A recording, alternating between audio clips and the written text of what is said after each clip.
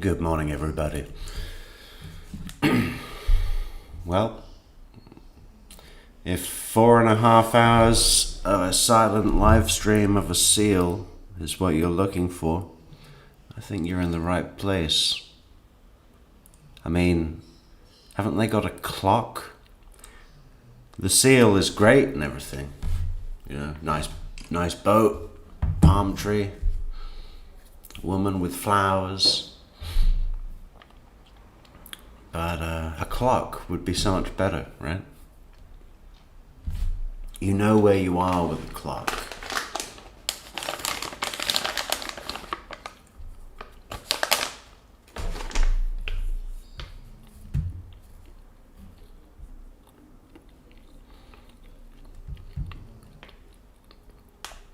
Good morning, Daphne, 35. Good morning, Amy, A0419. I'm getting to quite like these, what do you call it?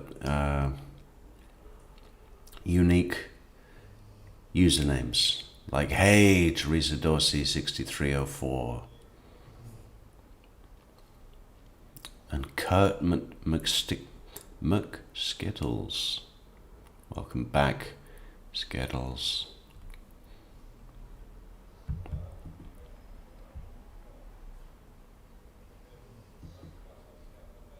Wheaties. What are Wheaties? I'm assuming that's some kind of breakfast cereal, but I'm gonna look it up.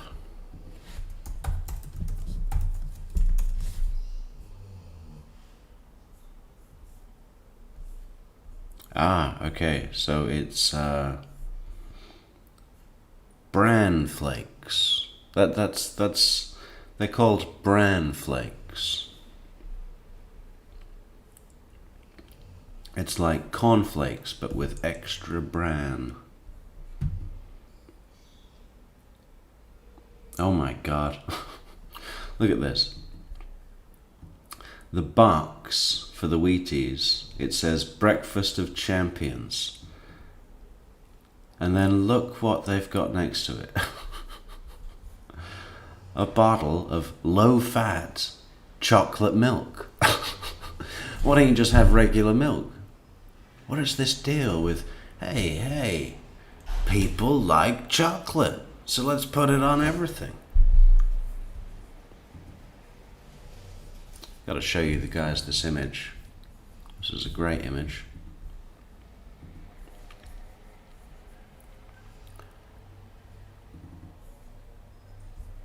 Oh, it's not as good as this one though, is it? Look at that. Everybody loves the puppets. But our real image. What about the map? Any more gray states on that map? Really need to start thinking about that Alaska and that Wyoming. All of them.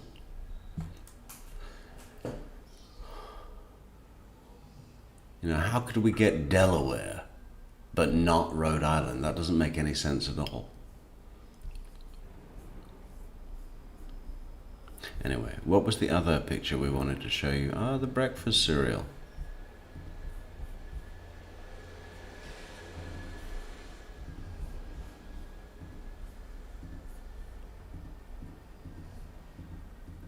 I mean, seriously. I didn't even know that putting chocolate milk on cereal was a thing, let alone... I mean, maybe for some mental pregnant woman that's like, yeah, why don't we put peanut butter on top of the shrimp? Some crazed mental pregnant woman that's like, yeah, you know what would be really great right now? A mango with some tuna fish. Make me sick. Yeah, but Wheaties, or bran flakes, as they're really called, and chocolate milk being promoted on the fucking box under the caption, the breakfast of champions. Yeah, fucking fat champions. Lazy fat champions that are gonna have a sugar crash by fucking 10:30 a.m. Motherfucker. Refuel with Wheaties and chocolate milk. You're sick. You're sick. Just use regular milk.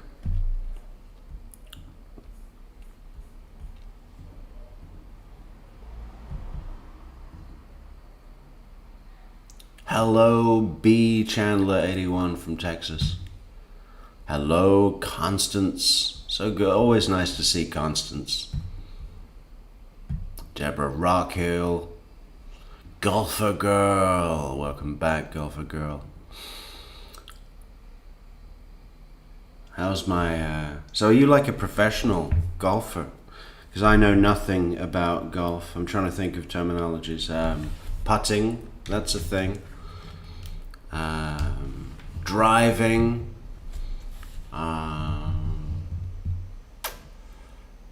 What else have you got? What do you call it when you get the ball in the hole? That's called a...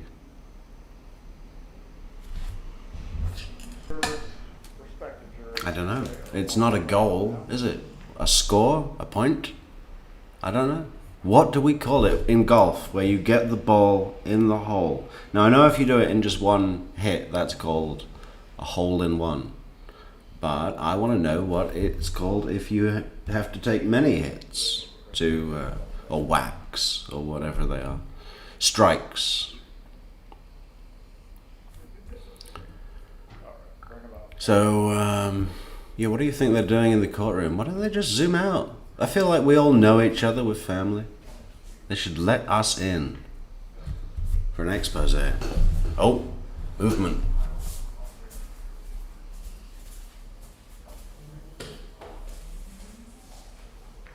Just the indictment that has actually been filed, yes.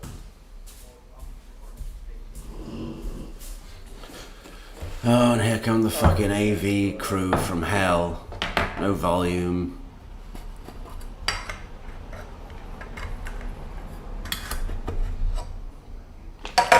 Look at that paralegal in the back.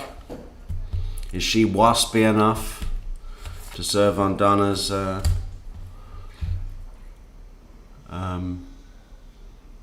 team? There is no video audio, is there? I can't hear anything. Amy, talk to me. What are you talking about? Amy says, can you turn up the video audio? There is no audio. There's no audio at all.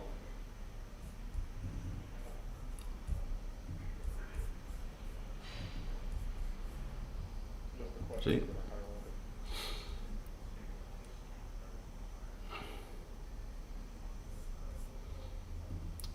Yeah, Tamara Demko's great, Kurt.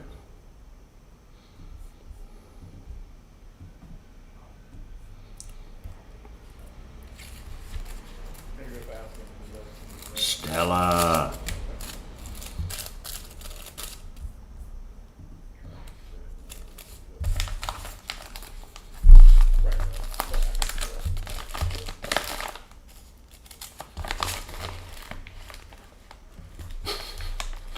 Look, Miss Pugsy says it's called wasting your life. I assume that that was in response to my golfing questions, and I'm also assuming that the frustration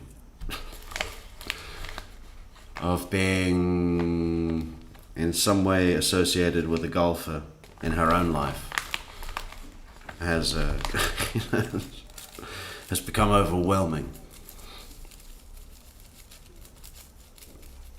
Did they not come up with the rest of the group? Okay. Oh, look, we have a text message. A text message without any explanation. Oh, here we go. Yeah, I mean, you know, is there anything to hear, Amy? I mean, Now they're back on the seal. I don't really like this thing with, you know, fucking around with changing links, you know. I have faith in the Tallahassee Democrat. To my mind,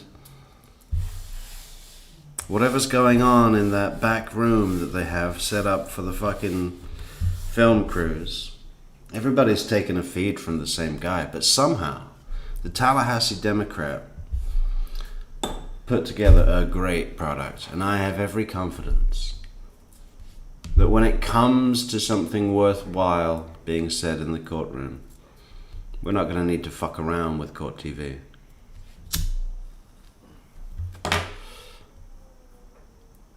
Yeah. Plus, the Tallahassee Democrat don't put an ugly watermark over their video.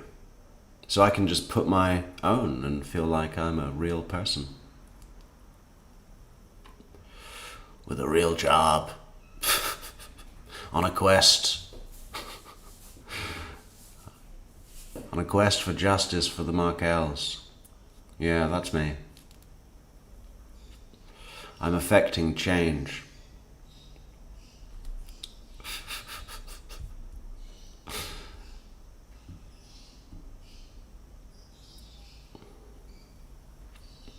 See where down here it says volume? Oh, that's me. Okay. Hey, Brazil. Who you calling Brazil? Ah, Esmeralda Pessoa.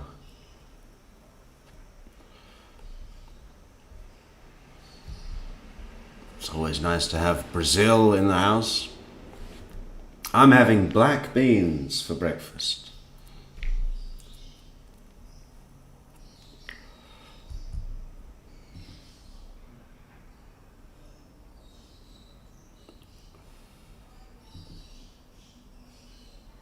Brian. Taormina, the Italian stallion, he just couldn't keep away.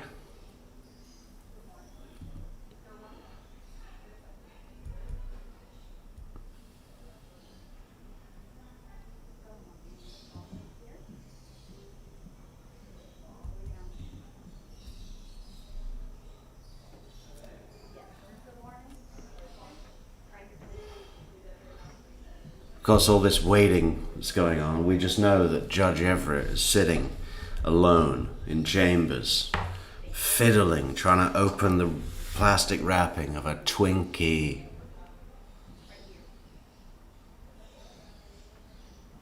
Big Twinkie, man.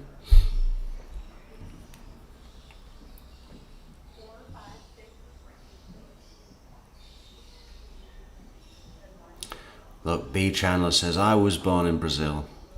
My mom's Brazilian. Father's American.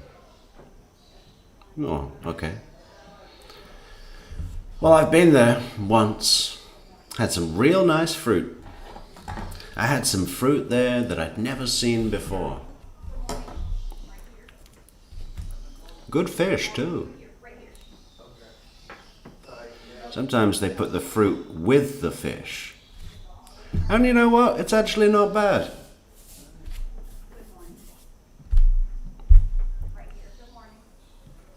For a mental pregnant woman. No, it was really good. Really good. Good fish, good fruit. I mean, you can't really... If ever there were two other foods more fitting to be bestowed upon the gods. They're both such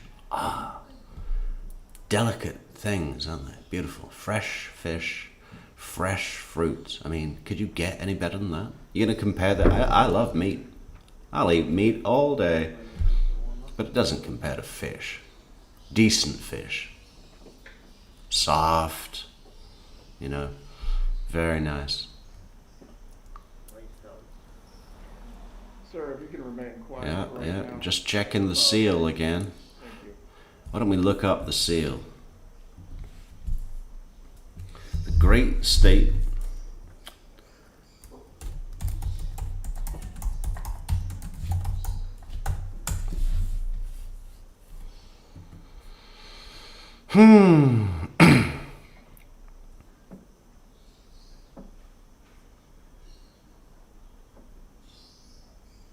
seated. Once the bailiffs have directed you to your chairs, you may be seated.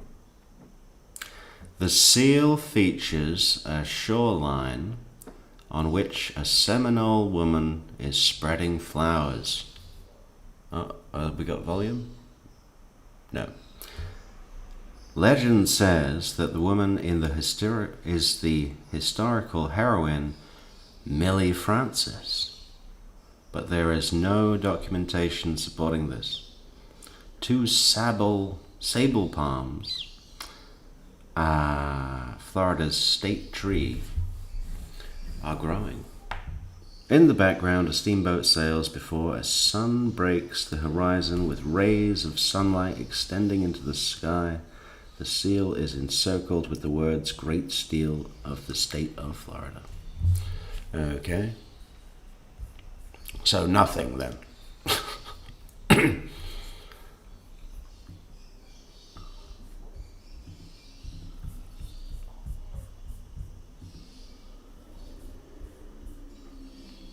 And we are waiting audio, which means that they're talking about all private stuff in the courtroom. Off the record.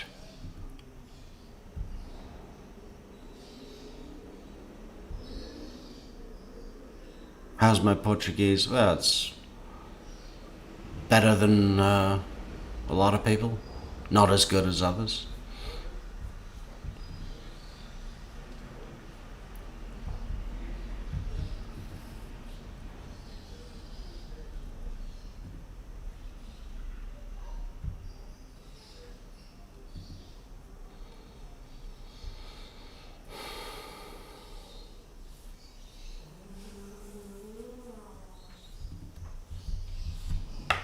Still waiting for anyone outside. Kurt McSkittles says, Metrix has if Everett switched to a healthy Twinkie diet. So grateful seeing him preside. You should have seen the plate of chicken wings that he was presiding over last night. Huge dish. Sharing platter for 6. He had the whole thing.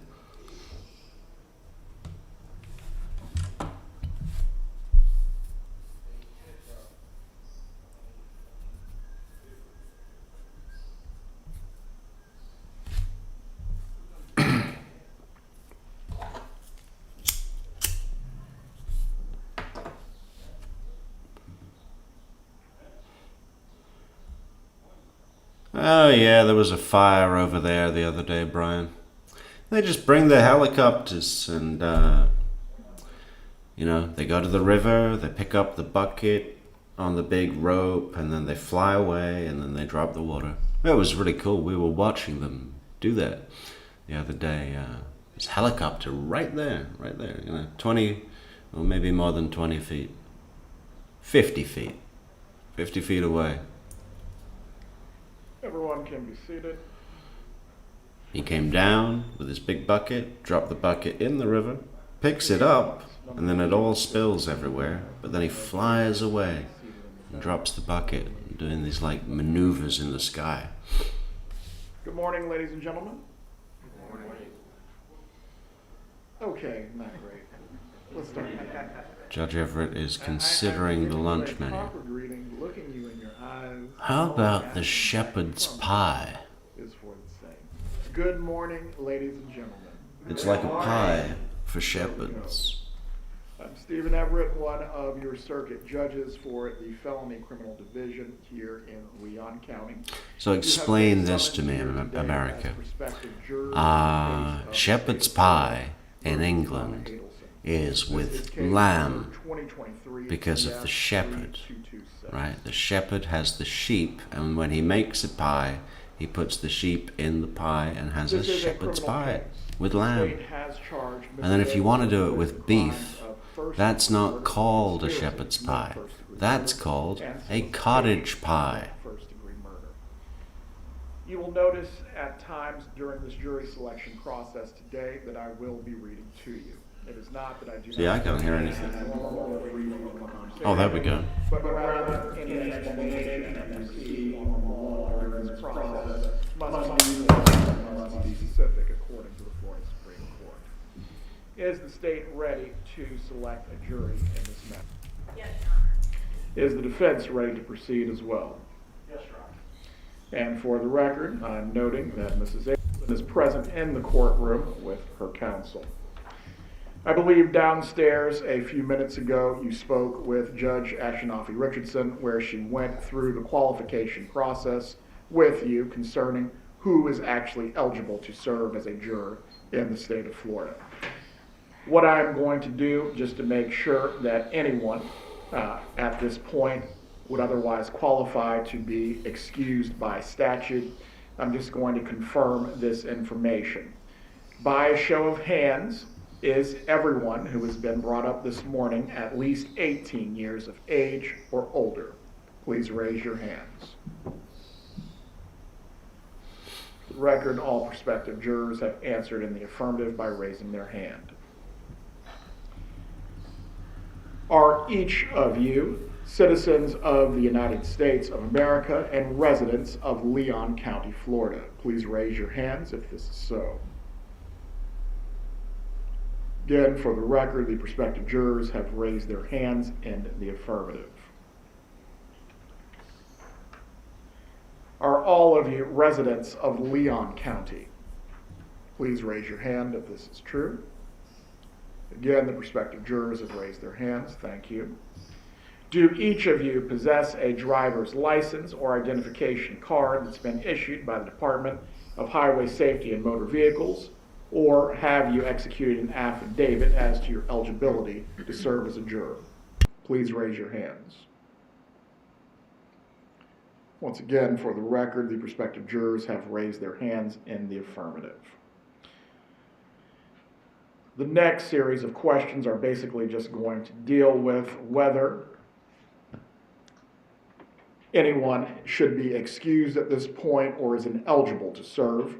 Has anyone been previously convicted in a state or federal court of any felony crime or a crime of dishonesty and you have not had your rights restored to you? If this describes your situation, please raise your hand. For the record, none of the prospective jurors have raised their hands. Are any of you at this time under current prosecution for any crime, either in a state or a federal court? Please raise your hands if this describes your situation. Once again, for the record, none of the prospective jurors have raised their hands.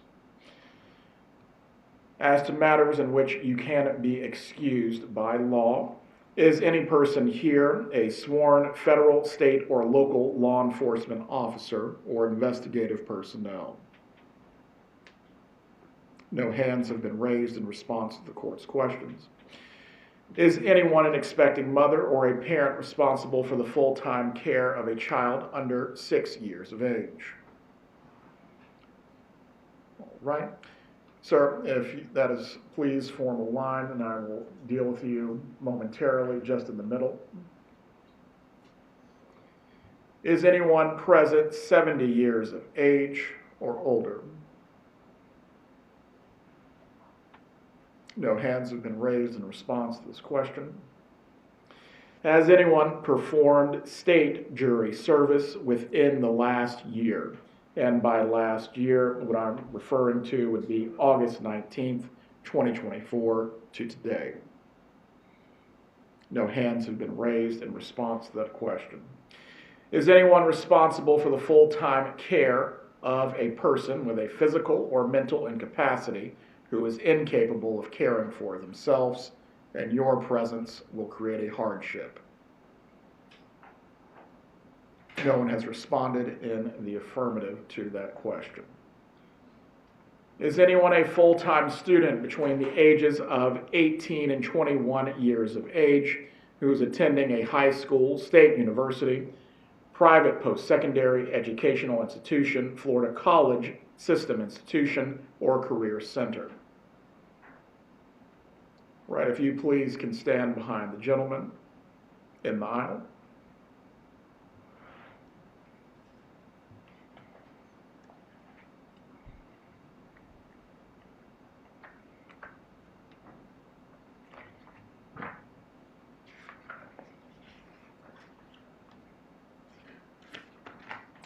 believe we also have one new one by statute. Has anyone given birth within the 6 months before the reporting date on your summons, and you are seeking to be excused for that reason? No hands have been raised in response. Right, one by one, if you please, can come forward, and I will address the issue in which you responded to your questions, or to the court's questions, I should say. If the attorneys wish to listen to the court's conversation with the prospective juror, you can. Oh, thank you.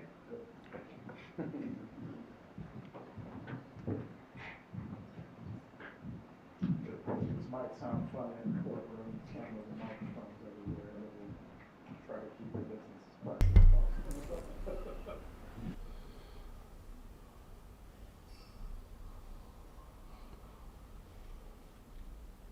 So what do you think the jury are going to say when Judge Everett says, has anybody watched the Over My Dead Body podcast?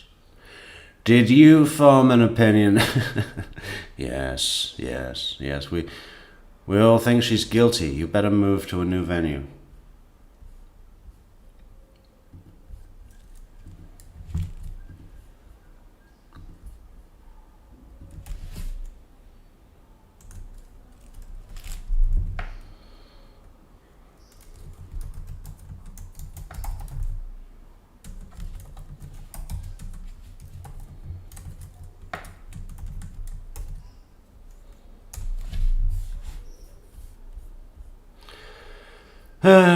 Yeah, I mean, they should have got done with jury selection before the 19th.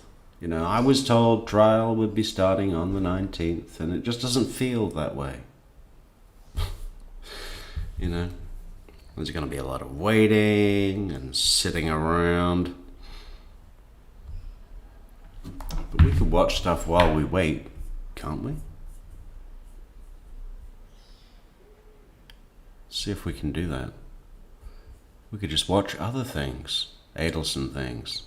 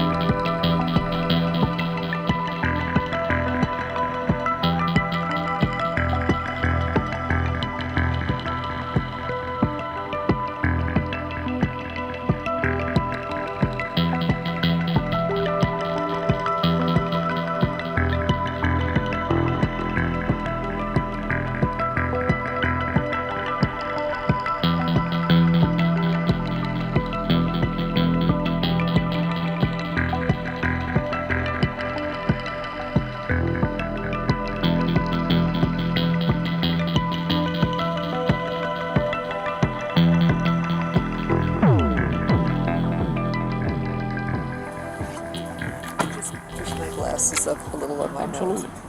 Like that? Oh, Okay. thank you. You're welcome.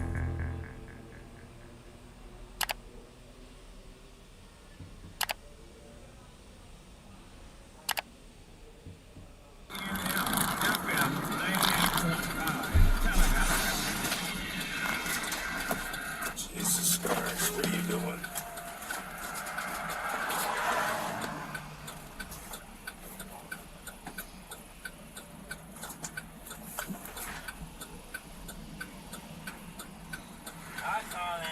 Huh? I'm finna go get Craig so we can go get this Adelson lady from Miami. Yeah, I just got to pull my laser. Sorry about that. No, that's all right. Yeah. That's all the day. I was like, dang it. Forget it. Sorry about that, Sarge. You're all right, But man. we're finna get out of here. We got Dade. Now that Dade we've County, settled the Dade County. issues of who The is mother. eligible to serve Adelson. and actually Oh. remain, we are going to proceed with the process this morning. The first thing that we are going to do is to discuss what you may know about this case, if you've heard anything about it at all. This case has received some publicity, and there also was a related case that took place almost 2 years ago. This process is going to be handled individually because you will not need to know what others may already know concerning this matter. However, before we start that questioning, I am going to give you some very important instructions. Many of you have cell phones, computers, and other electronic devices with you. Even though you have not yet been selected as a juror in this case, there are some rules that you must follow about using your cell phones, electronic devices, and computers from this point moving forward. You must not use your phones or devices to search the internet or to find out anything that is related to this case. Between now and when you have actually been discharged from jury selection or jury duty, you must not provide or receive any information about your jury service to anyone, including friends, co-workers, and family members.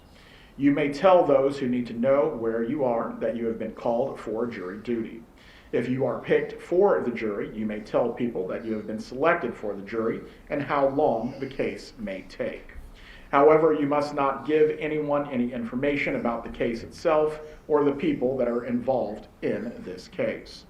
You must also warn people not to try to say anything to you or write to you about your jury service or the case itself. This includes face-to-face interactions, phone or computer communications. In this age of electronic communication, I want to stress to you that you must not use electronic devices or computers to talk about this case. This would include tweeting, texting, blogging, emailing, posting information on a website or chat room, or through any other means at all. Do not send or accept any messages, including email and text messages about your jury service. You must not disclose your thoughts about your jury service or ask for any advice on how to decide the case. Further, you must not read nor listen to any news accounts about the case until you have been excused in this matter. Please avoid the newspaper and television broadcast, particularly the local news stations. Also, avoid any social media or any internet news sites concerning this matter as well. Mr. Zellman, if you still have the statement of case on your computer, I will just read it from that. You may.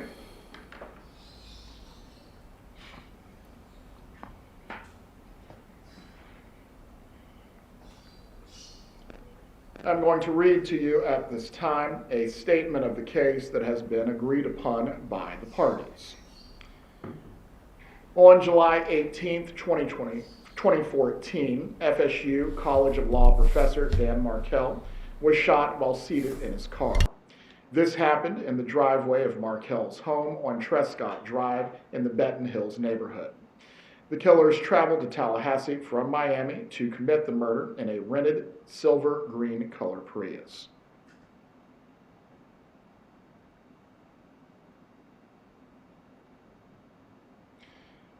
The defendant and alleged conspirator in this murder was the former mother-in-law of Dan Markell.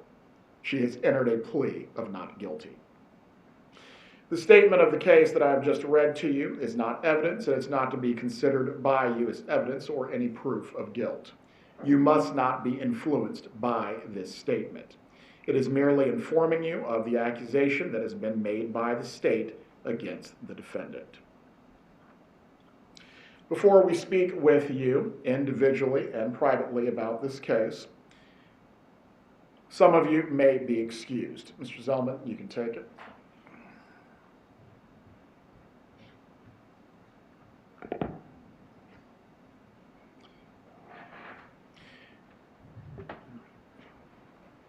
I'm also going to read to you at this time the material part of the indictment that has been filed against the defendant. Once again, the indictment is not evidence, and it's not to be considered as evidence or any proof of guilt. You must not be influenced by the fact that an indictment has been filed in this case. It is merely a formal method by which the state makes an accusation against the defendant.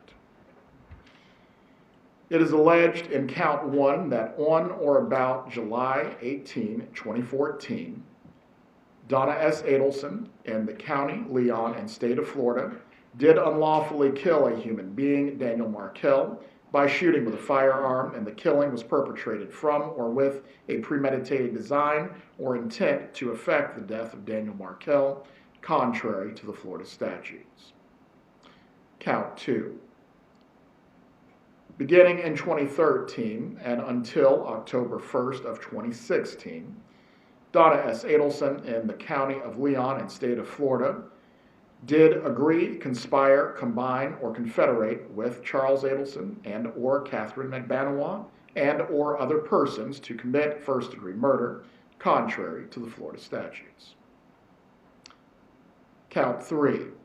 It is alleged that beginning in 2013 and until October 1st of 2016, Donna S. Adelson in the county of Leon and state of Florida did solicit another to commit first-degree murder, and in the course of such solicitation, commanded, encouraged, hired, or requested the person, Charles Adelson and or Katherine Magban and or other persons to engage in specific conduct which would constitute first-degree murder, which resulted in the death of Daniel Markell, contrary to the Florida statutes.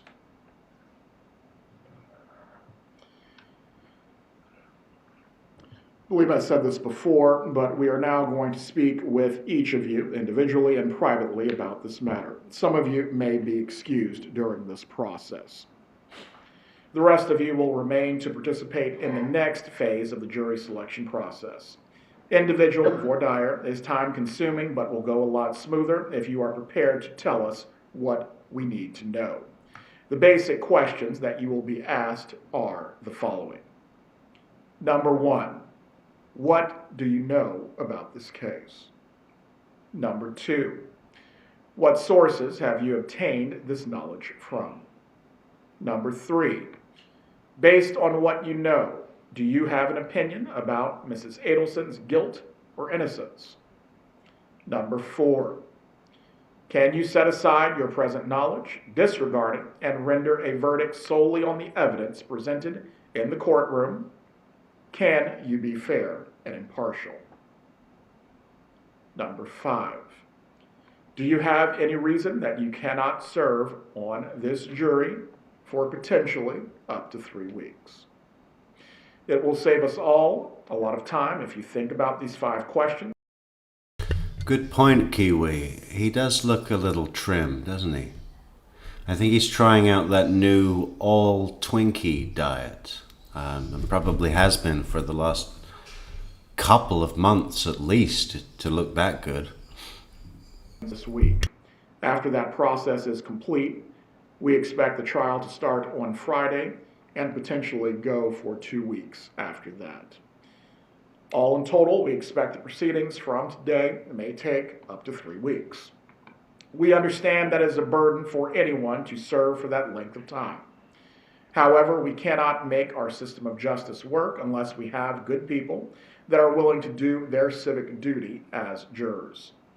Similar to military service, we will have to call on our citizens at times to make sacrifices. Jury duty is one of those times. You will probably never be called upon again for something. Yeah, it's just like military service, except for one thing. Instead of running into Fallujah with a fucking assault rifle, doing house-to-house combat, you know, instead of all that, you're going to be sitting here eating cupcakes. But for 3 weeks, so it will be tough. For the most part, we will work a regular business day, but on occasion it may be necessary to work a little bit longer based on the witness schedules. I will do my best to adhere to a regular schedule so it will not disrupt your lives. Please give some thoughts as to whether any of you may have a major problem, including a physical issue, that would prevent you from giving this case your full attention and performing your duties as a juror. Please be patient with us as we will be working as efficiently as possible. The bailiffs, the clerks, and court administration will be assisting here in the courtroom. Please follow the bailiff's or clerk's instructions. You are not to discuss this case while you are waiting or anywhere else until you have been excused. Also as well, there is reading material that has been provided by the court in the form of some magazines that are available to you. You're probably right, Patricia. It is, his wife has had enough. Anytime they have guests, she offers them a cookie. The fucking tin is empty. The jar is empty. Empty. She figures she'll bake some quickly and runs to the fridge to get the cookie dough. Gone. So she probably put it on him. Listen, buddy. If you don't join Cupcake Anonymous today, start a program, I'm done. I'm gone. I'm not living like this anymore. Probably something like that, right? If the parties, please, can relocate to the jury room. We will call each of you by your number, and from there, we will go through the individual screening. If the bailiffs also can position themselves through the room as need be to make sure the orders are going to be enforced. Whoa, look at that. Elvis has entered the building. Look at her. Look at her. Like an angel floating in.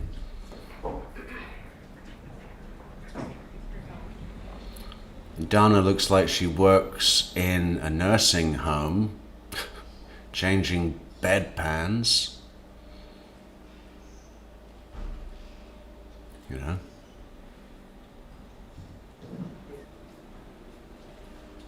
Blending people's meals.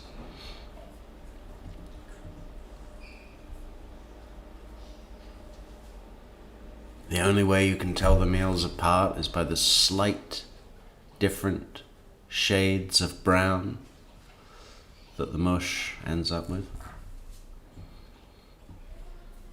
The last piece of the puzzle. Puzzle pieces, puzzle pieces, puzzle pieces, puzzle pieces, puzzle pieces. Puzzles don't fit. Pieces the puzzle don't fit. Puzzle pieces.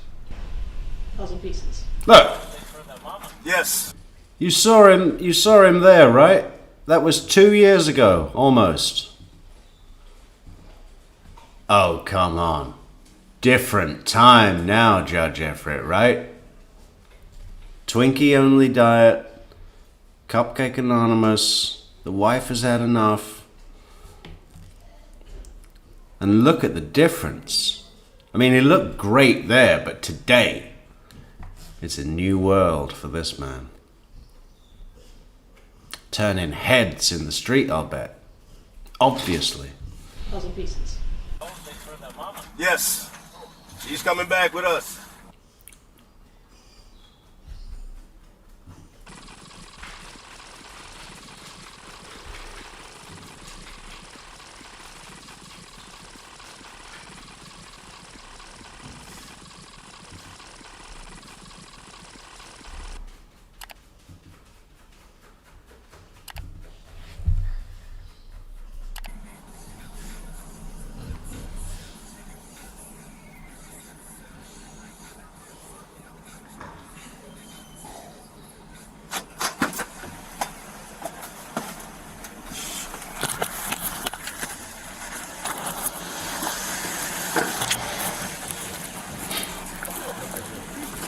All right. Nico Lee is doing a puzzle right now while listening. Hey, Nico Lee, how about you get a job? Okay? It's Tuesday morning. Get out there.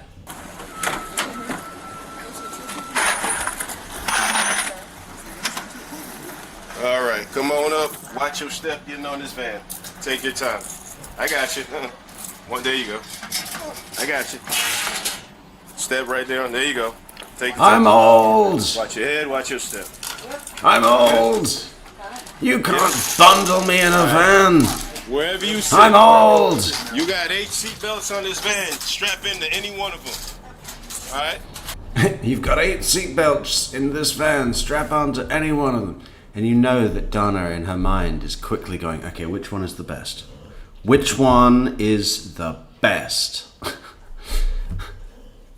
If people were all being sat in here in order of importance, where would the most important person sit? That's where I need to sit.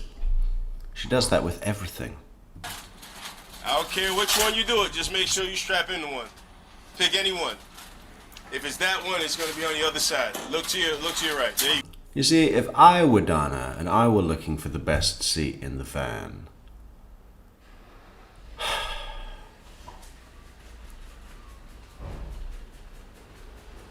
I mean, yeah, you'd want to be in the corner, obviously, and you'd probably want to be in the front. And that's the safer side of the van that she's sitting on because it's closest to, you know, the side of the road as opposed to oncoming traffic. That probably is the best seat, but it took me 20 seconds to work that out. With Donna, it happens instantly, right? Go.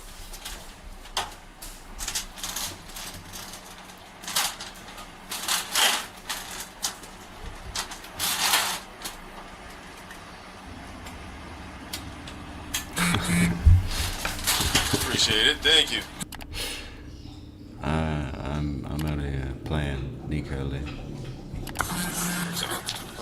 I think everyone should quit their job.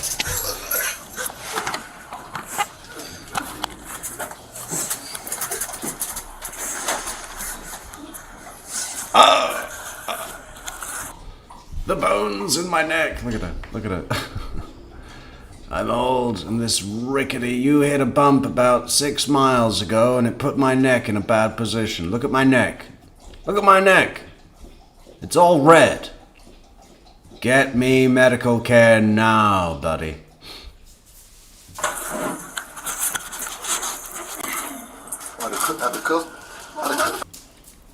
Man, she's about, 30% of her current weight, right? Look at her. Just a tiny, tiny little... Oh, they're doing something with the seal.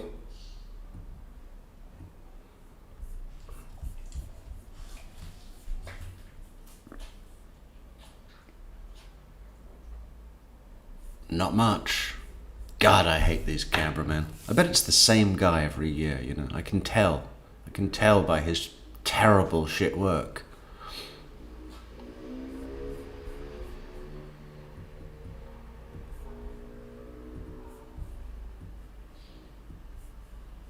The cuffs aren't tight, are they? No. All right. But your hands are really warm. No, I meant because they're stiff. I can't feel my fingers. Well, they're actually very warm. Yeah, but they're, frozen as in their position, not temperature.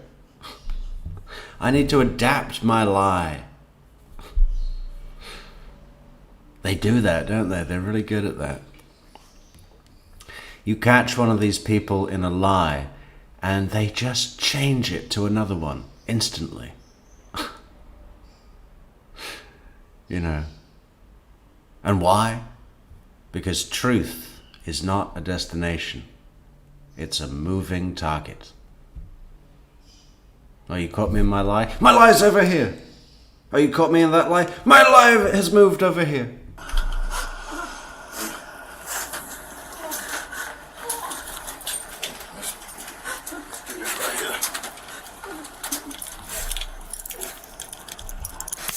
I just want to know, who are the chumps that were saying, oh, this could have been serious. This was definitely a medical emergency, and she was right to be a fucking ridiculous drama queen.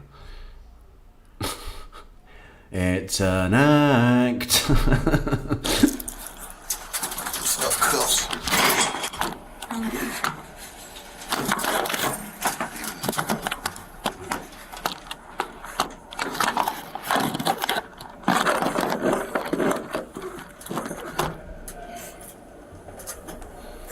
And it really didn't help Donna's cause that she possibly had the nicest, kindest gentleman of a prison or, you know, a transporting officer, whatever his title would be, deputy. I mean, he's just the nicest guy. You know that his grandmother baked him up his favorite meal after this and just said, son, you know, you did so well with that old person.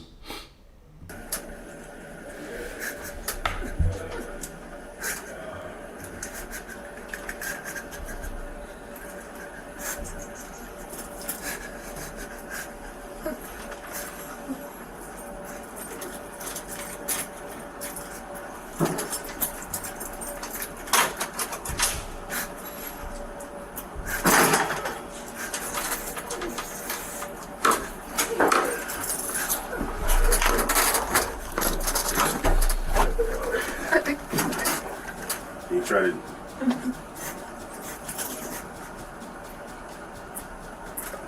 Oops, okay. All right.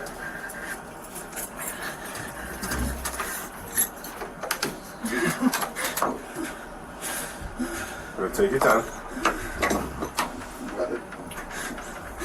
Let's see if this will help out a little bit.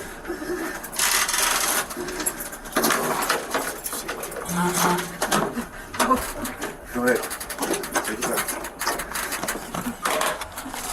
I got you. Take your time.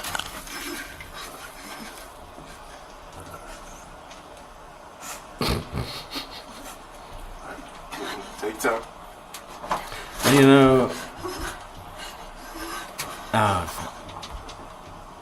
Donna's, god damn it.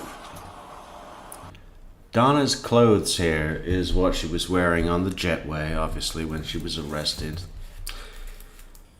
But, you know, that also means that she chose to wear these clothes in order to attempt to complete her mission to flee to a non-extradition country, right, and get away all quiet.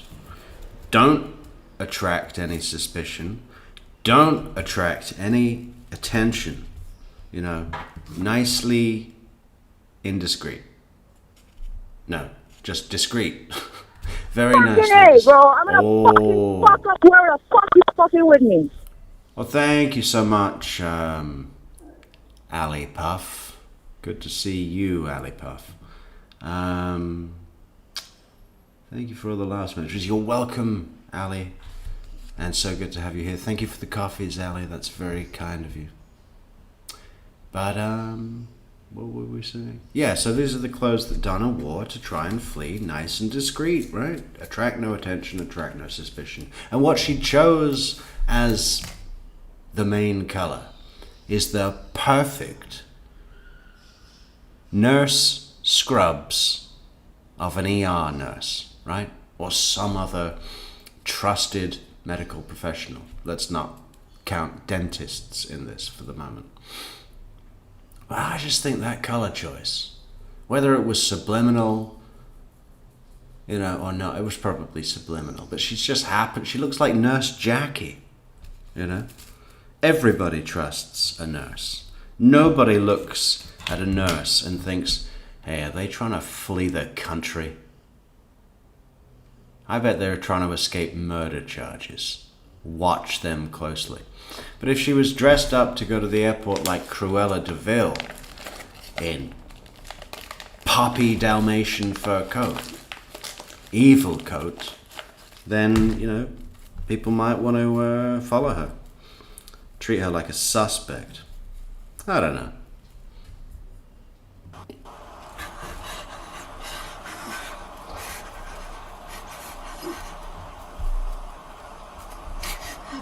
Want some more water? Think you might be able to use the rest? Think that might help? I want a pill, okay? Fuck this water. You know where I'm from? I'm from Miami, okay? If it's not from a defrosted glacier, I'm not interested, okay? Is that even Evian? I need Evian. Filtered by the French Alps. Mean anything to you? It means pure, but, man, you know.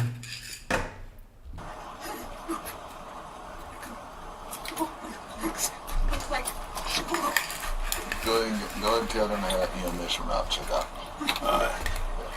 We're gonna have a check out. Alright. We're gonna have EMS come and check you out. Okay, Ms. Adelson. Yes, ma'am. I don't want nothing to happen to you. I want to make sure you're all right. I don't know what's going on right now. Are you familiar? Have you ever felt like this before, ma'am? This is just an uncomfortable ride. Communicate, but I was calling and calling, nobody answered. Okay.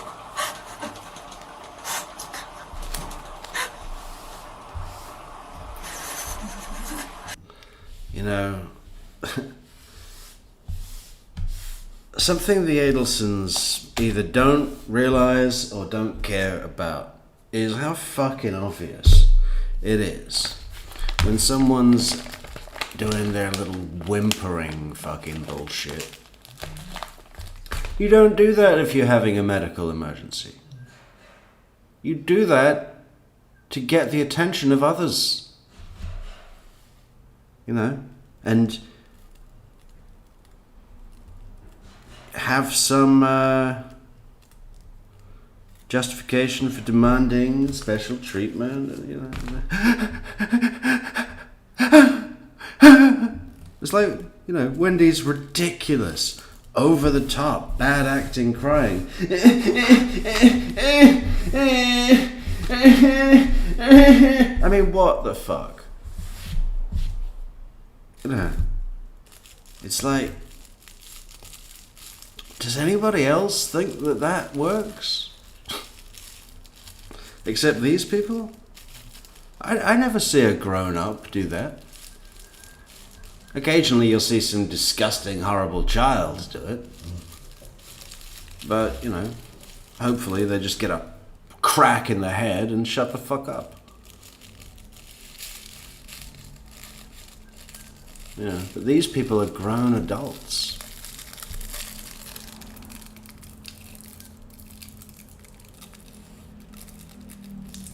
Which is pretty crazy. Pretty crazy.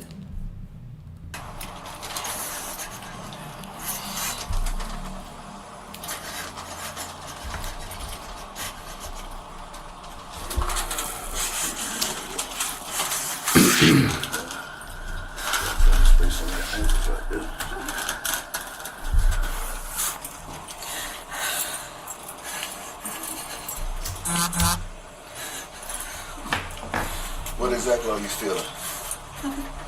My hands are like frozen in this position. Yeah. They're frozen in this position, okay? I didn't mean like frozen like ice. They're really warm. But they're warm and frozen, which is totally possible in how people speak. Yeah. Pie Bird, what is wrong with you? You gonna change the whimpering and crying to your new ringtone, you sick? You're sick. I mean, it'd certainly get you up, wouldn't it? But it'd get you up in a really bad mood, you know? I mean, get you up in the morning, like for your alarm. Oh, no. I don't want that at all. Yeah, but see the. Actually, you know what would be quite good to do with it? If you made it your ringtone, but then at the very end, it just cut off abruptly and there was just a single gunshot. You know, it started... and then silence. That might actually give you some kind of like, you know, okay, I feel settled now. The problem has been dealt with. Hey, Angel Baby, thank you so much for the super chat. Angel Baby. Yeah, but they're extremely warm. I don't mean that. I mean like the position. Yeah. Temperature. Okay, not the temperature. All right. Okay. Split hairs as well. That's another thing that surrounds these people. Everything is... No, I didn't mean it in that way, obviously. It's like this. Split hairs, moving target definitions, you know. You mean your hands are frozen because they're extremely warm? No, I don't mean frozen. Come on. You're not a medical doctor. How could you possibly know? Just want to make sure. Well, we can call it Inmate. We're going to get you checked out and find out what's going on.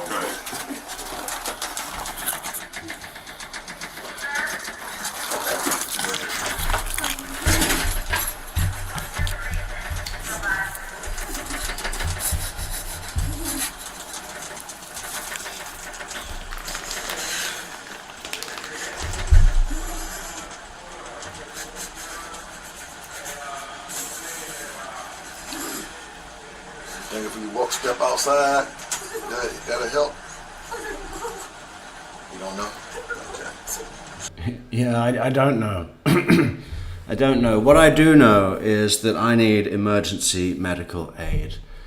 And I need to be flown out of here on a chopper. Back to Miami where they have real doctors. Where are we? Where are we? What do you mean we're somewhere near Orlando? That sounds horrible.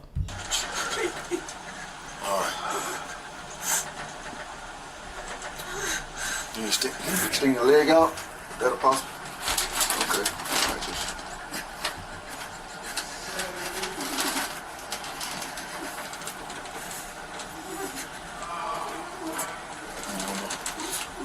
Yeah. We'll have you in this come. You might be having some anxiety right now.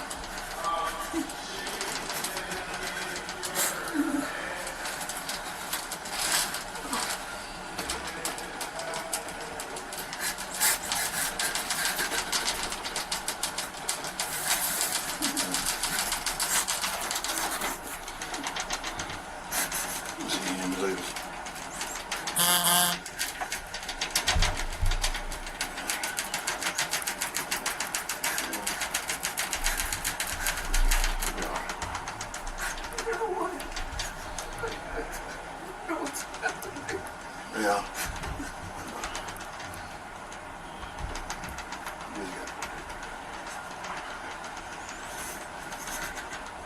What you gotta do is just kind of control your breathing. Should I get coffee, Maria? Maybe I should get coffee and chill the fuck out. You know, we're attacking everybody, but it's the first day of trial. Right now, okay? Yeah. Take some deep breaths in and slowly release them. Take some deep breaths in. Smell the brisket. Thank you, Glacier 2563 for the super chat. Now you have to relax a little bit now, because right now you're starting to call yourself some anxieties, okay? So deep breaths in and slowly release them out. You gotta work your breathing now. More water. You got you. Darren, Rob. Okay, let's get us some more water. There you go.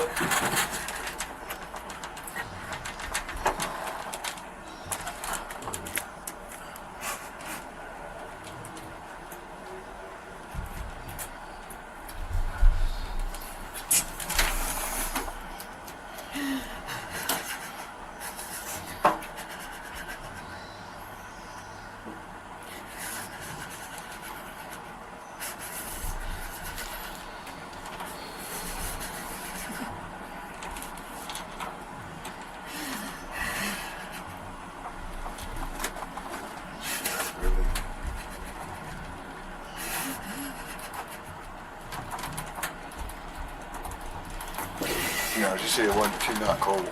Okay. She just had this hands just kind of locked up on her. Okay. For no reason, but they kind of They kind of loosening up now. I feel the little tension release. You feel the tension release there, Ms. Adelson? I feel it. It appears that Donna Adelson has managed to get her wish to be facing the jury. Sat on a table that's going to be positioned in an L, basically where Sigfredo Garcia sat with his attorney in the joint trial 2019 is where Donna Adelson's going to be sitting, albeit in the corner. So it's a pretty good position for her to be facing the jury. But yeah, there'll be shakes and confusion and fucking... Oh, it should be quite the performance, right? She's banking everything on that. There's some anxiety and stuff. You're right.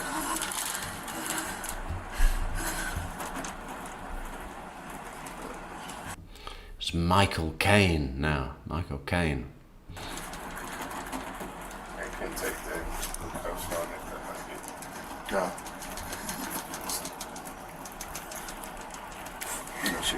She's fine. On the leg shocks and no issues and nothing like that. Even the handcuffs, wasn't tight. No.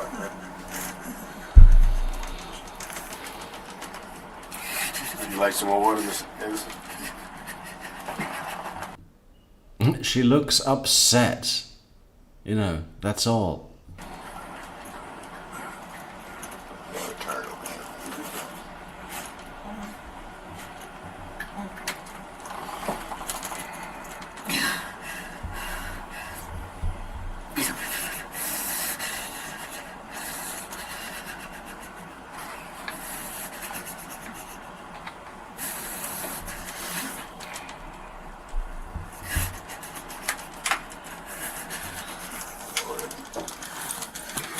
Yeah.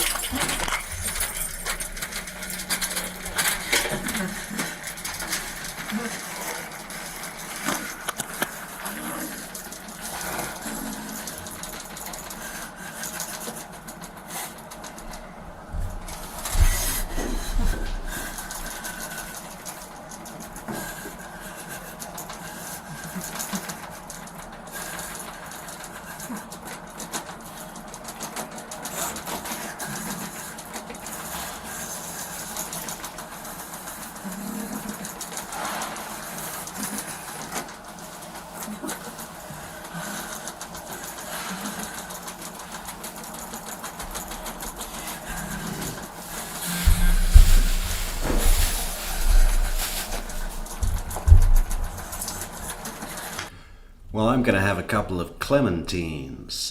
What did everyone else bring for lunch? You want to try to drink some more water? No? No. Okay.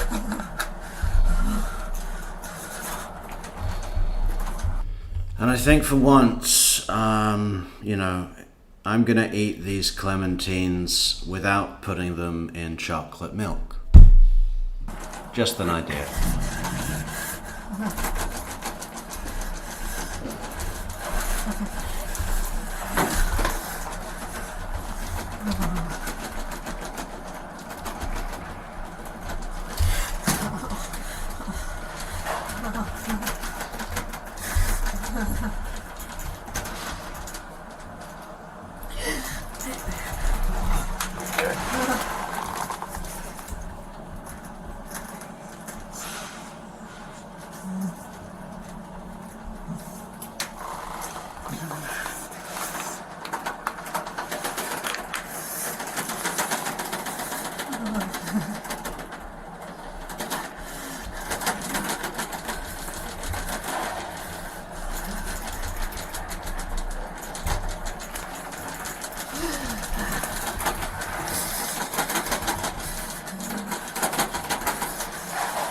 We have EMS on the way to check, come and take a look at you, okay?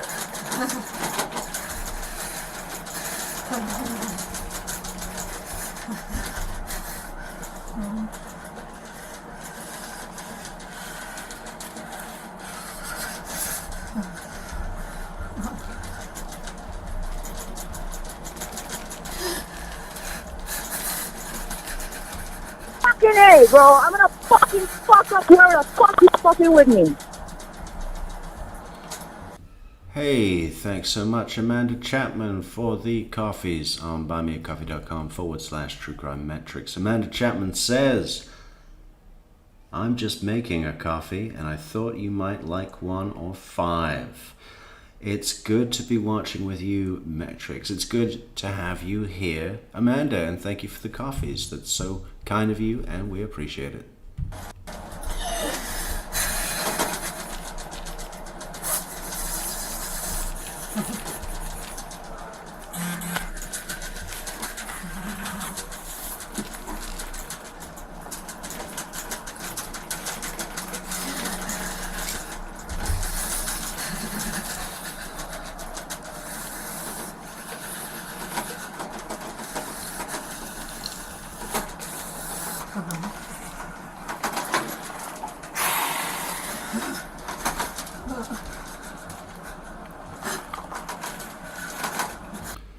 Michelle, welcome back, Michelle. Good to see you, Michelle.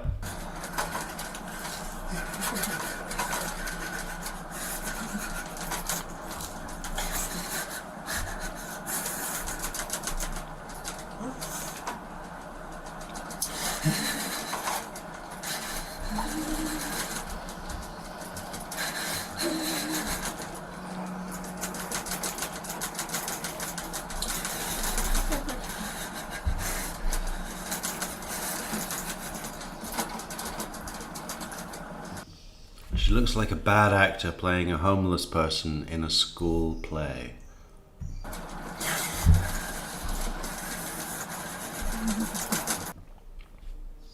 Bad actors think that people that live in the streets sleep like this every night. They go, okay, what's my role? Homeless, okay. And I'm sleeping on the street, and it's cold, and I'm alone, so yeah, I guess what I'd do is I'd crouch up in a doorway and have my hands like just laid on my lap, and then I'd be breathing and shivering, and I'd put my shoulders up because of all the cold, and I'd pant like this.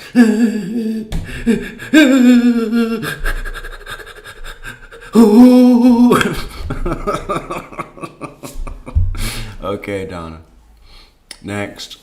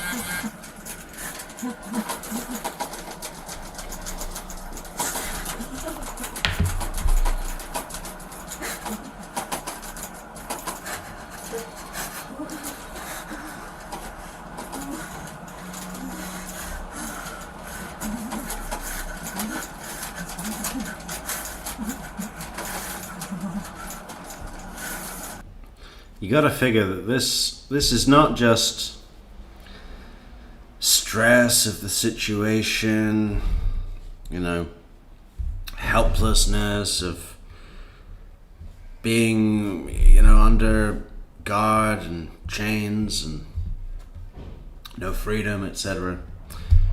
In the custody, you know, it's not just all the stress of dealing with that and, you know, questions about what the fuck is going to happen to me now and everything, and you know, but as well as that, it's all the years. Fucking A, bro. 9 I'm years. gonna fucking fuck up whoever the fuck you fucking with me. Oh, thank you so much, Amy, for the coffees. We will read your comment, Amy. Here are some Donna shakes for breakfast. What are you suggesting that that should be a new name for an Adelson-themed breakfast cereal? Start the day off right with a bowl of Donna shakes. I'm not sure it's going to catch on. I think Judge Everett could sell a breakfast cereal. You know, if they could work out how to make little corn puffs into perfect shapes of Judge Everett's head, cover them in chocolate.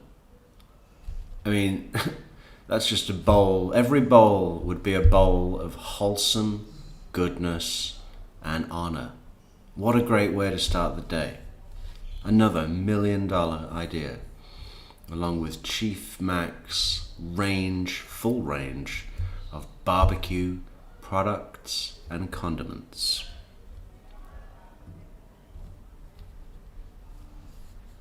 By the way, you'd be happy to know that I gave my Clementine a 6.5 out of 10. Maybe a 7 if I were feeling generous. It wasn't very good.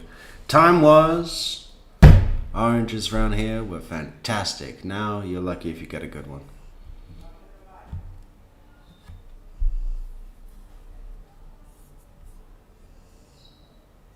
Oh, we're playing the wrong thing.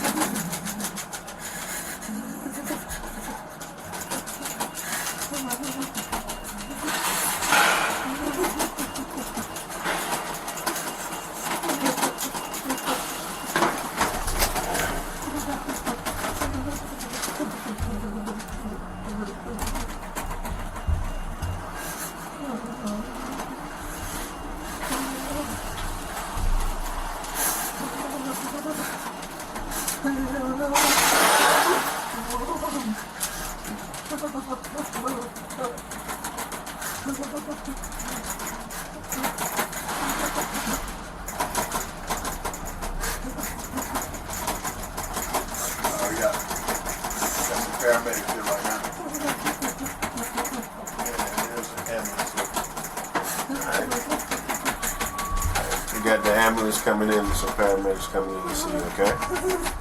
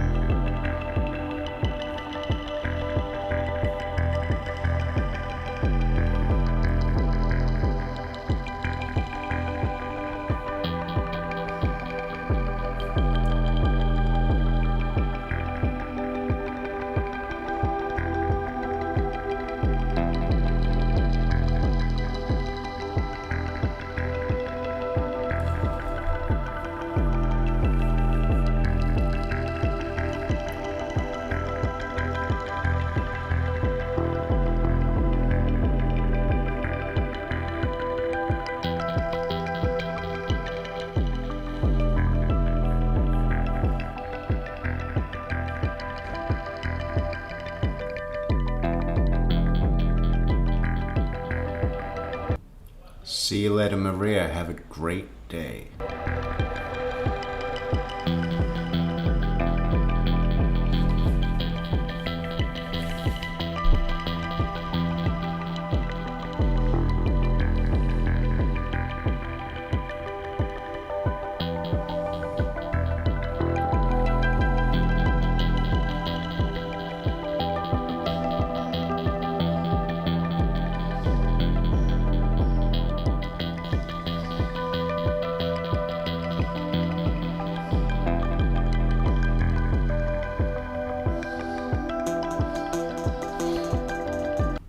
Yeah, I'm sure she is, Carla, but they never gave David Crosby any sympathy. Why should we give a fuck about her?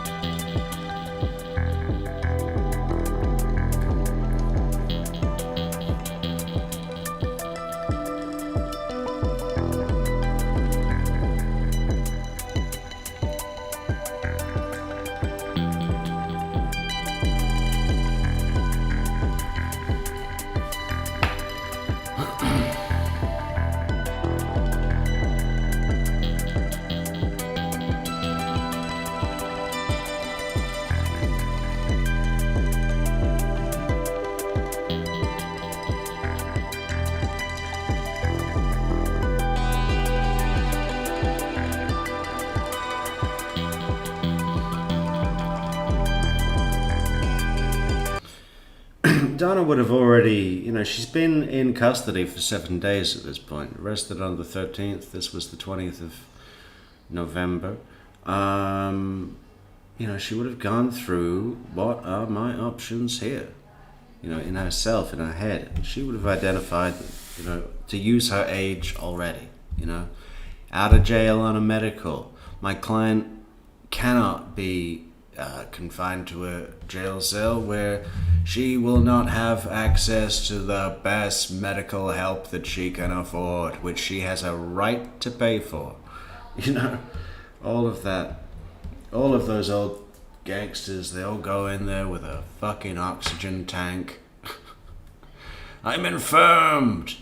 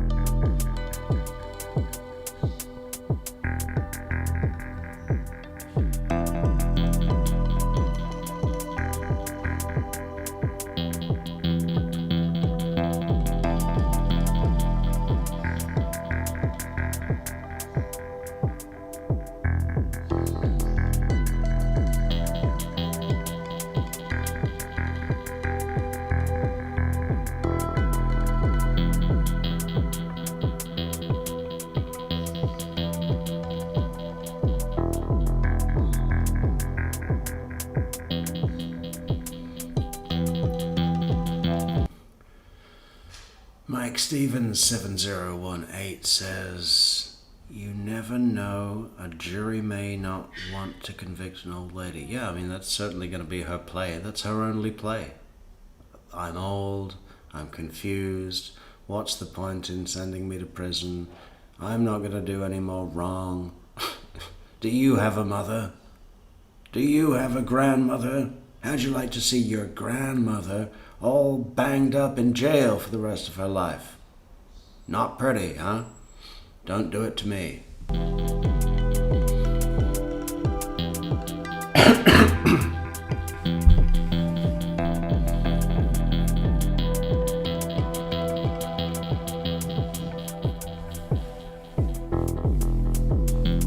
Thanks, Buns for the Blind. I love the name.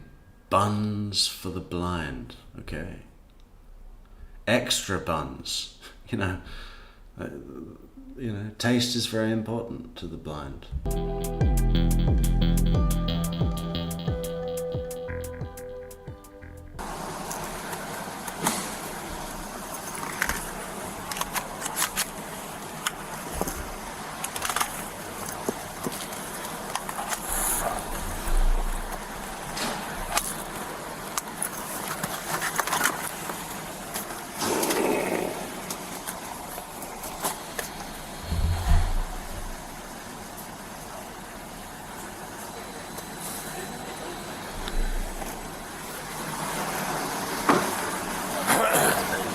well, I hope you have a great night. Hold on. Whoa, whoa.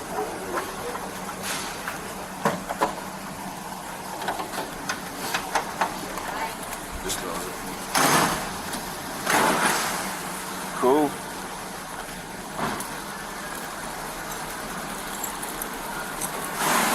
Give me 1 second.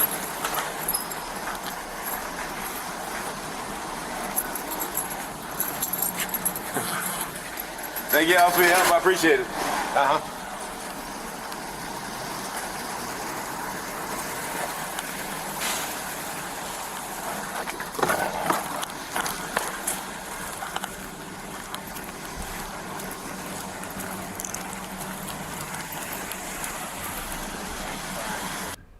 Patricia Burns says, I absolutely hate to say this, folks, but I've got a feeling she's going to walk.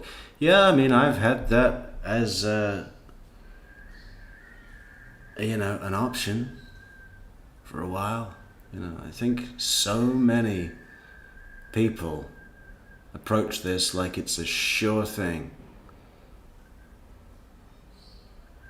And that's dangerous. That makes people complacent. And, if Georgia Kappelman acted like it was a sure thing and didn't give a fuck, she's not going to do this, but if she did, it'd be over. She'd win, Zellman would prevail, and Donna would walk free. But Deborah Rockhill, 7052, says, in my opinion, if they don't convict Donna, they will not arrest Wendy. Donna needs to be convicted, then Wendy arrested.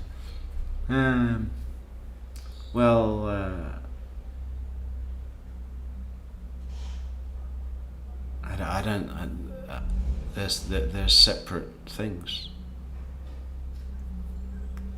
Whatever happens in Donna's trial,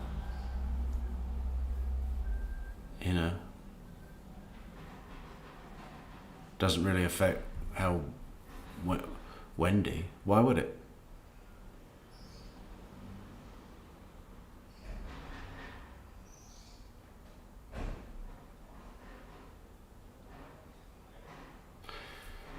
So if Donna went free and they arrested Wendy, and part of the state's case was your mother did this, right? Would the defense be able to say, well, her mother was proven innocent, found not guilty, I should say, rather than proven innocent?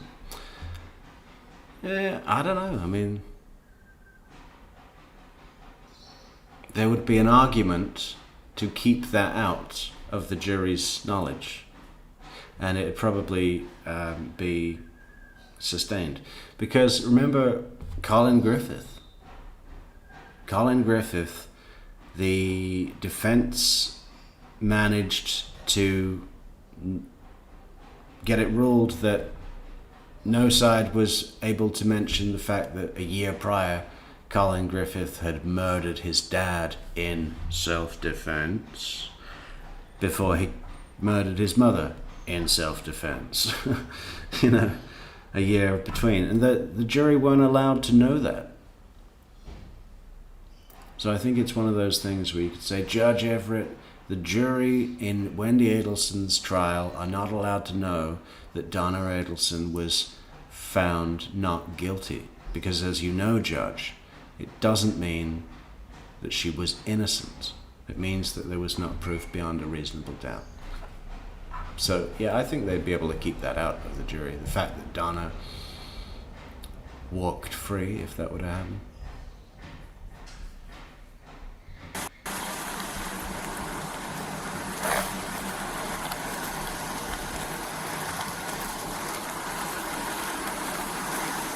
All right. Yeah, they've still got the seal up. They're all asking jurors, what do you want for lunch? So on.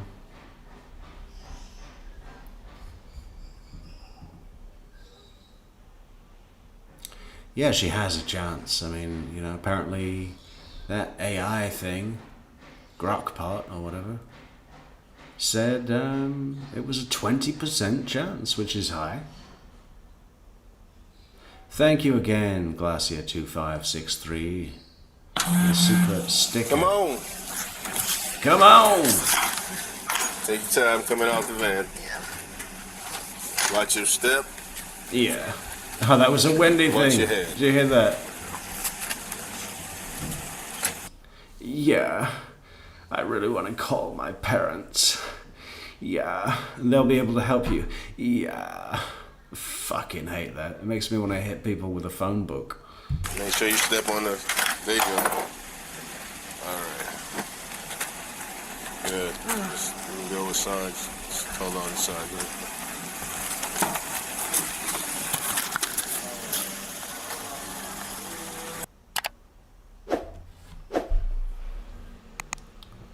Ah, look. Remember before we were really posh and had nice subscribe buttons? Okay, maybe we should lose the bullet bourbon. Why don't we just put up our puppet master? Where's our puppets? Fantastic puppets. Boom.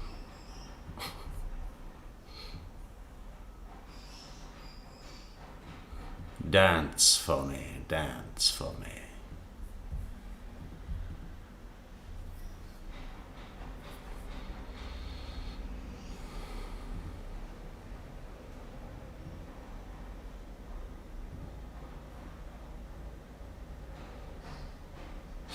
Well, in a hung jury, JC Ryder, I mean, I guess they'd just put her on trial, put her on trial again within 90 days.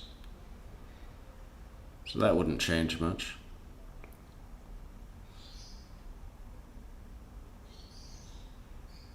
Yeah, I think it could be as high as 20% chance that she would get a hung jury.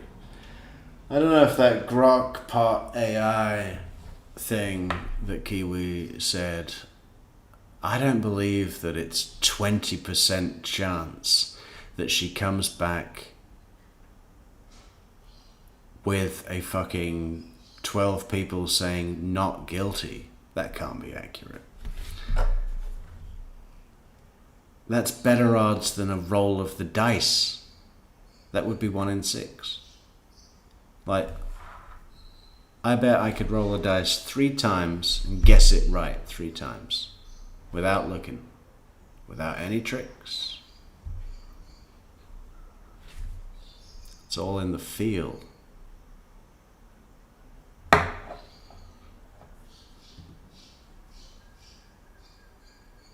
Yeah, we're covering the trial and we're just waiting for the jury. The jury, look, this is live from the trial.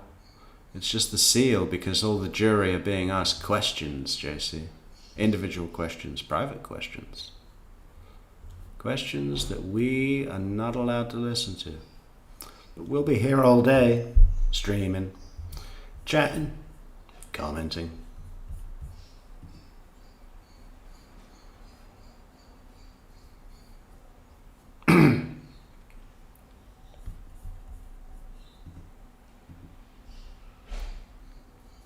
Yeah, I didn't like that kid at all, Patricia Burns. Generic look of the usual parent killers we see all the time.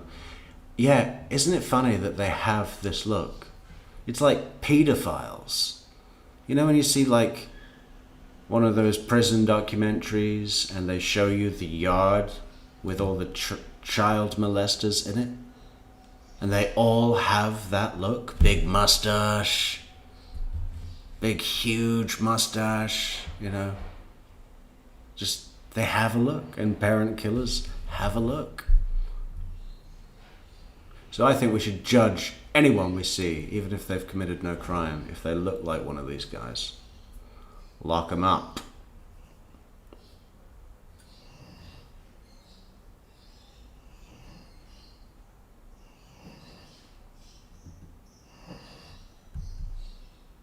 Maybe not lock them up in prison, but you know what they used to do with the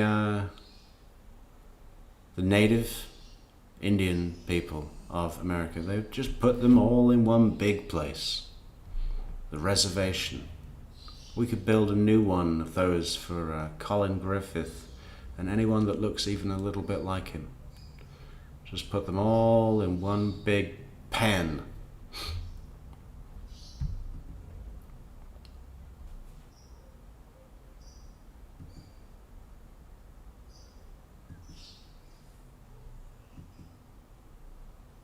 Oh, thank you, Piper.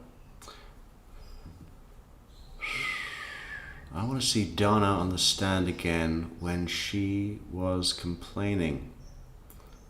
Oh yeah, okay. Well, we could do that.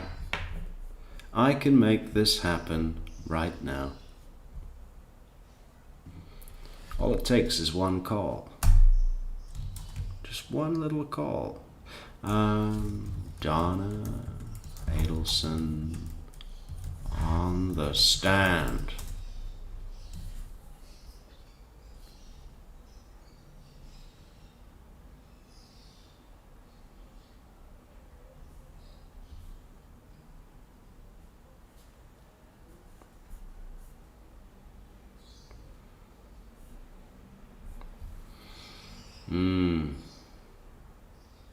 No, I was just checking out the thumbnail for the Tallahassee Democrat. I did have to make this thumbnail in about 30 seconds.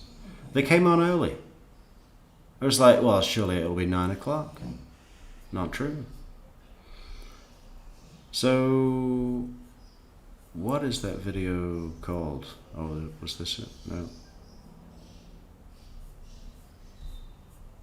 Oh look, Roberta Glass. Roberta Glass is also doing a live.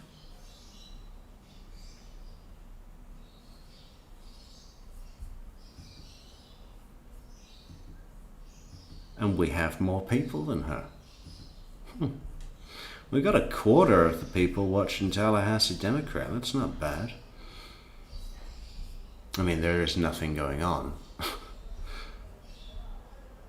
What is this video, Amy? I can't find anything. Or is it this one? Oh, here we go. Is this it? Oh. Yeah, she had help getting up on the stand here too. Let's check this one out.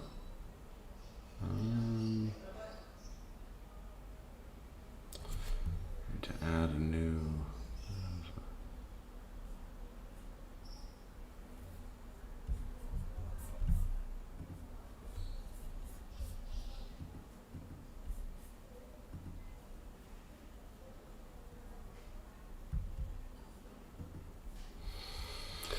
Browser 2, that's a good name.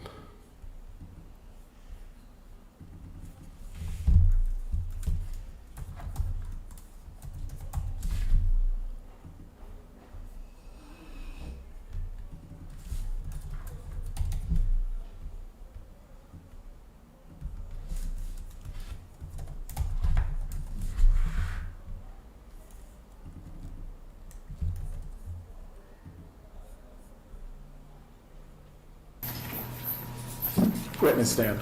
Yeah.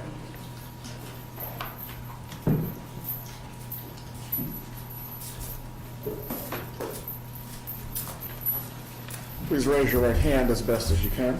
Do you swear or affirm the testimony you're about to give will be the truth? Yes. You may take the seat. Please speak loudly and clearly. You may examine Mr. Zellman when you're ready. Thank you, Your Honor. Just a moment.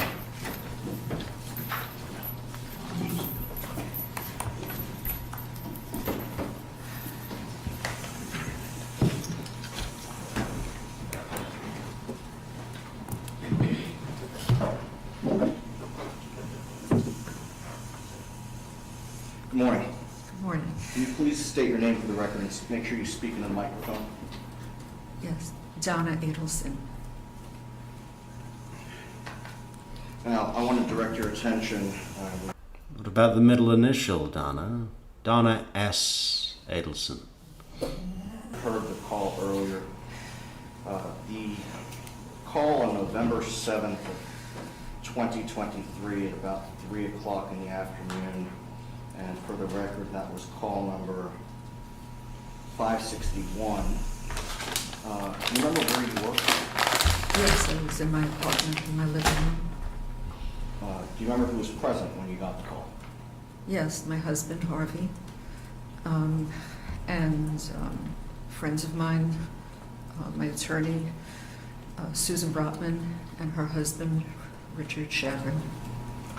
You said your attorney. What kind of law does Ms. Brotman practice? Or did she? She does estate planning. Was Ms. Brotman present at your apartment for the purposes of providing you with legal counsel? Yes, she was. And do you remember receiving the call from Charlie? Yes, of course. And where was Charlie at the time? So he was in a room by himself. It was after the conviction. Was he in the jail? He was in jail. Okay. What did you do when you saw that Charlie was calling? Answered the phone. And you heard the recording that we played earlier? Yes. And you agreed for your call with your son to be recorded, correct? Yes. As the call was happening, do you know at what point Charlie was no longer on the call? No, only when because I was talking, and then all of a sudden I asked him something, and I said, "Charlie, do you hear me, Charlie?" And I said it a few times, and he didn't respond anymore. And I knew the call was over. Now, in the course, during the time that your son was incarcerated in Leon County Jail, did that happen more than, was that a frequent occurrence? Yeah, it happens. It happens a lot, unfortunately. Okay. And would there be times when you didn't realize at first that he was no longer on the call? Yes. Where in your apartment were you when this happened? So I was in my living room.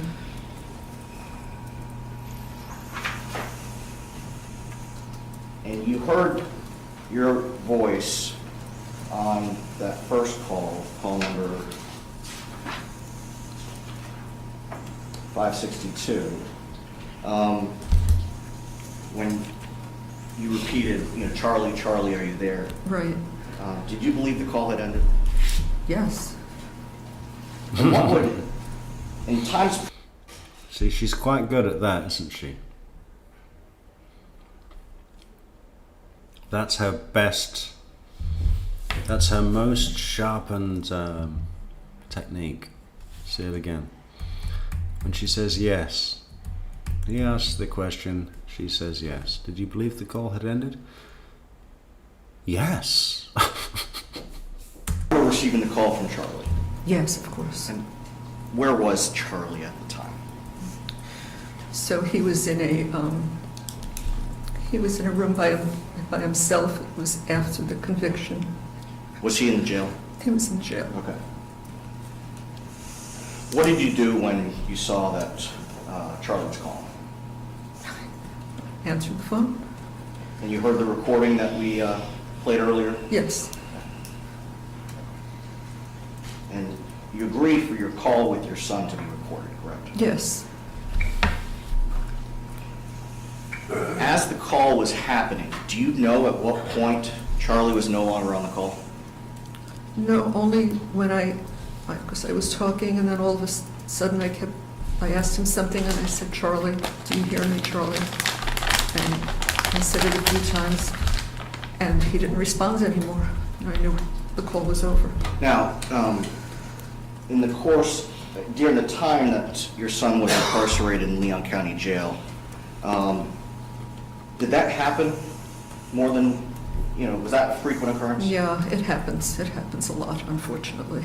Okay. And Mike Stevens 7018 says that she probably did think the call ended. Yeah, absolutely she did. But that's not the issue.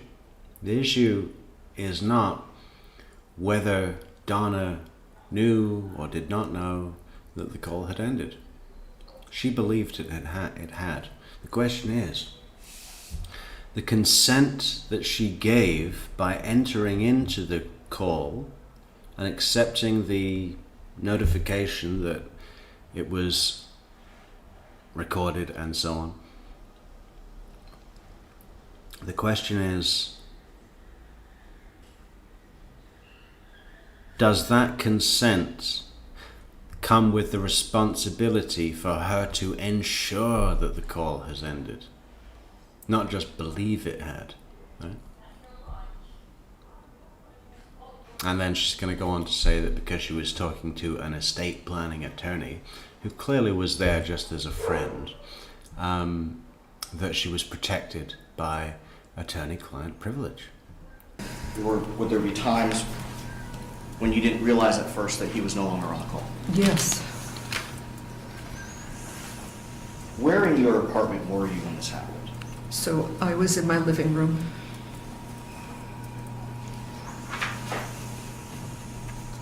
And you heard your voice on that first call number 562, when you repeated, Charlie, Charlie, are you there? Right. Did you believe the call had ended? Yes. And what would, in times prior to this, what would happen after that? What would you do when that would happen? If he didn't respond anymore, that was it. The call was over. What would you do with your phone? I'd hang up. Now,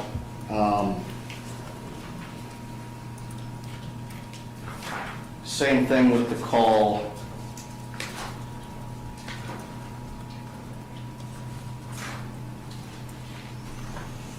on November 8th of 2023, the one at 6:38 in the morning. Do you know at what point your son was no longer on the phone? I don't. I don't remember the call. In either one of those situations, or in both of those situations, did you believe the call was over? Yeah, the call was over. He was gone.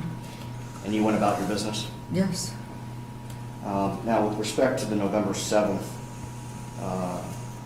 2023 phone call when your attorney, her husband, and your husband were present at your apartment, did you agree for your attorney-client conversation to be recorded?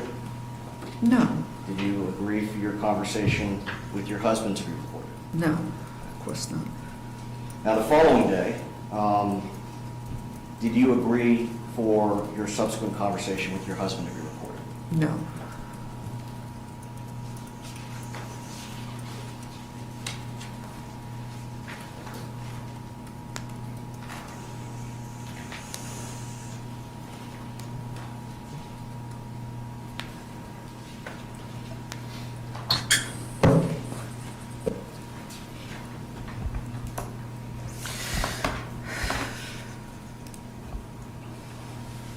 Now, you heard the recording.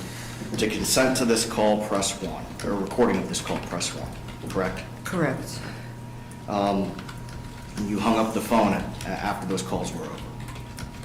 Thought I did. Just a moment, Your Honor.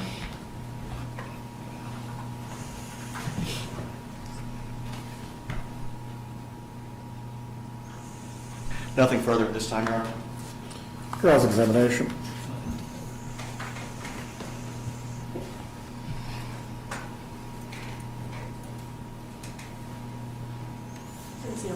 Good morning. So there in the room with you during this call was, you said your,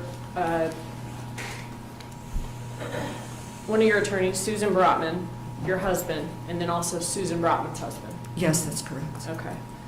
And he was not your attorney? He was not. Your attorney? No, he's not an attorney. Okay. You were informed at the beginning of that call, this is the one on November 7th that recorded you while they were all in the room. You were informed that you were being recorded if you accepted that call? Yes. Okay. And that if you do not want to be on that recorded call, that you needed to hang up the call. Is that right? Are you saying, does the recording say? Right. If you do not want to accept that recorded call, you should hang up. If you do not, yeah, no, I accepted the recorded call. Okay. And you typically do hang up your calls, you said, after I mean, I think I your did, call with yeah. Charlie Adelson when he was in custody. All right, but this particular call that day, Evidently, you did not properly hang up, right? Evidently. Okay. And have you ever forgotten to press the button on a call before? Evidently is the word of the trial, isn't it? Donna Adelson's just said it herself. Let's say it again. Evidently. Apparently. So it would seem.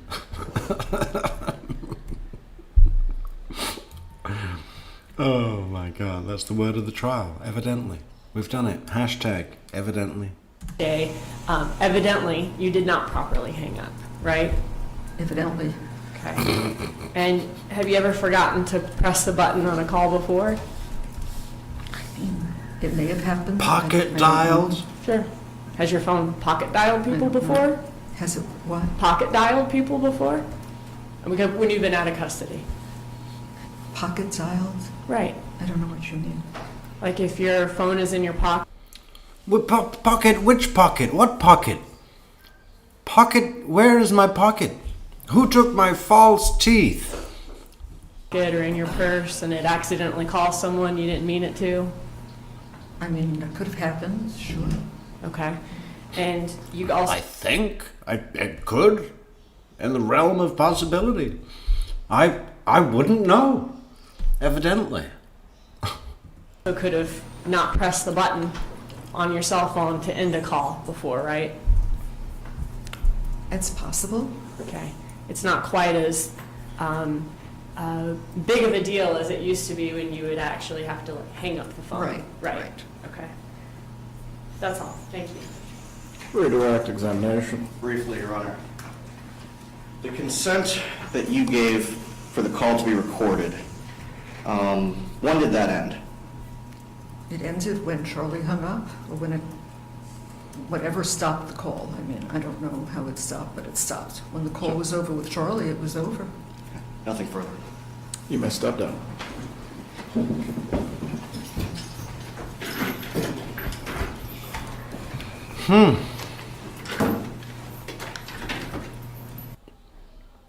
Well, they sure taking their sweet time with this questions to the jury. Still on the seal. I guess we should find another video.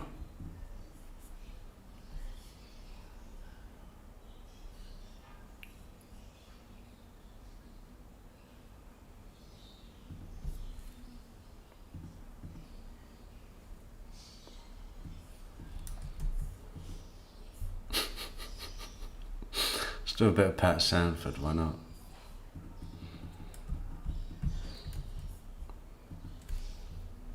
Say the name Katie to Donna Adelson. Correct. Does Donna Adelson say the name Katie to the defendant? No, she doesn't. What does she say? She says a girlfriend. Who does she say this matter involves? Not Wendy, right? Right, not Wendy. The Who two does of them. she say? The two of them. The two of us? Two of us.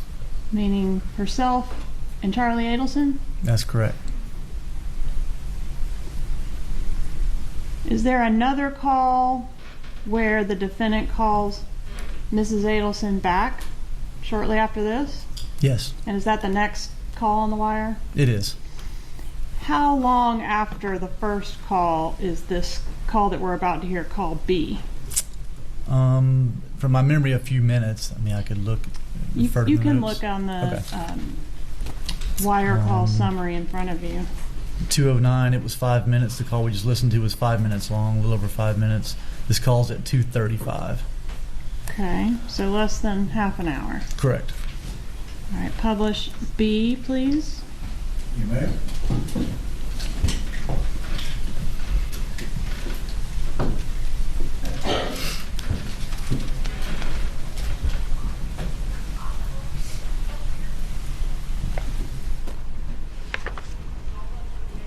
Hey, how are you? Okay. Good. Is it me not paying the Sun Pass? No. I'm just kidding. No. Is it me not wiping my ass? What was I going to say? Do you mind paying my Brown and Brown insurance? No. Yeah, I didn't wipe my ass. I'll pay the sun pass, and you need to pay my Brown insurance.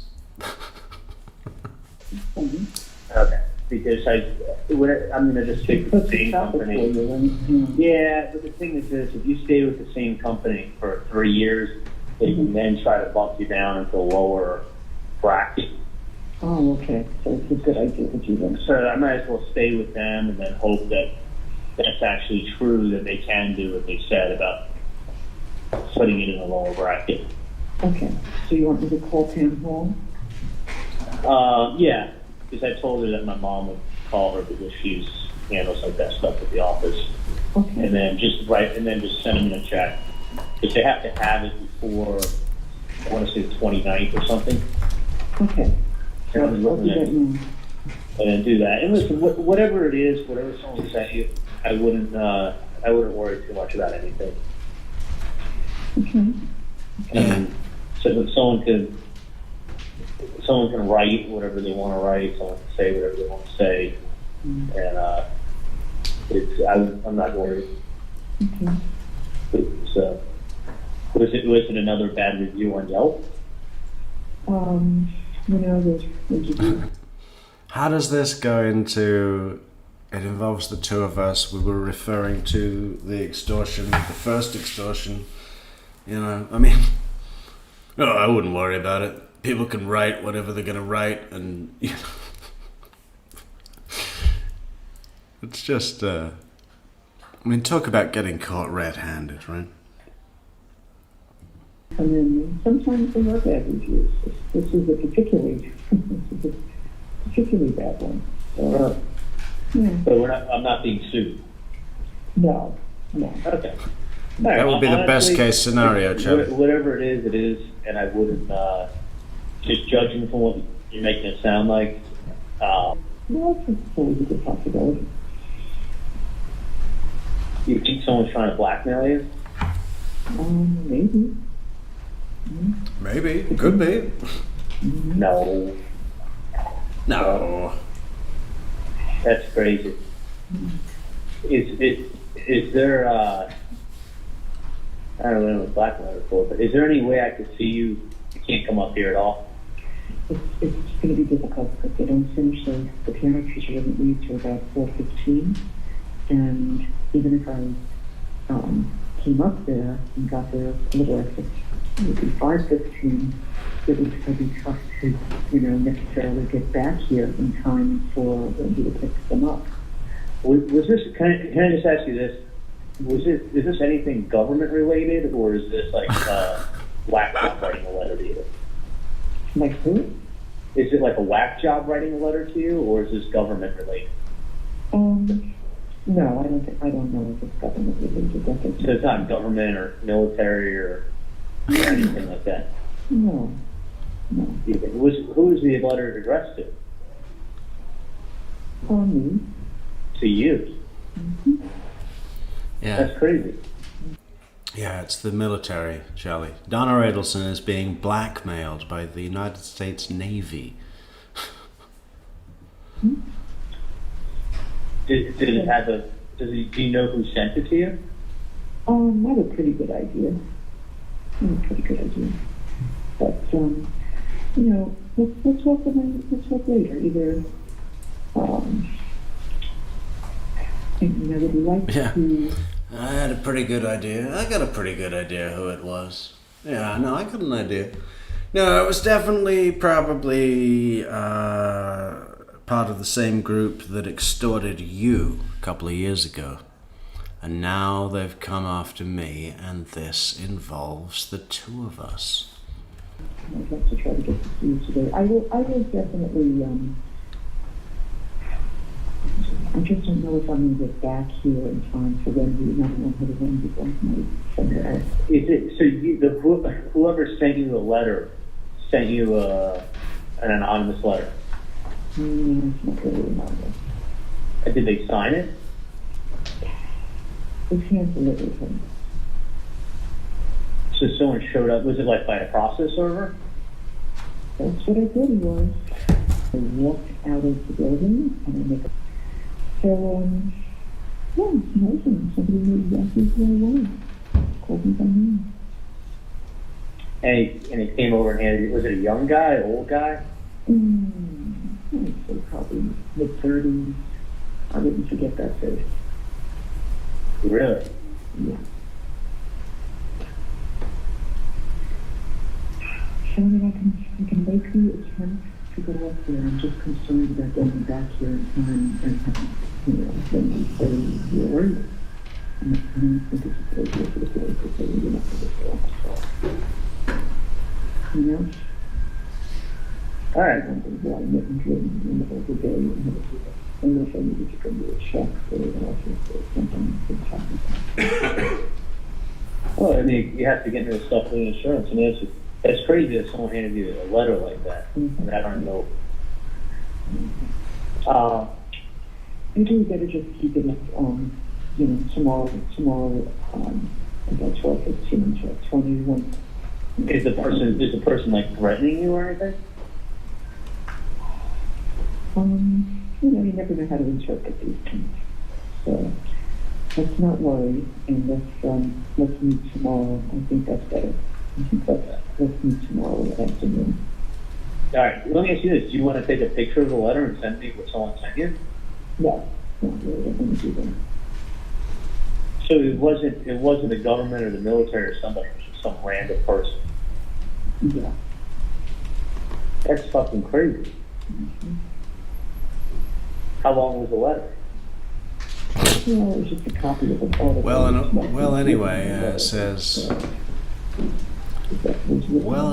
Says this is my absolute favorite part. Donna is trying so hard to be discreet and idiot Charlie just won't shut up, right? Is the letter long? Was it an old guy, young guy? Did he look Cuban? Was he white, black, Hispanic? I wouldn't worry. People, they can write whatever they want. They have no proof. They have no proof. They got nothing. Copy of that letter. Is the person threatening you? I don't think we should. All right. I mean, it's kind of thing. If there's a threat, you go to the police. Yeah. But anyway, let me. Unless it's a legal threat, unless the thing that you're being threatened with is they're going to go to the police, then you also don't go to the police. That's a good idea. Well, I don't mean it's people threaten you, got to go to the police. But let me see what it is. Let me see what nonsense it is first. Okay. It won't be the first time I've been threatened. It won't be the first time. It won't be the first time I've been threatened. I remember back in the late 80s, Paul Castellano threatened me personally. He said if I ever came back into Little Italy again, I'd be on the ground looking up. Fine. Yeah, I'd like you to just see what you think. Yeah, I mean, no. official, honey. Right here, right up here, honey. So let's do that. Let's make it, 12:20, 12:30 tomorrow. That would be ideal. Okay? Okay. You got it. Come down. You'll play with the boys a little bit, okay? All right. Yeah. No. I'll come down. I'll see you. I'll play with the boys. Yeah. No worries. Okay. All right. If it's something serious, I'm going to recommend going to the police. So. Oh no, I know. That's what I'm supposed to do. So. All right. Sounds good. Let's talk tomorrow. Okay? All right. You got it. Love you. Love you, Pop.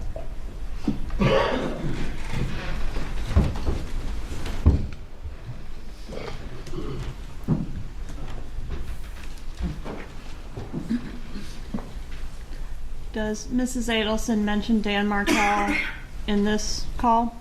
No, she doesn't. There's mention of going to the police. If there was a threat, we're going to... I figured I was going to make some Pat Sanford merch the other day. And while I was putting his face on a mug, on a cup, on a coffee cup, I thought this is no good at all. And what would be good is to have a molded mug in the shape of his head, with the nose and, you know, a 3D Pat Sanford, and then where you drink out of, it's just the top of his head.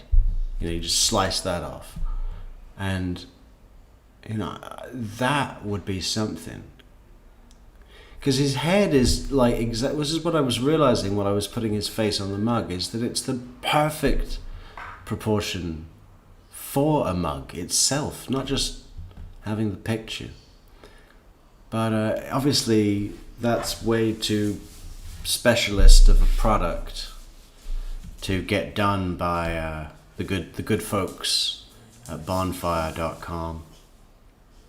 But you know, maybe if anyone out there is a potter or works with ceramic in any way, has contacts, take a minute to please reach out to us at Fucking A, bro. I'm gonna Metrix. fucking fuck up where the fuck you fucking with me. Oh, thank you so much, Melissa in Hawaii. Just to finish, anyone with a contact in ceramics, please do reach out to us at truecrimemetrics@gmail.com. Thank you for the coffee, Melissa. Melissa in Hawaii says, love your coverage. Thanks for the giggles too. You're welcome, Melissa, and thank you again for the coffee. Go to the police. Did anybody go to the police? No. And again, does Mrs. Adelson in this call ever mention the name Katie or Katherine Magban? No, she doesn't. Who is the first person that... Oh, I'm sorry. We've got one more call between... does the defendant call Donna back one more time? He does. All right. And is this the same date? It is. Okay. What time does this third call happen? It happens about 3 o'clock, about 15 minutes after the last call. All right. Publish C, please. You may proceed.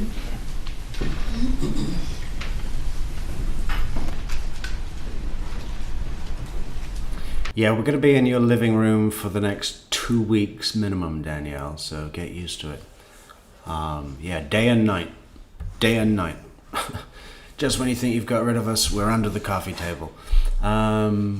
You'll be sick of us. You'll be sick of us. You all will.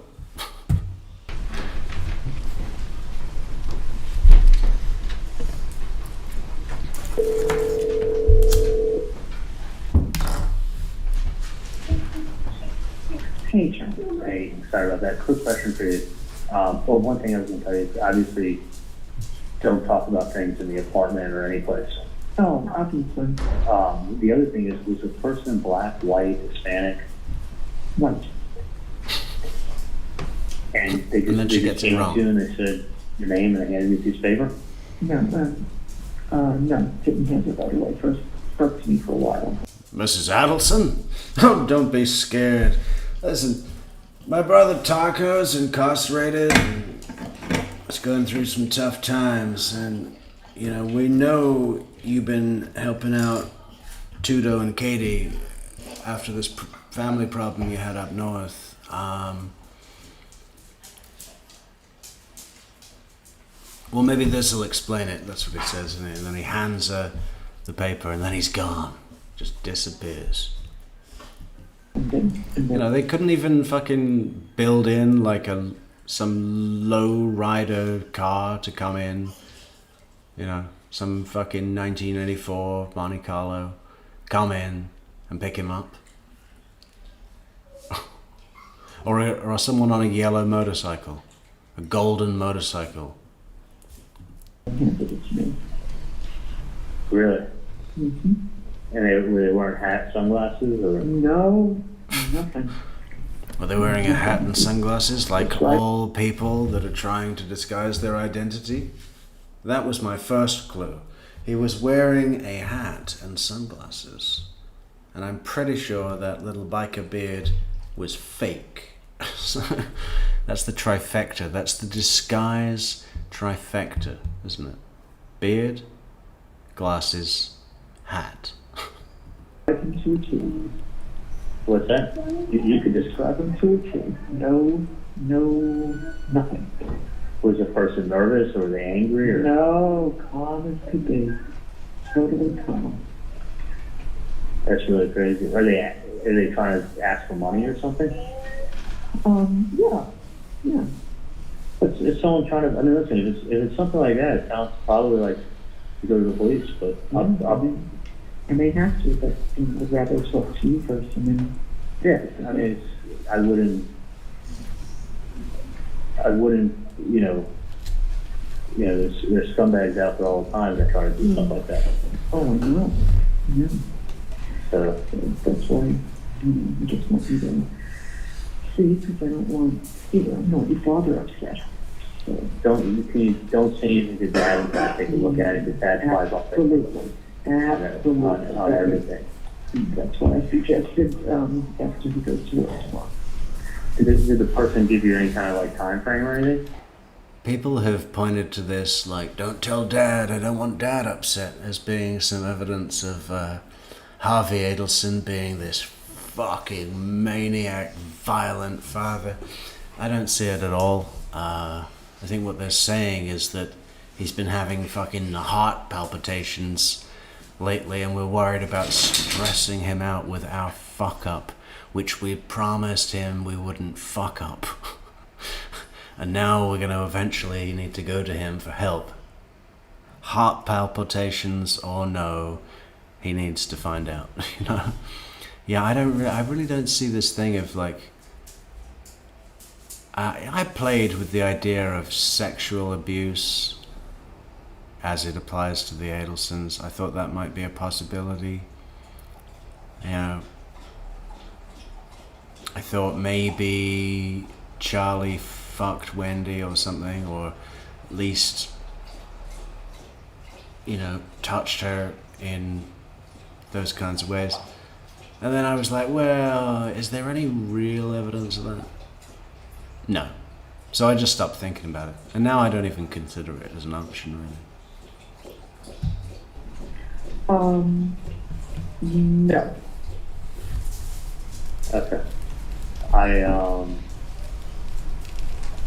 It's clear what's wanted. What is it? Can I just ask you, what do they ask for? I don't know, this TV was probably about 5. Yeah, this TV. They asked you for $5,000? Mm-hmm. That's fucking crazy. Mm-hmm. Yeah, I mentioned, like an ex-girlfriend. Hi, Sandra, come on in. Good, how are you? Okay. That's crazy. Let me take a look at it. Mm-hmm. And then I'll go from there. Lincoln's going first. Okay, do that one. Yeah, that would be good. Okay. Let me take a look, and then I'll go from there. If you want to go to dinner, we'll see where we'll go. Yeah, I'll go down in the afternoon, and I'll take a look at whatever. Whatever someone says. Maybe we'll go for a walk on the beach or something. It's going to be nice tomorrow. All right, sounds good. Okay. All right, sounds good. All right. Love you too, honey. Bye-bye. Yes.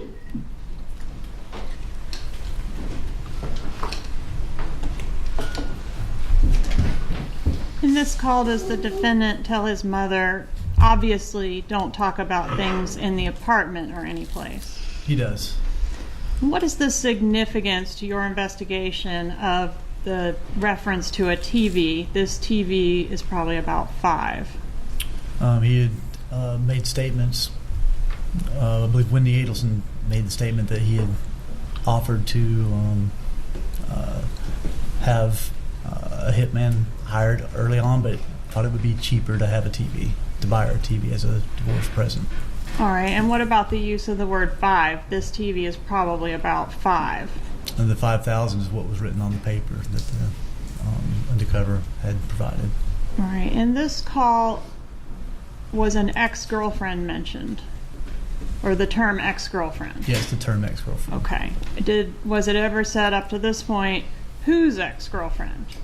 No. The name Katie or Katherine Magban at all? No. And does the defendant in this case, has the evidence revealed he has a lot of ex-girlfriends? That's correct. Who is the next person that he calls after these? We've got 3 calls with his mother. Katherine Magban. Publish D, please.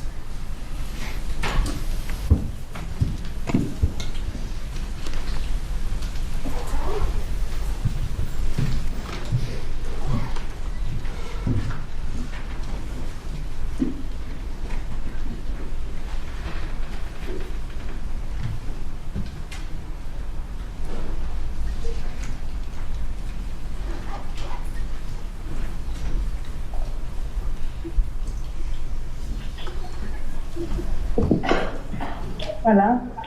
Hey, what's going on? What's up? Anyway, are you someplace you can talk to me? So what? Are you any place that you can talk to me? You can talk to me right now. What's that? Just talk right now. Just talk. Okay, can you go somewhere where it's not loud when I'm talking to you? I can't. It's like loud. Like I can't get out. Okay, I'm trying to walk outside and talk to you. Now I can't even fucking get outside. Alright, let me turn it off. Alright, somebody... Hang on, okay?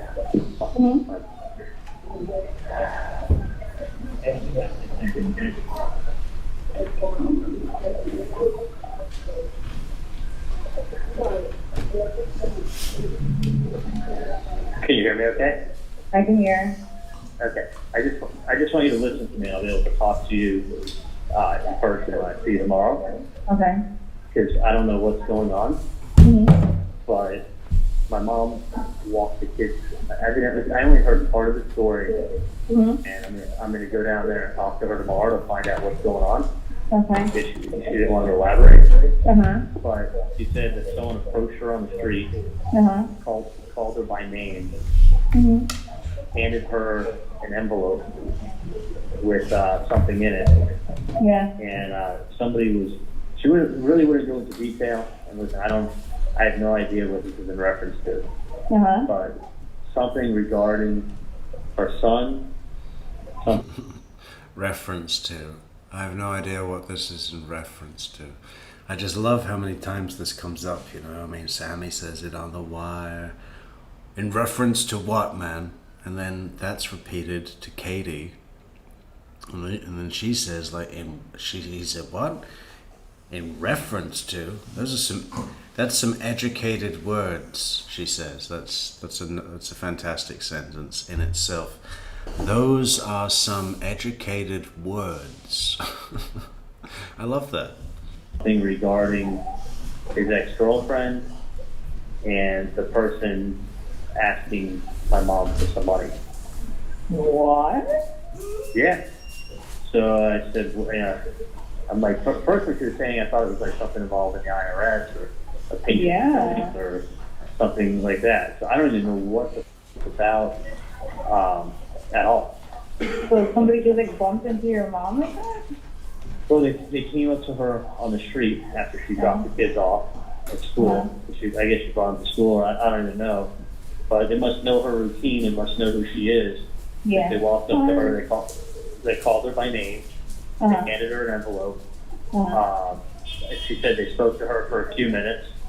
And then she said they were making reference to my ex-girlfriend. They kind of know what that's about. Yeah. And that they explained that they needed to be paid some money. For what? I don't even know if mom didn't want to talk to me on the phone.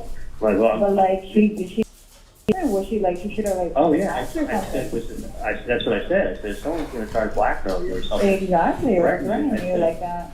I said, you got to go straight to the police. Because she's like, I don't even know what this is about. I don't want to talk about it. I go, well, take a picture and send me what it is. She's like, I just want to see it in person. So I'm going to go there. I can't even fucking go there today because I won't get out of work until 10 o'clock at night.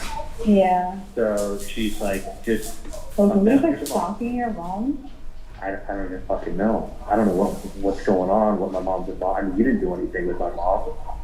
I mean, yeah. This is what I do with my mom. Okay. Just checking. Just checking. Yeah. I don't know what... No, but I feel knows? for your mom. Like, what the hell? Yeah, well, I don't know. Random person, like, just going up to your mom, like, hello. Yeah, and my mom said it involved... Yeah, like, hello. I don't even think... Like a person just came up to your mom on the street? That's so rude. Hello. Oh. You see, she just doesn't bring into the fact the irony of, sending Sigfredo to blow Mark L away with a bullet in the head. Oh my God, somebody came up to your mom? That's so rude. That's so weird. She said, who? I'm just like, you're my last girlfriend, so that's why I'm calling you. What do they want from her?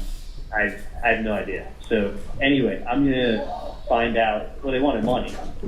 I know, exactly. Did she tell you? Like, what? No, she was just kind of like a little bit rattled and with the kids, and was like, listen, just as soon as I have the day off tomorrow, so she's like, come down and talk to me. So I'm going down tomorrow to talk to her, and then I don't remember if she had anything to do with you. He calls her to tell her to not talk on the phone, and then continues to encourage her to talk about it. I know, right? I mean, they're really not well-orientated people, are they? That's such a contradictory group of behaviors. If they're mentioning you or any reference to you, I'll keep you posted. Why not doing me? Yeah, like I don't know. girlfriend. Well, we'll talk. It could be anyone, so I just assume that. Exactly. Yeah. But anyway. But he said your name. So I may want to see you tomorrow if it does have anything to do with you. If it doesn't, then I feel like a fucking idiot for even bothering wasting your time. But if it Yeah, I does, would feel bad for your mom. Like, who the hell? Like, if that was me, would have called me home right away? Be like, I know. I said, Mom, was the guy wearing hat, glasses? Mom's like, no, I could pick the person out of line up in a second. They came over to me. They spoke to me very politely. There was a white male in his 30s. No hat, no glasses. Just a white male in the 30s. Came up there. And no hat, no glasses. So I guess he was legit. He wasn't. The dresser. So, but anyway, neither here nor there. I feel like an idiot if it was some other act. But anyway. Yeah. Did you have any fight with anybody over there or something? I don't know. I mean, maybe I should just be calling everybody today. No, yeah, you should try to find out. I thought when I spoke to my mom, she said they mentioned your name in it. That's why I was calling you, but I'm going to feel like an idiot if they didn't. So, but anyway, are you working tomorrow? What's your story? Yeah, but you can always pass by over there. Doesn't matter. All right. What time do you finish work? Thank you. All right, let me know. What time do you finish work tomorrow? Oh, it doesn't matter. Well, like I told them like I'm usually between like 9:30 to. You want me to get up? Okay. What?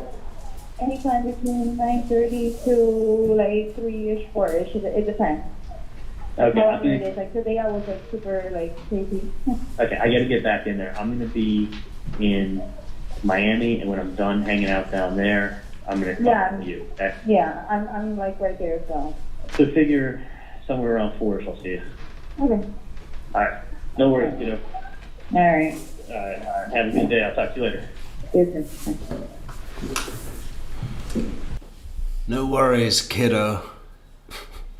Can I have a show of hands from all the women in the audience? Would you like or dislike someone saying to you, no worries, kiddo? And if you don't like that, would you prefer sport or slugger? No worries, kiddo. Yeah, please let us know if you're a woman in the chat. And somebody said that to you, would you like or dislike? No worries, kiddo. Champ. Hang in there, champ.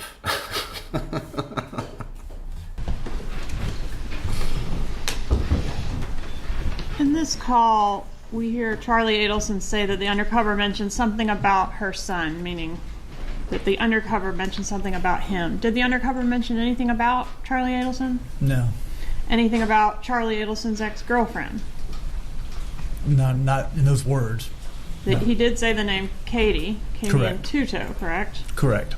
But didn't specify your son's ex-girlfriend, anything like that? That's correct. In this call, we hear the defendant stating that Katherine Magban was his last ex-girlfriend, and that's why he's calling her. Is it true, based on the evidence that was collected in this case, that Katherine Magban was in fact his last ex-girlfriend? No. Okay, so he had other girlfriends in between Katherine Magban and the bump? That's correct. Including who? Whitney Kick. Okay. Did he call Whitney Kick at all on the wire? No. Did he ever call any other ex-girlfriends other than Katherine Magban about this matter? Not about this matter, no.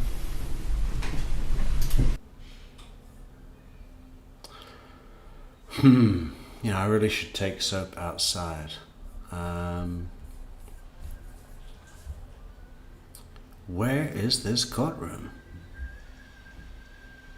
Oh my God. He's up in the corner now. Every so often he just wanders around the general area of the seal. Zoom in, lock the camera off, focus. Yeah, so no one likes the kiddo thing. No worries, kiddo. Oh.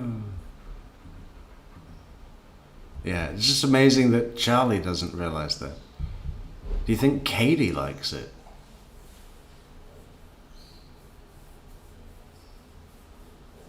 I think it's clearly something that I notice a lot of. There's a lot of phrases that get passed around the Adelson family. You know, not in a million years. I'm pretty sure roughed up was inherited from Harvey to Charlie, because it is pretty archaic. You know, it's like a movie from 1958 where they gotta rough him up. Yeah, there's all sorts. There's loads. There's a bunch.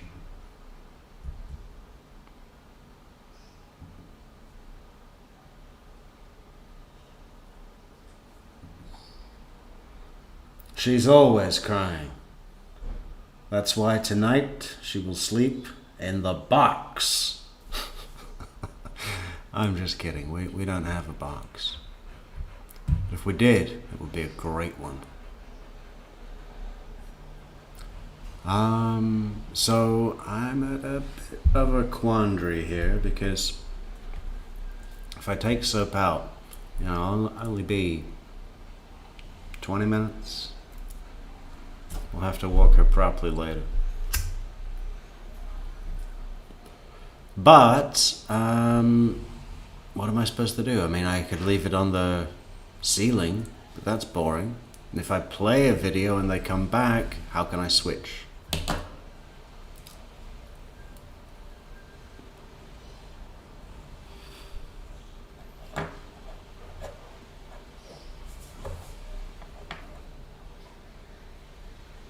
She is a Labrador.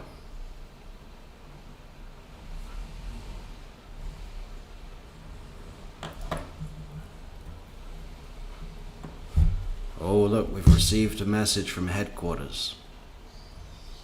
Hello, headquarters.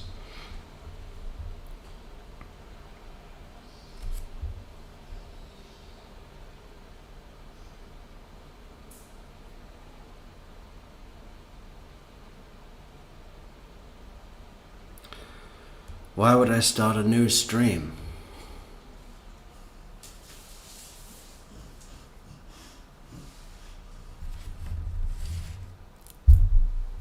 I don't think that's ever a good idea unless it's essential.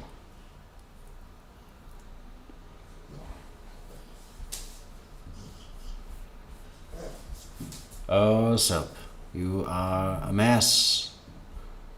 Okay, well, we're gonna have to leave it on the ceiling, I guess. But there's still the chat comments. I gotta leave the phone here too, so I'll be gone as long as I'm gone.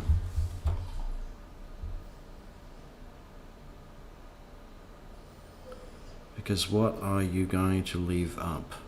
Yeah, well, I don't want to start a new stream. That's crazy. You know, there's people here. We're going to give them all a reason not to come back. You know, let's just give them a hurdle to jump over while they patiently wait for my show.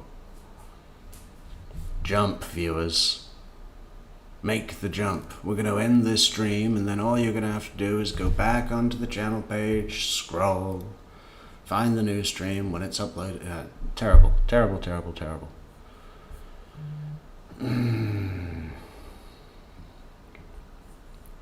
What is this one? Oh. Let's go to the next day, April 28th, 2016. Do we have another bump on that day? Yes, we do. Could you tell us about that one, please? Still no one had called the undercover back, called him at all. So we had the undercover agent call the Adelson Institute and ask for Donna Adelson. All right, Judge, that call is contained on state's... Clever Patricia Burns says, take soap out so we can discuss you behind your back. I read every comment. I read it. I read all. I see all.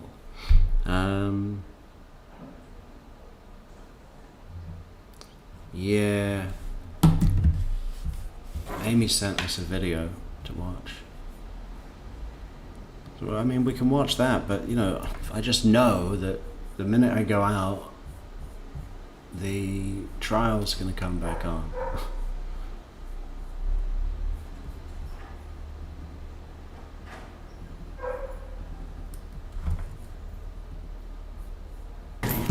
You may examine when you're ready, Ms. Fulford. Thank you, Judge.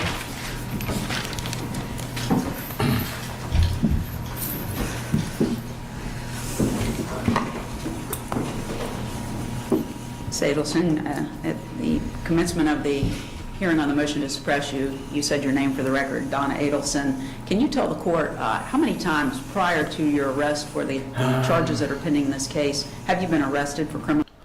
Okay, so here's what we're going to do. We're going to let this one run, and I'm going to go out.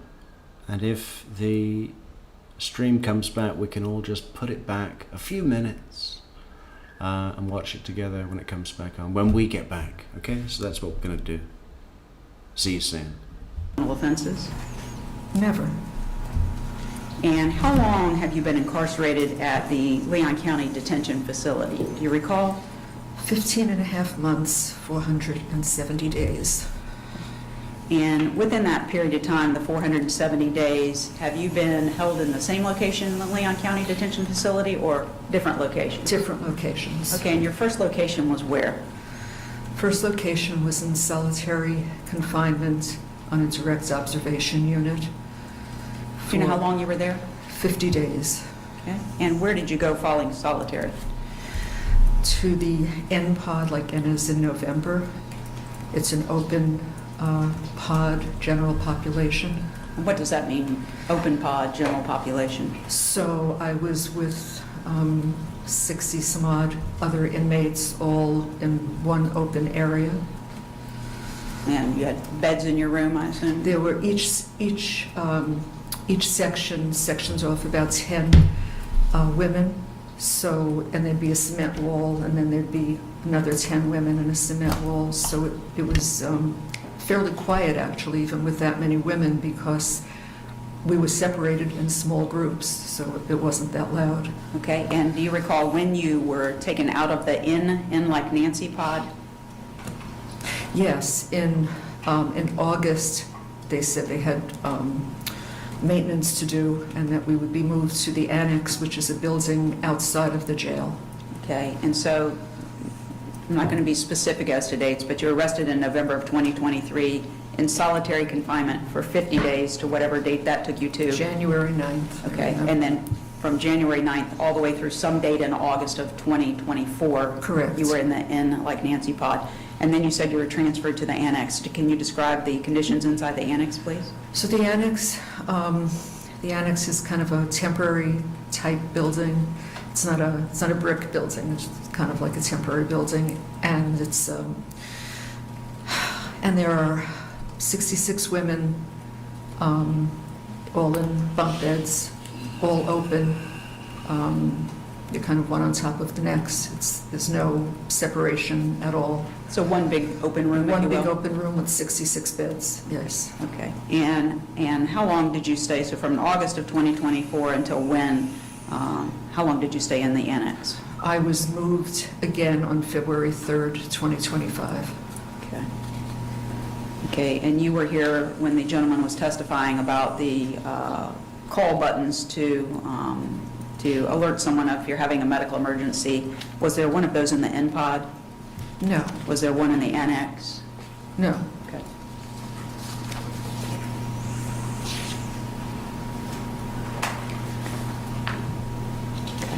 I'd like to start the motion for a bond that we filed in this case. As the court indicated earlier, one of the issues that we have raised are medical conditions that you're facing. So I'd like to start with your medical conditions and present some testimony to the court about those, okay? Okay.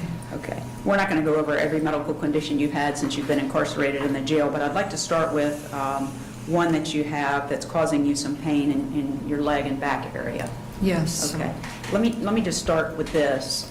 Can you describe to the court the kind of pain and discomfort that you're having with this particular injury or issue? Yeah, it's I know what it is because I've had it in the past. It's sciatic pain, and I get like a pulling kind of shooting pain down my legs.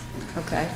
And you said you've had it in the past. You mean prior to becoming incarcerated at the Leon County Jail? Yes. Okay. And during the course of time before you were incarcerated at the Leon County Jail, did you seek treatment for that condition? Yes, I did. And what type of treatment did you obtain for that? So I saw my orthopedist, and he gave me a steroid injection in my spine. Okay. How long were you suffering from the sciatic condition prior to becoming incarcerated? How long the last episode? Before you were incarcerated in jail, for how many years had you been suffering with the sciatic issue? So no, I had it last about 10 years ago. I haven't had it all this time. Okay. But then it recurred a few months ago. Okay. And what was the treatment that you were provided prior to your incarceration for your sciatic condition? It was the steroid injection, and within 48 hours, it was gone. The pain was gone. It was amazing. And where did they do the steroid injection? Where is that in your body? In my spine. In your spine. Okay. Is that an outpatient procedure, inpatient? Yes, outpatient. Outpatient. Okay. All right. And during the course of time that you've been in the Leon County Jail, did you start to experience the sciatic pain again? Yes, it did. And what did you do when you started to experience that pain? I wrote a sick call, and I went to see the doctor. Okay. Where do you get these sick call forms from? From the nurse. Okay. And when do you have the opportunity to see a nurse to get the sick call forms? Well, they come twice a day. They come in the morning and they come in the evening. Okay. And we'll get to what those times are at a later point. But if you don't get a form from a nurse, is there another way to obtain it that you're aware of? No, that's the only way I've ever gotten it is from a nurse. Okay. Do you recall approximately how far into your incarceration you started having the sciatic issues again? I didn't have it until I was in the annex, so that was sometime over the last, I've been there 6 months. I don't remember the specific date, but I didn't have it before the annex. Okay. And once you started experiencing it in the annex, did you complete a form to see medical attention? Yes, I did. Okay. And as a result of completing that form, did you have an opportunity to meet with someone in the medical center at the Leon County Jail? I saw the doctor there, And yes. what happened? And I explained what I had, and she said, we do not treat that type of problem. We could offer you some Tylenol.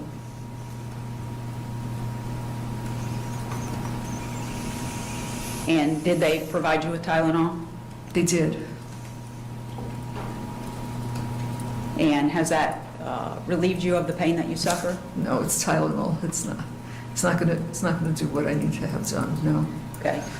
So sometime since you've been in the annex, you made your first request for treatment for the sciatic issue. Have you requested treatment more than once? Yes. Okay. And have you received any additional opportunities to meet with any of the medical staff regarding this pain? No. Okay. What happens when you request treatment and you don't get to see them? Do they tell you that you're not going to be allowed to see them again? What happens? No. Usually I wait a week, and if I don't hear anything, then I'll write another one, and I'll write, this is a second request, or this is a third request. And then I think they said I think I got an answer. They sometimes just answer it and give it to the pod officer, and she'll hand out papers at night, which is the response to your requests.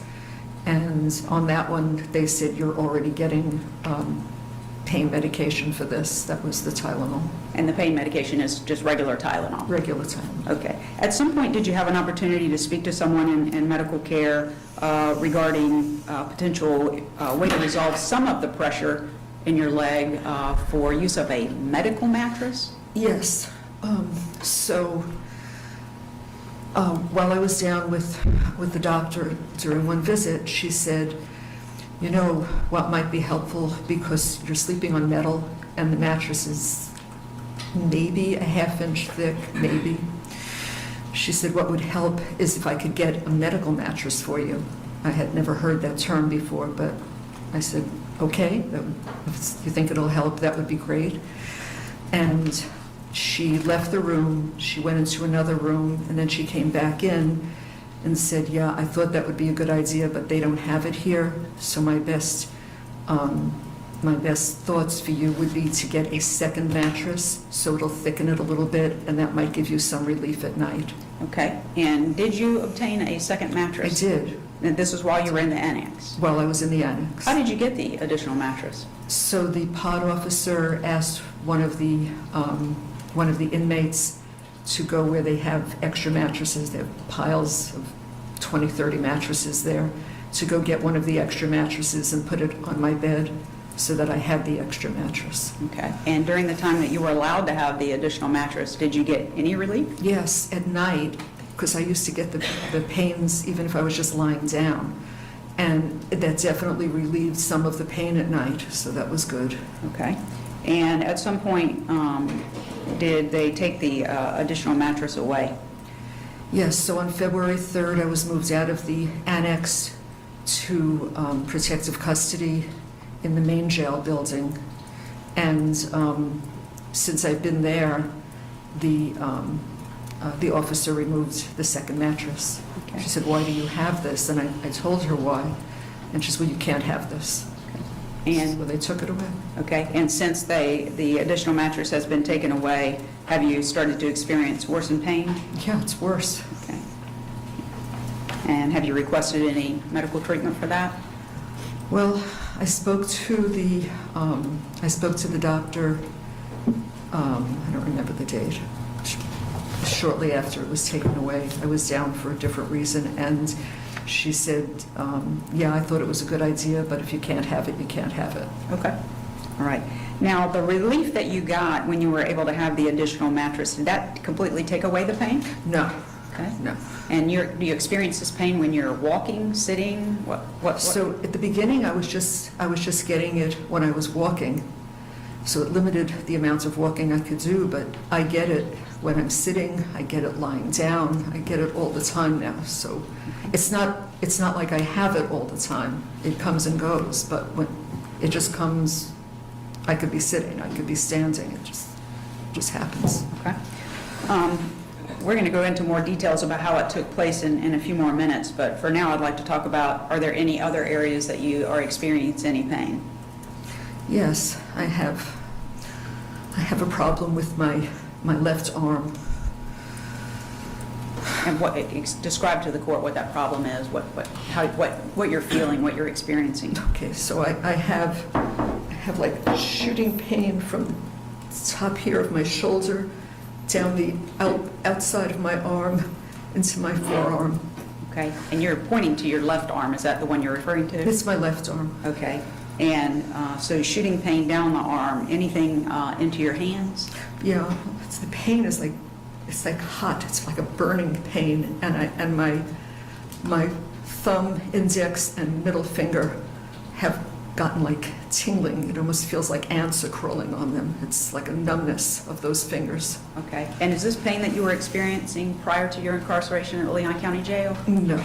Okay. About when did this pain begin? So I was assaulted by another inmate while I was here, the beginning of October. October 2024? Yes.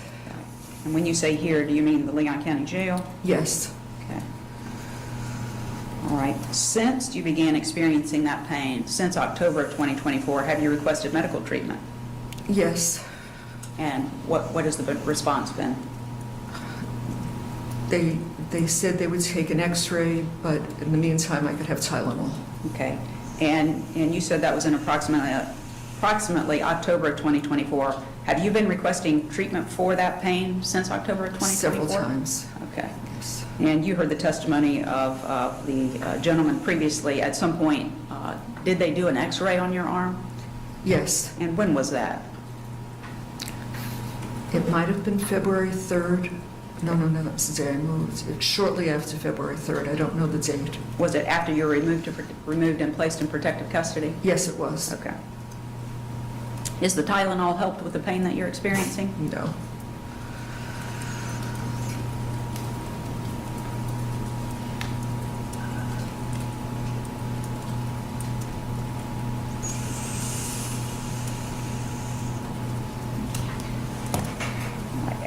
After they performed the x-ray, were you called back into the medical unit? It was for another reason, but they did call me, and they told me that the x-ray showed no fracture. Okay, no fracture. That's what they were looking for? That's what they were looking for. Did they offer any type of physical therapy for your shoulder, anything at all? No, I asked if they could do anything for it, and they said no. Okay. Tylenol.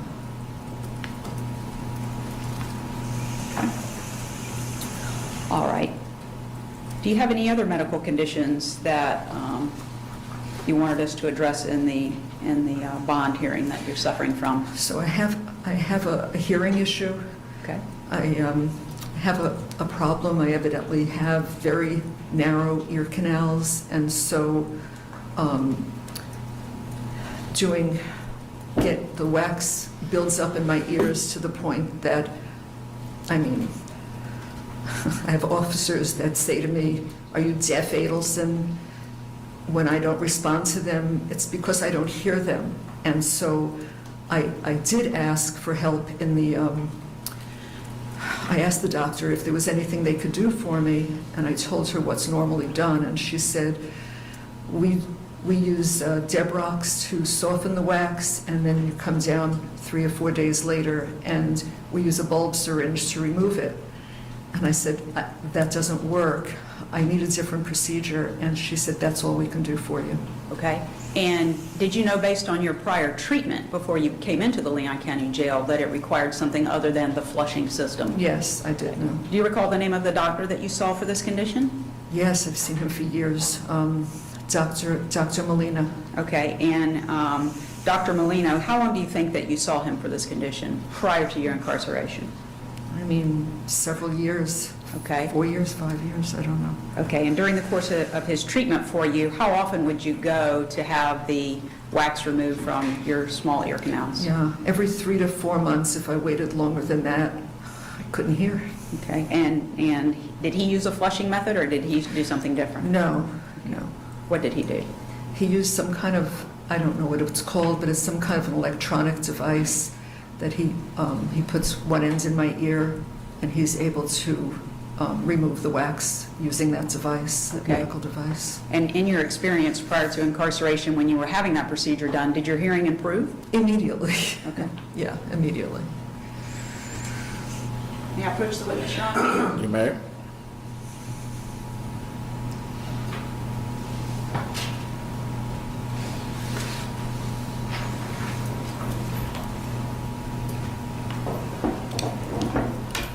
Mrs. Adelson, I've shown you what the defense has marked as Defense Exhibit 1 for purposes of this hearing, and it's a report from Dr. Molina, your doctor. Could you review that just to yourself for a moment?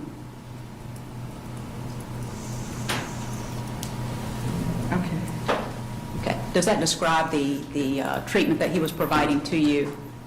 Yes. Okay, and it includes a recommendation that you continue to receive the same treatment, potentially with another ENT in Tallahassee, is that correct? Yes. Okay. This time the defense would offer Defense Exhibit 1 into evidence. Any objections to defense 1? No, sir. Defense 1 is admitted. Yeah, Your Honor. You may. Thank you. During the time that you have, without disclosing any of the conversations, of course, but during the course of the time that you have met with counsel at the jail, have you had difficulty hearing us while we're trying to discuss your case with us? Yes. And what about over the telephone? Are you experiencing difficulty hearing us in that way? Yeah, the telephone is a problem. Okay. Have you actually gotten in trouble by some of the guards at the jail because they've instructed you to do something and you weren't able to hear them? Yes. Has that happened on more than one occasion? It happens on several occasions. Okay. And have you experienced over the course of your incarceration that your hearing is getting worse and worse? Oh, yeah. Okay. All right. This is not a significant, I'm going to move on to something else now, and this is not a significant injury, but I did want to address this with respect to the type of medical care that you are getting at the jail. Did something happen to you recently where you cut your arm? Yes. Okay. Tell the court what happened, please. So I was walking past the washing machine on my way to the restroom, and I bumped into there's like a metal bracket that holds the washing machine in place, I guess, and it was my fault. I bumped into it. And what happened? So I cut my arm pretty badly. So what did you do after you cut your arm? So the timing was it's kind of interesting because the med nurse was there doing morning meds. So I got onto the bleeding wouldn't stop. It was just pouring out. And so I figured I'll get on the line with the other girls and I'll speak to the med nurse. So I waited my turn and I got to the med nurse and she says, "Whoa, what happened to you?" And I said, "My fault. I just bumped into the washing machine and I cut myself." So she looked at it and she said, "Yeah, that's a problem." I said, "Yeah, can I get a Band-Aid or gauze or something, some antibiotic cream?" She said, "Yeah, I don't have any antibiotic cream and I don't have a Band-Aid." So I looked at her and I said, "Well, what should I do?" She said, "Well, why don't you use your toilet paper and put it on there?"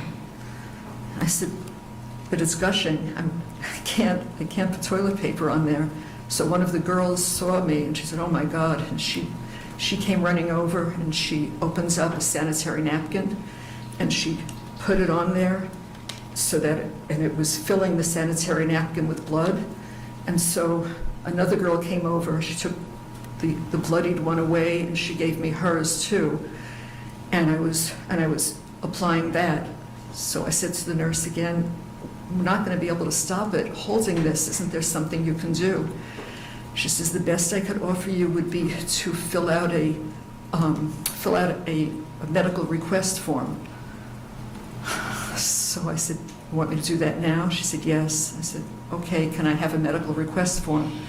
She says, "Oh, I don't have any." I said, "Well, what am I supposed to do?"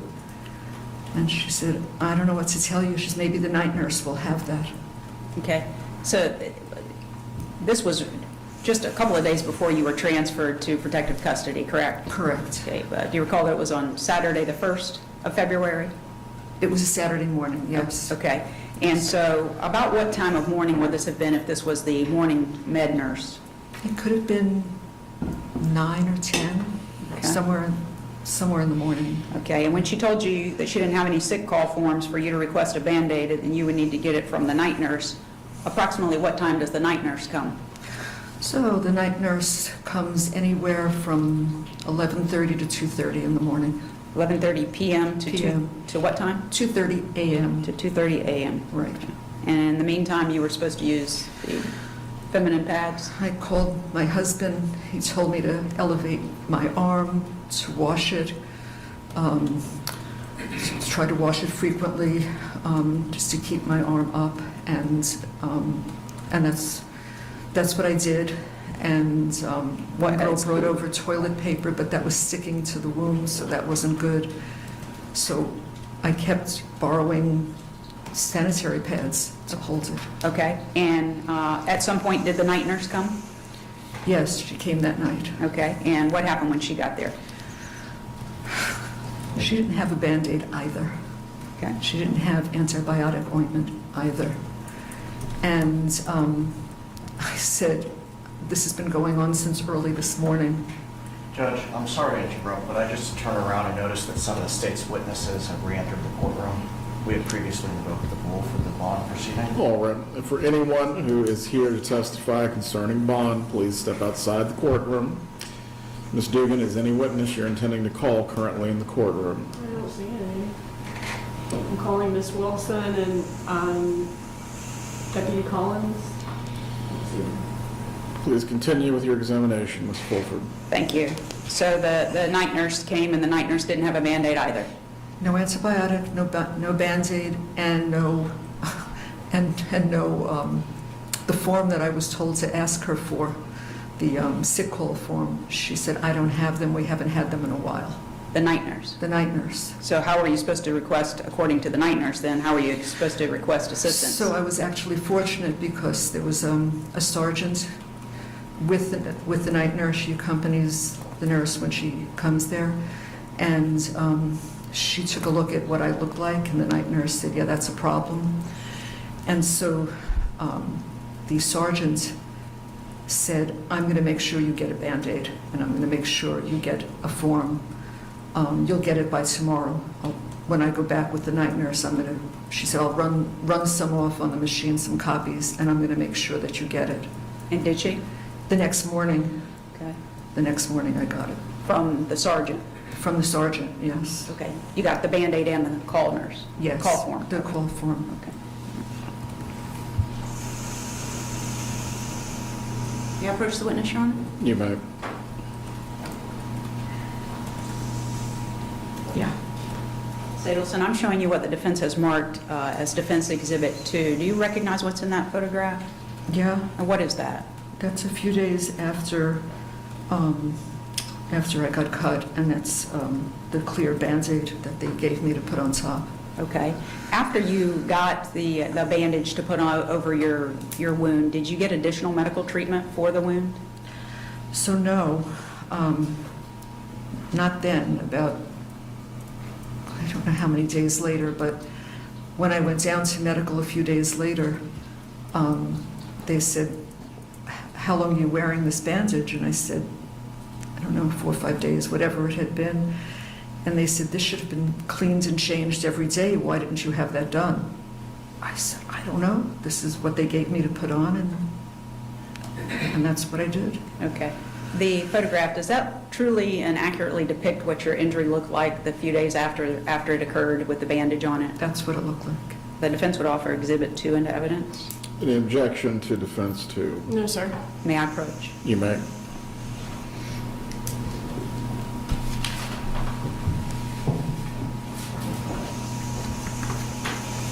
And at this follow-up visit, then did they change your bandage and clean the wound? They cleaned it, and they put antibiotic cream on it, and they changed it, yes. And did you get any additional treatment for the wound? No.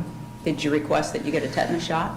My husband said, Donna, if there was rust on that metal, which there was, he said, you should ask for a tetanus shot. And so did you request it? So I requested it, and they did give it to me. Okay. And then, as far as your medical conditions go, the last thing I want to talk about is something that I would give 2 different descriptions of, but I'm just asking the questions. You're the one providing the information to the court in your testimony. Okay. So this shortness of breath or heavy breathing that you're experiencing, how long has that been going on? It's been going on several months, probably at least 3 months, I would think. Okay. And you're experiencing it then during your incarceration. Did you have it prior to being incarcerated? No, I did not. Okay. What have you noticed about the breathing, and how would you describe it? Shortness of breath, heavy breathing, what? I know, I guess it sounds like heavy breathing. It's shortness of breath. Yeah. I've never had that before. I'm not a doctor. I don't know. I've gained more than 1/3 of my body weight here. The diet. I've gained more than 1/3 of my body weight. Has anybody ever experienced themselves or known about anyone else experiencing breathing that is so heavy that it is impossible for you to speak to your lawyer on the phone? I can't hear what she's saying through my breathing. It's impossible to prepare for trial while in this jail.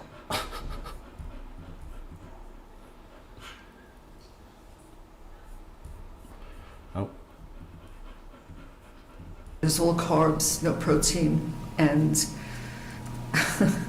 you know, when you get spaghetti with mashed potatoes, cornbread, and white bread, that's your dinner. It's very typical of what we get. Spaghetti with mashed potatoes, cornbread, and white bread. Wow, yeah, that really is like throw in some rice while you're at it. They give us spaghetti with mashed potatoes and rice and cornbread and white bread. What else could we throw in?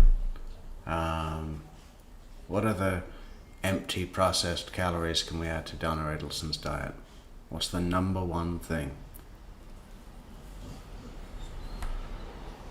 I don't know. I think that's it. That's all the grains and pulses. Well, not pulses, but you know, all the grains. And we have had no exercise at all. We're confined, especially in the annex.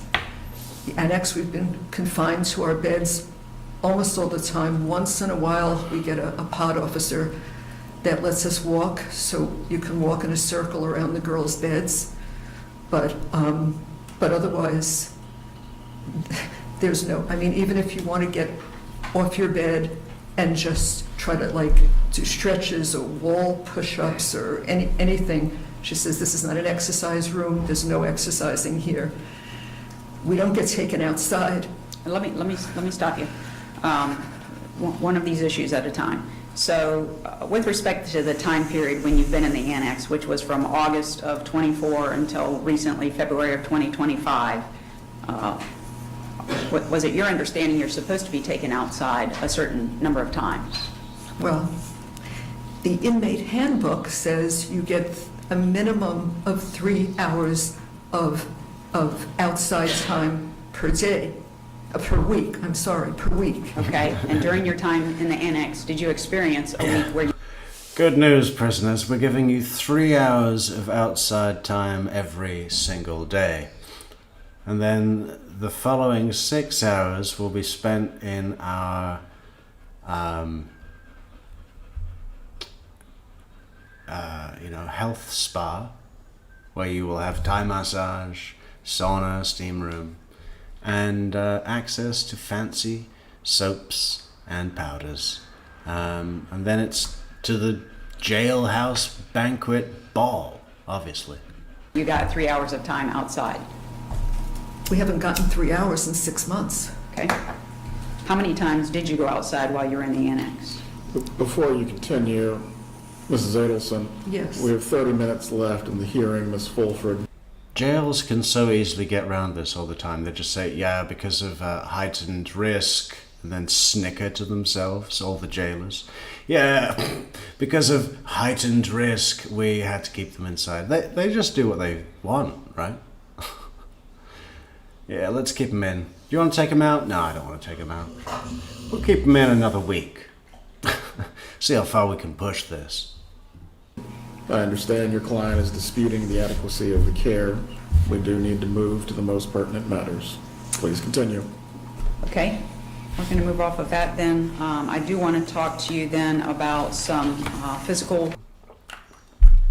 Please continue means move the fuck on. Issues that have taken place in the jail. The first one I want to talk about is an incident that took place in the shower, and we're going to do this one briefly. I'm sorry, how much time did you say we had, Judge? 30 more minutes. Including argument? Not including argument. Okay. All right.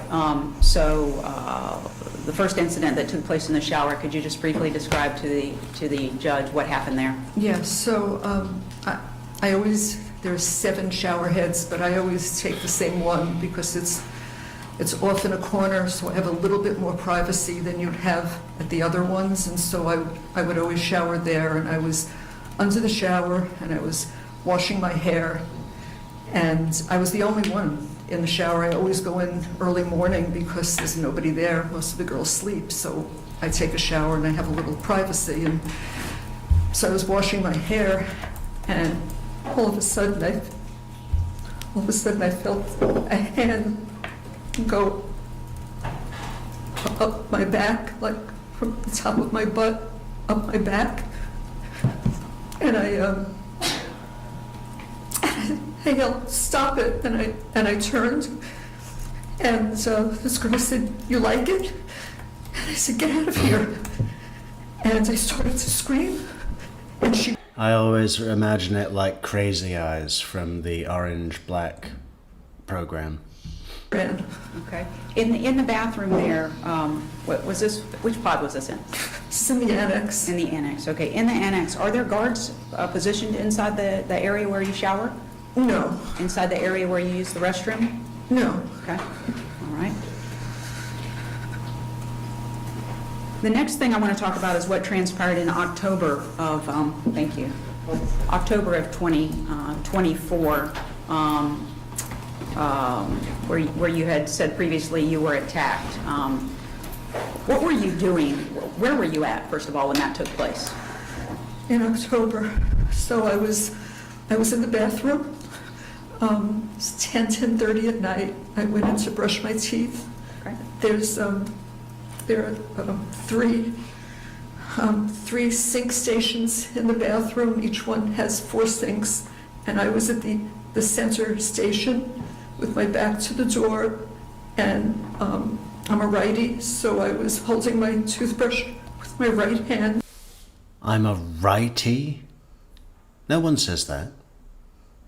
It's lefty, but right-handed is just normal. There's no. You don't say I'm a righty. You say I'm a lefty. That's acceptable. And I was balancing myself with my left hand on the sink. I was just brushing my teeth. That's all I was doing. And what happened? And someone came up behind me and pulled my left hand away from the sink and twisted my arm and like jerked it behind my back, like reaching up toward my neck. Okay. And did it hurt? Yeah, it hurt. Okay. What happened? It hurt. And I said, "What are you doing?" And she's in the same. Big practice for the jury, right, Donna? I mean, she's really. This is like an immersive acting workshop or something. She's going into like, okay, how far can I reach into this area of the character? And what happens, do I feel like I'm convincing if I do this gesture with my hands? And, it's all of these things she's putting through. Breath that she did that with my arm, she said, "You're going to buy me commissary." I said, "I'm going to what?" And she said, "Unless you want those pretty white teeth knocked out of your mouth, you're going to buy me commissary." So it's such a big tell with Donna Adelson that she talks like someone from the 40s. Not unless you want those pretty white teeth knocked out. Okay, no one says that. In a bad movie they might, or in 1940. What is the other one she does? Sitting pretty, sitting very pretty. Oh, she's sitting very pretty. In Maui, I heard she's sitting pretty in Maui. No one says that unless it's a bad movie or 1940. It's her tell. I said, okay. And then she named a package that she wanted, She's out. She was gone. She just that fast. That fast. Okay. How bad would you, on a scale of 1 to 10, how bad would you rate the pain at the time that she did that to you? Oh my God, it was a 10. Okay. I didn't know my arm could reach that far back. Okay. And what did you do after she did that to you? So, kind of stood there for a minute, and then I just thought, okay, I'm gonna go back to my bunk. And I went back to my bunk and I got under the covers and I cried. I just stayed under my covers. I didn't come out. Okay. During your entire time in the annex, did this particular inmate remain confined in that area with you? She was in the annex the whole time. Okay. And I know that you don't want to talk about who did this to you because why? Why don't you want to disclose who it was? There's one thing I've learned since I'm there is you don't, the word is snitch, you don't snitch, you don't tell on anyone because you'll be sorry you did. And I've seen that. And so, I didn't even tell you for a while. I wasn't going to tell anybody. I didn't want to tell anybody. I didn't want, she's a big woman, and I was afraid of her. Okay. Approximately how tall would you say she is compared to you? She's over 6 feet, over 200 pounds. She's a very large woman. Okay. Were you afraid of her? But you don't want to identify her. I tell you what, okay, why don't we go and get all of the women that are over 6 feet and over 200 pounds and see how many there are. Yeah. Okay. Yeah, I was after that. Okay. And you said that she demanded that you were going to start getting her weekly commissary. Did you do that? Yes. Okay. Let me, can I have just one moment, Judge? Go ahead.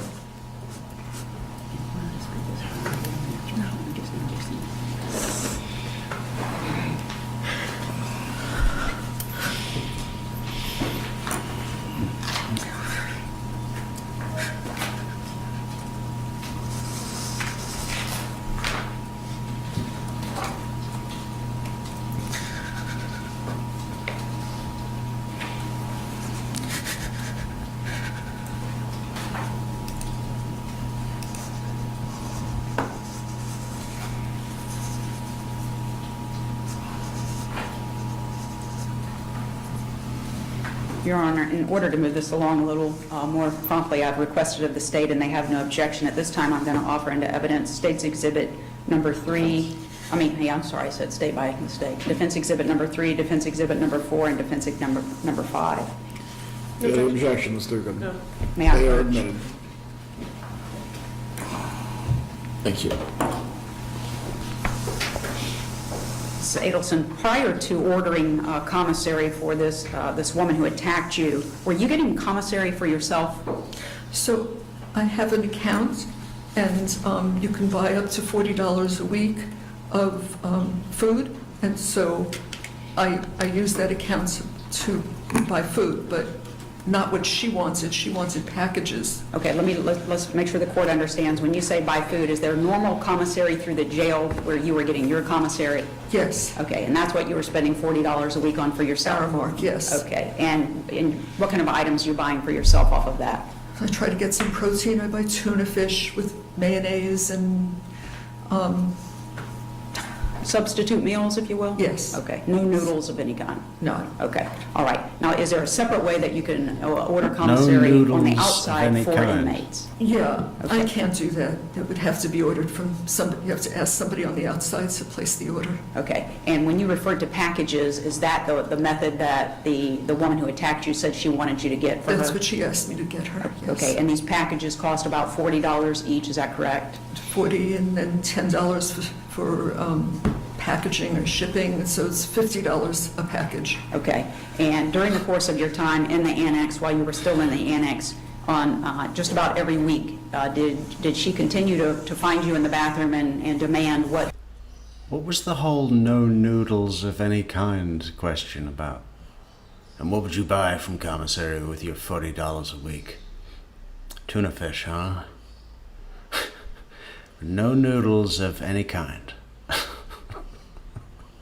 And Donna Adelson's like, oh, duh. I'm in prison. I'm not gonna eat fucking pot noodles. packages that you would get ordered for her? Yes. And- She must have been keeping an eye on me, but when I was in the bath, those are the only times she would approach me is in the bathroom, and she would tell me what she wanted for that week. And did you make those orders through your husband? I called my husband. I didn't tell him what happened. I just called him and said, you know, honey, I want some extra food. Would you mind ordering some packages for me? And he said, sure, honey. And he did. And he did that. And at the time that your normal canteen or commissary would be delivered, is that when the extra packages would be delivered as well? Yes, all at the same time. Okay, and in the course of things, you would go pick up your canteen and then her extra packages, is Yes, that right? yes. And where did you keep her items when you got back to the annex? So it was, you have to carry your bin up, and they put the package, they open up a plastic bag and they loosely put all the stuff in the bin. So it was all in a bin that I would take back and put under my bed. Okay, and did you keep her eye care packages separated from your canteen? Yes. Okay, and how is it that she would receive her packages? How did she get the food? So she would send, I used to say her minions, she was just pick different girls to come over to me, and they would say, package up 4 soups and 3 bags of chips. And the first time I didn't know what... 4 soups and 3 bags of chips. Smoky bacon. Yeah, all 3 smoky bacon. And the soups, can I get 1 tomato, 1 French onion, and 1 beef broth? I'll be back every Sunday. She wanted me to do, and she said it's for, and she'd mention her name. And I said, well, how am I supposed to do that? She said, just put it in your shirt, I'll meet you in the bathroom. So I would load these things in the top of my shirt, and I would hold the bottom of my shirt like this so that nothing would fall out, and I'd go to the bathroom, and then somebody would follow me in there, and she would take it out, transfer it into her shirt, and walk away. And that continued from the time that she first yanked your arm behind your back in October all the way until you were put into protective custody, is that right? Yes. Okay, when you got into protective custody, in fact, did you receive your last packages for her? So the last package came, I was put into protective custody on a... Yeah, but Mike Stevens, there was definitely no sauce. It was spaghetti, potatoes, rice, bread, cornbread. No sauce, no salt. Monday and Tuesday, the commissary came with those packages and brought them to me. Okay, and do you have that extra food in your protective custody room now? They're sitting there. I don't eat that stuff, so it's all sitting on top of my bunk. It's made up of noodles and chips and things of that nature. Is that correct? That's correct. Okay, all right. I want to talk briefly about your time in protective custody. How big is the room that you're in? 6 by 9. Okay, and are you in this room by yourself? Yes. And is the door, with the exception of when they allow you to come out, is the door kept closed all of the time? It's supposed to be kept closed. Okay, all right, and you're given, I'm kind of leading here, Judge, to try and get us through this, but you're allowed to come out of that room 1 hour per day on Mondays, Wednesdays, and Fridays, is that correct? That's correct. And on Tuesdays and Thursdays, you get to come out for 20 minutes, is that 20 right? minutes. Okay, and on the weekends, you don't get to come out? Not at all. Okay, make sure you don't talk over me, okay? I'm sorry. That's okay, we're talking over each other. Okay, I'm sorry. So Saturday and Sunday, you don't come out at all. During your hour 3 days a week and your 20 minutes 2 days a week, is that when you are given the opportunity to take a shower? Yes. If you have time to walk, that's when you walk?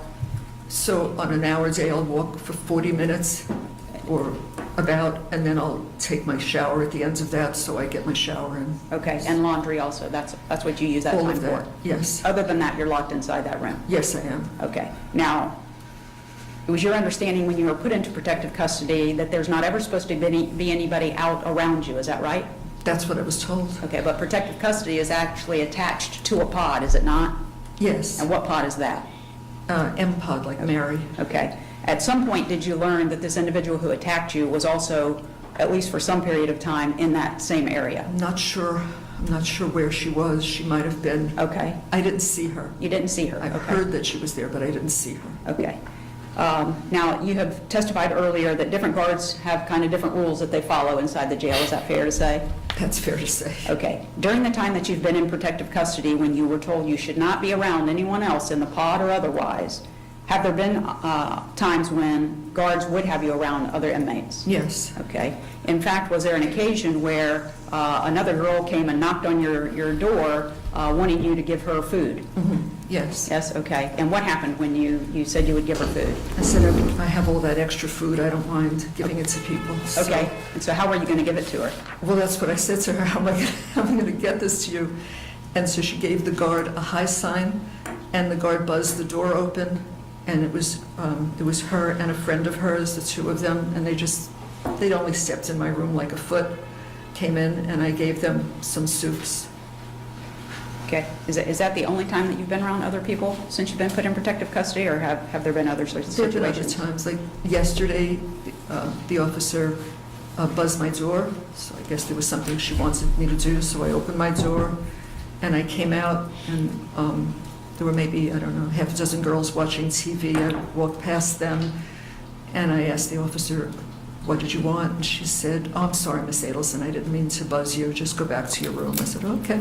So I turned around and went back. Okay. We have to move along a little bit faster here. So one of the things that's been a big issue for you is lack of sleep.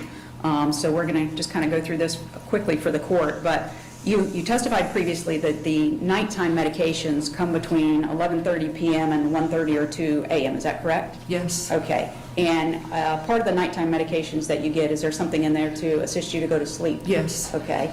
And then you get the medication. About how long after that is it before you can go to sleep? From the time I get it, probably a half hour. Okay. All right. And what time are you woken up for breakfast? Between 3 and 3:30. Okay. Last night was 3:10. Just within that half-hour range is when it comes. Okay. And once you're woken up for breakfast, are you capable of going back to sleep? No.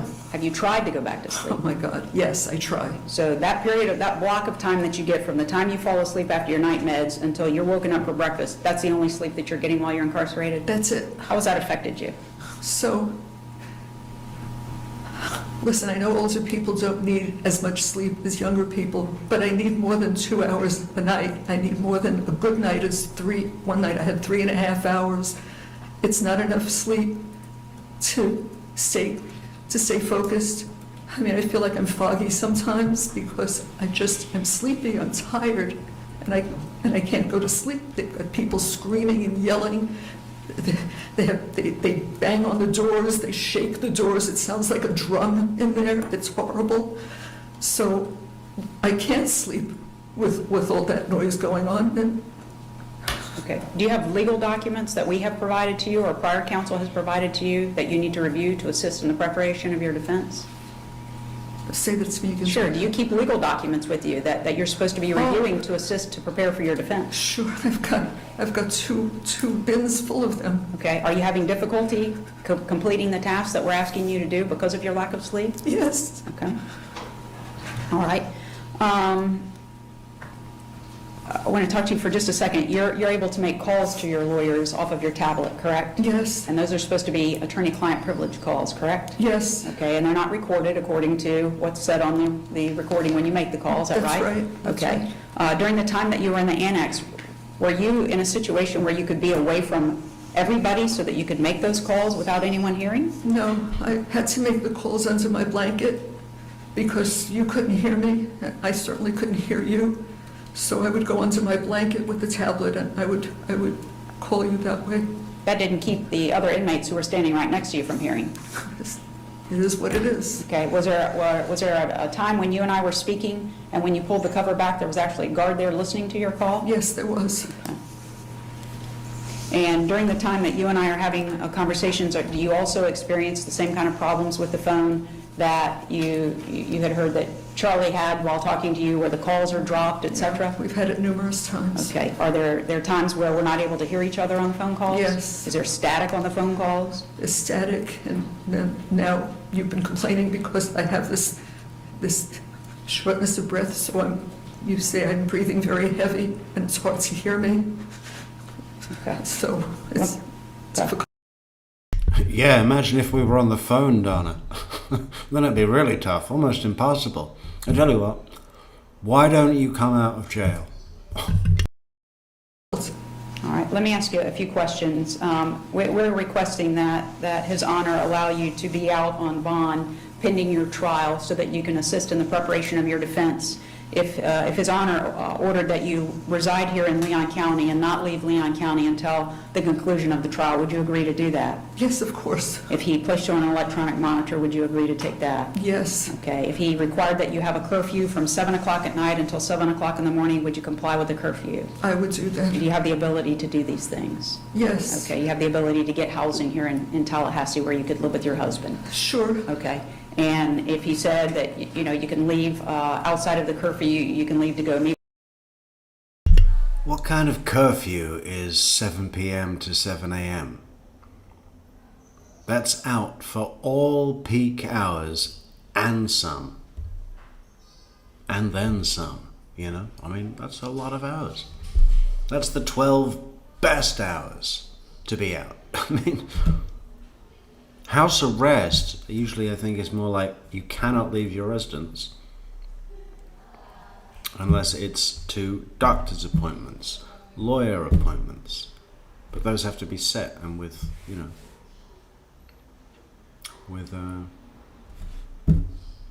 those things in place. With your lawyers, medical appointments, if you need medical appointments, coming to court, those type of things, would you comply with those orders as well? Yes, I'd be grateful just to get a night's sleep. It would be great. Okay. If he ordered that you had to surrender your driver's license during the pendency from now until the end of the trial and not drive, would you agree to comply with that? Yes, I would. Have just one moment, please.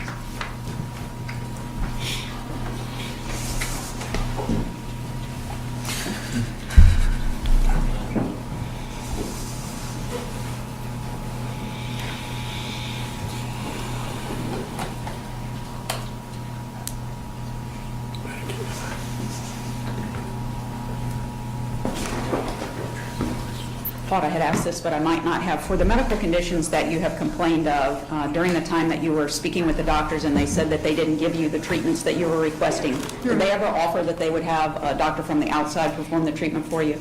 No. I don't have anything further. Student cross-examination. Yes, sir. All right, so the incident in the shower, after you let the inmate know that you did not like what she was doing by telling her to stop, did she ever try that again? No. And that inmate's no longer, or you didn't disclose the name of that inmate, but you did tell the investigator that that inmate is no longer in jail with you, right? She's no longer there. She left shortly after that. Okay. As far as the arm twist incident from October of 2024, you said you reported that in February of 2025? Yes. Okay. And you wouldn't give the name, you said you wouldn't give the name of her to the investigator either, okay? No. But you do know that if you would give her name, that instead of you being separated from the pod, she could be separated from you and you could be back with the general population. Yeah, but she's not the only one that could hurt me. That's why I wouldn't do it. She had a half a dozen girls that came up to me. Was there ever any physical violence by her or anyone she's friends with after that October 24 incident? No, that was it, that day. And by being in solitary confinement, does it give you an opportunity to have a quieter space where you can prepare for trial? I guess it would be a quiet space if I could get some sleep and I would be able to concentrate on what I'm supposed to do. Yes, that would be helpful. Do you also get in-person visits with your attorney in jail? I do. Okay, and when that happens, are you in a room alone with him or her or both? Yes. Okay. Yes. And y'all are able to have conversations then that are private? Yes.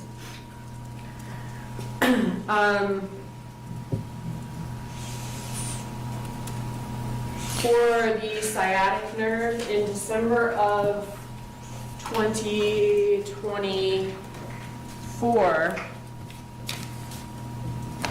were you offered a Solumedrol, a steroid injection for that pain that you declined? I am going to object to the use of the medical records by the state based on a prior objection. Ms. Dugan, do you have an ability to show that these records were not a part of what was obtained by Investigator Newland that is still disputed?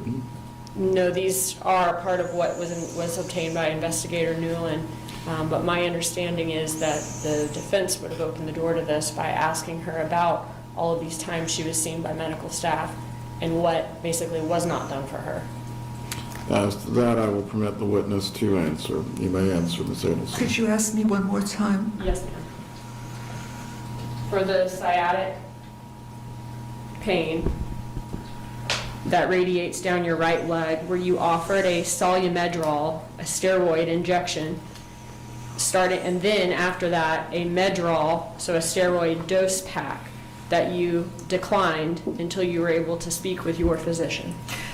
No, I told her that in the past I had gotten a steroid injection in my spine, and she said, we don't do that. I could offer you, and it was a Medrol dose pack, I think.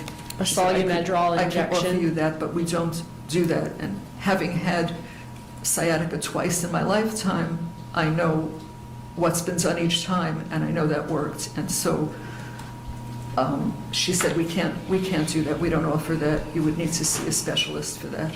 Okay. I'm going to show you this page, looking at the encounter from December 13th, 2024 at 3:22 p.m. Does it say, offered patient a Solumedrol injection and then starting tomorrow a Medrol dose pack? Patient requested decline until she can speak with her physician. I don't know what a Solumedrol injection, but she told me they don't give steroidal injections in the spine. She says we don't do that. And I don't recall her offering an injection. I do remember she said I could give you other medication. But I've been there, I've done that. I know what happens with sciatica, and I know what needs to be done. That's not going to be the answer. For your arm and shoulder pain, isn't it true that you reported you had mild pain in your left arm and shoulder? No, I heard that gentleman say that before. I couldn't believe it. I told her that I had severe burning pain down the outer part of my arm. I never... Yeah, that's the high end of the scale. I told him I had severe, burning, seething, raging pain. Not mild. Where did he get that from? I said ferocious, searing, burning, agonizing pain. Never used the word mild pain. So I don't know where they got that from, but that's not what I said. I might have said wild pain, like with a W. The pain is wild. The wild pain is attacking my arm. Okay. I'm going to show you the encounter from February 3rd, 2025 at 2:29 p.m. Under musculoskeletal, does it say positive for left upper extremity limited ROM range of motion, comma, mild pain? That's what it says, but that's not what I said. In no way is that pain mild. And so that's just what the doctor would have written down, but you're saying that's not what you told the doctor or nurse? I didn't, had that been given to me and I read it and I had to sign it, I would say I never said this. But I'm telling you, I never said mild pain. Okay. It's shooting hot pain down my arm. Shooting, hot, burning, seething, raging pain. You Get it did right. have an x-ray, and they did go over that x-ray with you and let you know that there was no fracture or dislocation. There was no fracture, that's what she told me. I didn't think it was a fracture. No. Or dislocation of your shoulder or arm? No, there's just pain.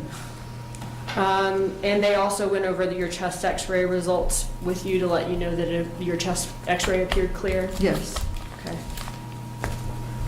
You ultimately received the Band-Aid and Neosporin for the cut on your elbow? Yes, I got that on, I think it was Saturday. When did I get that? On Monday.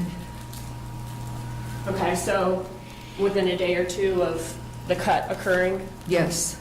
And you said that if you are given a bond, you will reside in Tallahassee, you will follow court orders. But when you were afraid of being arrested right after Charlie Adelson's trial, isn't it true that you hoped that you could get to the airport before you were arrested. I wasn't afraid of being arrested.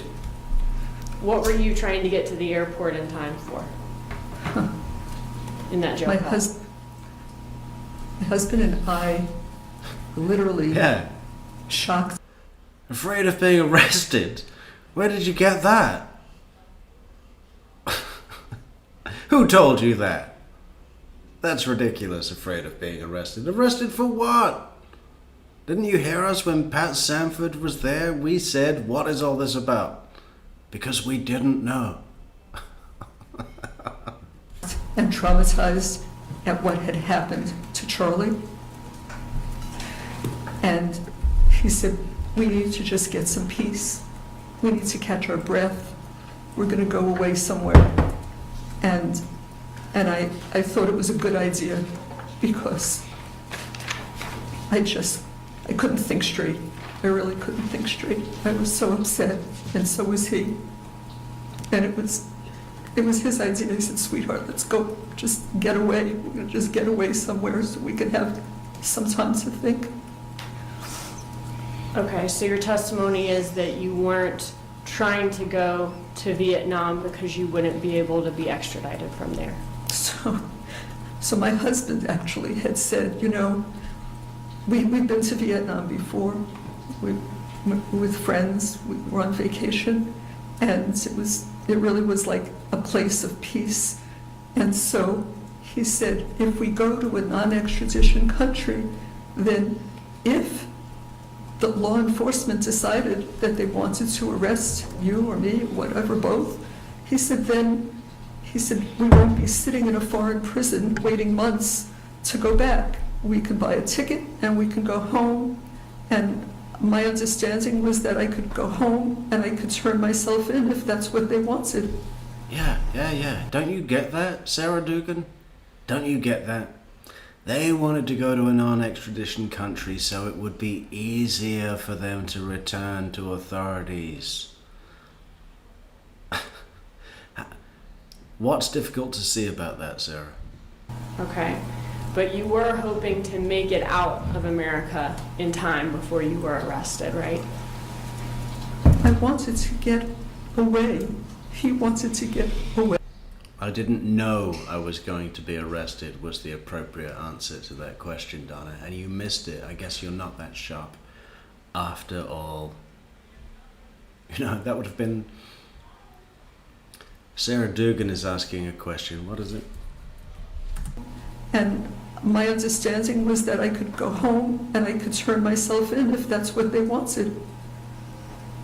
Okay, but you were hoping to make it out of America in time before you were arrested, right? See, slightly room for an argumentative objection there. I mean, the question, you know, assumes that Donna knew she was about to be arrested. But you were hoping to make it out in time before you were arrested, right? The appropriate answer would have been, I didn't know I was going to be arrested. I wanted to get away. He wanted to get away. That's what we wanted to do, and it wasn't... Yeah, that's what the authorities, they're trying to get away. They're trying to get away. Stop them from getting away.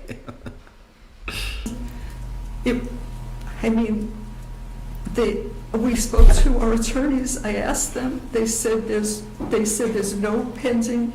We purposely called them to make sure it was legal to do it, and they said there's no, what were their words? There's no pending charges and there's no warrants. So you want to go. And so I thought you ask your attorneys and they tell you that. I'm going. But Dan did tell you, as you say in the jail call, that knowing what they're thinking up there, I don't know if you'll make it out in time. I really don't. But that he said you might, or you might get to the airport and they'll stop you. It could happen. That's what he said. Right. So you went to the airport knowing that it could happen. They could stop you at the airport. You could end up being arrested. Yeah, that's what Dan said. Right.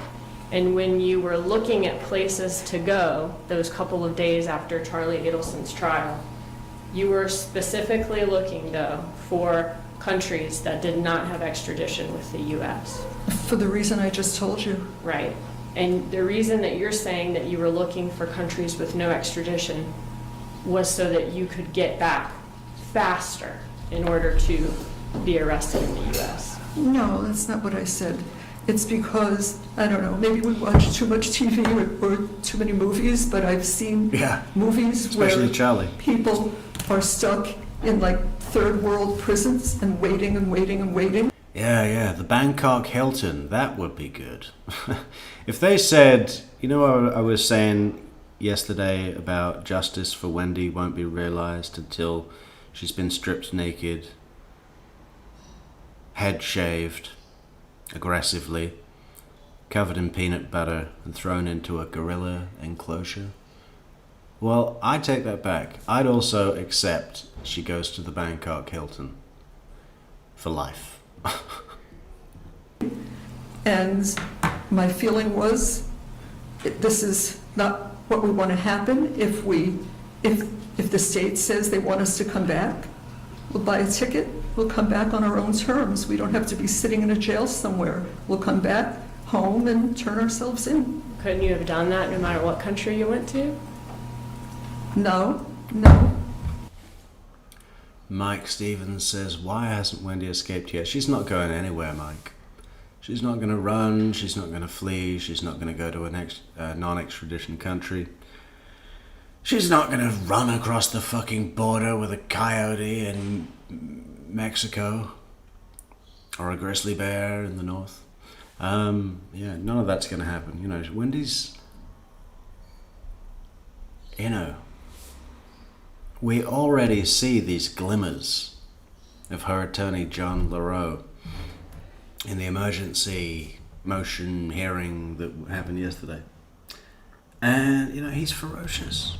He put together that argument with no room for interpretation. It might as well have been telling the court, this is what's going to happen here. I mean, it was a strong argument with no room for argument against it, She's coming into trial. If she's arrested, she's coming into trial so prepared. So, I think she's excited to do it. I think she would love to do it. And, I believe that she'd certainly have more grounds than Charlie or Donna for getting a successful Arthur hearing and an exception to bail of defendants facing first-degree murder charges. She could be let out on some house arrest pending trial.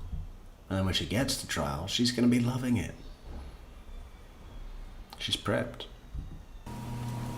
No? No. You couldn't have found out that you had a warrant for your arrest and come back if there was an extradition policy? Well, not if they would, I'm not in law enforcement, but it appears that they would notify law enforcement in that country and then they could hold you in a jail for God knows how long. And I didn't want that to happen. So he said, well, that's why we'll do it this way, honey. That way if they do notify us, so we get a phone call from our attorney or from law enforcement, then we'll buy a ticket, we'll go home. Okay. And so it would have been on our terms. That was the point. That was the reason that he thought that was a good idea. And your Before you continue, Ms. Dugan, we are over time. If you please can get to your most pertinent questions. Yes, sir. I guess your testimony ultimately, though, is that you were not trying to go to a country with no extradition because you were trying to avoid being held accountable for this charge. That's your testimony? I didn't do this. Okay. Being held accountable for this is not what happened. Being arrested for this case. Being arrested? Right. That was not what you were trying to avoid by trying to go to a non-extradition country. We were trying to get our heads on straight and just breathe. That's all I have, thank you. Any redirect examination for Mrs. Adelson? Just one question, Judge. You may proceed. The testimony was you were offered an x-ray. You were never offered an MRI for your shoulder, were you? No. Thank you. You may step down, Mrs. Adelson. Deputy, please assist her to her seat.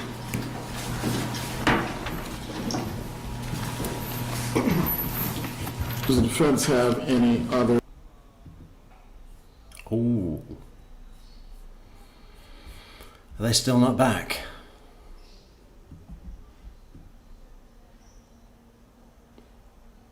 Still in that corner. I wonder if they're going to come back. I mean, what time is it over there? It's 12:30. They're probably having lunch. Oh, movement.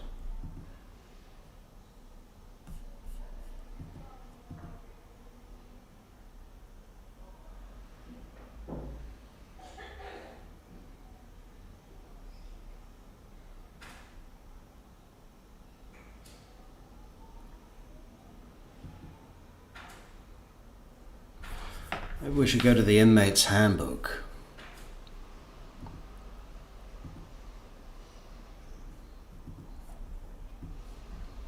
What do we have in here? Donna's clearly read this thoroughly. A message from Sheriff Walt McNeil. Please join me in celebrating and appreciating the accomplishments of 2023 and in looking forward to a year of engagement as we remain steadfast in our mission to reduce the incidence and fear of crime. We will continue to engage with each other and our community with kindness, integrity, and respect. Okay. I should hope so. Introduction, okay. Philosophy and goals. And there's a picture of some flowers there. That's nice. Life safety. Life safety, yeah. The detention facility has established... I need to zoom in here. There we go. The detention facility has established plans in place should we have an emergency or natural disaster. Our goal is life safety for staff, inmates, and visitors while maintaining the integrity and security of the facility. We expect and require your complete cooperation when directions are given during an emergency situation. In the event of fire evacuation, exit floor plans are posted throughout the facility. Alarms will be sounded. Announcements will be made over the public address system. And officers will be giving directions for you to follow. Follow all directions given, and you see it's in red there, so that means it's serious. Number 3, safety devices are installed throughout the facility. Do not tamper with these devices in any way. Tampering with such devices, i.e. fire extinguishers, smoke alarms, is a criminal offense, and violators will be prosecuted to the fullest extent of the law. Okay. Sexual abuse.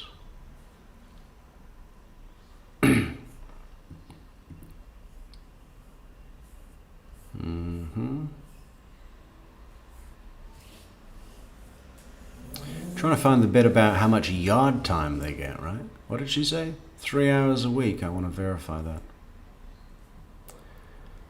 Counseling programs. You see, this is what fucking Sarah Boone should have been putting a big red circle around.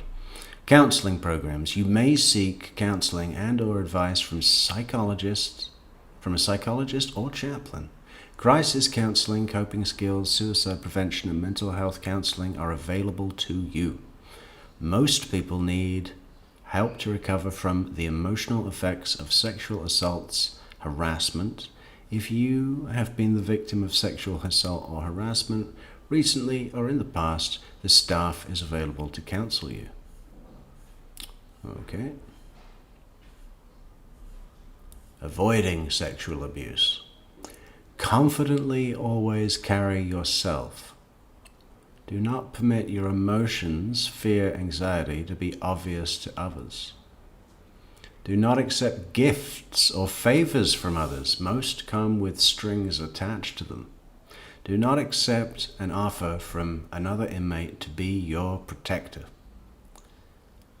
Find a staff member with whom you feel comfortable voicing your concerns. Be alert. Do not use contraband substances such as drugs. These weaken your ability to stay alert and make good judgments. Well, some of them. Be direct and firm if others ask you to do something you do not want to do. Do not give mixed messages to other inmates regarding your wishes for sexual activity. Choose your associates wisely. Look for people who are involved in positive activities like educational programs, self-help programs, or religious services. Trust your instincts.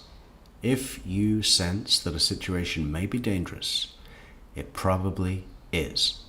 If you fear for your safety, report your concerns.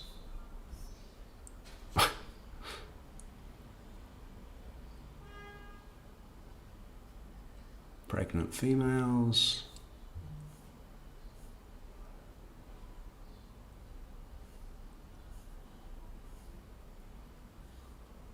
Indigent status inmates.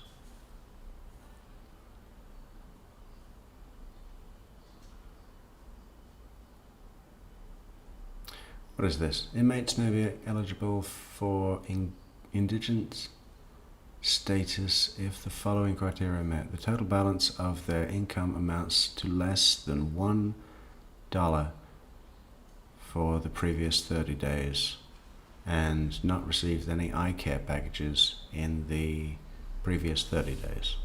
What's this thing with eye care packages in the jail?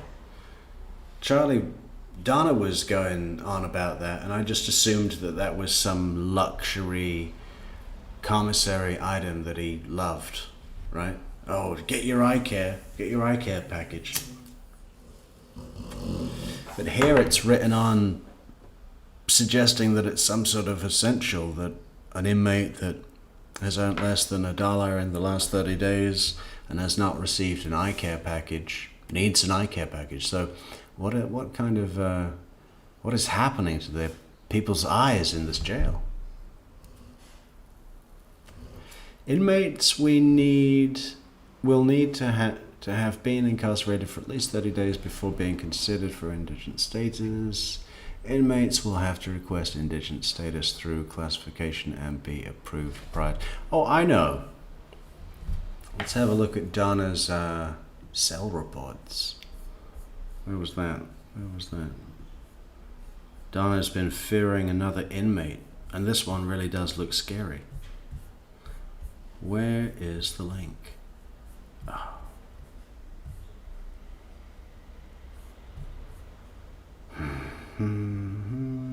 Save.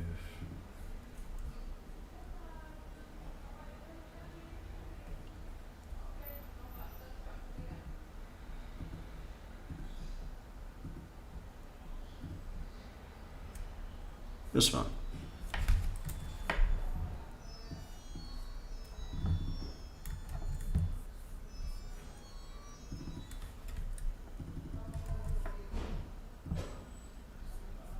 So this is a report from Wakula, July 11th, last few weeks ago, 6 weeks ago. Inmates request. I am requesting to be moved because I'm uncomfortable in a room with What is her name? I have it written down.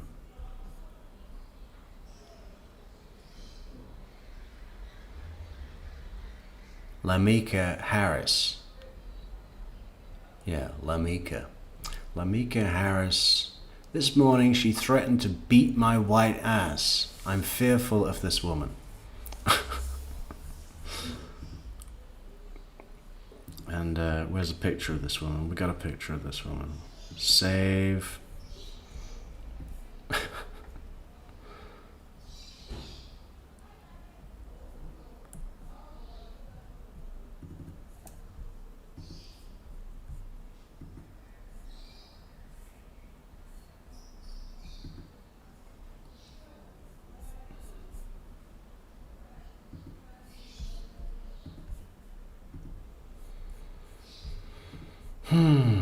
So here's Lama Harris.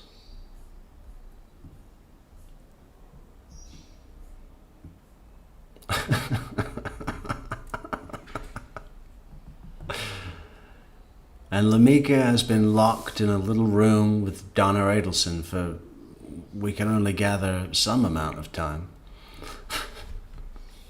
What do you think they had to talk about?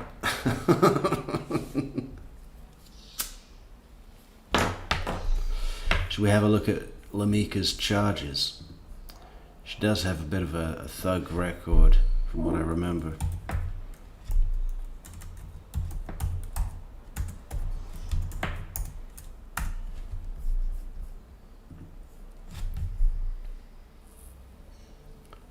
Fellow DOC here. Most states do not include eye care package in indigent status. They would probably have to file for an ADA request. Indigent status includes clothing, shoes, paper, pen. Okay. Thanks for, so yeah, I just wonder what it is with this eye care package that keeps coming up.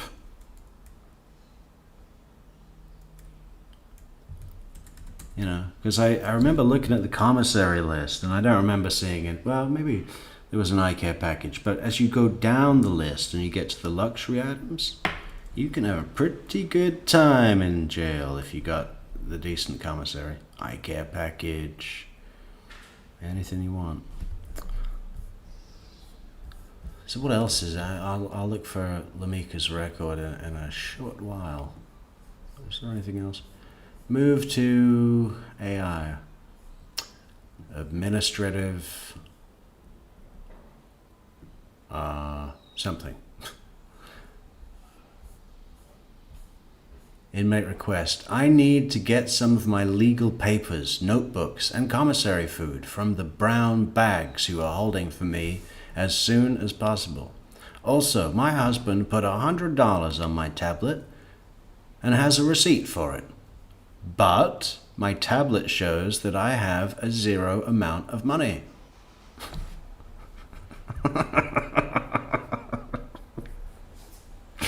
I have a zero amount of money. I love that. I'm gonna, even if no one else wants one, I'm putting that phrase on a coffee mug. What is it? I have a zero amount of money. I love that. I have a zero amount of money. Speaking of which, if you want to support the channel, you can support the channel. And the place to support the channel is at buymeacoffee.com/truecrimemetrics, where you can show support for the Metrix channel and support us with a coffee. Or please do leave a like on the video, guys. That would help as well. Oh, we're doing pretty good for a empty room. I mean, wait until opening statements. Then it'll be our time to shine. Anyway, I have a zero amount of money. Can someone help me with this? Was allowed to retrieve 7 bags of personal items. Okay, good. I have severe pain in my back and Leon County gave me a plastic chair with a back to help elevate this issue.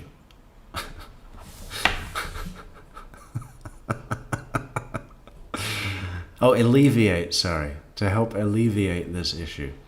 Can I please get a char as soon as possible? Also, I was not given Prexa last night. I did not sleep at all. I am not receiving all my medication. Okay. You must utilize the sick call process before we can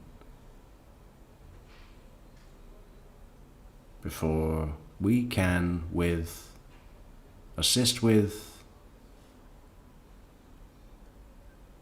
shower chair or another chair. I don't know. What does that say? I will give you a sick call so we can start the process. Okay, good. That was just on the oh no, it's not June, is it? That must be August 6th. Can't read. Inmate Adelson issued 1 gray thermal top, large, on June 25th, and 1 white thermal bottom. Okay, good. She'll be warm enough in that, I'm sure. Does the music from my previous tablet that I had at Leon County transfer to my tablet here? At the moment, nothing has transferred.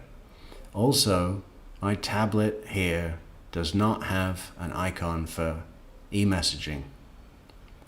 How do I get my messages and photos that were attached to them? And how can I send e-messages? Thank you for your assistance. You have a help button on your tablet that will take you to Securus customer service. Please contact them, as we don't have any control over their software. If you don't receive resolution, please let me know. Yeah, okay, so something funny about Donna sitting in a cell on her own, and then suddenly, you know what I'm gonna do? I'm gonna listen to some music. I'm gonna put some music on while I sit here. I wonder what music it is. I'd love to know. Is that it? Oh, that's it. That's the last of the reports. Let's go back to the... maybe we should go to the comments. Hello, Ashley Rose 7100. Welcome back, Ashley. Oh yeah, that's what we were going to do. We were going to check out her record. How do we find her record? We'll go on to the secret database. Which is where? Lamika Harris. Criminal charges. Leon County. Or is it Wakulla County? I guess it's Wakulla. Wakulla County. Or is that just a city? Is Wakulla a county or a city? Oh, it is a county. Okay. Lamika Harris v. State of Florida. That should do.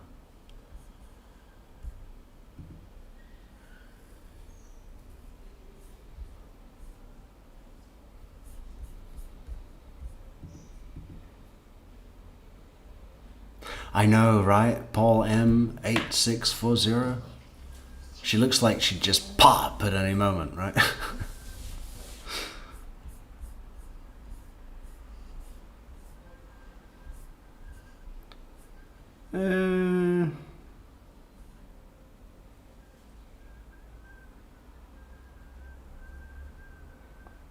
This is just something about her appeal, which is very short and not worth reading. I'm sure I've seen her criminal record. It was all like violent crime, some drugs, some theft, mostly violent crime.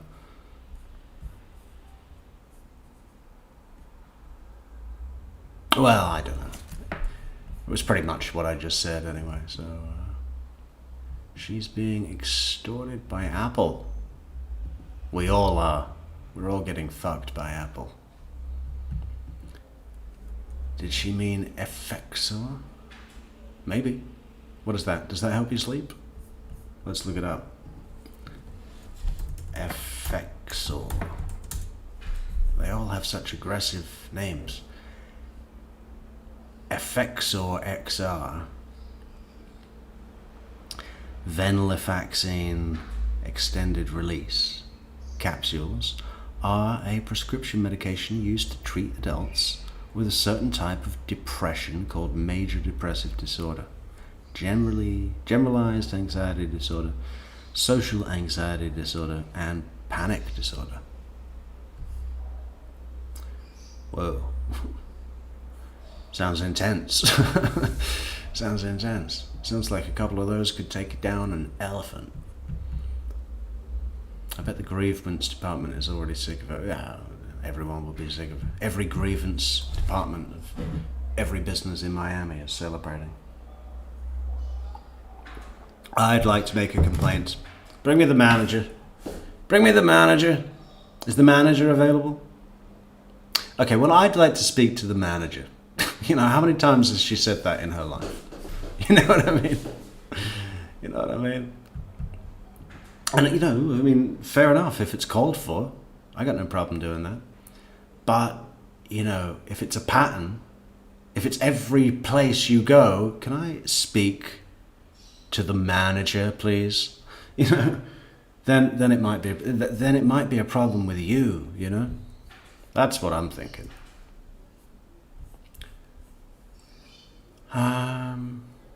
Okay, so why don't we go back to the room?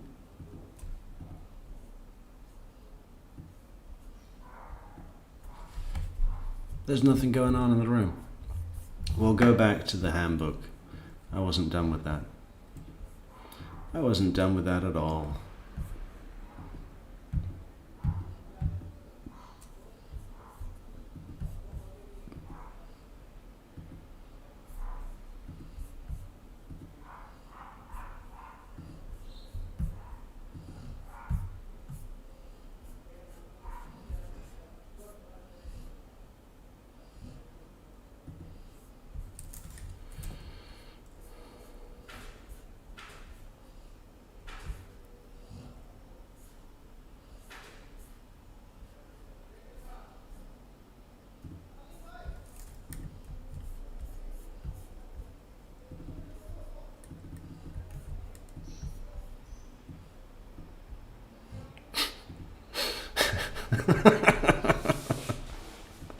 It's just that pose as well, you know, the face and everything, the hands, the crazy hair, 2 hot tear tattoos. I mean, you know, yeah, okay, we get it. We pretty much got the full picture, lady.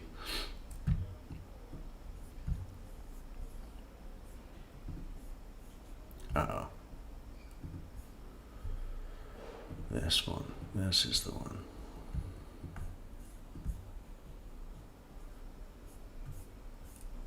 So what are we looking for? We're looking for how much time they get outside.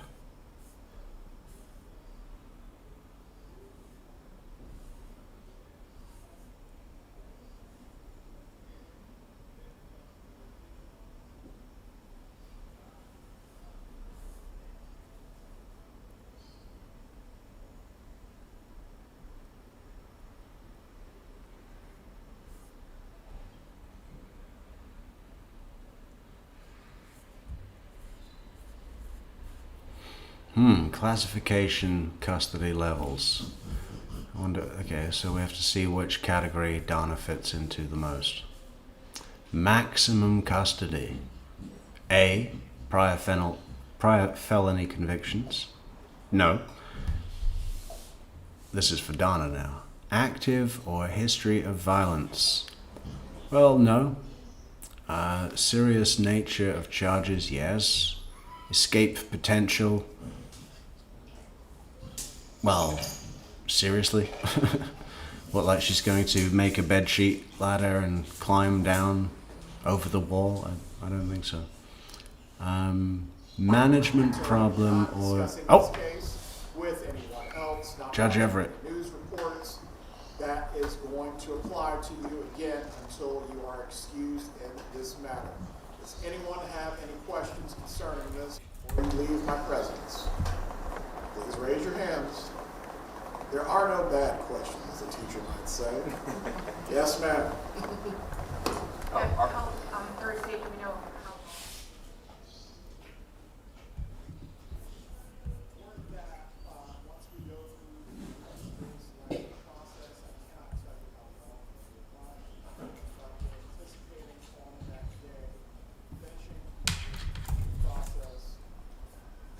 Jurors who are selected being sworn 600% boost.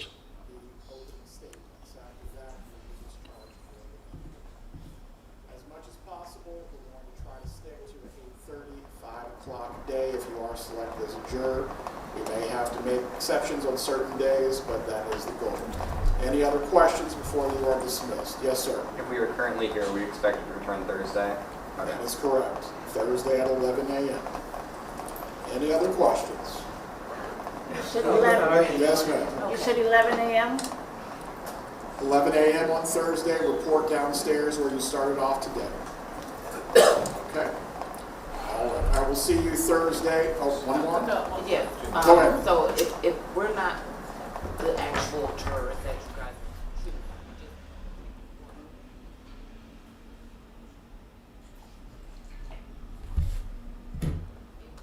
relate to that until after that. So if I need to address it, then it's work related.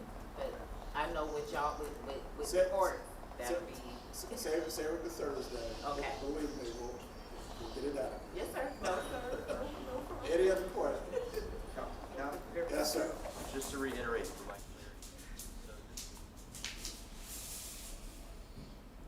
Screenshot, look at that. Oh, with the hands. And the defense. It's like he's at a baptism. You are not a juror right now. You are still a prospective juror. You've just gone through the first round of screening. Okay. Don't read anything. Don't watch anything. Anything else? Have a good lunch break. See you Thursday. Yes. Give me your numbers. Right, so now they're going to break for lunch, which means we're going to have more time.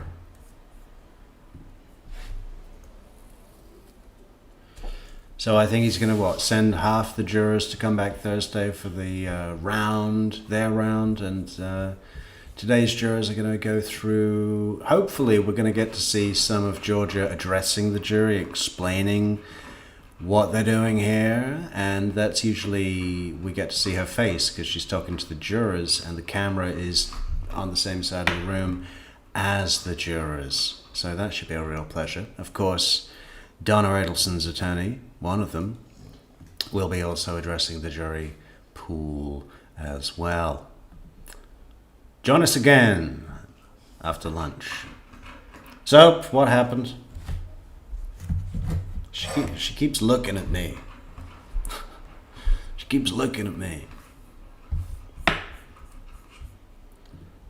Let's make this picture of Judge Everett really pretty.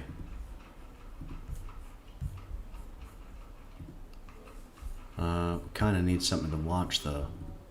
Hang on, I just need to make this picture pretty.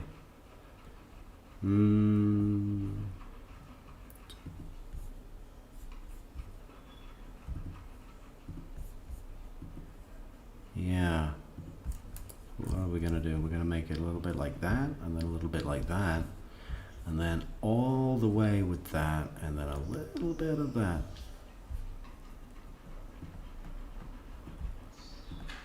It looks like he's about to break out into a gospel song. It's fantastic.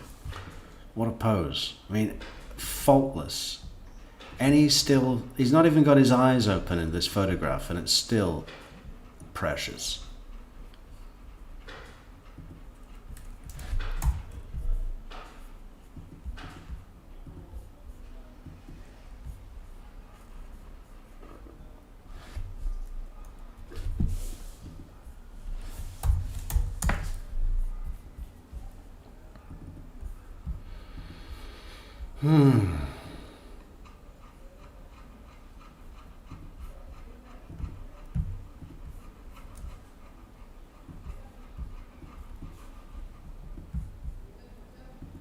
There, look at him. I want this to be my screensaver on every device. Floating Everett. How relaxing that would be. And the guy could be anything he wanted to be. He wanted to be a judge. He could have been a gospel singer. He could have been a blues man.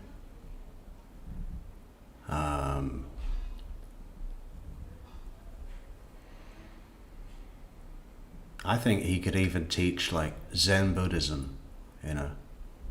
He just seems very centered. Sensei Everett. Black belt in justice.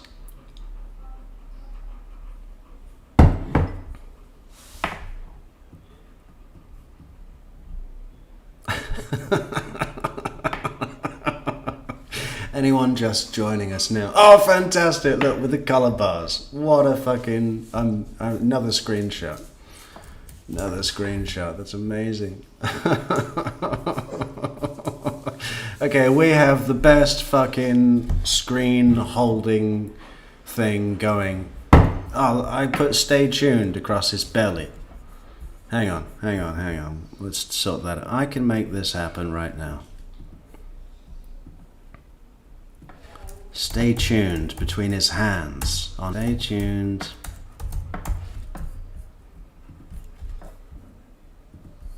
This is genius. You see, this is what those big channels like Court TV don't understand.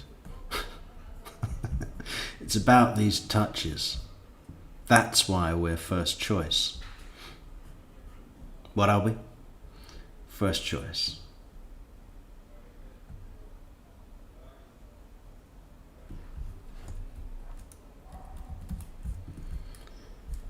A little bit to the left. Okay, that's good.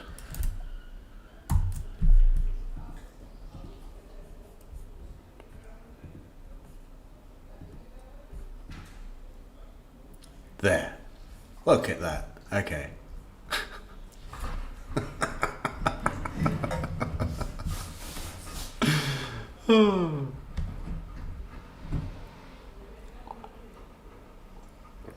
You're never going to get Court TV and Tallahassee Democrat coming up with that. I'm expecting a call from their creative development team any day now.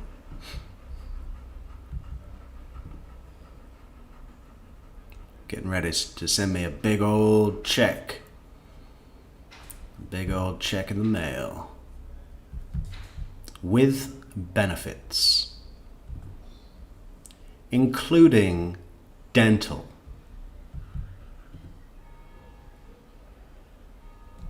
And I want a car. And a raise. I want a raise before I've joined their team. Double the money.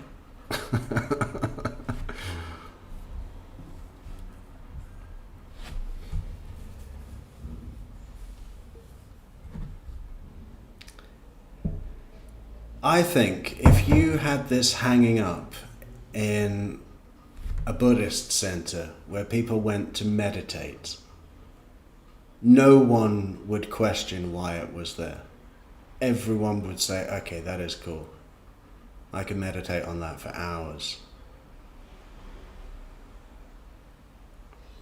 He's a holy man, that's what it is.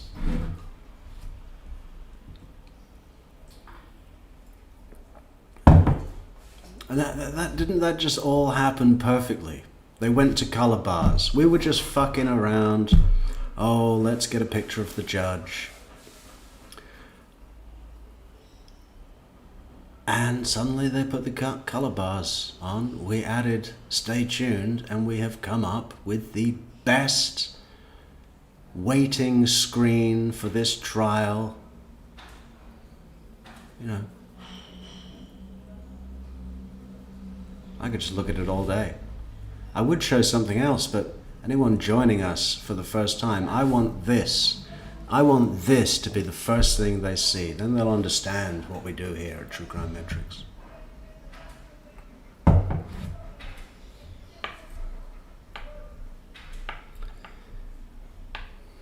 Hey, so why don't you go and check what's happening on the balcony? I hear there's a phone call for you. 3 miles away. In the woods. Why don't you go and see who it is, hmm?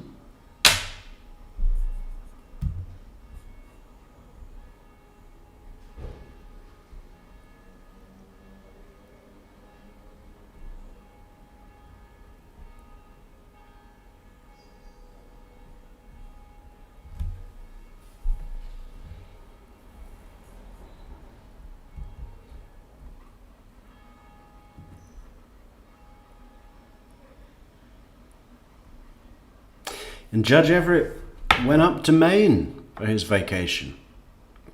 Maine and parts of Canada.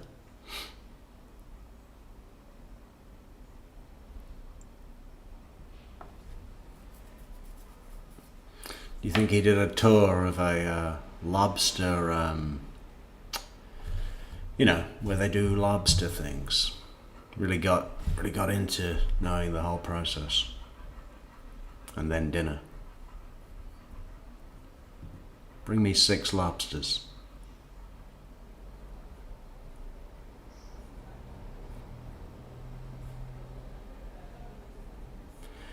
So I suppose we really should play something else, right? They have gone to lunch, so why don't we look at... I'm trying to think here. We could just talk. We could just talk. Donna's jury selection. So I think the state recognize the style of defense that they can expect, you know, using what the defense have shown them, like what we just watched in the sympathy plea. You know, I'm old and they bully me and I can't review my papers and my breathing is so labored, it's impossible for me to have a phone conversation. So I need to be released. You know, they've got the state have a good idea about what kind of jury Donna Adelson is going to want.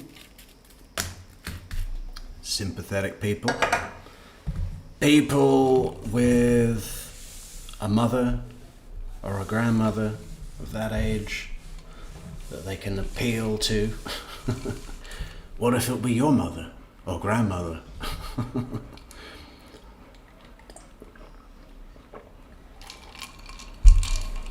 The question is,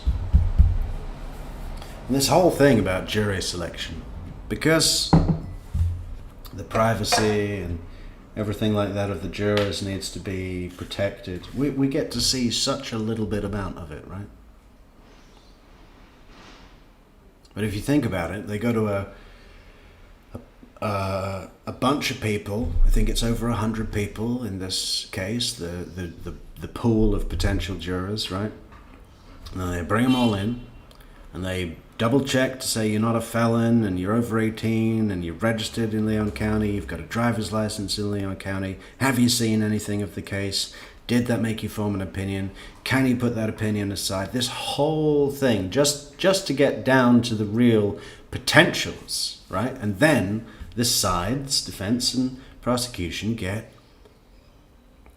you know, a points-based veto selection process where they get to ask questions of jurors, and they do that to figure out if that potential juror is going to be a good person that they will be able to appeal to. There's a lot of judgment that goes into that decision. And you have to be second nature about it. You have to not even be able to just get a feel for it. You want to connect with that person as the lawyer who's going to be speaking to the jury. You want to make sure you connect with that person just on a base level, right? You know, some people that you don't like talking to and you're never going to want to talk to and you hate and you just can't, you know, there's no fucking chemistry whatsoever, right? There's friction, a lot of friction. Obviously, you don't want that. But then taking it beyond the personality level, you've got to get into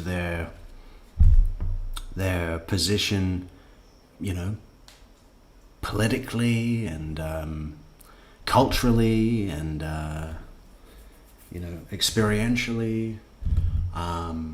So many things you've got to bring in to like, is this juror going to be good for me? And then all the time, the opposing side is like, should I blackball? Is this potential juror going to be really good for the defense? Because if it is, then I should blackball them and get them off.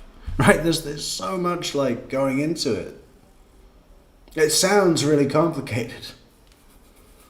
And I guess in the end, that you just get what you get and go with it, right? You know, are the odds stacked in favor of the state? I mean, I always think, you know that thing where Judge Everett was reading out the charges and he was reading out the charges, the defendant's charges to the jury, and he said, you know, you're not, something to the effect of, you're not to interpret me reading out these charges as evidence in support of her guilt, right? This is only what the state is saying the defendant did. And that's fine, but really, if you look at the probability, you know, most times that the state makes an accusation, they're right. You know, and the person gets convicted. That's the general thing overall, is that the state arrests the right person and is successful in the conviction of that person. That's the thing that's got more points than any other thing, whether it's the state was right but the defendant got off, or the state was wrong, and you know, all the different combinations that could be. The most common is the state was right and succeeded, I'd say, right? So by taking into account those statistics, the system gears normal, regular people by its success, just in its success, the idea that if the state makes an accusation, then they are probably right. And I don't think any regular human being could get away from that, you know?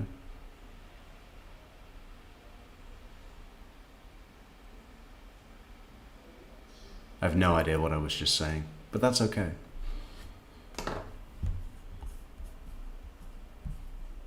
Put that on a mug. What are we putting on a mug? Or this, Judge Everett. We should put it on a mug. I think we're going to have Judge Everett's a very popular judge. We can't get away from that. But I want to capitalize on his popularity. Okay? So we're going to be doing a whole range of Judge Everett merch. Mugs, shirts, hoodies, other things, you know. Some of the other things, though, are just way over the top expensive, you know. Because how it works is you go to, like, the merch thing, and you choose the blank products that you want to be printed with your image or design or whatever it is. And some of them, like they've got, you know, those little metal water bottles, not even big, I mean maybe 18-ounce bottles, but they're metal. You can get one of those printed with Judge Everett, but it's going to cost the consumer, the customer, the end customer, it's going to cost them like, I think it was like $38. And I added them. And then I was like, I'm deleting this. This just makes the shop look extortionate. You know? $38 for a fucking water bottle, metal water bottle with Judge Everett on. We'll just stick to the shirts. The shirts are better. Mugs, shirts.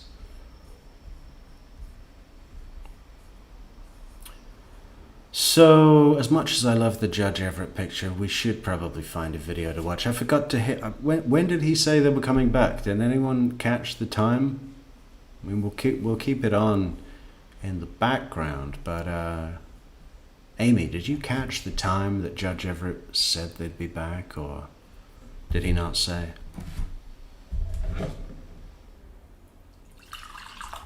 If anyone wants to support the channel, on the Coffee website, there is a link to that website in the description for the video. It's the one just under where it says buymeacoffee.com/True Crime Metrix, and you can support the channel that way, or please do leave a like on the video. And tell everybody about this video.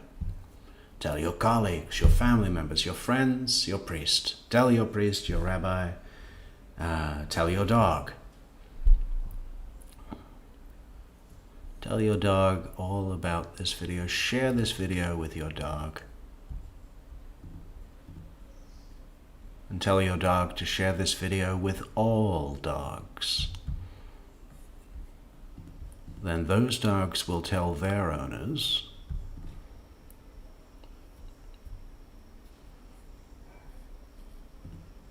I only drink hot chocolate, so I would want hot chocolate in place of Stay Tuned on my mug. Fucking amazing.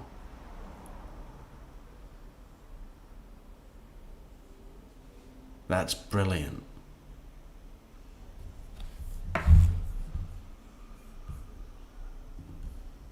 Because, I mean, what is Judge Everett if he's not hot chocolate? They could put that on his tombstone.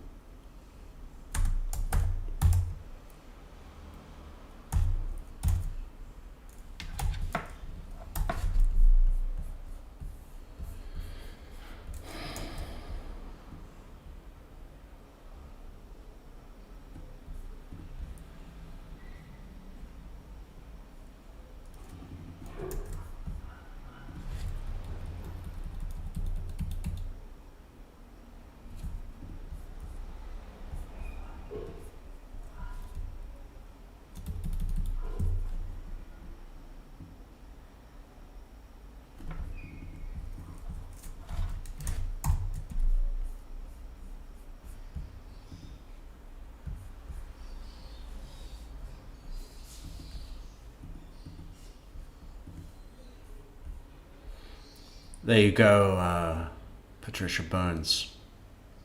Hot chocolate. Hot, I need to write it down.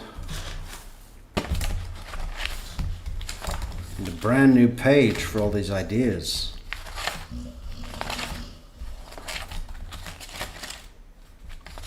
What was the other one?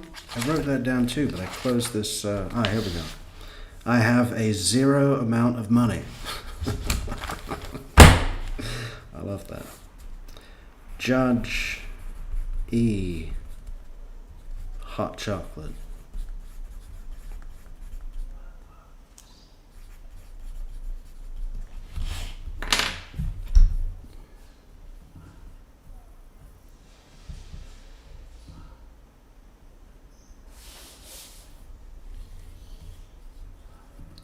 Stickers. Oh, Ashley, that's the annoying thing about our new provider. I mean, they're fantastic. And whereas the old provider, you know, didn't deliver anything and didn't send me any profit and didn't answer my support request emails.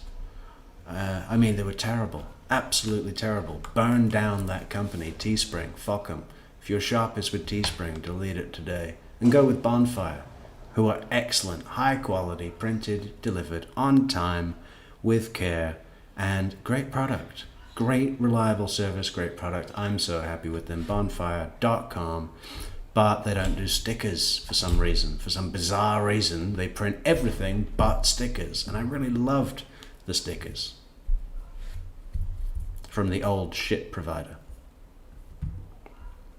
But, you know, on balance, we're up. We've got a great provider. They do fantastic t-shirts. They do fantastic clothing and fantastic mugs. Yeah, but no stickers, so we'll have to go without. But someday we'll be producing our own stickers in-house.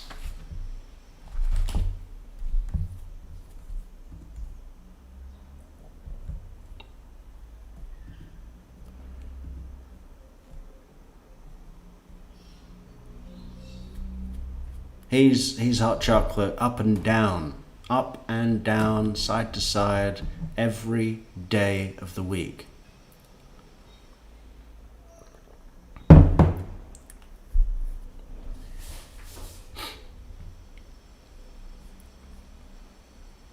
What about underneath? Like maybe around the base of the cup of Judge Everett looking hot chocolate, and then underneath it just says, "Let the postman ring twice."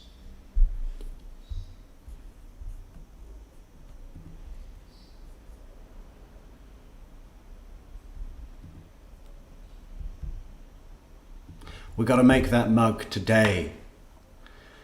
And we took this screenshot of Judge Everett by total chance, total fluke.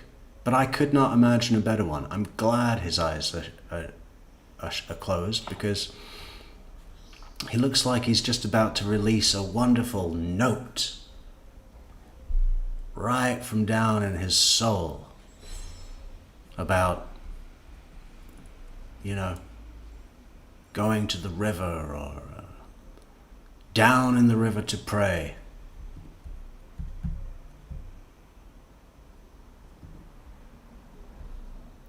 "26 out of 50 jurors got through this morning.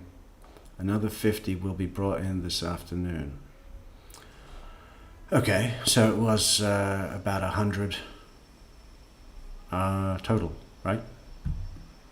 Judge Everett, when lunch hour is coming, justice is served with extra sauce.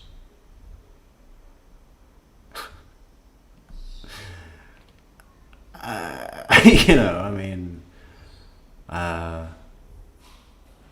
yeah. I don't know if I want to take the image that far, to be honest, Veronica. You know, I was quite happy without completing the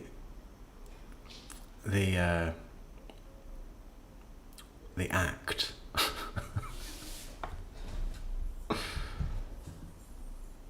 Yeah. Danielle Savoy single-handedly revolutionized our merch store, guys. Congratulations to Danielle. You know, she just popped up one day and she was like, "Do you have 100% cotton? Because I really want one in 100% cotton." And I said, "I can do that. I can make that happen." And now we just do it as a rule. For everything we do. There's an option. 100% cotton. And the feedback from Danielle personally has been amazing. Top quality. Top quality. Couldn't be happier with the provider. Anyway. Yeah, where is everybody else? How many channels are covering this today?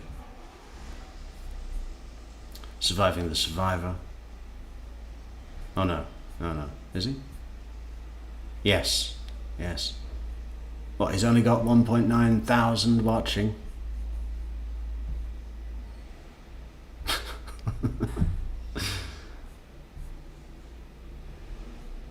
Grizzly True Crime.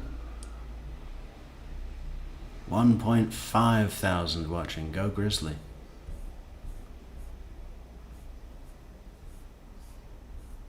I'm sure I saw Roberta Glass. The Ward Case Studies. 75 watching, okay. Roberta Glass. Ah, Pretty Lies and Alibis. What you know, Alibis? Love that girl's accent. It's great. What you know, Alibis?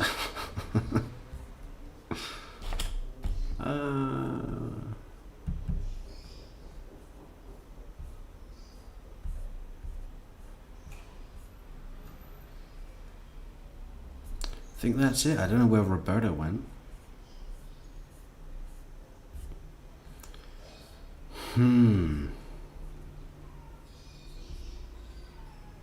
Well, what else have we got? We've got to have something to watch.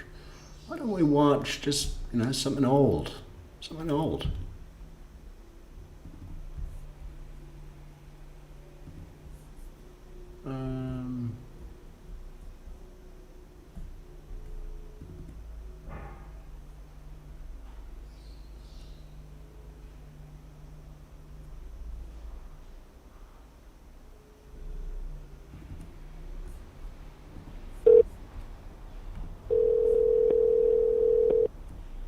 You just disconnected.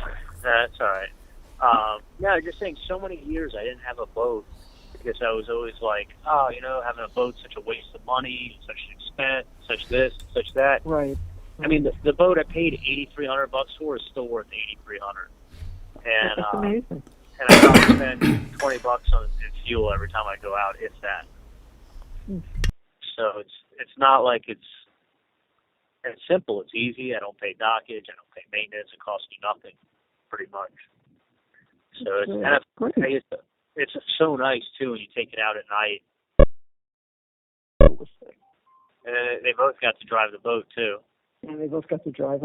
Did I send you that? There was a cute picture of Ben. He was such a serious face driving the boat. He really liked that. They really got to drive. I mean, I wasn't steering for a lot of it. So it was very cute. Very cute. No, it was a great day. Wendy texted me that she had a great time.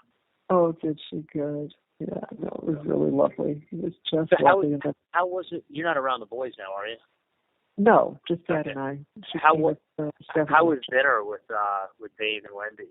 Like they were. It was really nice. I mean, it was really nice. They were like a couple, They were, he was constantly putting his hands over her by her lap, and everything that this guy was saying about her, which all positive, cute, things about how impressive she was. He was just like staring at her and smiling, like, wow, she's really terrific, and it was really cute. And then when we went outside, they had walked out about a minute before us, and we were walking out with Bruce Blackwell, and then as we walked out, he already had his arms around her waist, and they were, like, cuddling a little. It was really cute. It just made me happy to see it. It was really nice. No, I mean, I that's why I think he was going to, he was definitely going to come. It was just a matter of, like, when he was like, we spent the whole weekend together, and then he was going to have to come up to Fort Lauderdale, but then he had to pick his kids up at 4, so it was like, No, I understand that. So, but no, that sounds good for her. Yeah, I hope so. I really do. It looked nice. It looked nice. I was happy to see it. Yeah, no, I gotta tell you, like, I think I'm a pretty good judge of character. Oh, I know you will. And Real good judge of character. Real good, sourcing the hitman. Real good going through your girlfriend and judging the characters of people that you've never met. I think what you see is what you get. Yeah. Without a doubt in the world, because frankly, I'll be honest with you, and I only say this to you, I wouldn't say it to Wendy, but if I had 3 boys of my own, and I had a company worth millions and millions of dollars, and I had a nanny, and I had my own thing going on, I would date, have fun. Like, the last thing in the planet I would do is look to settle down again. I mean, obviously, this first one was a fucking disaster. Yeah. And he didn't think it was a fucking disaster when he got into it. But he's got 3 healthy boys. Like, I would look to travel, have a good time, enjoy life. Like, he's not like that. Like, Bree told me, like, he's dated other girls. He doesn't want to date anybody but Wendy. I'm like the one girl who's blowing them off. Well, hopefully she won't do that anymore. It doesn't look like she is. No, it doesn't. It looks like she I talked some sense into her. Yeah. You know, Yes, I pretty much. You're good. I could have said it. I pretty much told her. I said, if you screw this up, I said, just don't talk to me anymore. Don't talk to me. Not anything worse, but I mean, she realized. I mean, I made her realize, like, Wendy, this. I wouldn't tell you this will never happen again. I've never met anybody like him to begin with, and I let her know. I'm like, Wendy, you have to be with a guy who's successful. You have to be with a guy who has kids. You have to be with a guy who's smart. You know, you have to be with all these things. Like, good luck finding it. You know, and under 50. Hey, I got to take this call. Let me call you back. Go, honey. Love you. Bye. Yeah, thank God for that buddy? call. What's up, dude? Not So much. I just got off the phone, a really good phone call. Within the next 6 to 8 business days, you will be completely out of cool over $1. Get the fuck out of here. Yeah, 100%. Really? Yep. The only thing is that it's just kind of gonna happen, but it's not gonna run up and crash. So you'll have plenty of opportunity. Like, you won't be anything that you'll miss. So it'll be a lot less of a urgency. Let me ask you this: it's trading at like 80. Can I pick up a couple shares tomorrow or no? No. No, you have more than enough. More! I want more. We're winning. I need more winning. Because Adelsons are winning, yes? Shall I pick up another couple of shares? You know, I'm not going to pretend that I understand the stock market in any meaningful way, but doesn't that, I mean, if you fuck with something and then change the value by, you know, further investing in the share that you're in, doesn't that alter the overall equilibrium of what's going on? Something like that. Okay. Yeah, I mean, you know, I think, dude, what do you have? Like, I have. So I think I'm in at like 90 cents. Yeah, yes, that's a pretty nice profit. Yeah, that's awesome. And then 16 right now, minutes, you have about Amy. $18,000 worth of LCLP, and you obviously see where that's going. Yeah, that'll be sweet. Yeah, that's going to $1. Yeah, that's ridiculous. Yeah, you see every day the fucking volume is picking up. Yeah, and they have a really good product too. Dude. Okay. That's fucking sweet. Yeah. What do you think with FBC? Why do you think it's dropping so much? Because the K isn't out. It's not rocket science. We're delinquent. Oh, really? Yeah, so that's why I haven't called anybody yet, because it's going to be everyone's first fucking question. I don't have an answer right this second. When is the K coming out? So that's $1 million question. It's with the accountant and the auditor right now, so I'm just waiting for them to, waiting for them to get it done. It's a shame because we can't announce anything like. Well, I had no place to overnight it from. I don't work from an office. Oh shit! You can get one of the secretaries to do it, or? Well, in my office, I'll be out on Wednesday, and I can do it from my office on Wednesday. Okay. So that's what I was planning on doing. But tomorrow I have an office. But the problem is now, tomorrow I'm at Berkovich's office. I don't want them to see anything. Yeah, please, no. All right, man. Well, look, I'm gonna run in and put my daughter to sleep, and it's first thing in the morning. Okay. Can you do me a favor tonight? Can you go on your computer and tell me exactly how many shares of LCLP you own and what your cost average is? Yeah, I can do that right now. All right, yeah, that would be excellent. I think, judging by what we've talked about, 'cause I've been trying to keep track of it, I think it's like $18,000 worth. So I'm thinking like, I want you to start just like what we said, like. All right. As we approach 50, let's get you out of a chunk, and then fucking put some of the core money back in your pocket, and then buy back in with profit. That sounds like a plan. I'll look it up and I'll let you know.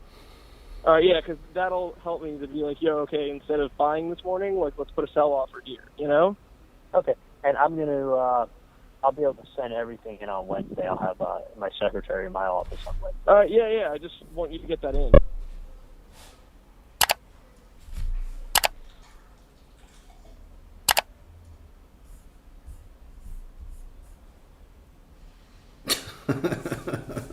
There he is again.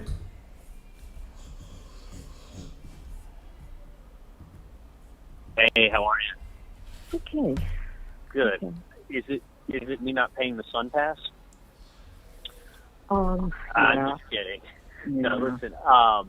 I'm just kidding. I know it's do not the mind paying Sun my Pass. Brown and Brown insurance.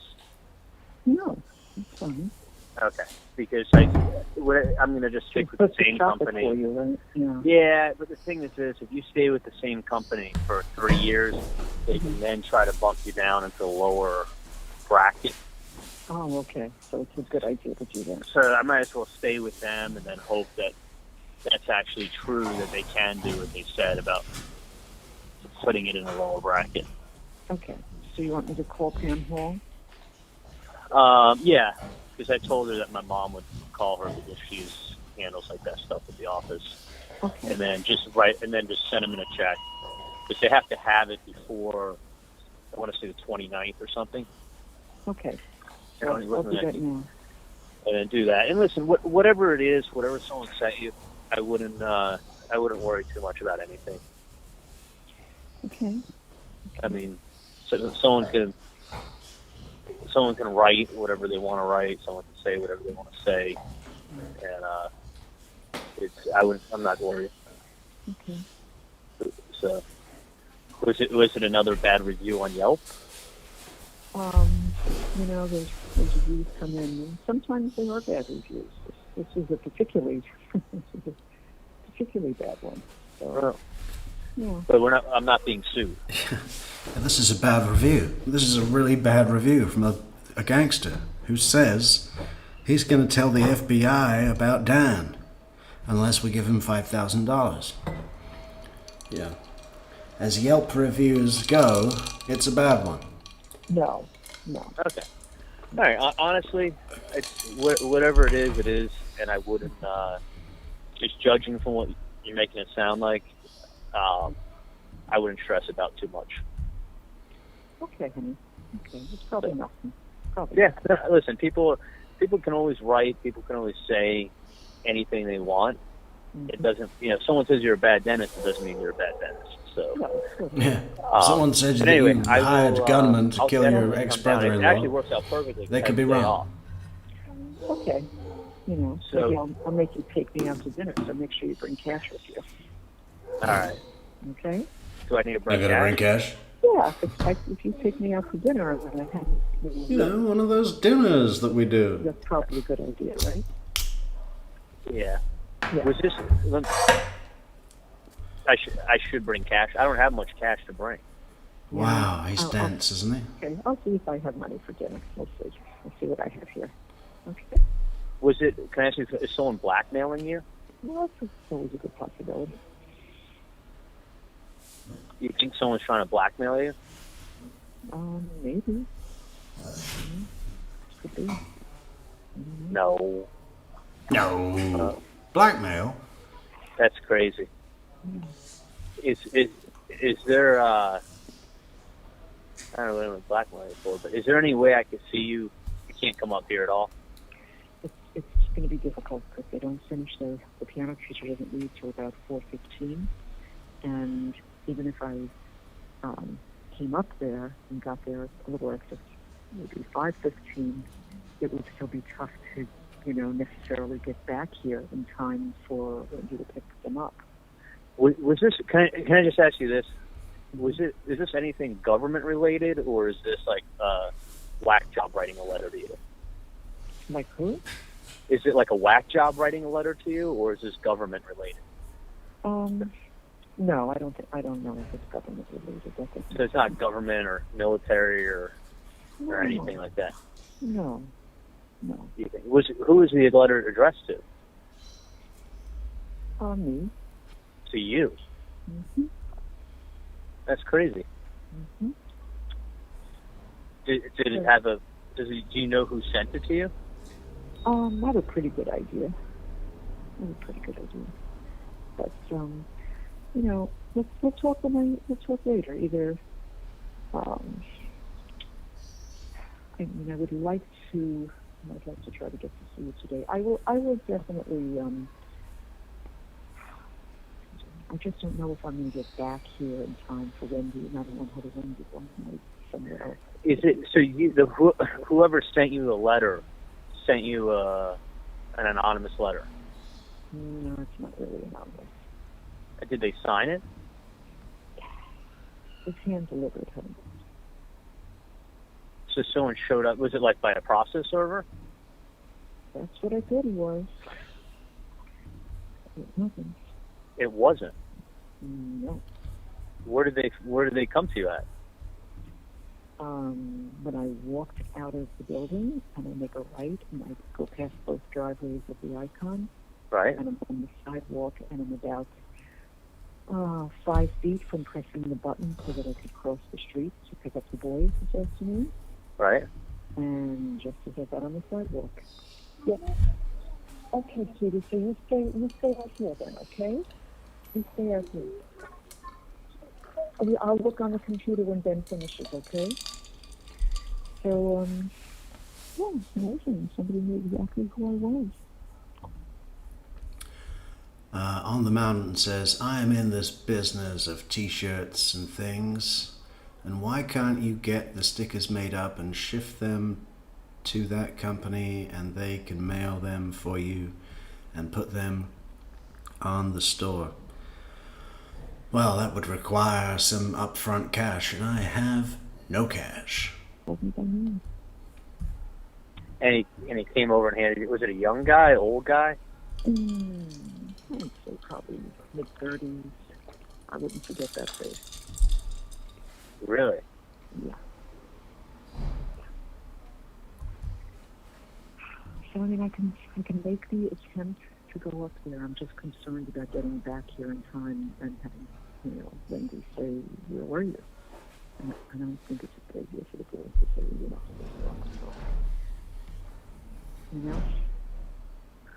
All right. I wonder why I didn't during the middle of the day and had to do that, unless I needed to go to a check or an office or something like that. Well, I mean, you have to get into the stuff for the insurance. I mean, that's crazy that someone handed you a letter like that. I mean, I don't even know. Maybe we better just keep it as, tomorrow, about 12:15, 12:20. Is the person like threatening you or anything? You never know how to interpret these things. So let's not worry, and let's meet tomorrow. I think that's better. I think let's meet tomorrow afternoon. All right. Let me ask you this: do you want to take a picture of the letter and send me what someone sent you? No, I really don't want to do that. So it wasn't the government or the military or somebody. It was just some random person. Yeah. That's fucking crazy. Mm-hmm. How long was the letter? Well, it was just a copy of an article. It's what was written on the letter that was written on the copy of that letter. Is a person threatening you? I don't think we should. I don't think All we right. should. I mean, it's the kind of thing. If there's a threat, you go to the police. Yeah. But anyway, let me. I don't think that's a good idea. Well, I don't mean it's. If people threaten you, got to go to the police. But let me talk. Let me see what it is. Let me see what nonsense it is first. Okay. It won't be the first time I've been threatened. Yeah. But yeah, I'd like you to just see it, see what you think. Yeah, Need a no. tissue? Go get a tissue, honey. Right here, right up here, honey. So let's do that. Let's make it around, 12:20, 12:30, because tomorrow that would be ideal. Okay? Okay. You got it. Come down. You'll play with the boys a little bit, okay? All right. Yeah. No. Come down. I'll see you. I'll play with the boys. Yeah. No worries. Okay. All right. If it's something serious, I'm going to recommend going to the police. So. Oh no, I know. That's what I'm tempted to do. So. All right. Sounds good. We'll talk tomorrow. Okay. All right. You got it. Love you. Love you.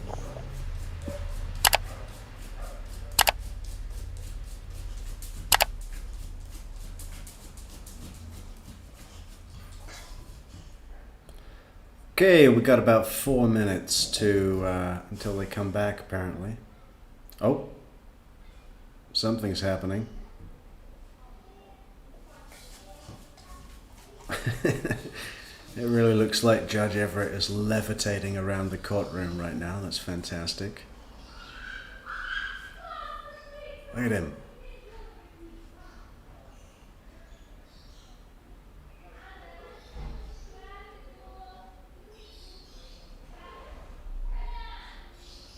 The man personifies good cheer. I think he should be on the Great Seal of the state of Florida.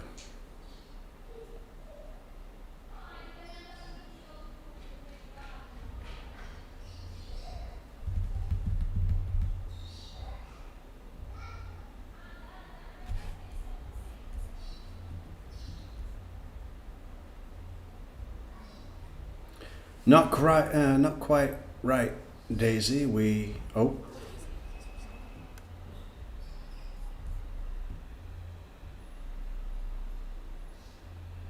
Yeah, we did get some sleep.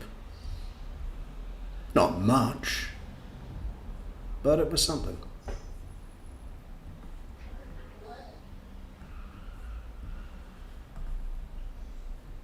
He's like the guy that does the sign language. You remember those programs that had a little guy in the corner doing the sign language?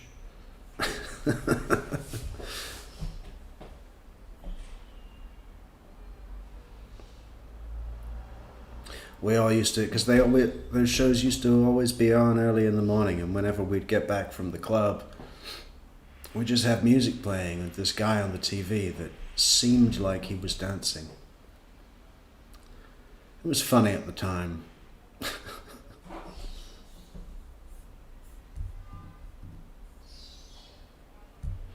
Hey David, how you doing?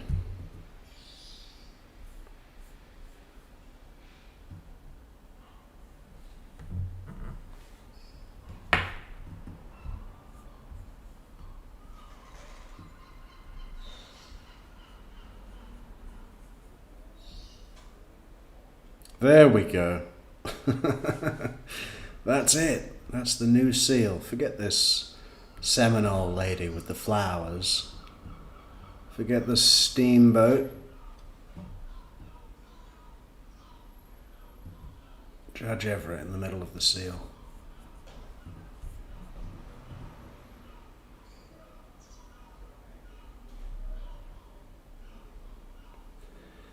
Oh, Ashley says, you know what's gross? She's discussing the secret lingo of the bump in front of the grandkids. She helped pay to take their father for... Oh, audio. I agree, Ashley. We're just waiting on the jurors to return at 1:45 at this point. Are there any matters that we need to address before we continue?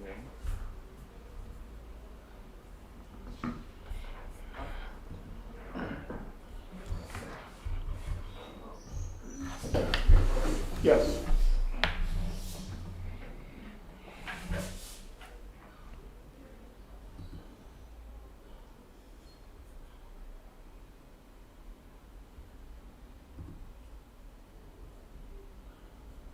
The Great Seal on his belly, so it works either way around. We could put Judge Everett on the Great Seal, or the Great Seal on Judge Everett.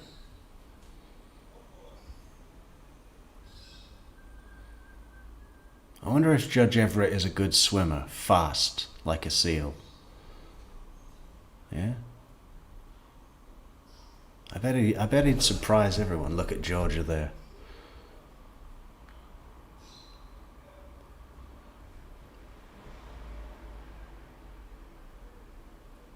Unimpressed as ever.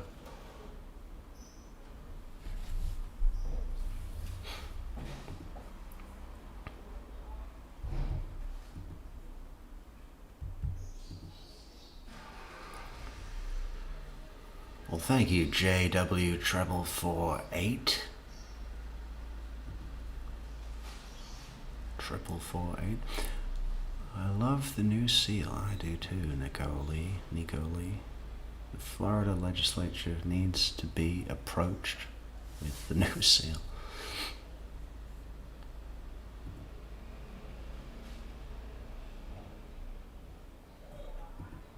You see, if we had stickers on the merch store, we could have flooded people that are attending trial this week in Tallahassee. You know, if everybody bought 10 stickers of the great seal of the state of Florida, but with Judge Everett in the middle, and put those stickers on bus stops, lamp posts, shop windows, just all around the town, it would get back to him.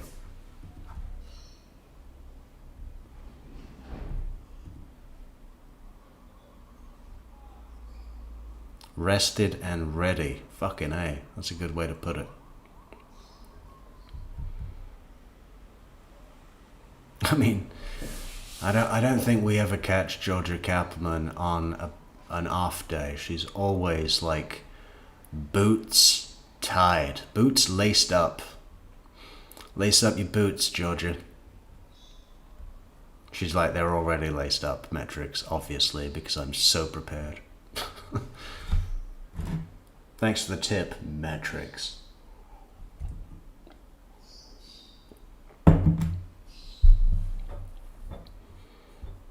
Yeah, she always makes sure that the hair has just been done. Unlike Skeletor over there, look at that. When did Tom Petty die? Wasn't that long ago. It's probably what his corpse looks like now. Veronica Schneider, what are you waiting for? Rent a Prius and drive to Tallahassee immediately. Silver Pine Mica.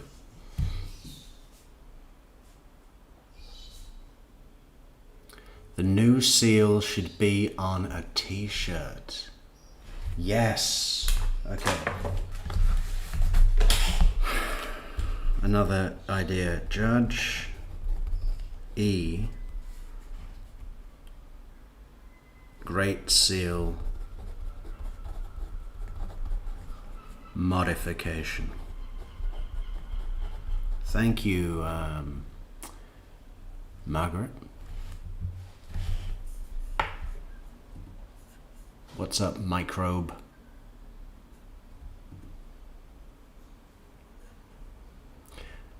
Patricia, I think he's really more of a manatee than a seal. You know, you think a killer whale's gonna take Judge Everett down? It would take 10 killer whales to hunt him down. Oh.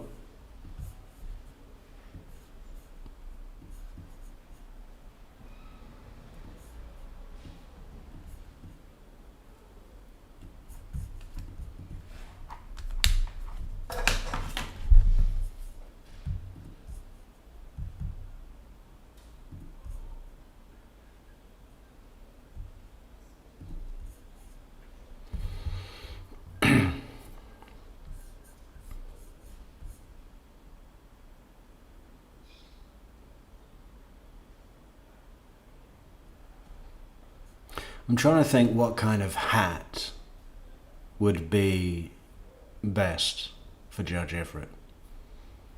What about something like Stevie Ray Vaughan's, iconic hat? Let's see if we can bring up a picture of that. I think that would look good on him. Stevie Ray Vaughan. Hat.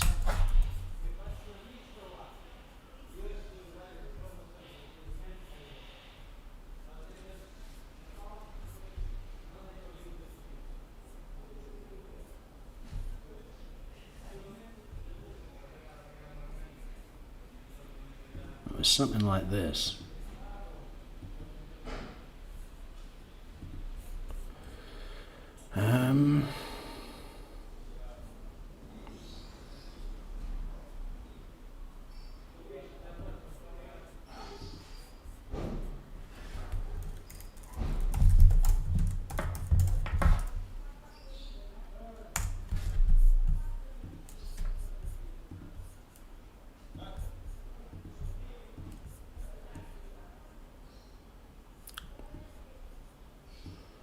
I should have taken the background out. Hang on.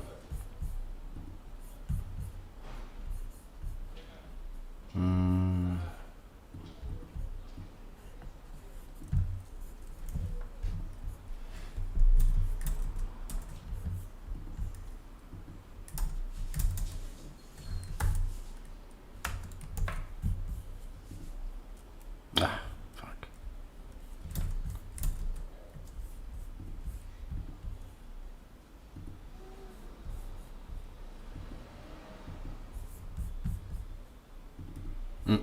Wrong one.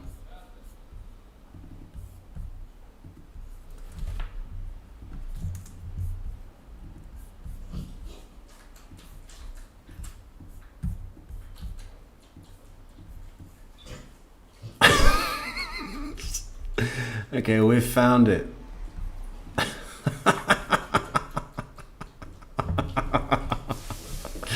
Judge Everett in Stevie Ray Vaughan's iconic hat.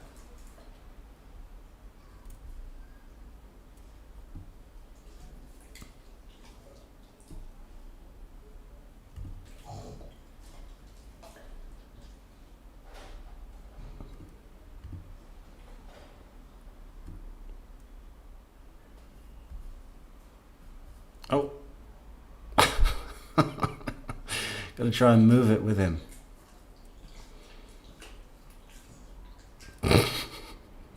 Imagine if he was wearing that in court. I'd also like to see him in an Indian chief full feather headdress. Okay.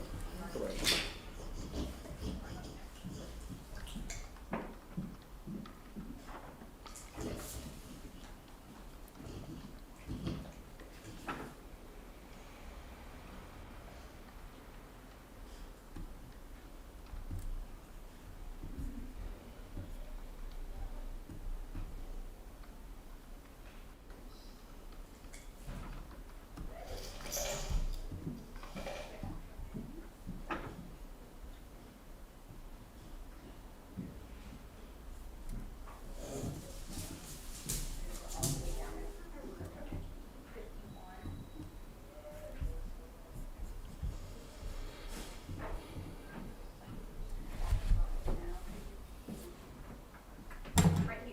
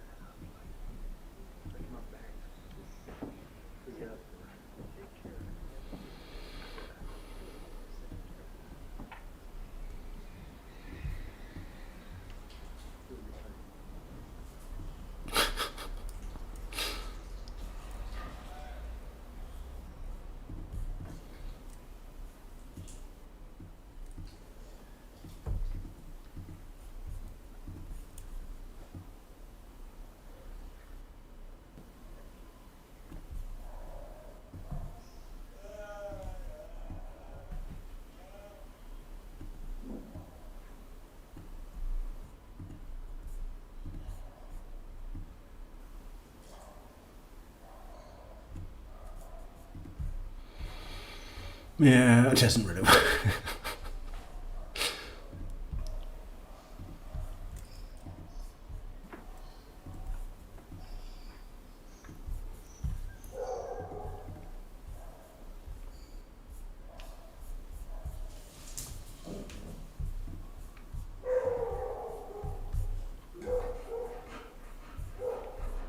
Hey, Soap, why don't you have a drink? That is a fresh water, very nice. Okay, let's go back to the manual or whatever, the goddamn PDF.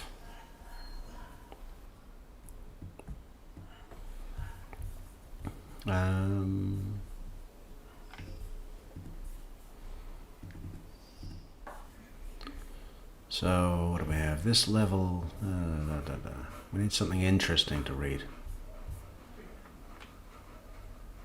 Federal fugitive writ out of country hold.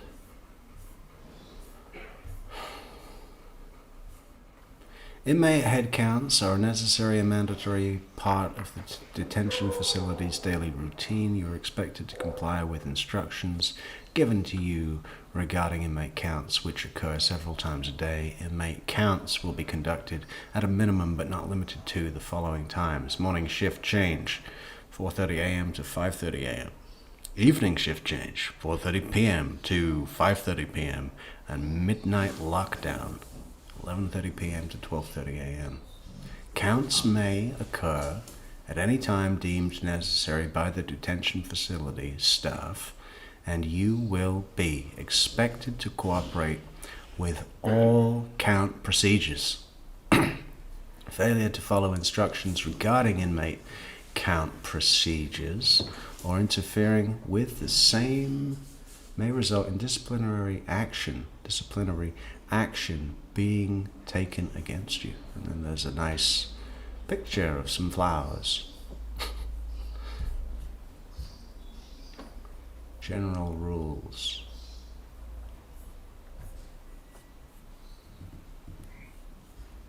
Everyone can be seated at this time. Oh.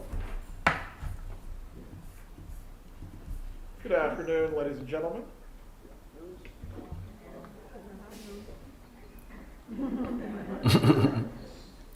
Take two. Thank you. I'm Stephen Everett, one of your judges in the Felony Criminal Division here. How great was that? County. You have been summoned here this afternoon as prospective jurors in the case of the state of Florida versus Donna Adelson. This is case number 2023 CF 3226. This is a criminal case.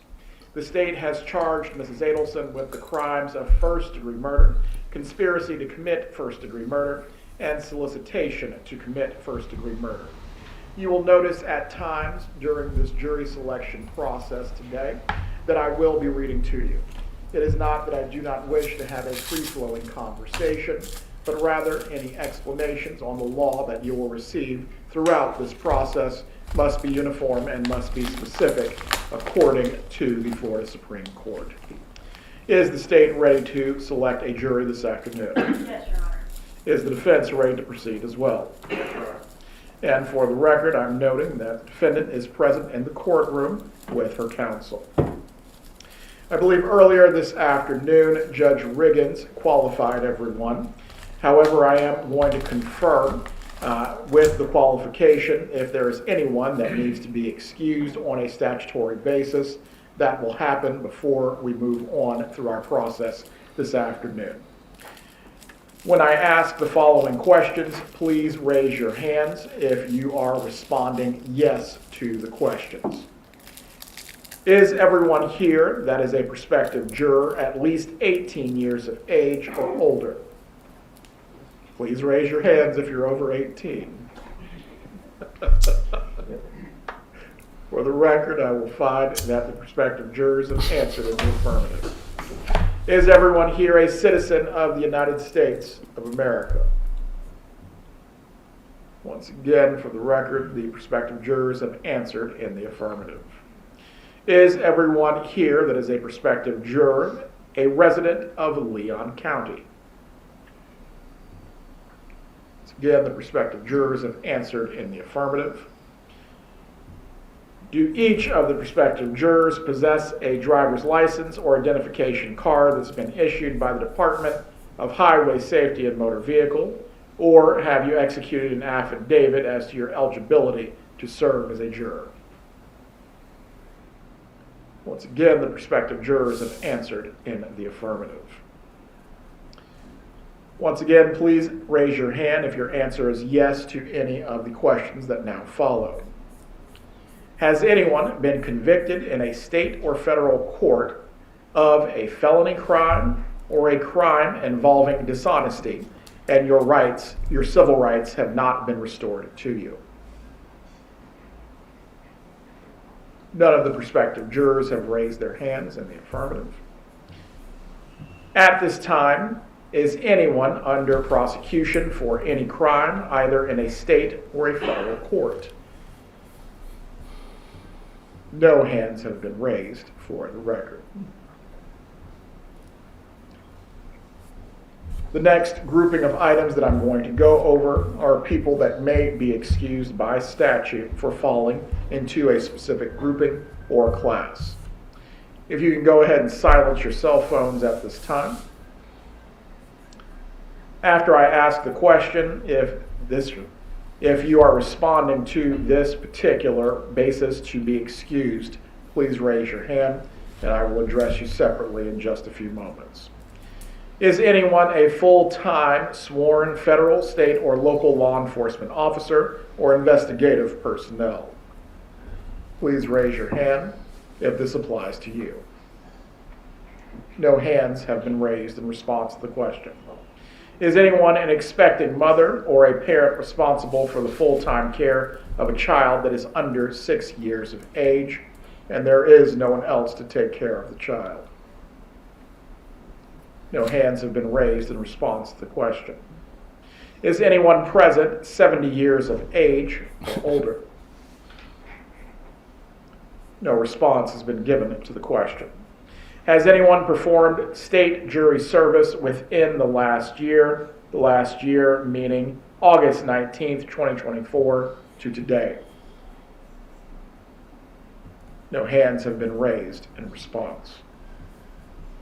Is anyone responsible for the full-time care of a person with a physical or mental incapacity who is incapable of caring for themselves, and you being here today will create a hardship for them? No hands have been raised in response.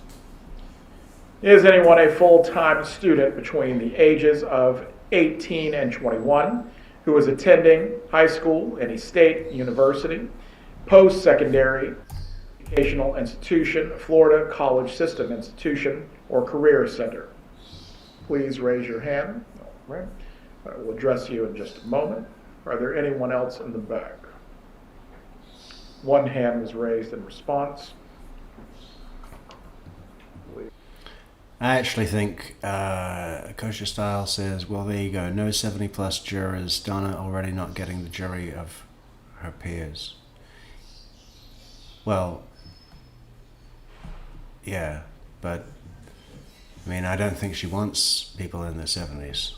She wants people with mothers in their 70s or grandmothers in their 70s. Lastly,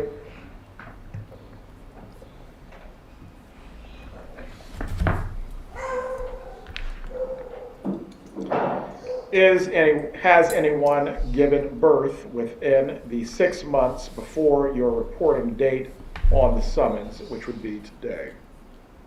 Please raise your hands. No response has been given. All right, the one hand that was raised, please approach the bench. The attorneys may come up as well. Oh, again with these breaks. It's going to be a long couple of days. It's like trials started, but not really, and we only get to see a few announcements, and the rest is private. What a tease. So when they say August 19th, what they really mean is August 21st. Or 2nd. What day is that going to be? Thursday or Friday? Yeah, I mean, if they finish up jury selection by tomorrow, I mean, Jackie Fulford said that she wanted time. She didn't want to do opening statements the same day as completing the jury selection because she wanted time to tailor her statement for the jury that they select. But they could finish tomorrow. If they finish tomorrow, we'll see opening statements on Thursday. If not, it's going to be Friday, which I think is madness. I think if your opening statements are set to begin on Friday, wait until Monday. Find something else to do with Friday, or take the day off. You know, all that energy that's created in laying it out, you give the jurors a whole weekend to go and forget it all before the case really gets going. Shouldn't be allowed, it should be banned.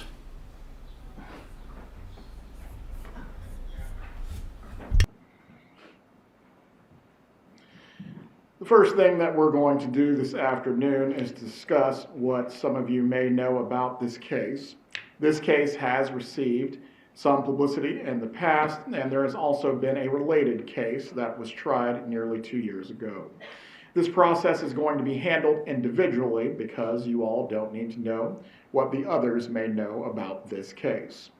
However, before we start the questioning, I'm going to give you some very important instructions. Many of you have cell phones, computers, and other electronic devices that you have brought with you.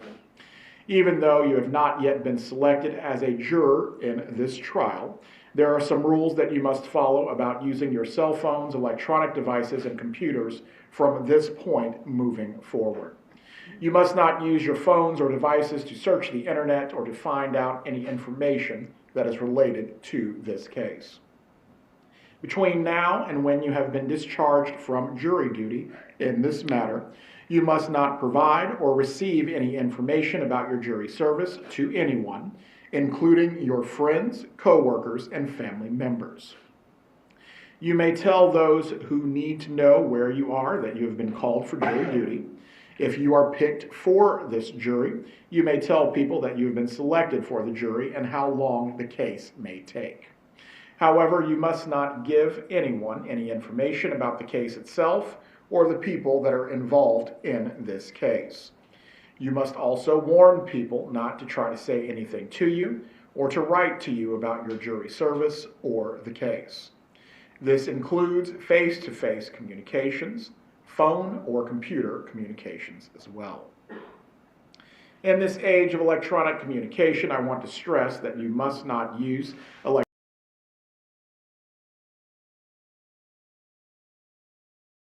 devices or computers to talk about this case. This includes tweeting, texting, blogging, emailing, posting information on a website or chat room, or through any other means at all. Do not send or accept any messages, including email and text messages about your jury service. You must not disclose your thoughts about this case or your jury service, or ask for any advice on how to decide the case. Further, you must not read nor listen to any news accounts about this case until you have been excused by the court. Avoid the newspaper and television broadcasts, particularly the local news stations. Also, avoid social media or any internet news sites. I am now going to provide to you a statement of the case that has been agreed upon by the parties. On July 18, 2014, FSU College of Law professor Dan Markell was shot while seated in his car. This happened in the driveway of Markell's home on Trescott Drive in the Benton Hills neighborhood. The killers traveled to Tallahassee from Miami to commit the murder in a rented silver green color Prius. The defendant and alleged conspirator in this murder was the former mother-in-law of Dan Markell and has entered a plea of not guilty. I will also now read to you the material part of the indictment that has been filed against the defendant.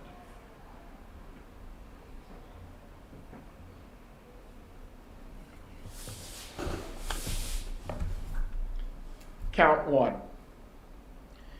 It is alleged that on or about July 18 of 2014, Donna S. Adelson in the county Leon and state of Florida did unlawfully kill a human being, Daniel Markell, by shooting with a firearm, and the killing was perpetrated from or with a premeditated design or intent to effect the death of Daniel Markell contrary to the Florida statutes. Count 2. It is alleged that beginning in 2013 until October 1st, 2016, Donna S. Adelson in the county of Leon and state of Florida did agree, conspire, combine, or confederate with Charles Adelson and or Katherine Magban and or other persons to commit first-degree murder contrary to the Florida statutes. Count 3. It is alleged that beginning in 2013 until October 1st, 2016, Donna S. Adelson in the county of Leon and state of Florida did solicit another to commit first-degree murder, and in the course of such solicitation, commanded, encouraged, hired, or requested the person, Charles Adelson, and or Katherine Magban, and or other persons to engage in specific conduct which would constitute first-degree murder, which resulted in the death of Daniel Markell, contrary to the Florida statutes. The statement of the case and the indictment I have just read to you are not evidence and are not to be considered as evidence or any proof of guilt. You must not be influenced by the fact that an indictment has been filed in this case. It is merely a formal method by which the state makes an accusation against the defendant. We are now going to talk to each of you individually and privately about this case. Some of you may be excused. The rest of you will remain to participate in the next phase of the jury selection process. Individual voir dire is time-consuming, but will go a lot smoother if you are prepared to tell us the information that we need to know. These are the basic questions that you will be asked, or some variation thereof. What do you know about this case? What sources have you obtained this knowledge from? Based on what you know, do you have an opinion about Mrs. Adelson's guilt or innocence? Can you set aside your present knowledge, disregard it, and render a verdict solely on the evidence presented in the courtroom? Can you be a fair and impartial juror? Do you have any reason that you cannot serve on the jury for potentially up to 3 weeks?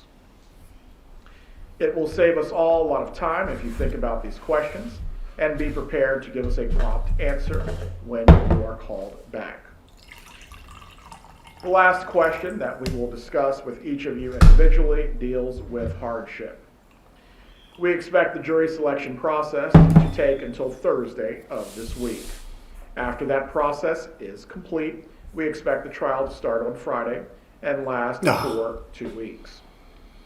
All in total, we expect the proceedings from today will take up to 3 weeks.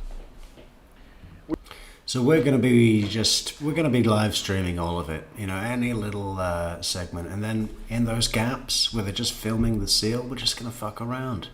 We're going to play some Adelson content. We're going to play other stuff. We're going to look at documents. You should all stay with us all week until Friday, when opening statements are expected to take place. We understand, but on occasion, it may become necessary for us to work a little bit longer based on the witness schedule. I will do my best to adhere to a regular schedule each day, so please give some thought to whether any of you may have a major problem, including a physical issue that would prevent you from giving this case your full attention for the time period in which we are discussing. Please be patient with us. We will be working as efficiently as we possibly can. The bailiffs, clerks, and court administration will be assisting in the courtroom. Please follow the bailiffs or clerks' instructions. Do not discuss this case while you're waiting here or anywhere else until you have actually been excused. Do not read or listen to any media accounts on your phone or anywhere else until you have been excused. Also, you are not to speak to each other while you are waiting to be examined by the court and the attorneys. You may read your phones. There are some magazines here available, provided as reading material, but ultimately you are not to speak to your fellow prospective jurors. Again, you are not to seek out any information about this case, but you may silently either read your phones read the reading material that has been provided, or even if you want to, get some shut-eye, then don't start snoring. But you're not to speak to each other. Are there any questions about this before we get started? Very well. If the parties can't come to the jury room at this time, we will get set up and then we will start summoning back each of the jurors.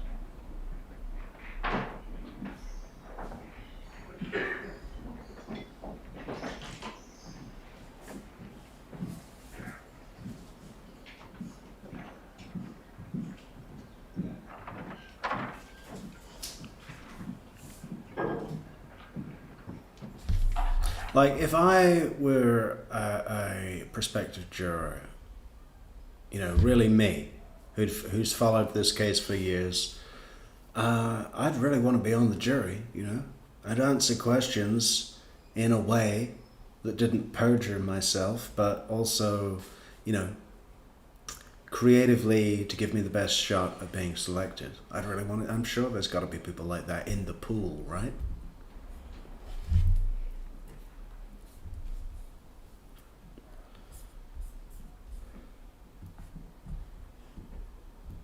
More of the Great Seal. Oh, is that it for another 2 hours?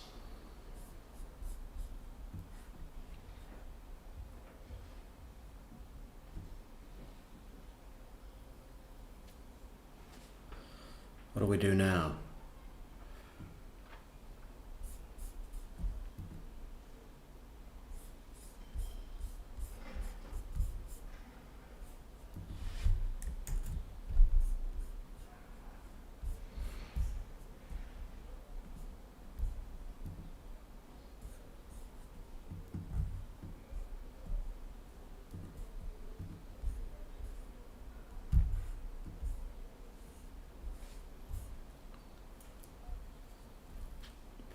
Well, I don't see anything in the inmate's handbook of the Leon County Detention Center that says inmates need to be outside for 3 hours a week.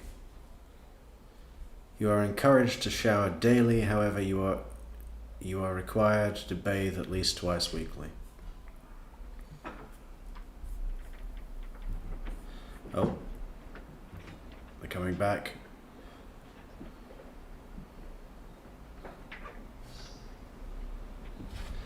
So I guess we're not going to see Georgia or someone for the defense address the jury pool today.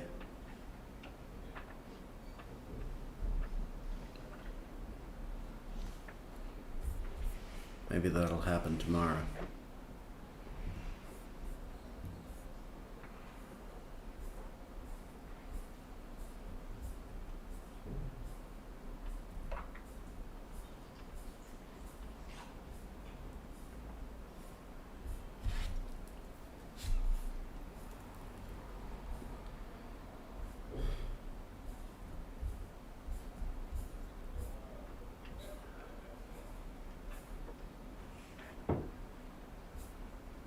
They got a good section on how to make your bed. Check this out. Bed diagrams. This is the setup for all beds in double occupancy cells in a housing pod, excluding dormitories. Place the pillow, if available, on top of the blanket. Place the blanket on top of the sheets and make it up neatly. The bed is to be made up of 2 sheets and 1 blanket tucked in around the mattress. Blue containers are placed underneath the head and foot of bunk 1, aligned with the edge of the bed. Shower shoes, yellow, will be placed side by side neatly. Exercise shoes, blue, if issued, will be placed side by side neatly. Work boots, black, if issued, for trustee, will be placed side by side neatly. And we got the setup for single occupancy. Pretty similar. And then what is this? This is the setup for all dormitory double bunk beds in Pod NOP and Unit 5. Pretty much the same. Diagram of towel and washcloth placement on double and single bunk beds.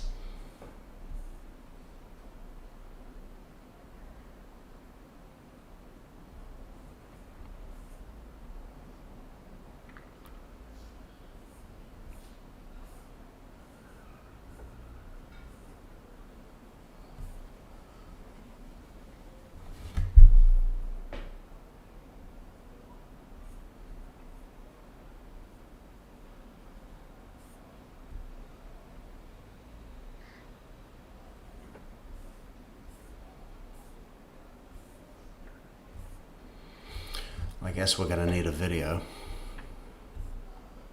Breakfast, 3 a.m. Lunch, 9:30 a.m. Dinner, 4:30 p.m. Okay. A $2.70 per day food fee will be automatically deducted from your canteen account daily to help defray some of the food expenses. You got to pay for your own food.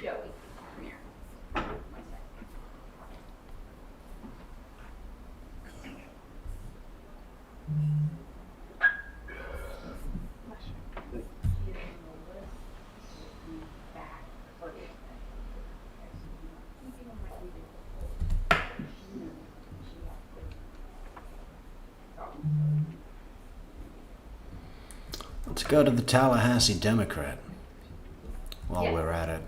51.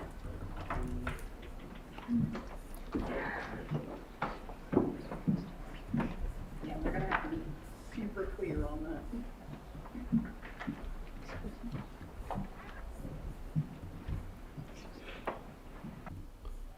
Turn those guys down for a moment.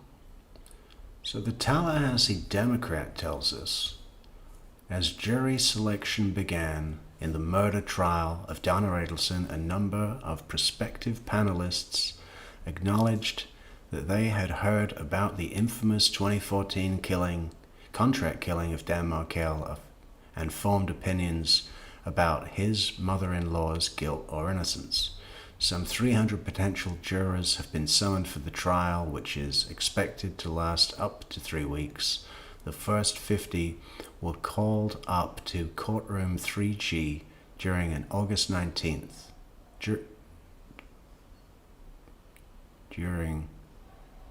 On August 19th, the first day of jury selection, to be screened on their knowledge and opinions about the case.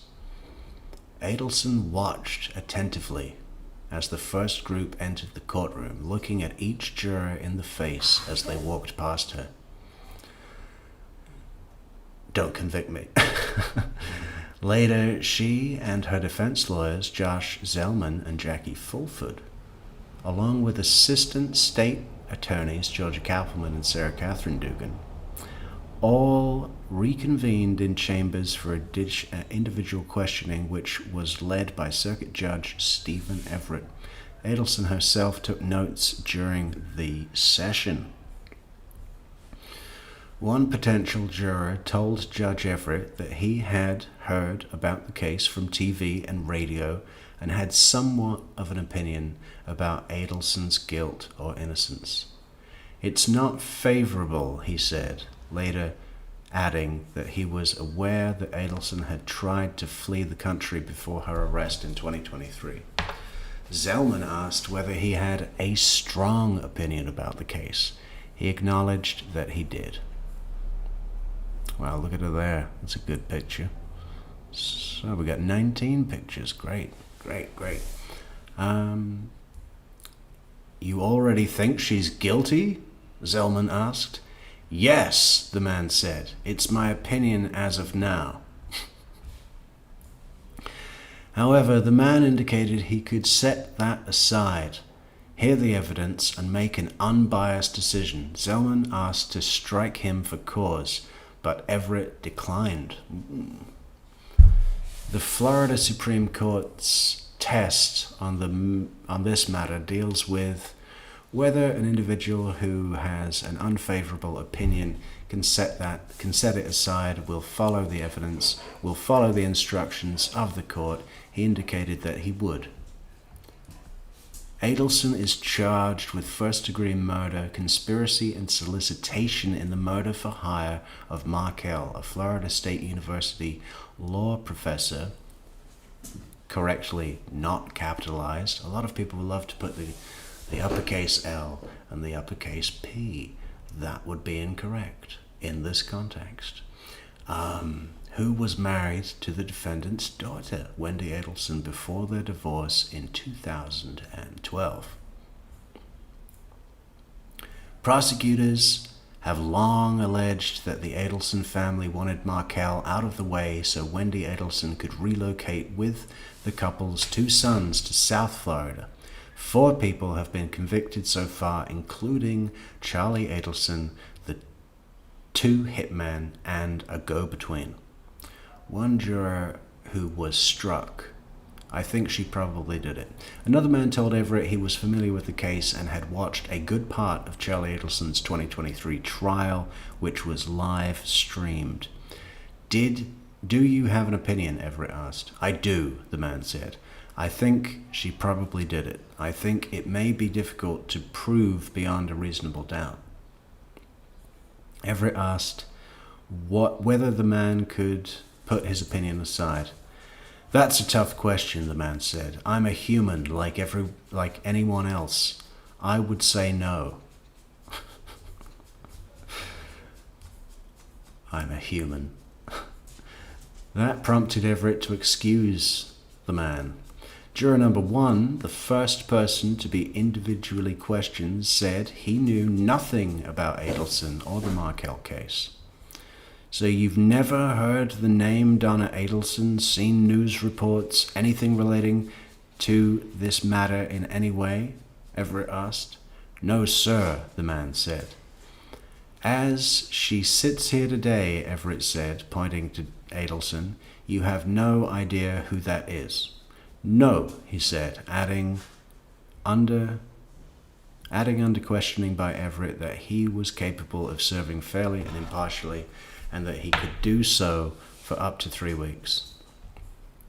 A judge says individual jury selection could last 2.5 days. Everett planned to have up to 5 rounds of individual juror questioning that would take place in the morning and afternoon of August 19th and 20th, and perhaps the morning of August 21st. He said he thought the court would have a suitable number of prospective jurors, around 100, by the 4th or 5th round.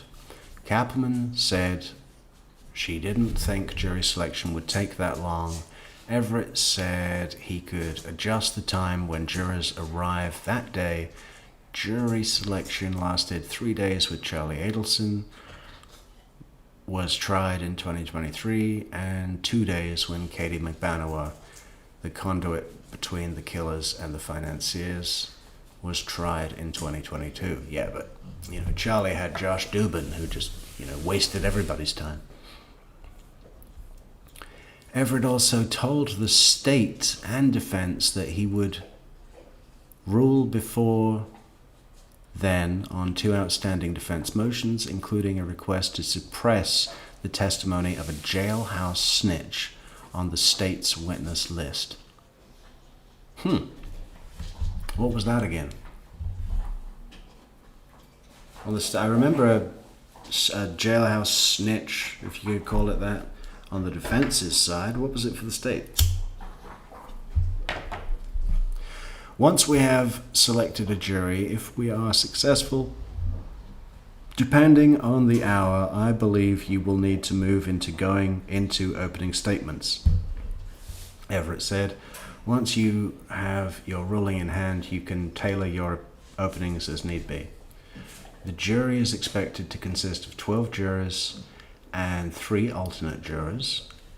Everett told prospective jurors that the trial could last up to 3 weeks.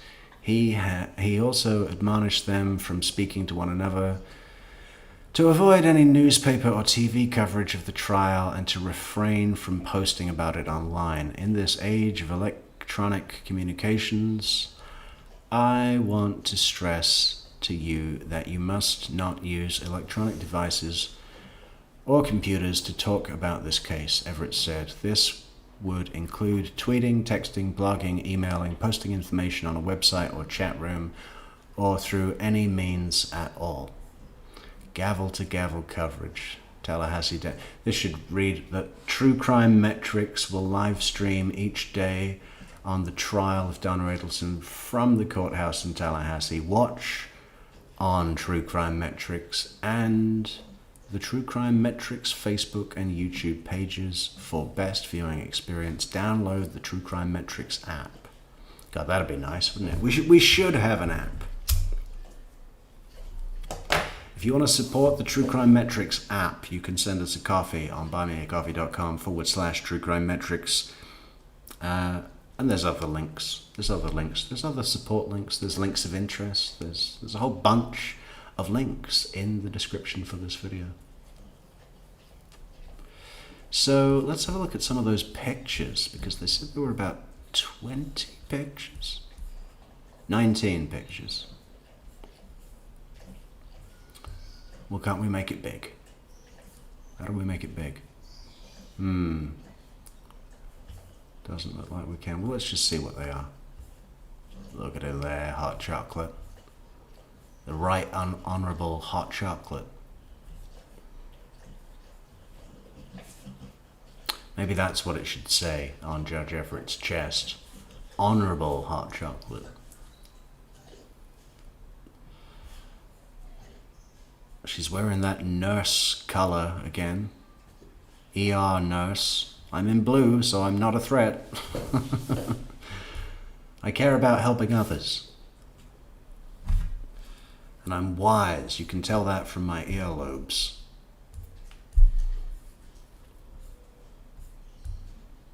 Zellman. Look at Zellman. Pitbull Zellman. What do you think he had for breakfast? Something with sausage, I think. A lot of sausage. Tom Petty looking good. Oh my God, look at those teeth. Look at that nail polish.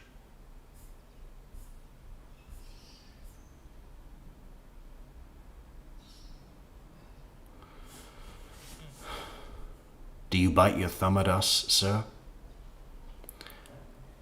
I do bite my thumb, sir. But do you bite your thumb at us, sir? I do not bite my thumb at you, sir, but I do bite my thumb, sir. You know. Anyone remember Baz Luhrmann's Romeo and Juliet? Apparently it was based on some other classic that I never remember the name of the author. Baz Luhrmann did the best version. You had Claire Danes. You had that Wolfman, Wall Street Wolfman or whatever.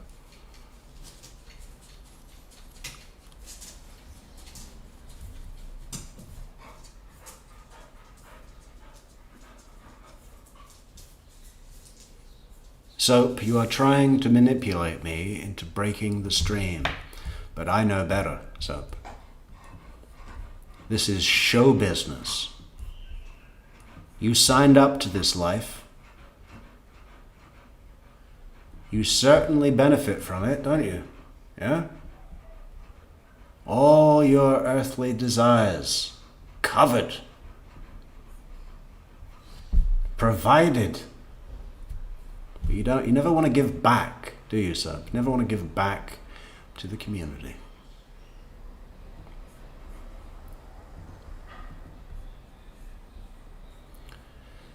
Yeah, what else have we got? Are they saying something? No, not much.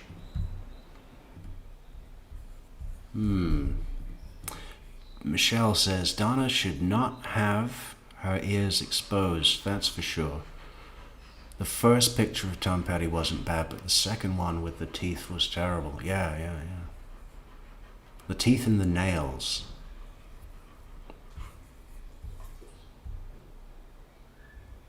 You know, French tips. French tips. Does it really need anything else?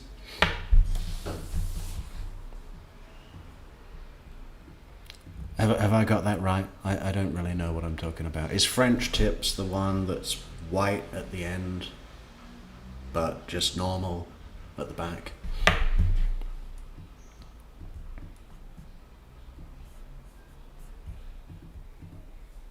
Everything Baz touches is gold. Who's Baz?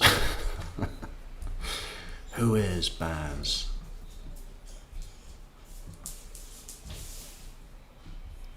Okay, we need to have, what do we need to have? We need to have some kind of Adelson. I don't know if I should leave something on and go out with the dog. I mean, what time is it? 20 to 8. So it gets dark at about 9.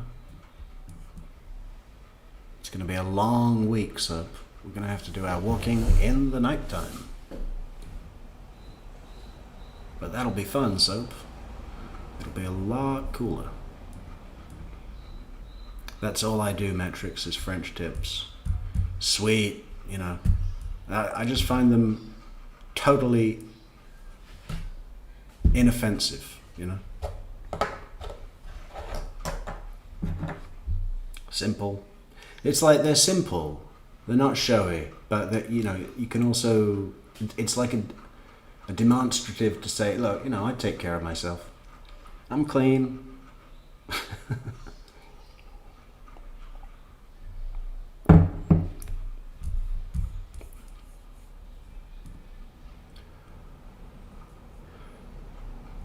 If we were all working, who'd be watching?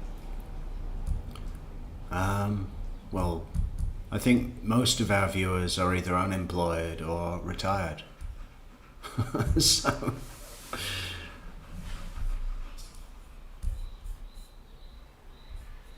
yeah, sometimes I feel like I'm both of those things.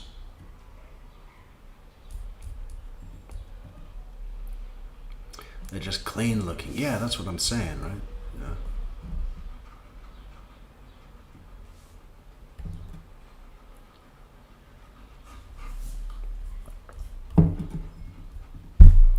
Ashley's working.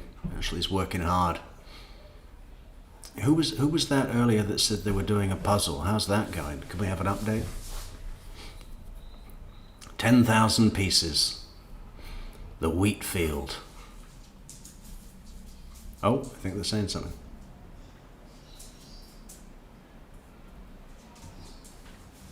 Nope, nothing.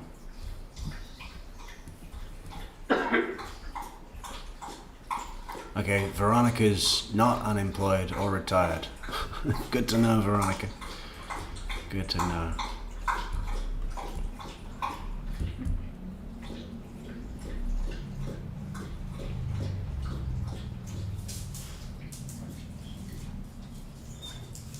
Oh, Baz! I know, yeah.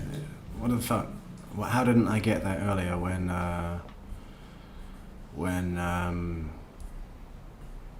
who said that? Danielle, yeah. Baz Luhrmann. Why didn't, yeah, I just said that, and then she said Baz, and I was like, who's Baz? Of course, Baz Luhrmann.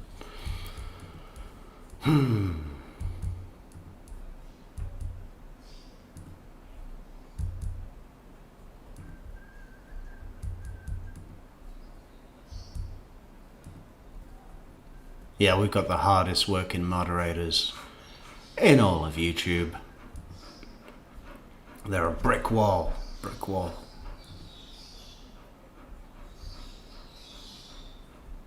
Carrie Ann Kaylee is doing diamond painting right now. What does that mean? Let's look it up. What is diamond painting?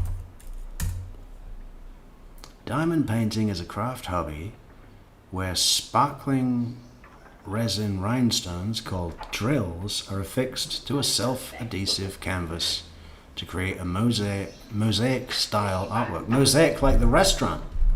It's all connected.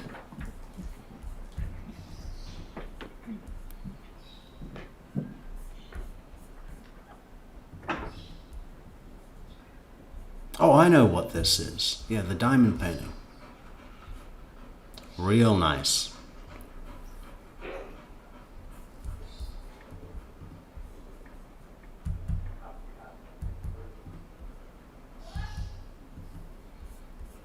Well, what's the picture, Carrie Ann?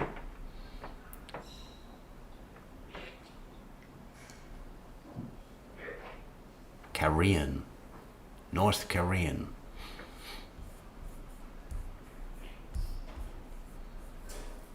We should make Judge Everett a little bigger while we're waiting. It's only right.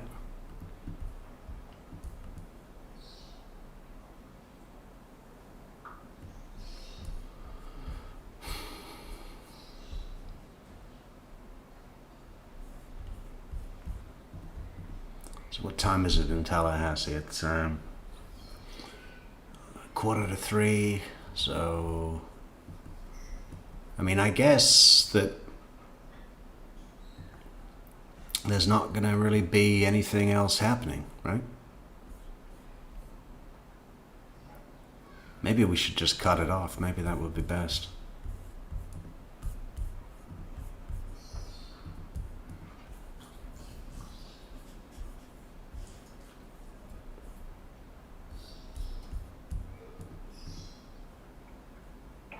Oh, it's just Carrie. Okay, Carrie. That's great. There, return Thursday. 56.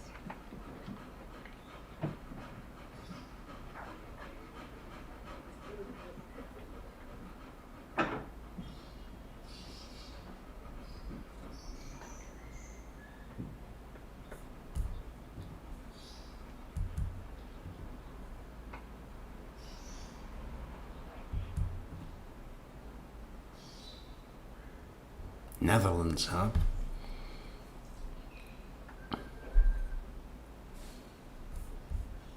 Well, that could be a lot of places. I'm gonna say Eindhoven.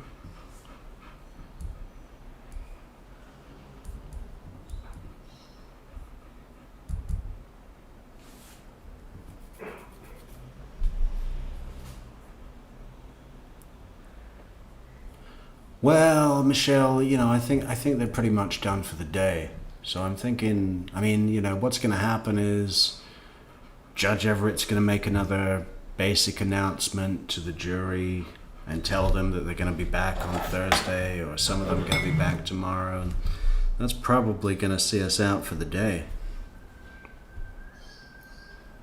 What are we going to do tonight? We need a concept video for tonight. I was thinking about maybe talking about the charge card theory. You know, that our good friend from Mississippi, Harley D, you know, he did a whole video with Judy, or Julie, never remember that. AA Legal Focus. And it is an interesting thing. It does have problems. I think I'm on the side of the argument that says there was no such charge card signaling situation going on, but you know, it also does.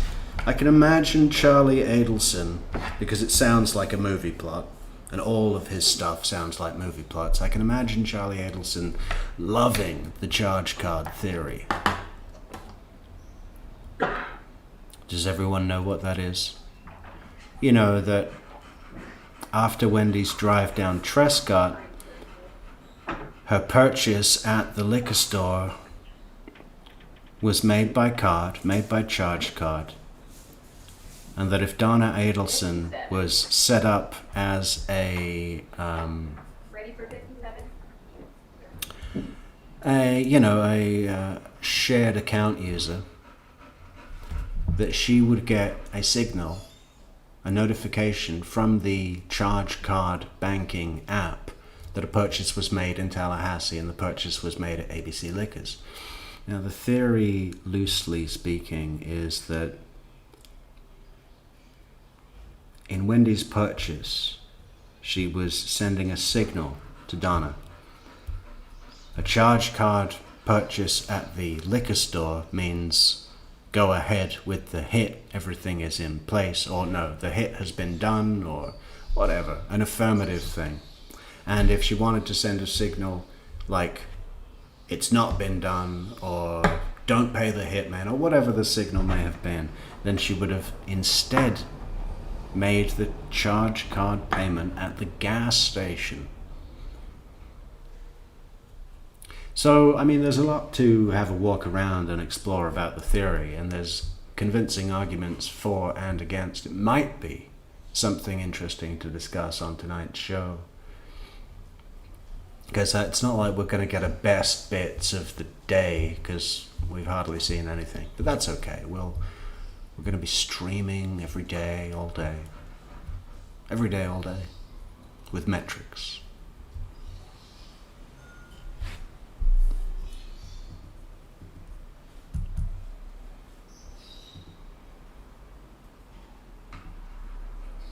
Well, opening statements are going to be... Hey, bro, I'm gonna fucking fuck up where the fuck you fucking with me. Whoa, what happened? We lost our notification, but that's okay because we can go to the system. Thank you, Paula. Thank you for the coffee on buymeacoffee.com. Your commentary is the best, along with a good laugh. Thank you, Paula, for the support. That means the world. Yeah, no, there's a lot to unpack about the charge card theory. I think we might do that.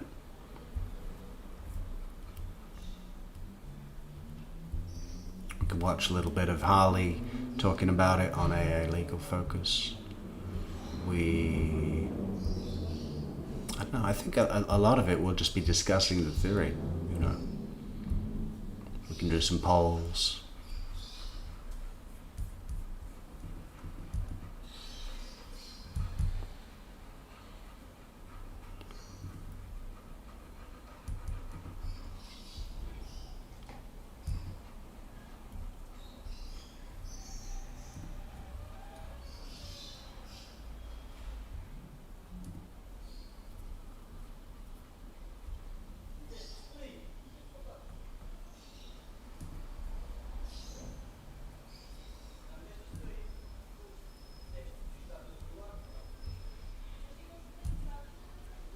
Yeah, Michelle's got a busy week. Everybody's got a busy week. Everybody's busy this week, especially Judge Everett. He's got a lot to do, a lot to sit on, a lot to preside over, a lot to rule on. Yeah. I wouldn't want to be in his position.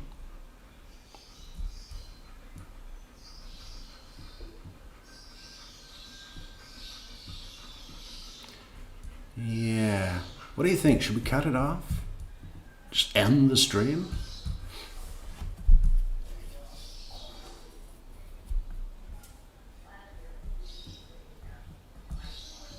Or should we leave something playing? Just leave. I don't know what's best. Amy, what do you think's best? Should we leave something playing, or you know, because if it were just me, I'd be happy to sit here all day, but you know, I gotta take Soap out for her exercise. You gotta run your 5 miles. 5 miles a day. It's a lot of miles.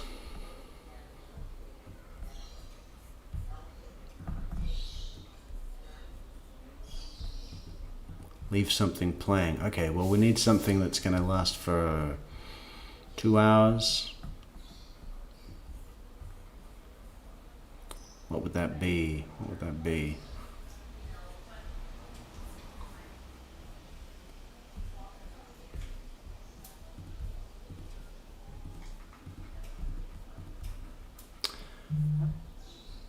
Oh, headquarters. Can we take requests? From who?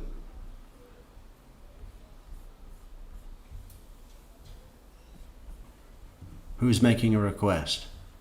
If there's a request, yeah, if anyone's got a video that lasts for about 2 hours, we can put that on and give people a nice place to sit during trial.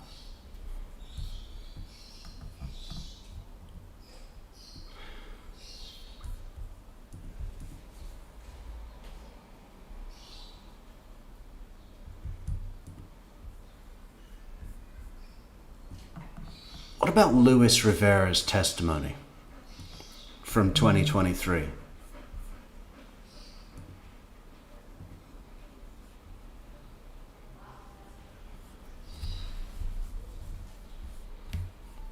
That could be good, right? Let's have a look. It's certainly going to be lengthy. Luis Rivera's testimony.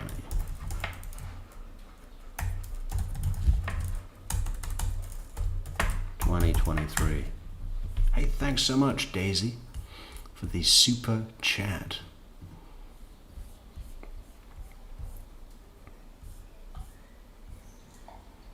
Well, that's only an hour long.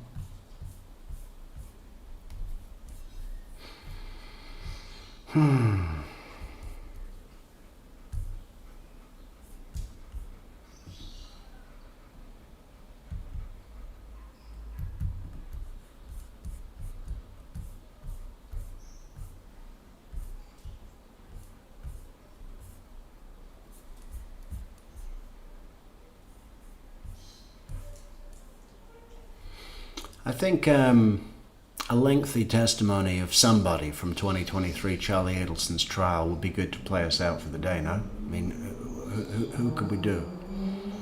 We don't want to do Charlie, we've done that. What else? Who else? Katie McBanowa. We did Lacasse the other day too. How long is Katie's testimony?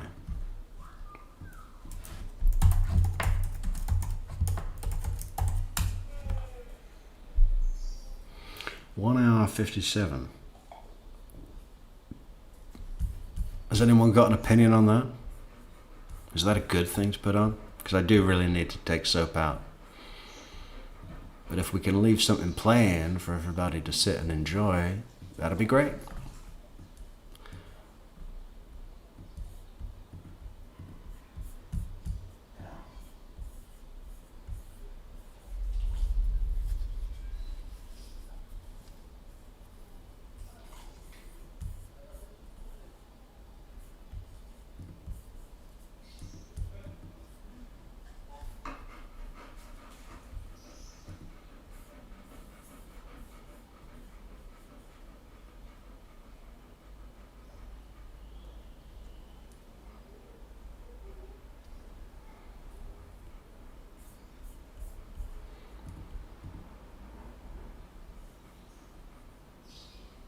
Let's do Katie.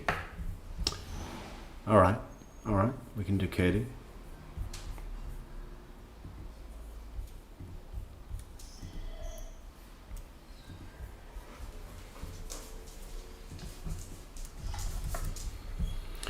So we'll put Katie on.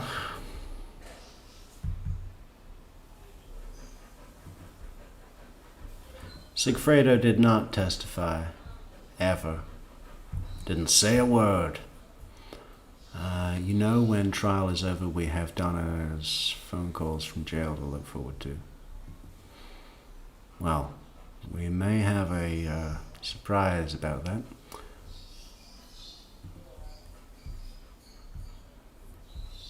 All right, we'll just put Katie up.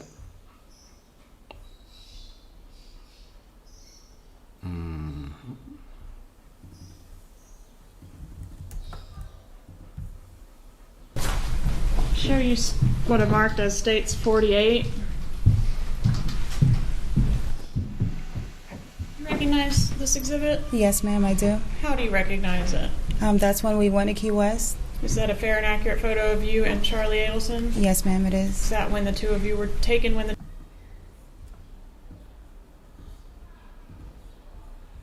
witness may be seated. Please raise your right hand. Do you swear or affirm the testimony you're about to give will be the truth? I do. You may take your seat. Please speak loudly and clearly. Yes, Your Honor.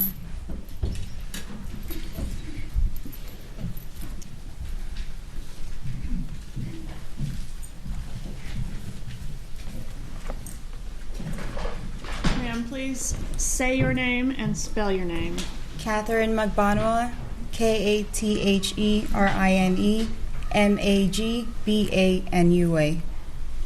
I see that you're in jail clothes. Are you currently? See, she can spell better than Wendy. Okay, you guys all set?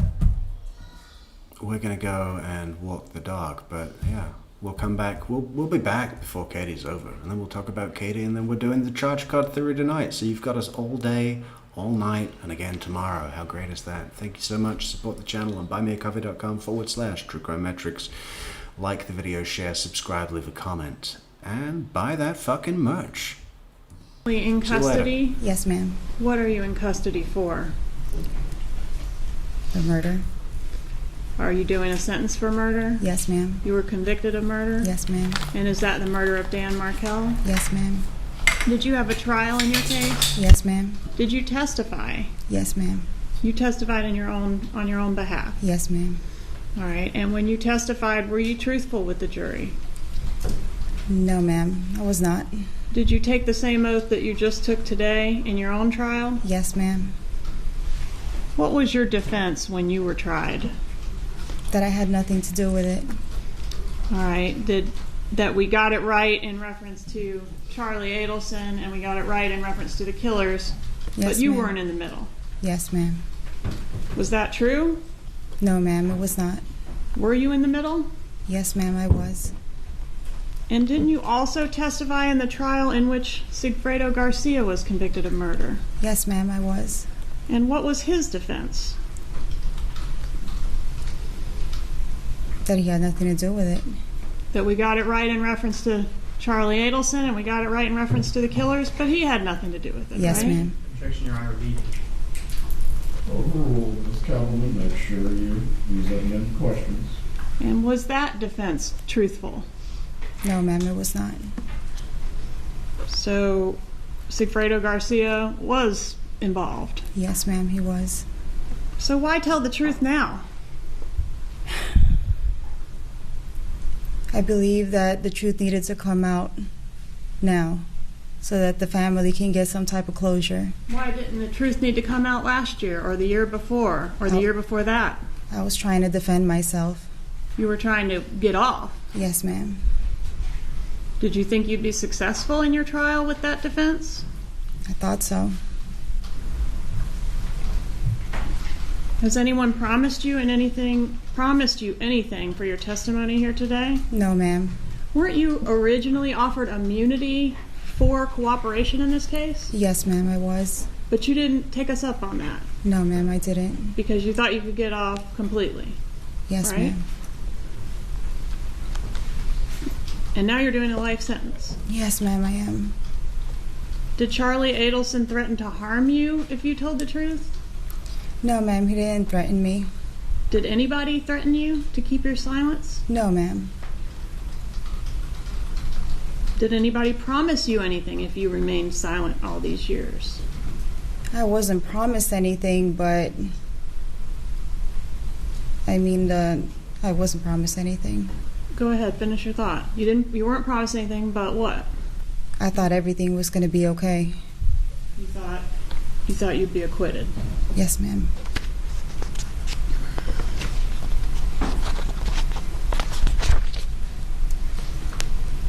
All right, so did you know Dan Markell? No, ma'am, I did not. Did you have any personal beef with him? No, ma'am, I did not. What was your motivation for becoming a part of this murder plot? Financially. So not as a favor to Charlie Adelson? Objection, Your Honor. Leading the objection. Leading. I'll rephrase it, Your Honor. Was it a favor to Charlie Adelson? Yes, ma'am, it was. Okay, but your primary motivation was not favor to Charlie Adelson? Well, yes, ma'am, it was, and financially. All right, because you were going to get paid for Yes. your part? Yes, How much ma'am. did you get paid? I don't know the exact amount. What was your relationship to Charlie Adelson? He was my ex-boyfriend. When did you meet him? I believe that was in 2013. Do you know what month? Has to be around September. Can you point him out and describe what he's wearing? He's sitting over there with a blue jacket and a blue tie. Let the record reflect the witness has identified the defendant. The record will reflect. Show you what are marked as states 48. Recognize this exhibit? Yes, ma'am, I do. How do you recognize it? That's when we went to Key West. Is that a fair and accurate photo of you and Charlie Adelson? Yes, ma'am, it is. Is that when the two of you were taken when the two of you were dating? Yes, ma'am. Judge, at this time I'd ask to move into evidence states 48. Any objection? No objection, Your Honor. 48 is admitted. Do we have that for publication?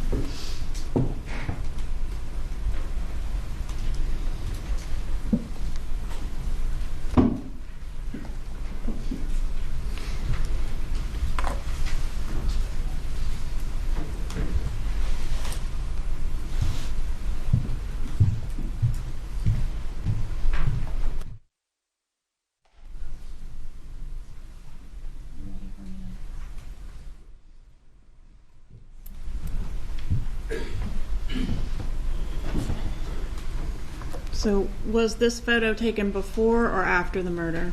Before. Who came up with the idea to kill Dan Markel? Charlie. So Sigfredo Garcia didn't come up with the idea? No, ma'am, he did not. Luis Rivera didn't come up with the idea? No, ma'am, he did not. When did the defendant first bring this idea up to you? My first recollection was around Halloween of 2013. Around Halloween or on the actual? On Halloween, yes, ma'am. All right. What's your recollection of how that came up? We were at a Halloween party in Lincoln Road, and right before we were about to go, he got in the car with me and he asked me a question. What was the question? Do you know anybody that can harm someone?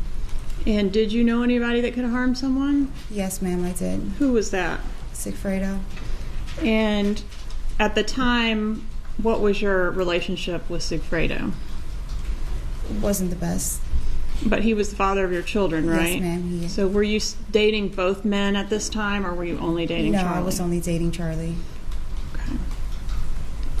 And so he meaning the defendant, initially said, do you know anyone that could harm someone? Was he aware of your connection to Sigfredo Garcia when he made that statement? Not that I know of. No, ma'am.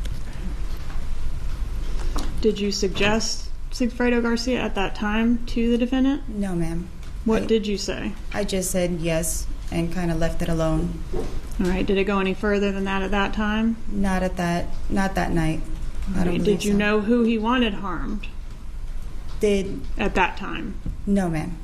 All right. Had you become aware during the course of your relationship with him that he had some kind of issue going on with his sister's ex-husband? Yes, ma'am, I did. What did you learn about that?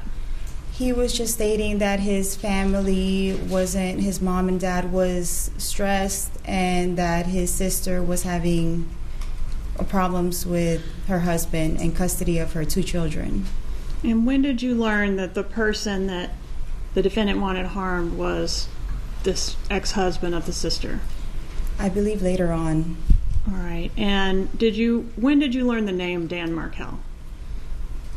It wasn't until, I don't know if it was on my trial or when Sigfredo got arrested. Okay, so even when he was killed, you didn't know the name of the person that was being killed? Yes, I never knew his name. How did the defendant refer to this person, if not by the name Dan or Danny Markel? Wendy's husband. Okay. So you knew that the person that was going to be initially harmed was Wendy's husband? Yes, ma'am. Okay, and you knew that there were issues, or what did you know about the beef with him? He painted this picture that this was a terrible man and making his family go through a lot custody-wise with his sister.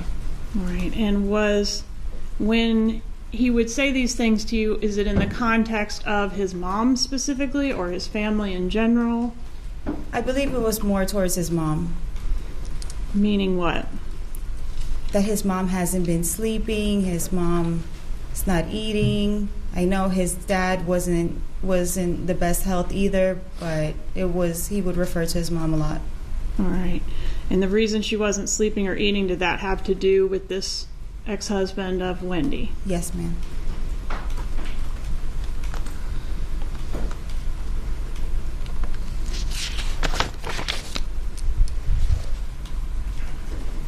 Did you ever tell the defendant who it was that was going to be doing the job? No, ma'am, I did not. Why didn't you say the name Sigfredo to Charlie Adelson? I always referred to each other as my friend. Neither one of them wanted to really hear each other's names. And why is that? Because Sigfredo was the father of my kids, and I was dating him at that time. I was dating Charlie at that time. Okay, so Sigfredo Garcia, did he have strong feelings about the defendant? Yes, he didn't like him. All right, and is that because you were dating him? Yes, ma'am. Okay. And vice versa, you're not going to talk about the child's father with the new boyfriend either? Yes, ma'am. Okay. So is it true then that you were sort of walling these two off from each other before the issue of the murder and the conspiracy ever even arose? Yes, ma'am. And did that pattern continue throughout the murder conspiracy? Yes, ma'am, it did. Do you think Charlie Adelson knew that it was your child's father that you were going to? He might have had an idea, but he just never said it out loud. Okay.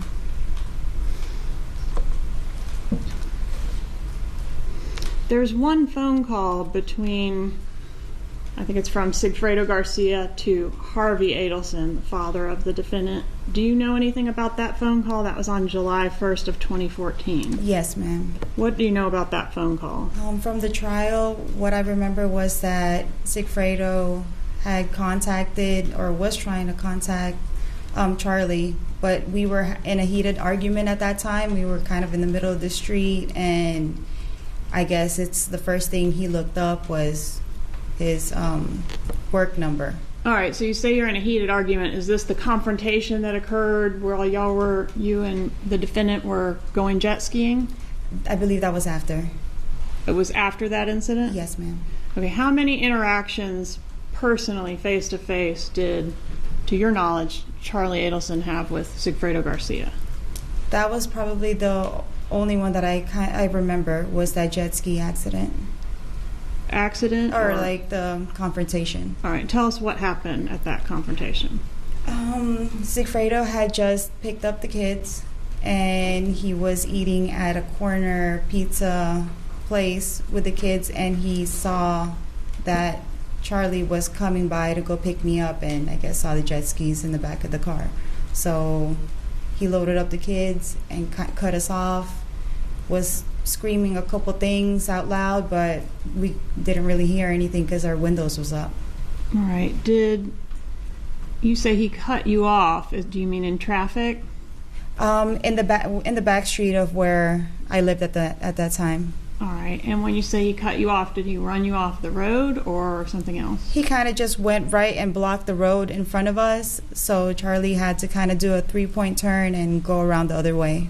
Did the two men actually get out into the street and confront each other? No, ma'am, they did not. Okay. Were any actual words exchanged through the windows? Through the windows, yes, but I had my window up, so we didn't know what Sigfredo was saying. All right. So Sigfredo shouted some things out the window. Did Mr. Adelson do the same? No, he did not. And what were the things that were shouted out the window? Were you able to hear them or not? I didn't hear anything. All right. And at this point, this is July 1st of 2014, the plot is already underway to do this murder, right? Yes, ma'am. Does Sigfredo Garcia know that he's doing the murder for Charlie Adelson?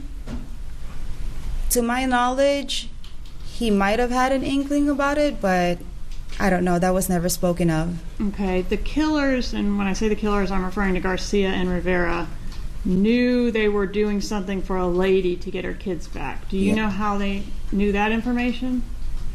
I believe it's because of the envelope that Charlie gave me to pass over. So you didn't relay that information to them that it had to do with a lady and her kids? I might have mentioned it to Sigfredo, yes. Okay. So if you mentioned that to Sigfredo, would you be, I guess, were you intentionally trying to characterize this job as being related to someone other than Charlie Adelson? I believe so, yes. Is that because Sigfredo Garcia would not have wanted to do anything to help out Charlie Adelson? Yes, ma'am. All right. So do you think Sigfredo knew that this lady with the kids was somehow connected to Charlie Adelson? I believe so. All right. And there was going to be a lot of money paid for this job, right? Yes, ma'am. Did you know anybody else with that kind of money or that might have had that kind of money to get this job for them? No, ma'am, I did not.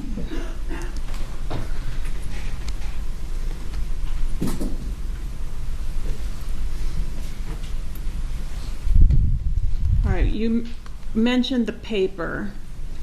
Luis Rivera said there was a paper that Sigfredo had when they came to do the murder. Do you know anything about that paper? No, ma'am, I don't. All right. Did you provide a paper to Sigfredo Garcia? Yes, I did. All right, and when you say you don't know anything about it, but you gave it to him, you obviously know something about it, right? Yes, ma'am. Okay, so tell us what, I know what you're trying to say is you don't know what was on the paper. The content of it, yes. Tell us how you got the paper. One moment. Mr. Rochford. Ms. Kappelman, please use open-ended questions. Tell us how you came into possession of this paper that the killers had. Okay. One day, just a random night that I was over at Charlie's house, he had a manila envelope that was sealed. He told me, Katie, do not open it. Do not touch it. Do not look inside it. I didn't print this paper out from my office. Printed it probably from another office, and basically give that paper to the other person. All right, and who is saying this? This was Charlie. All right, this defendant. Yes, ma'am. So he says to you, I have this paper. How does he give it to you? I had a diaper bag, so he showed me the envelope, and I was like, just put it in there.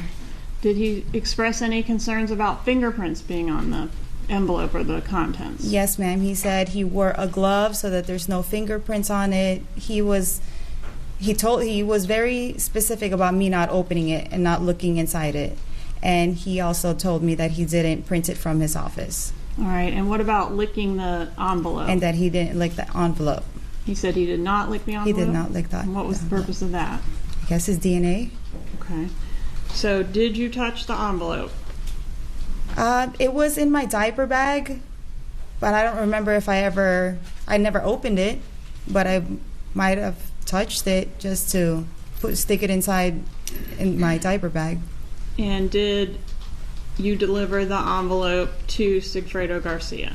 I must have contacted Sigfredo and just told him, hey, come by the house. And then, he was kind of in and out of my life, so he'd pop up.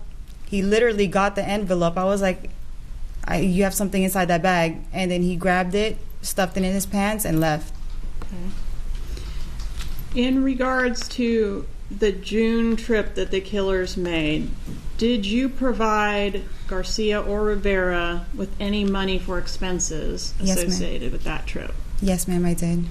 And where did you get the money from to do that? From Charlie Adelson. Can you tell us about that? What was the context of you getting that money? Sigfredo would just ask me, hey, I'm going to need some money. I need to go out of town. And I'm like, okay. So then I'd go to Charlie, or I'd be at Charlie's house, and I'll tell him I need some money for the expenses. And he gave you some money? Yes, ma'am. About how much money, if you know? I can't recall, but it was a couple $100s.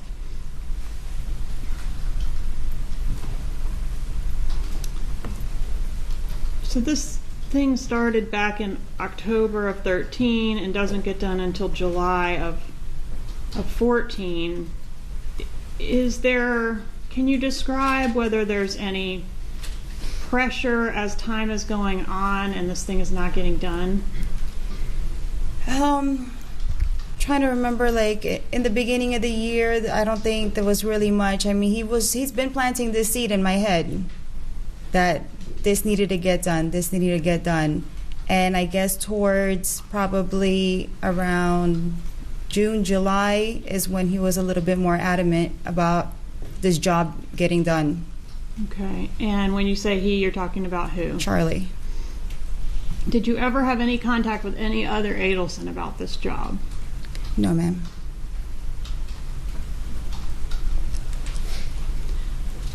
In the context of, this needs to get done, this pressure getting put on you, is there ever a mention of the mom, Donna, or the divorce situation in the context of getting it done? At that time, not that I could recall.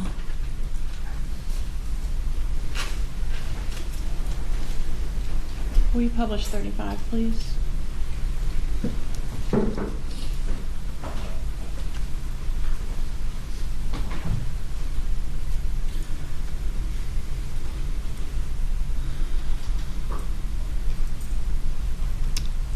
Is this you on the left side of the screen? Yes, ma'am, it is. Right. And was this picture, where was this picture taken? This was in South Beach. I believe the building that they were living at where Charlie's parents were living at. Is that the Icon? I don't think that was the Icon. It was somewhere in First and Ocean. Okay, so a different residence. Yes, ma'am. All right. And this photo, was this the first time you'd ever met Wendy, or had you already known Wendy before this photo? I met her one time prior to this because I believe this was in Father's Day. So I met her around spring break when I had dinner with her and Jeffrey. Okay. So the Yardbird restaurant? Yes, ma'am. All right. So this was the second time you'd met her? Yes, ma'am. Did you have a relationship with her outside of her being Charlie's sister? No, ma'am, I did not. Did you communicate with her by phone or through any apps or anything like that? No, ma'am, I did not. Did you receive any communication from her specifically about the homicide? No, ma'am, I did not. Did Wendy ever give you any money or other gifts? No, ma'am, she did not. Did anybody pay you for your part in the murder other than Charlie Adelson? No, ma'am, they did not. All right. And the payments from Charlie Adelson, did those include the checks that were signed by his mother from Yes, the Adelson ma'am. Institute? Yes, ma'am, it was. Did you perform any job at the Adelson Institute? No, ma'am, I did not. You didn't go up there and clean on the weekends? No, ma'am, I did not.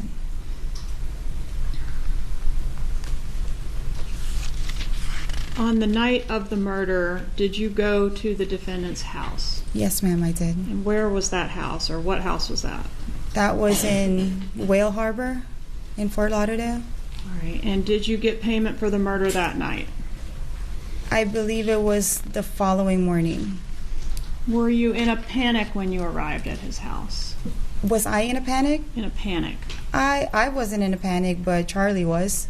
Okay, explain that. How was he acting? When I opened the door, he was kind of frantic, and he had a gun in his hand, and he was just all over the place. Was that normal behavior for him? Not having a gun in his hand, no, ma'am. All right. Did you know him to have a gun prior to that?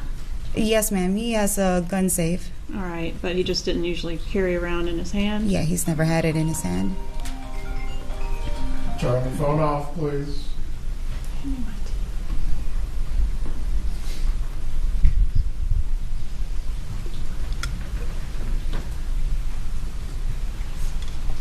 What was he saying to you when he was in this frantic state? I can't really recall because he had given me some Xanax, so it was a little blurry that night, and I just fell asleep. I think we both fell asleep. So. All right. Can you tell the jury whether the excitement that he was showing had to do with the murder or something else? Yes, ma'am. It had to do with that. Okay. Was anybody else there at his residence when you arrived? At that day, no, ma'am. Okay. Did you ever see his parents at the residence? No, I didn't see his parents. Okay. How was the money packaged when you got it? I think you said you got it the next morning. Yes, ma'am. Okay. How was it packaged? It was in a plastic. The money was in a plastic bag, like a Ziploc bag, that was inside a brown bag, and then like a grocery bag over it. And was the money stapled? Yes, ma'am, it was. Can you explain how it was stapled? Like what size bills and what increments were stapled together? I believe it was stapled in, I never counted it, but it was like in a stack and it was stapled in the corner. All right. Were they $100 bills or something else? They were $100 bills, and there was some 20s and 50s. Okay. And was the money damp? Yes, ma'am, it was. Explain what you mean to the jury. A couple days after that, I went and I opened the bag and I called Sigfredo and I told him, I was like, there's mold on this money. And he's like, well, blow dry it. And I was like, but why would there be mold on the money? And he's just, I don't know, just blow dry it. So I believe his parents or his mom might have washed the money. You mean like physically washed the money? Yes, ma'am. And why do you think his mom did it? Because he was always adamant about telling me he didn't have any money in his house. And he told me that his parents had just stopped by right before I got there. Okay. So all of a sudden he had money to put in the trunk of my car the following morning. Was the money, I'm sorry I interrupted you. I'm sorry. Was the money already sorted out and packaged when you first saw it, or was he doing that? No, it was already stacked and sorted out. Okay. And did he have to, so he didn't have to go anywhere to get the money? He already had it when you arrived? Yes, ma'am. Was there any argument that night about the money or the next morning? With me and Charlie? Yes. No. Did you, I guess you did stay there that night? You may have already said that. Yes, I fell asleep. Was there any argument with the defendant at all about anything that night? No, ma'am. Not that I can recall. Did you threaten him in any way? No, ma'am, I did not. Judge, may we do a sidebar? All right. You may continue with your examination. Did you, the night that you went to get the money, did you threaten Charlie Adelson in any way? No, ma'am, I did not. Did you try to extort money out of him? No, ma'am, I did not. The money that he gave you, is that something that had already been discussed or agreed upon in reference to this homicide? Well, I believe yes, because it was going to be payment for this. You weren't, well, were you sent with a message from Sigfredo to tell him he better give it up or else? No, ma'am. Did you relay to the defendant that his family was in danger if he didn't give you whatever it was you were asking for? No, ma'am. How did Sigfredo Garcia and Luis Rivera get paid for their part in this murder? That morning, when I woke up, I was like, oh my God, I gotta go. So I drove back down, and I was trying to look for Sigfredo and having a hard time that morning. And then eventually I made it to the alleyway of where Lewis's building was. Was that on North Miami? Yes. In like 135th. Where he lived with Jessica? Yes, ma'am. Okay, go ahead. And I was just waiting in the car, and all of a sudden Sigfredo just like popped up and got inside the passenger seat. All right, so they got their money from you? Yes, ma'am. Sigfredo did. And Rivera got paid as well, didn't he? I believe so, yes. All right, I want to draw your attention to what we're calling the bump. You know what we're talking about? Yes, ma'am. Okay. After the bump and the subsequent conversations were occurring, did you have any contact with any other Adelson about the bump other than Charlie Adelson? No, ma'am. So you didn't talk to Wendy about it? No, ma'am, I did not. Didn't talk to Harvey or Donna about it? No, ma'am, I did not. On the Dolce Vita meeting, do you recall what meeting I'm referencing? Yes, ma'am. All right. Was that a restaurant that you met Charlie at after the bump? Yes, ma'am. Okay. In that meeting, and the jury hasn't heard this yet, but he's saying one of two scenarios. This is one of two scenarios. Do you remember that? Yes, ma'am, I do. What were the one of two scenarios? What were the two scenarios? What he was speaking of was probably the FBI or Tato blackmailing. And by their Tato, family. you mean Rivera? Louis Rivera, yes, ma'am. Were you concerned about that as well? Yes, ma'am, I was. And what did you do to try to figure out who it was that had approached Donna Adelson? I asked Sigfredo. So he was supposed to be looking into it. Yes, ma'am. Were you there whenever he did whatever he did to try to find out who it was? Was I where? Were you present when Sigfredo, I guess, went out and talked to people about whether... No, ma'am, I was not. Because at that time, was Rivera in custody? Yes, ma'am. He was already doing his federal sentence, I believe. So was the concern that maybe some of his associates might have done this? Yes, ma'am. Maybe he had run his mouth about it? Yes, ma'am.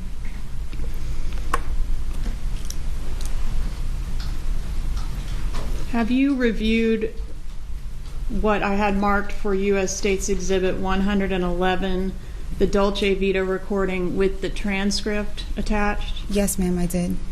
And does the transcript in that exhibit accurately reflect the words that were said at that meeting between yourself and the defendant?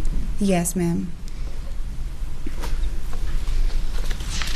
When the defendant described the bump to you, strike.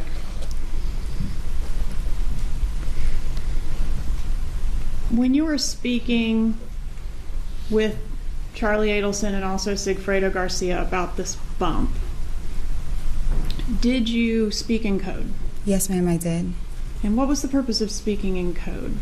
Kind of just piggybacked with what Charlie was speaking to me in code, so I kind of was like, okay, if he's talking in codes, kind of speaking codes as well.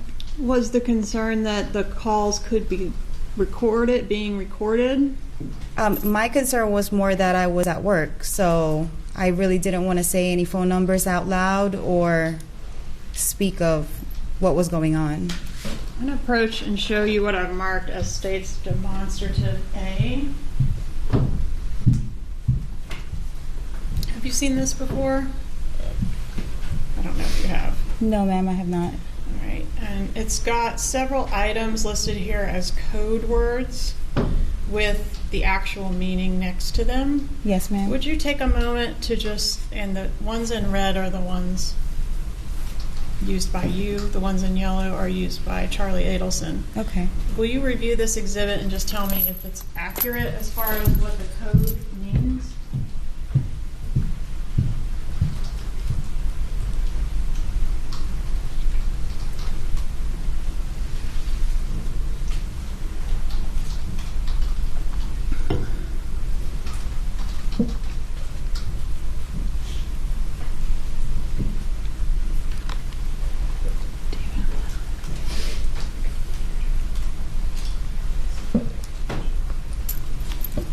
Yes, ma'am, it's accurate.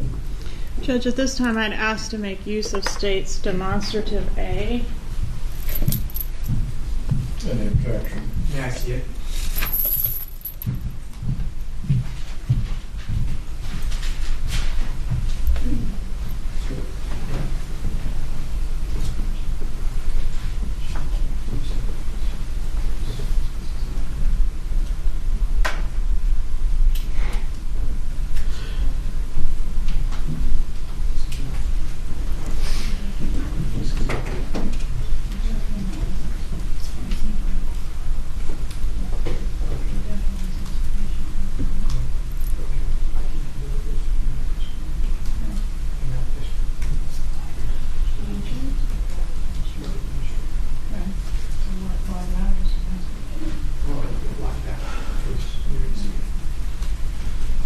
All right, Judge, I think we have an agreement with a couple redactions.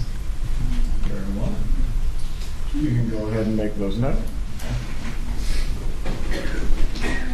Maybe if I can borrow a Sharpie from the clerk. Yeah.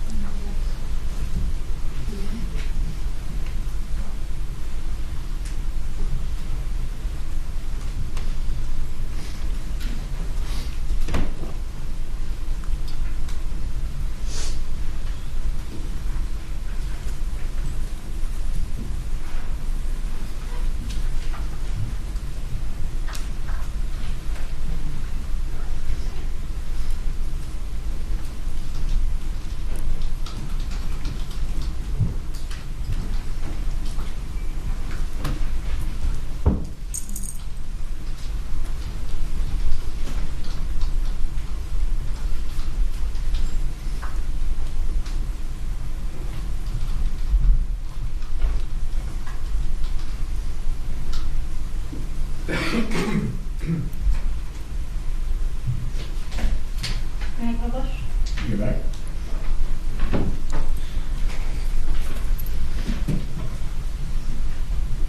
All right, so the first one we have is $65.70. And again, jury hasn't heard these calls yet, but when you were talking to Secretary Garcia about $65.70, were you referring to the undercover phone number? Yes, ma'am, I was. Okay, and then when you're talking to Charlie about an agent, were you talking about, it seems like you're talking about real estate agent, but are you talking about the undercover agent that approached his mother? Yes, ma'am, I was. All right, and the CD, was that reference to a recording that the Adelsons made of their contact with the undercover? A recording of their contact with them? Yes. That they were being recorded? No, that they called the undercover phone Yes, number ma'am. and recorded it. Yes, ma'am. Did you ever actually hear that recording? No, ma'am, not until my trial. And then the client, there's a lot of discussion about this client or this tenant. You need to find out if this is going to be a good tenant or a bad tenant. Yes, ma'am. Was the tenant this person, if it really was a blackmailer, this thug that's somehow affiliated with Rivera? Yes, ma'am. All right, the false lead or the phishing, what did that mean? There's a lot of discussion about, I hope it's just somebody phishing. You remember that? From the phone calls? Yes, this is all from the phone call. Yes, ma'am. It was one of the two scenarios that it could be law enforcement. Yes, ma'am. But this was Charlie basically saying this the whole time. He's the one who's coming up with all the scenarios. Okay, but when he's talking about the scenarios, he's talking about phishing. Yes, he ma'am. doesn't say law enforcement phishing. No, ma'am. He says it could be, a tenant or a patient or something like that. Anything but what? Judge, I'm just going to object to the leading. Please rephrase your question. Ms. Kappelman, sustained. About the listing or the properties, what did that refer to? About the paperwork. That's pretty Like accurate. looking into a listing. Yes, the listing, because I worked in a real estate agency at that time. So he was just telling me, look into the listing, oh, this will be a good investment. So it was really Charlie saying all these words. What did the good and what might the good of can't talk. What might the good investment have been? If he had a good lead? If it was a blackmailer Yes. that you could pay off. Objection, Your Honor, leading. Overruled. Is that correct? Yes, ma'am, it is. Okay. All right, we talked about the two scenarios. The paperwork, what was that? That was the paper that was handed to his mom by the undercover. On the Dolce restaurant meeting, we see Charlie Adelson pull out a piece of paper. Was that the actual piece of paper that was handed to his mother? I believe so. I just never saw it. He never showed it to me. Okay. Did he give you a phone number off of that piece of paper? He did. That was that phone number that we just can't seem to get right. Yes, The 6570. Okay.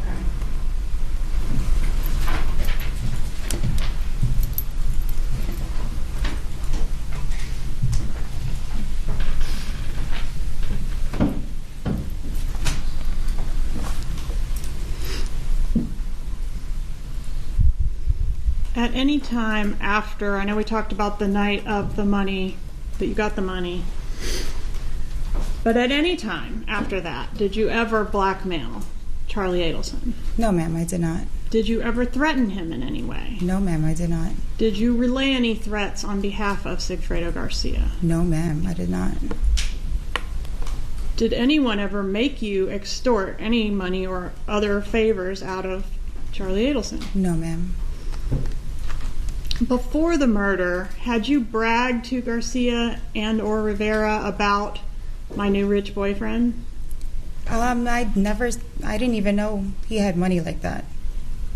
Well, I mean, he had a good job and, he had a nice house, but I wasn't aware of how, how much money he has. Okay. But he definitely had more than Sigfredo Garcia. Oh, yes, ma'am, he did. Okay. And did you brag to Garcia like, oh, I got a new, better guy? I'm pretty sure he saw that I was happy and I was, going out to dinners and hanging out with him, so. Okay. But did you tell them specifically he's got a lot of money? No, I did not. Did you tell them specifically he's got this issue with his sister's ex-husband? I believe I mentioned it. Yes, okay. I did. And when you talked to them about he's got this issue with his sister's ex-husband, was that in the context of hiring them to do the murder, or just in general? Okay, so they were aware that he had this issue. Well, Sigfredo was, yes. Okay. Did you ever talk to Rivera about it? No, I did not. Okay. And when you talked to Sigfredo about it, did he ever say, well, I think I'll just drive to Tallahassee and kill the guy, or anything like that? No, ma'am, he did not. Is that something he would have mentioned to you if that was his idea? Sigfredo doesn't say a lot of things to me, and he likes to keep a lot of things away from me. So he would have never asked me that or told me that. Okay. But in this case, I guess, okay. So is it possible that Sigfredo and Rivera came to Tallahassee and did this killing without any communication from you or Charlie Adelson, just on their own? No, ma'am. And then extorted Charlie Adelson through you to get money because they had killed the guy? No, that'd be impossible. How would they have any information? Well, they could have seen it on the internet. No, I don't think so.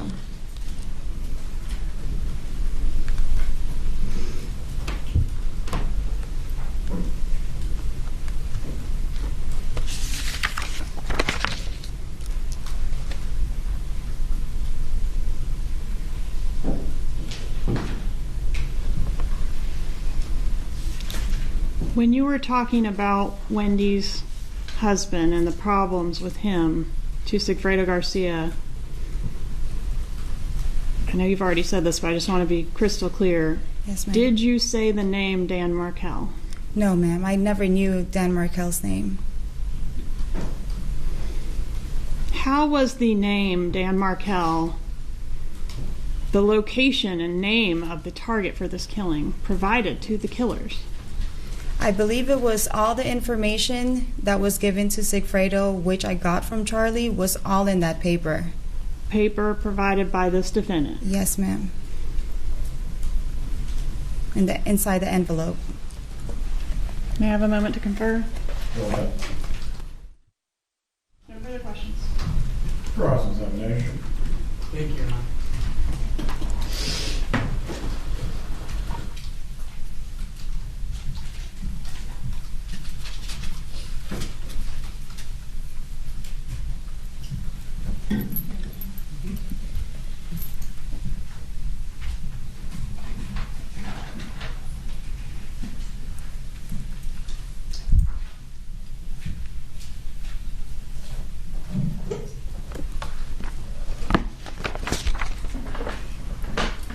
Now, you were arrested and charged with the murder of Professor Markell on October 1, 2014. I'm sorry, 2016, correct? Yes, sir. Almost immediately, the state talked to your lawyers and offered you full immunity, a get-out-of-jail-free card, right? I don't know if that was immediately. Pretty soon after you got arrested, you were offered to cooperate against Charlie Adelson and the other Adelsons, and you would get to go home to your kids, right? Yes, sir. And your lawyers told you about that offer. Yes, sir, they did. You also saw an interview on TV while you were in jail in which one of the prosecutors mentioned this immunity offer, right? Yes, sir. You have 2 kids who are your world, right? Yes, sir. If you took the state's deal, then you would have been let out of jail immediately, right? That's what your lawyers told you. If I took their deal? Yes, sir. But you didn't take the offer. No, I didn't. Instead, you stayed in jail for 3 years before your first trial, right? Yes, sir. You stayed in jail through COVID after your first trial hung. Yes, sir. You still didn't cooperate. The deal was still open, right? Well, the deal was to give up Charlie. And you couldn't do that. Because in order to give up Charlie, I had to give up Sigfredo, the father of my children, so I couldn't do that. So while you're in jail, sitting in jail, during COVID, you knew there was still a deal possibility open for you, right? You could still take a deal. Your lawyers told you that. Before COVID, after my mistrial? Yes. I believe so. And you still didn't take the deal, right? No. And Charlie Adelson didn't force you to take the deal, not take the deal, right? No, I had no communication with Charlie. He didn't pay for your attorneys. He didn't pay for my attorneys, but there was word that my brother declined him paying for my attorneys. Ma'am, it had anything to do with him. I know you have an agenda here, but just answer my questions. Yes, sir. Did Charlie Adelson pay for your attorneys? No, sir, he did not. Did anyone in the Adelson family pay for your attorneys? No, sir. Did anyone in the Adelson family pay any money to your kids? No, sir. You had nothing to do with Charlie Adelson, right? After the bump. No, sir, I did not.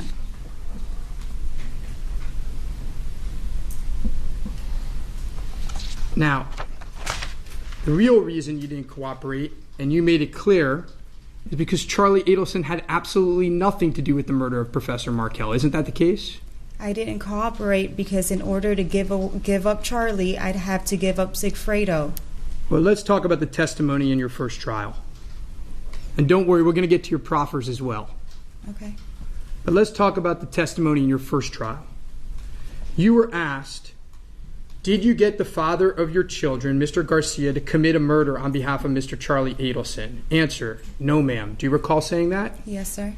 You were asked, do you have information that Charlie Adelson was involved in this? Answer, do I have information? I don't have personal information. Do you recall that? No, sir, I do not. You don't recall saying that in your first trial? No, sir, I do not. Would you like to see a transcript of it? Yes, I will.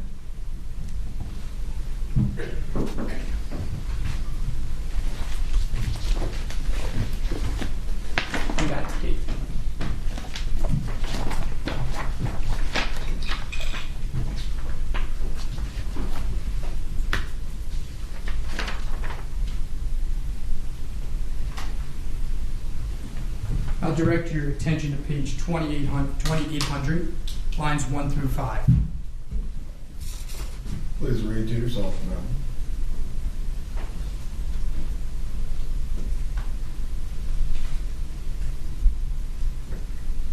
Does that refresh your recollection that that's Yes. what you said? Yes, sir, it does.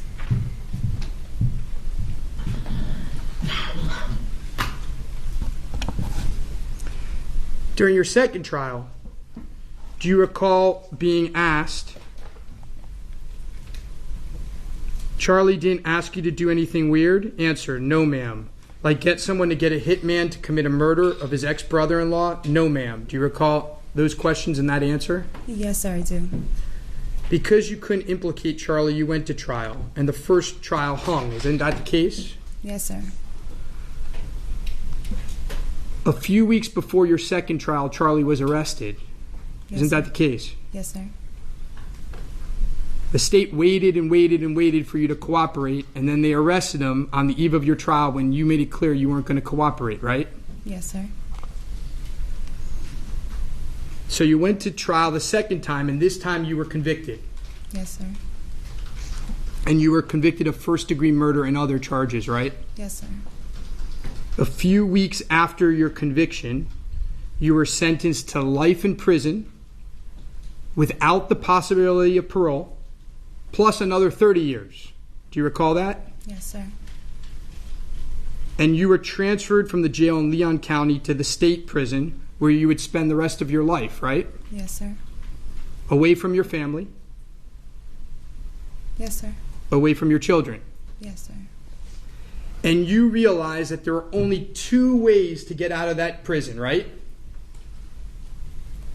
What are the two ways? Well, one way was in a coffin, right? Yes, sir.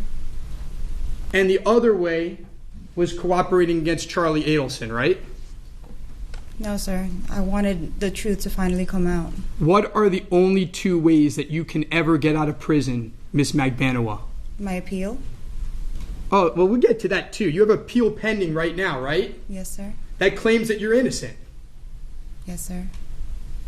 Let's just make this clear to the jury. Ms. Kappelman has called you as a witness against this man who's presumed innocent.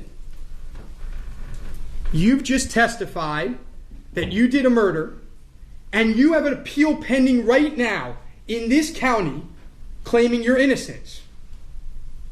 Isn't that true? Yes, sir.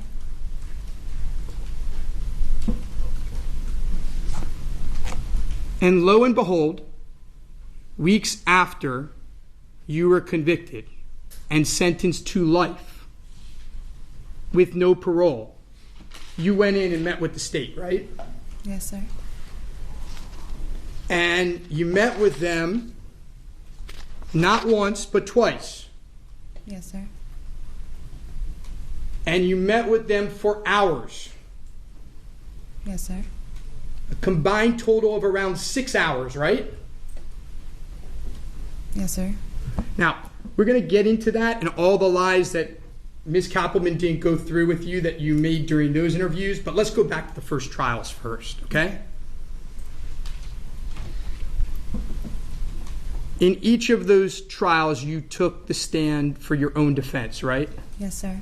And you took the same oath and looked at different jurors the same way that you look today, right? Yes, sir.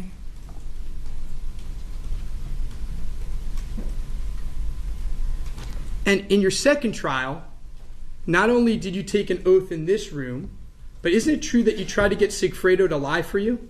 No, sir, I did not.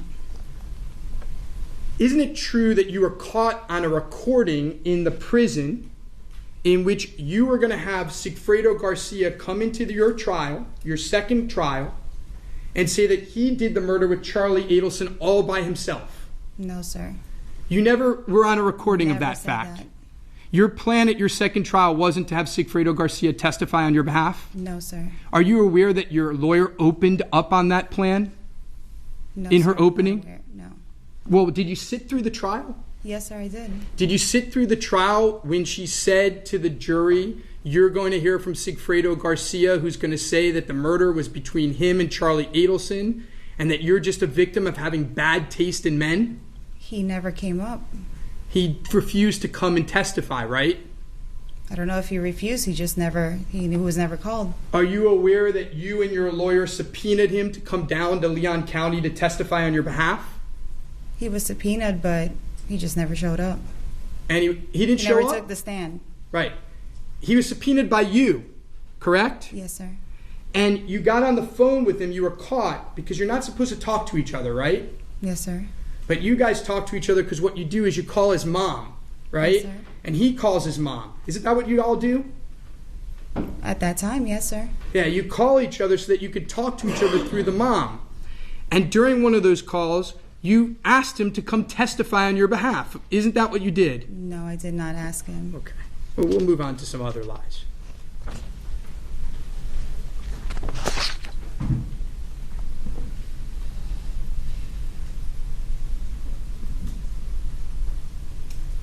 During your first trial, you didn't ask Mr. Garcia to help this lady get her kids back in Tallahassee. Answer, no, ma'am. You didn't solicit him to commit a murder of Dan Markel. Answer, no, ma'am. Do you recall those questions and answers? Yes, sir. You were asked, well, back then, did you know someone by the name of Dan Markel? Answer, no, ma'am. In 2014, you learned that Wendy Adelson's divorce was already finalized, right? I learned that in court. I didn't know it before. Do you remember those words? Those were lies, right? Yes, I lied in my trials to save myself. We'll keep going. You lied when you said that Charlie told you that Professor Markel had been in an accident, right? I lied that. Say it again, sir. Well, I'll ask you the questions. Do you remember having a conversation with Charlie Adelson about his brother-in-law being in an accident? Does that sound familiar to you? It sounds familiar, yeah. That was a lie, right? No, that's what Charlie said. He told you that he was in an accident? He'd tell you that there was a murder? No, he told me he was in an accident. So you didn't know about the murder of Dan Markel on July 18th? Is that what you're telling this jury? No, not at that time. When did you find out about the murder of Dan Markel? It was later on. Oh, really? So the money that you brought to the guys that Miss Kappelman brought up on opening, the money you brought up to the guys on July 19th, it was because Dan Markel was in an accident? I didn't know that was Dan Markel. Like, I didn't know his name. Oh. But there was a murder that happened, yes. At the March 11th dinner that you had with Mr. Lacoste at Yardbird, Dan Markel's name wasn't mentioned? No, sir. Would it surprise you that Mr. Lacoste has testified to the opposite of that? No, I haven't seen his testimony.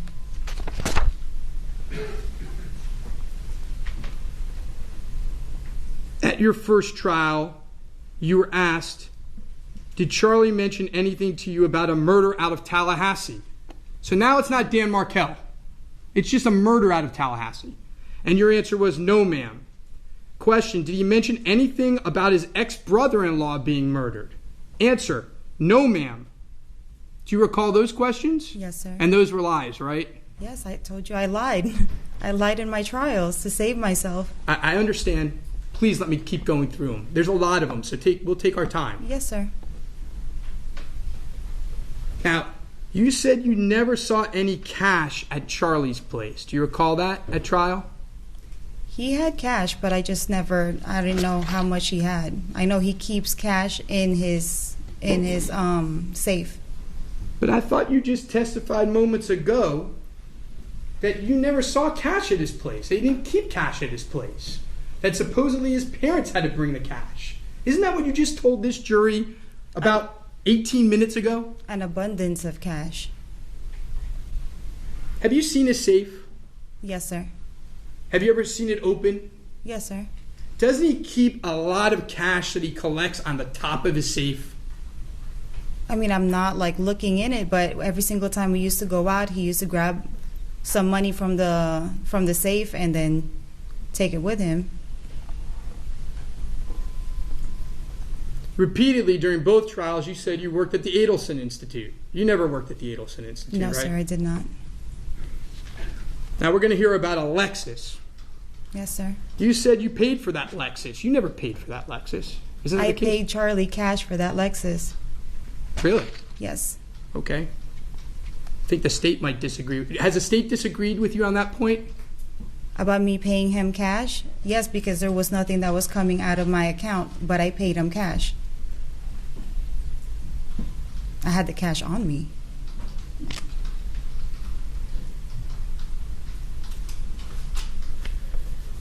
During the trial, first trial, you were asked, do you know why it is that Charlie chose you out of all of his ex-girlfriends to call? I don't know why he called me. Do you recall those questions? Yes, sir. That was a lie, right? I told you I lied in my first and second trial to save myself. Well, let's get to the second trial. Just like you're lying here to save yourself, right?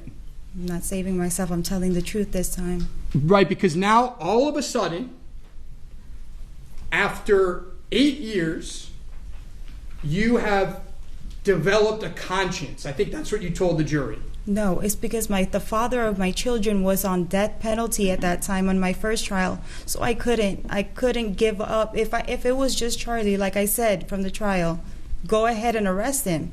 Nobody ever did. He didn't get the death penalty after the first trial, and he was convicted, right? Yes, sir. And by the time of his second trial, you had no reason to protect him anymore. He was done. No, sir. He was under appeal. Okay, just like you're under appeal now. Yes, sir. So what you said to this jury about 20 minutes ago is you said to this jury, I'm here today to tell the truth, and I want to get your exact words.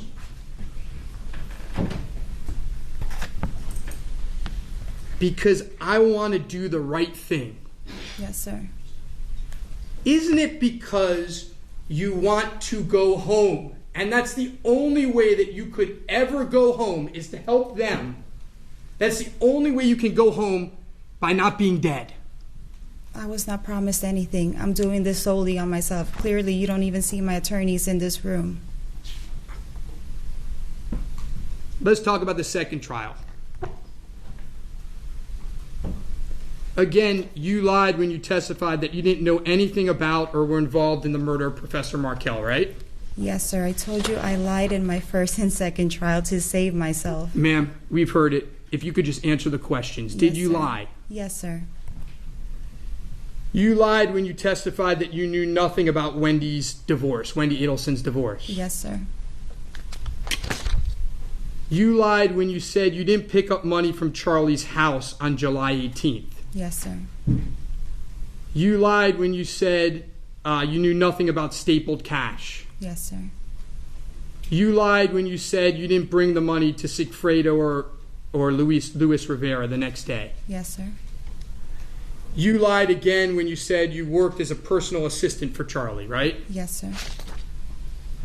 You lied repeatedly when you tried to discuss what had happened, what was being spoken at Dolce Vita, correct? Yes, sir. All right, well, now let's talk about the lies that you told that the state didn't go over with you. Let's talk about your proffers, your cooperation. Yes, sir.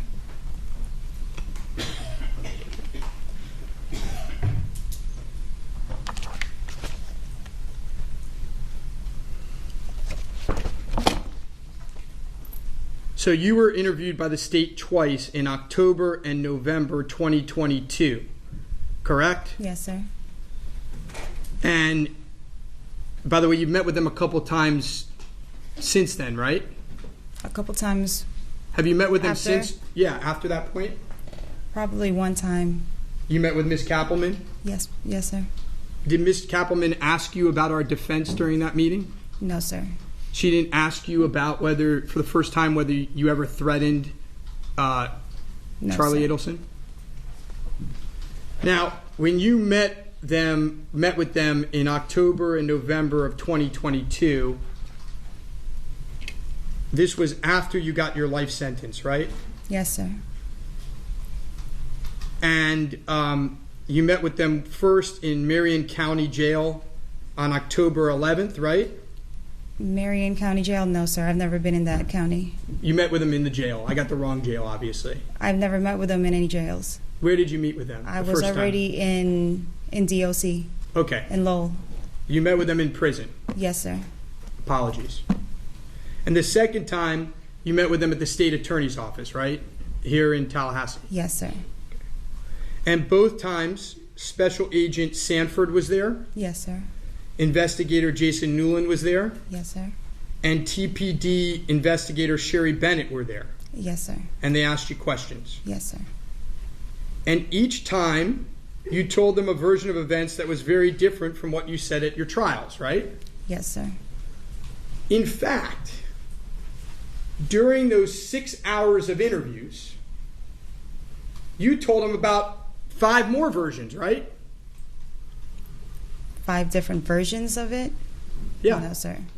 Oh, so you told them the same thing throughout the 6 hours that you met with them?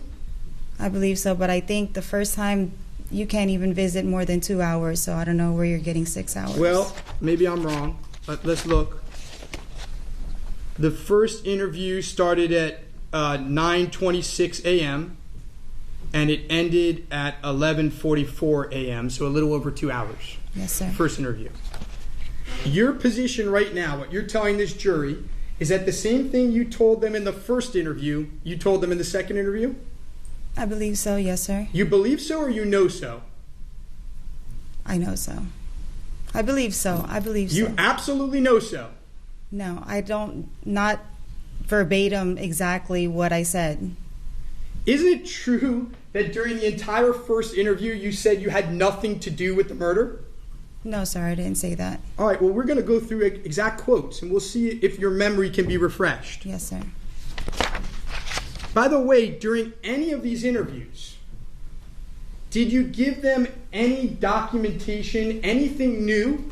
Any text messages, documentation, WhatsApps, any new, as people call it, receipts? Did you give them any new evidence? No, I'm in prison. I don't have anything. It was just your words, right? Yes, sir. So let's talk about what you said.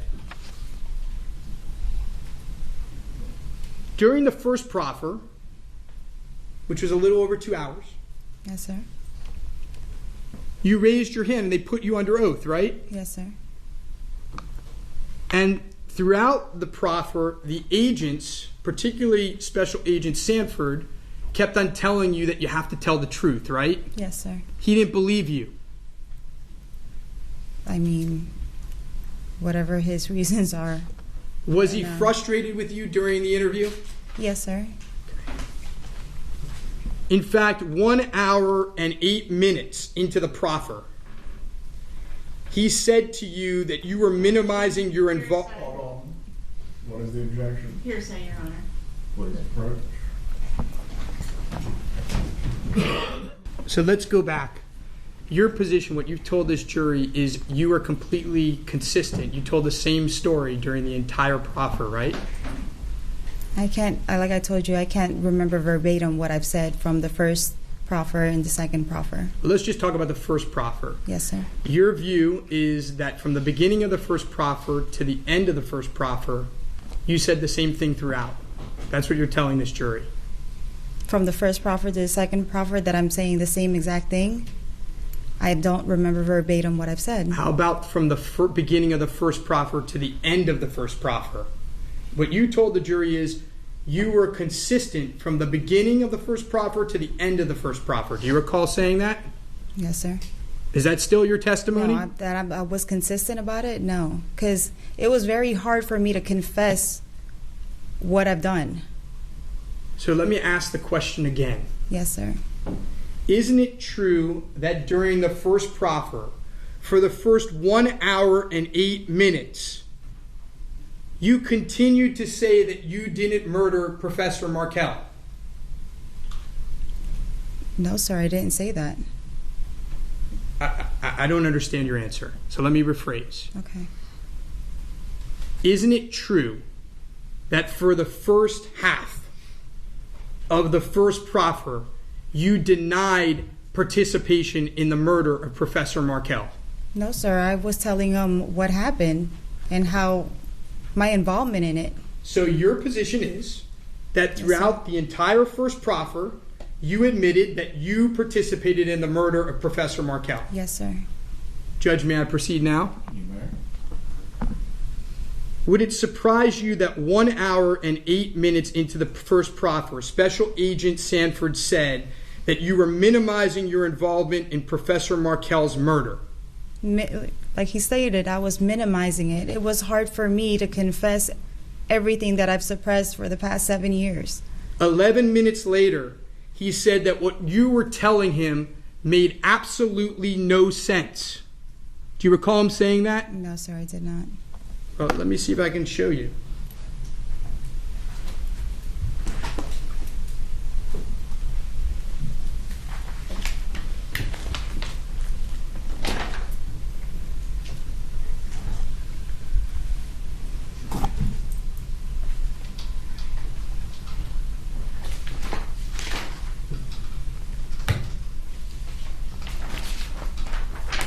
Does this refresh your recollection that Special Agent Sanford said all of it doesn't make sense? I'll withdraw it. Please allow her to. Does this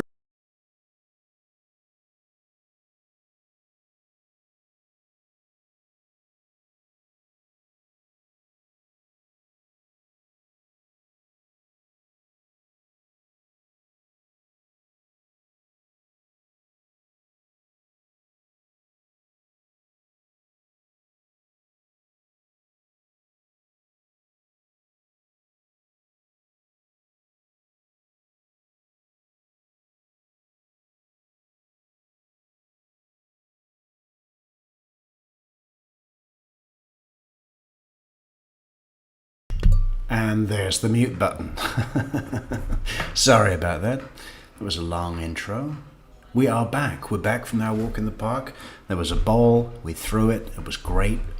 There was a stick, and we threw that too. Do you think my dog calmed down in the slightest? No. It just hyped her up some. Anyway, where are we? We are at about an hour and 10 into the 2023 testimony of Katherine Magban. How's it been going? Of course, I haven't been watching it, so it's been a while since I saw this testimony. Anyway, we might as well finish it off now that we're here. refresh your recollection of what Agent Sanford said? But we should also double check the courtroom, right? Still up in the corner. That's okay, hot chocolate. We'll be with you whenever you're back. Just the line that you highlighted? You can read before and after to make sure I'm not doing lawyer tricks. Yes, sir. Can I? Of course. Yes, sir.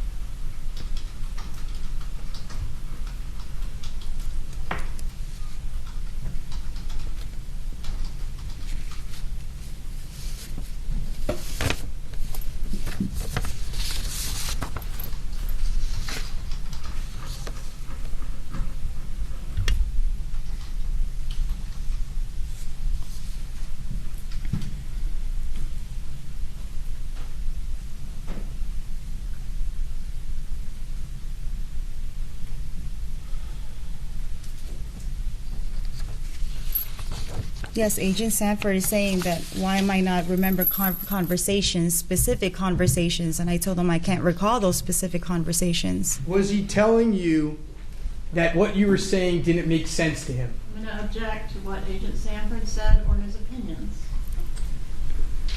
Sustained. Please lay the foundation to impeach specifically. At some point in the interview, did he walk out on you? Yes, he did. On the second interview. Yeah, okay. We're going to get to that. That's like 4 hours into your combined interviews, right? I believe so. Right? So you come back, and I think it's over an hour into the second interview, so actually my math isn't great. It's like 3.5 hours into interviewing. Agent Sanford gets so upset. Judge, I'm going to object to Agent Sanford's opinions I'll or rephrase. actions or words. He's withdrawing the question. Please move on. Around 3 hours into these interviews, Agent Sanford decides to leave the room, right? Yes, sir. He was frustrated with you, right? I believe so.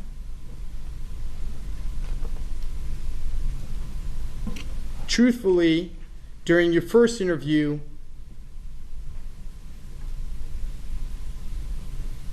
You kept on saying all of these things were jumbled in your head, right? Yes, sir. You said that about 11 times. Do you recall that? I don't recall how many times I said it. No, sir. You said that eventually, 33 minutes into the interview, you said you arranged through an envelope that Charlie gave you, but that you never opened it for Sigfredo to rough up Professor Markel. Do you recall saying that? Repeat the question. 33 minutes into the interview, Yes, sir. you admitted that you arranged through an envelope that Charlie gave you, but that you never opened, Yes, sir. for Sigfredo to rough up Professor Markel. Do you recall that? I've never said Professor Markel's name. To rough up the deceased. What do you mean by that? Can you explain? You told them 33 minutes into the interview Yes. that Charlie had given you an envelope that you had never opened, that miraculously got to Sigfredo Garcia, and the purpose of it was to rough up his ex-brother-in-law. No, because I didn't know what the contents of what was in the envelope, so I wouldn't have said that.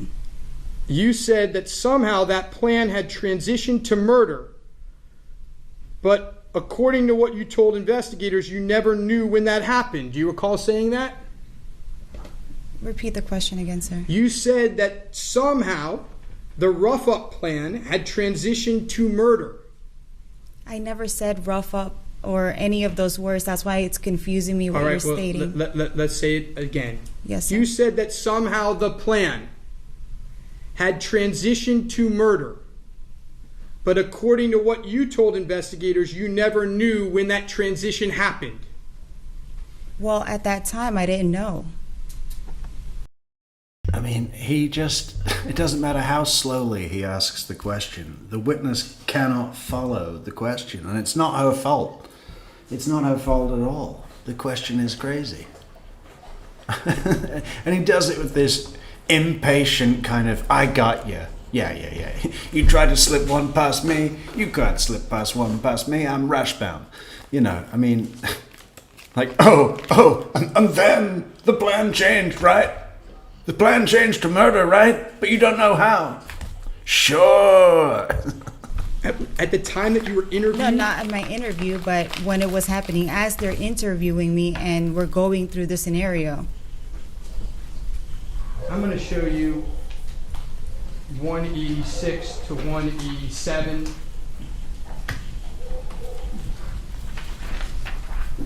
Fucking A, bro. I'm gonna fucking fuck up whoever the fuck is fucking with me.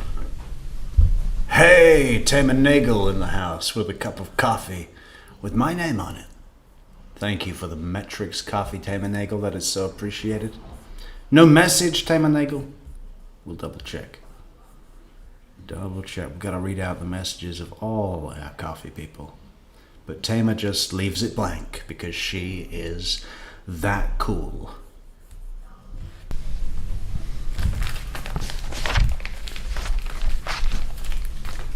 You told investigators during your first interview, 2 hours into it, 2 hours and 1 minute to be exact, Yes, sir. that you never spoke to Charlie about the change in plans, I never spoke to Charlie about the change in plans. meaning it going to become a murder.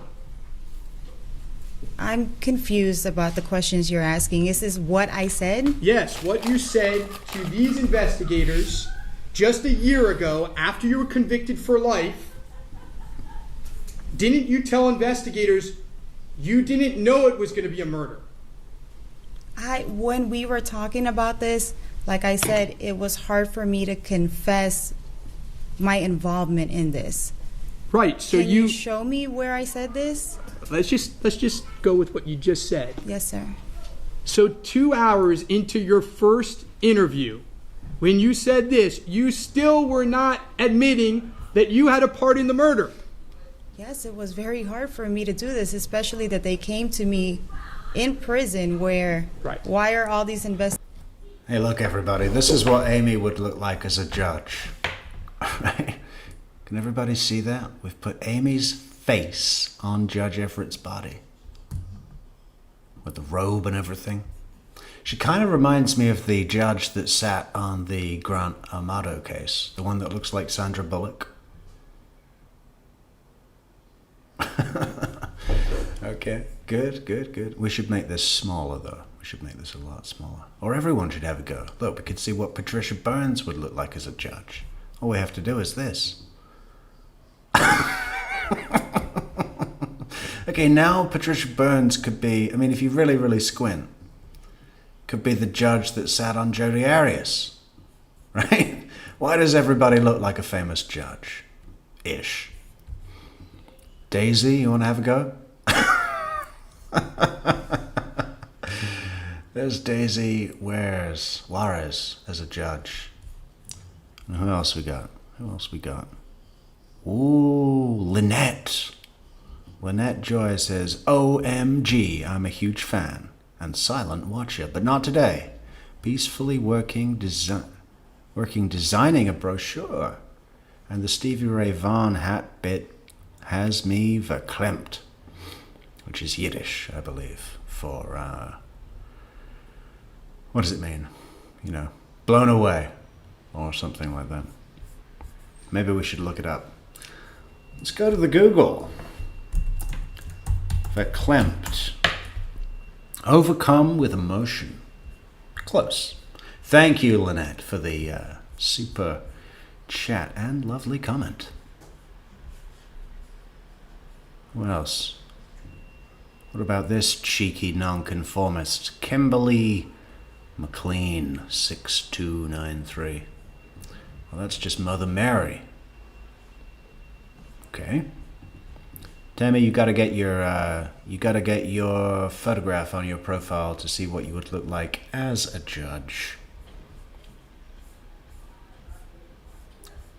But maybe this, oh well, okay. She bait us to it and says, I'm glad my pic ain't on here. Okay, fair enough. Michelle. No one knows what Michelle looks like. No one knows. Only the lucky. Only the very, very lucky, right, Michelle? Investigators coming in. Okay, so we are now where we started, which is during this first proffer, just a year ago, under oath again, you refused to admit at first that you had anything to do with the murder, that you were a part of the murder. Yes, sir. Yes. Okay. It's hard for me to admit it. Yes, sir, it is. It's still hard for me to admit it right now. Okay.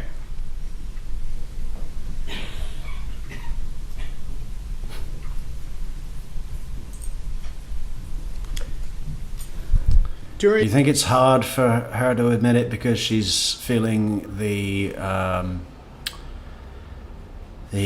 contrition and the guilt and the shame, or do you think it's hard for her to admit because she doesn't know if she's blowing the only card she has, or if she should hold out for a better deal on paper? You know, all of this promise, we might be able to do something for you down the road, but if we promise you now, it's such a great bargaining position the state has, isn't it, with an inmate that's got life. It's like, yeah, well, you know, we would love to tell you the deal that we're going to give you, but we're going to have to keep it secret. Because if we offer you something that's really good and put it on paper, that will undermine the credibility of your testimony.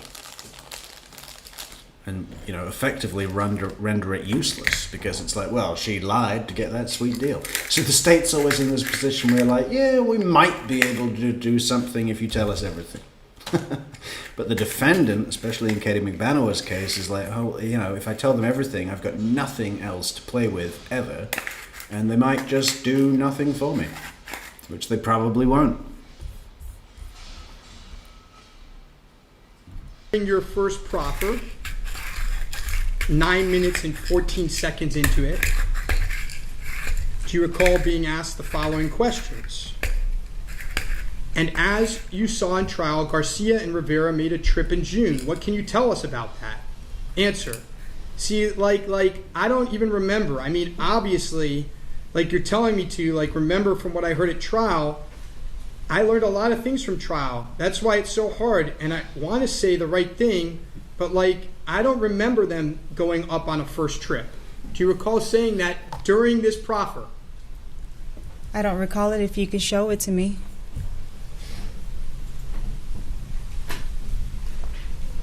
Katie right now is probably letting other inmates braid her hair in some fucking complicated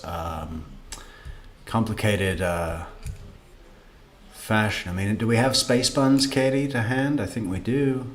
I think we do, because we're so organized. We just go to the Katie file. We go to the Katie file, and we search for space buns. There we go. Look, it's right there. Touch of a button, one click. One click, space buns, Katie. Ah, look, you know, she seems to spend a lot of time allowing other inmates to spend time on her hair. That was March 26th this year. Yeah. Yeah. I'm kind of glad that she didn't wear that hairstyle at trial.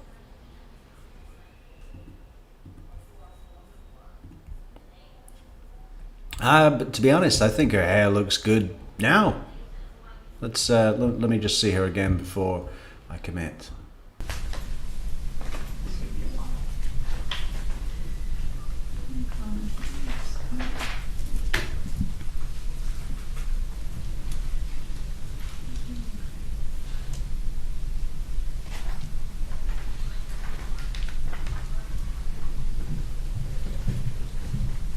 Approach your honor.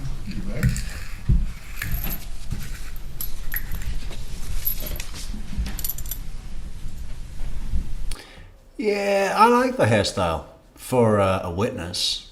You know, I don't know if it would be functional if you were doing jobs around the house or, you know, it's making a point of the volume, right?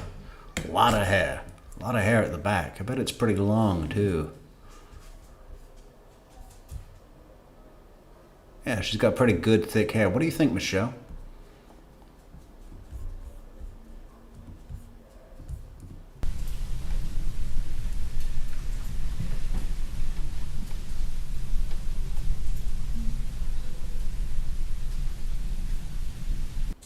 Oh, Wendy's hair was absolutely diabolical, Danielle.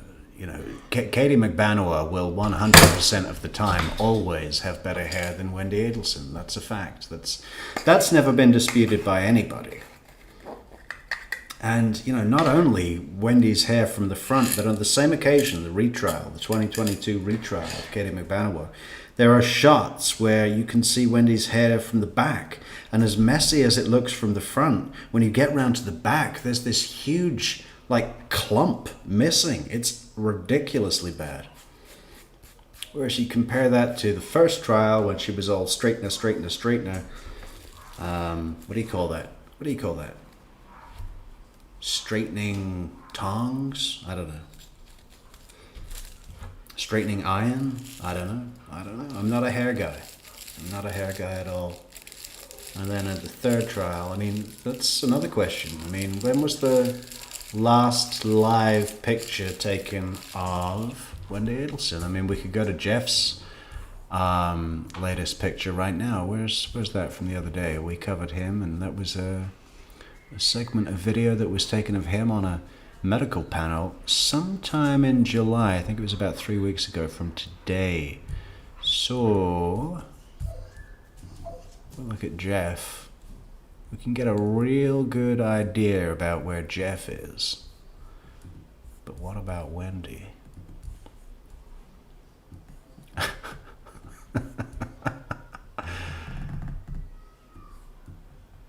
Yeah, I mean, you know, we've all aged.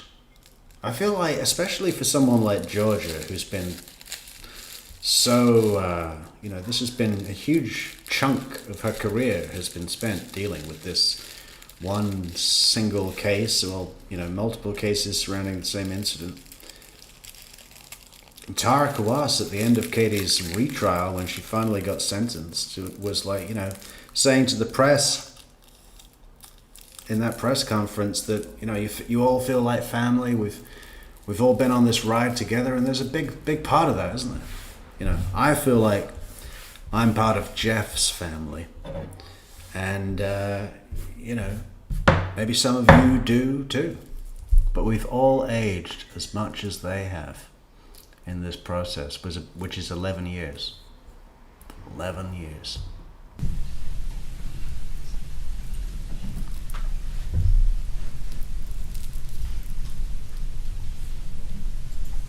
Does that refresh your recollection that you said that? Yes, sir.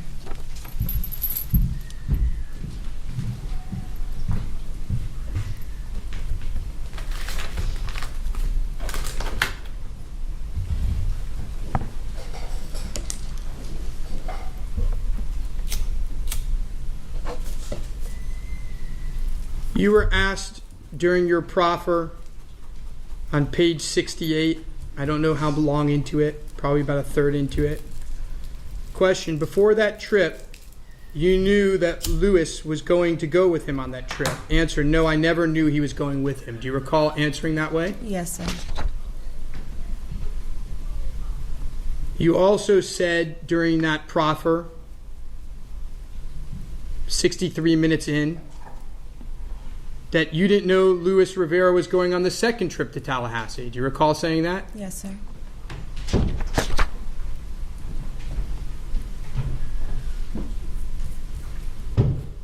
During that interview on page 83, you told investigators, this is just a year ago, that on the night of July 18th, you didn't know that Charlie's brother-in-law had been shot. Can you show me that, sir? Sure.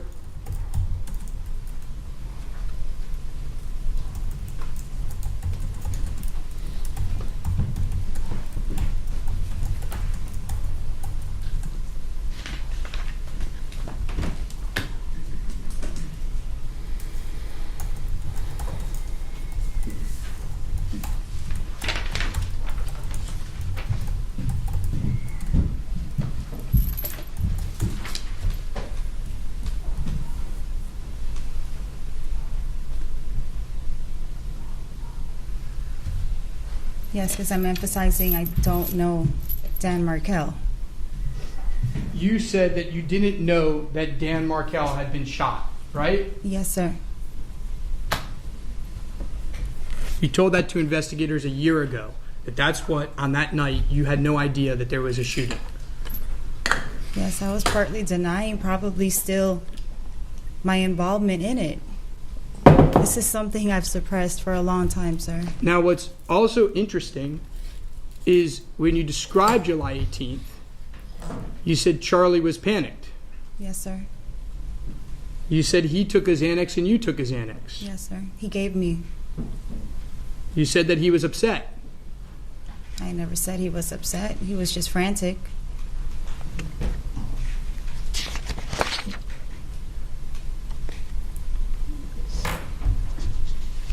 Let's move on to the second proffer. Yes, sir. The second proffer was 6 weeks after the first proffer. Do you recall that? This is when I came back. I came here? Correct. Yes, sir. And you met with investigators for 3.5 hours this time. If that's what it states. From 10:06 in the morning to 1:38 in the afternoon. Yes, sir. At the beginning of the interview, you told investigators you didn't know why you were there, right? Yes, I didn't know what I got pulled out for. And 15 minutes into the interview, Agent Sanford left the room, right? Yes, sir. He didn't come back. No, sir.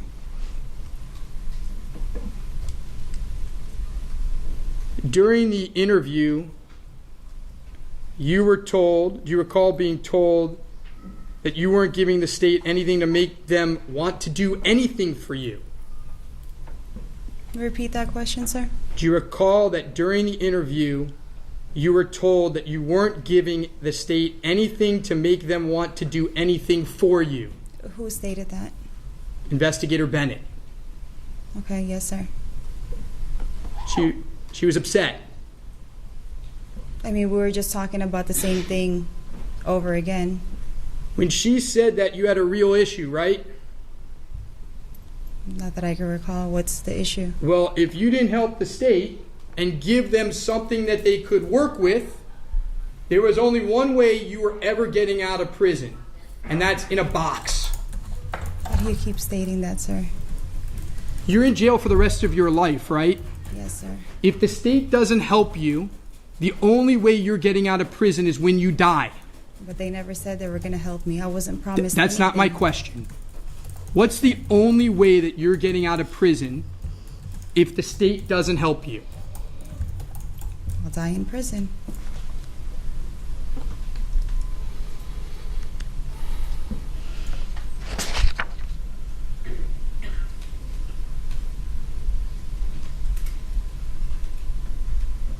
During this second proffer, they asked you, you mean to tell me that you had no clue that he came to Tallahassee?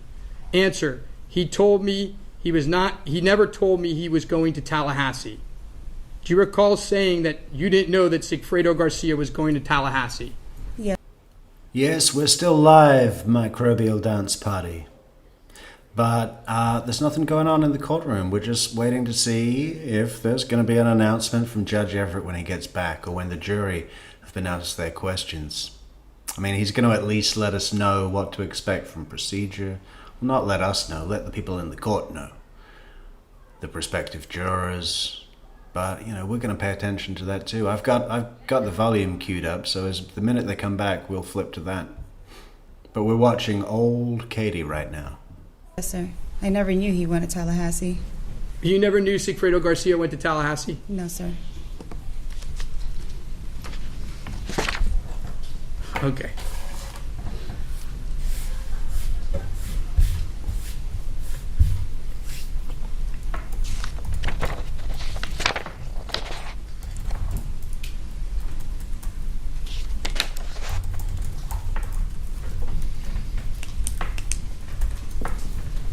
During these proffers, you never told the state about monthly payments, did you?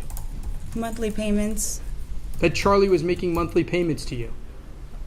What, the checks from the Adelson Institute? Yes. They were aware of that. How about the cash he was giving you every month? He wasn't giving me any cash every month. Oh, really? Yes. He wasn't giving you $2,000 of cash every single month that you're heard on the wires trying to accept? No, sir. He was just giving you an Adelson Institute check? Yes, sir. What would the $2,000 be for? Before he gave you the Adelson Institute checks, you were getting $3,000 a month, right? No, sir.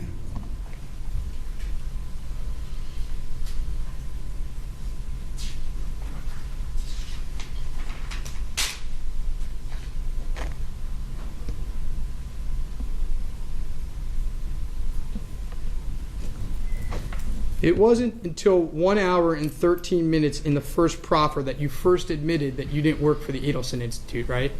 Yes, sir. I lied about it. In the proffer?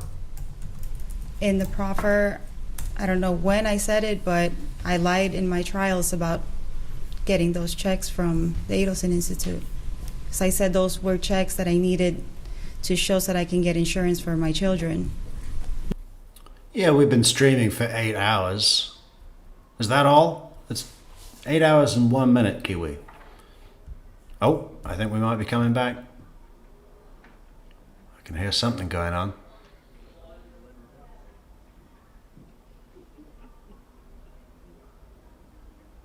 I can hear Judge Everett chuckling. That's always a good sign. Not much going on yet. Okay. Got to keep an eye on that, though.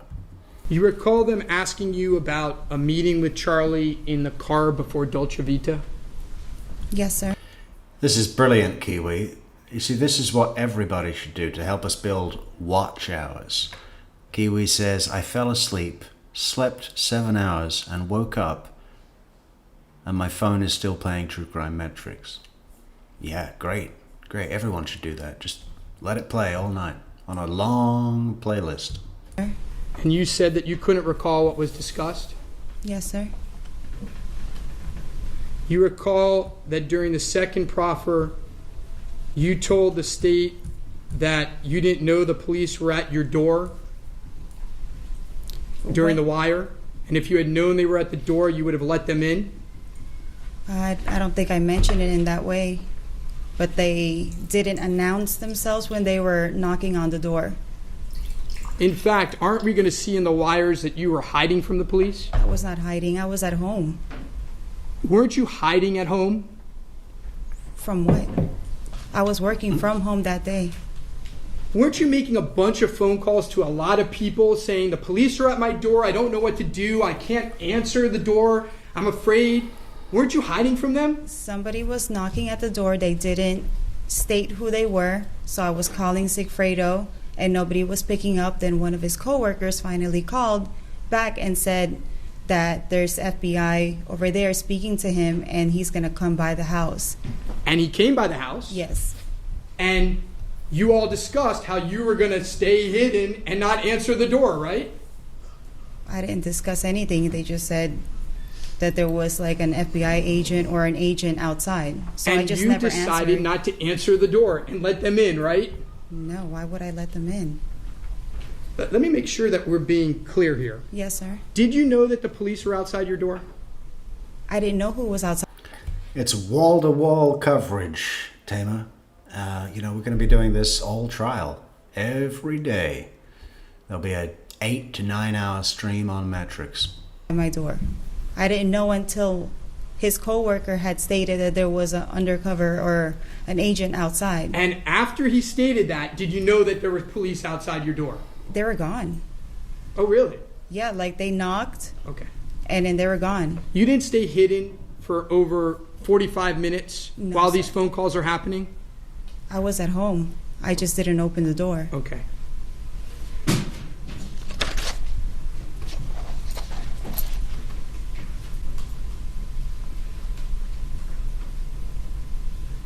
During the entire first proffer and 2/3 of the second proffer, you never said that Charlie did it or ordered it. Isn't that true?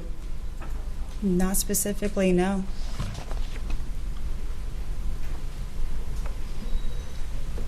Now today you come in here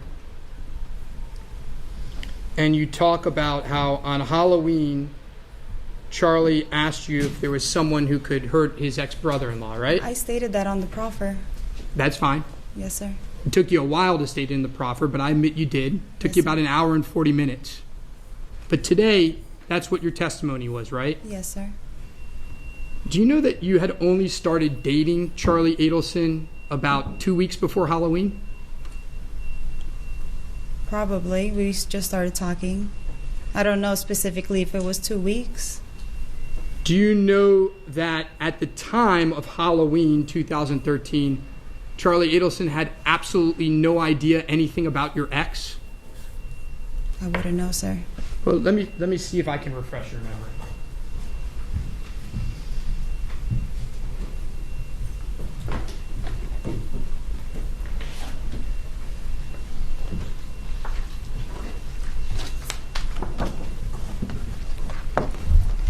Do you recall text messages in November 27th of 2013 where you said to... Sustained. Okay. Please show the witness the document. Well, let me ask some questions first. Go ahead.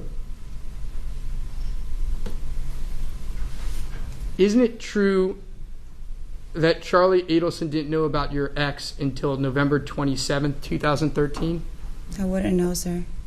And even then, he didn't know much about him? I wouldn't know. Let me approach with... You may. What number is it? Defense Exhibit 34. May I see the item, Mr. Rushmore? You have it. Text messages.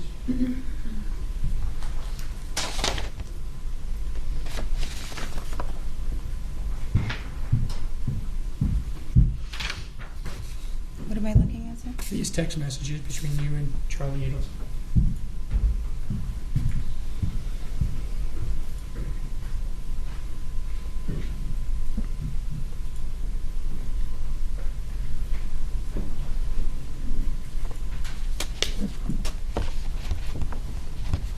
Does that refresh your recollection that he didn't know about your ex until at the earliest, November 27th, 2013? Yes, sir.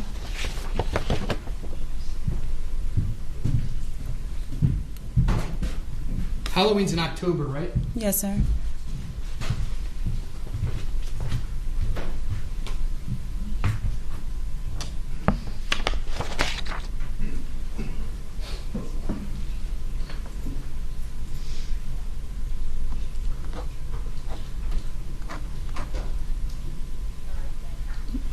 Now, you talk about this letter and Charlie printing it up. In all the times in Charlie's house, you ever see him, does he have a computer? He doesn't own a computer, right? He had a little office in his house, but I don't know if there was a computer or not. I don't recall.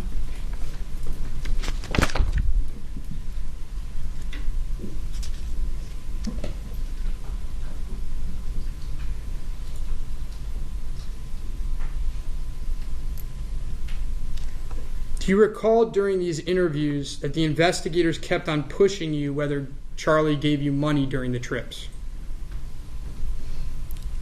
Repeat the question, sir.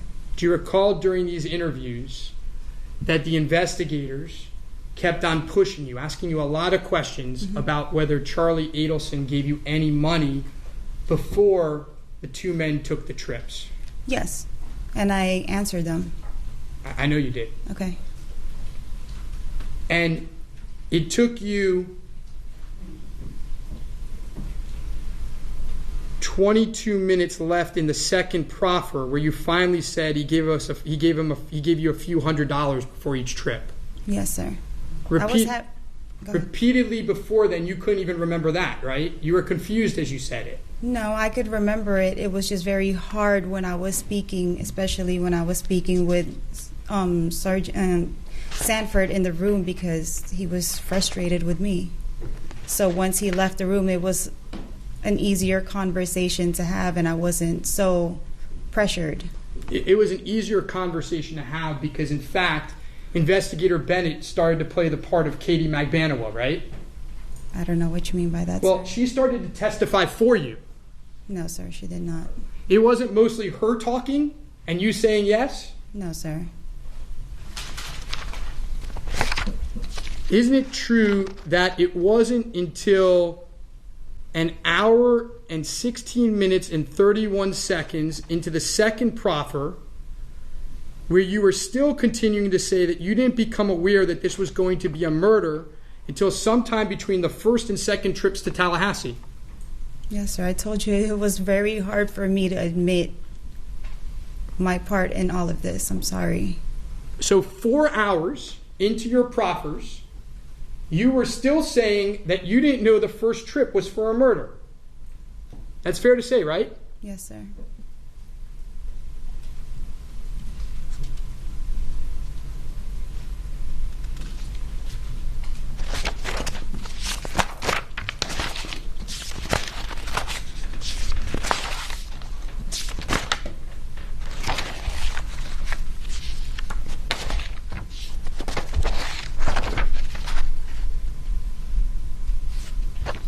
All right, let's go on to a little different subject.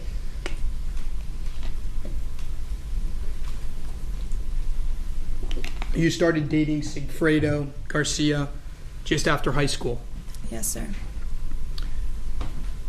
By the time you broke up with him, you had been with Sigfredo on and off for more than a decade. Yes, sir. By the way, when you dated Charlie Adelson, he thought you were broken up with Sigfredo Garcia, right?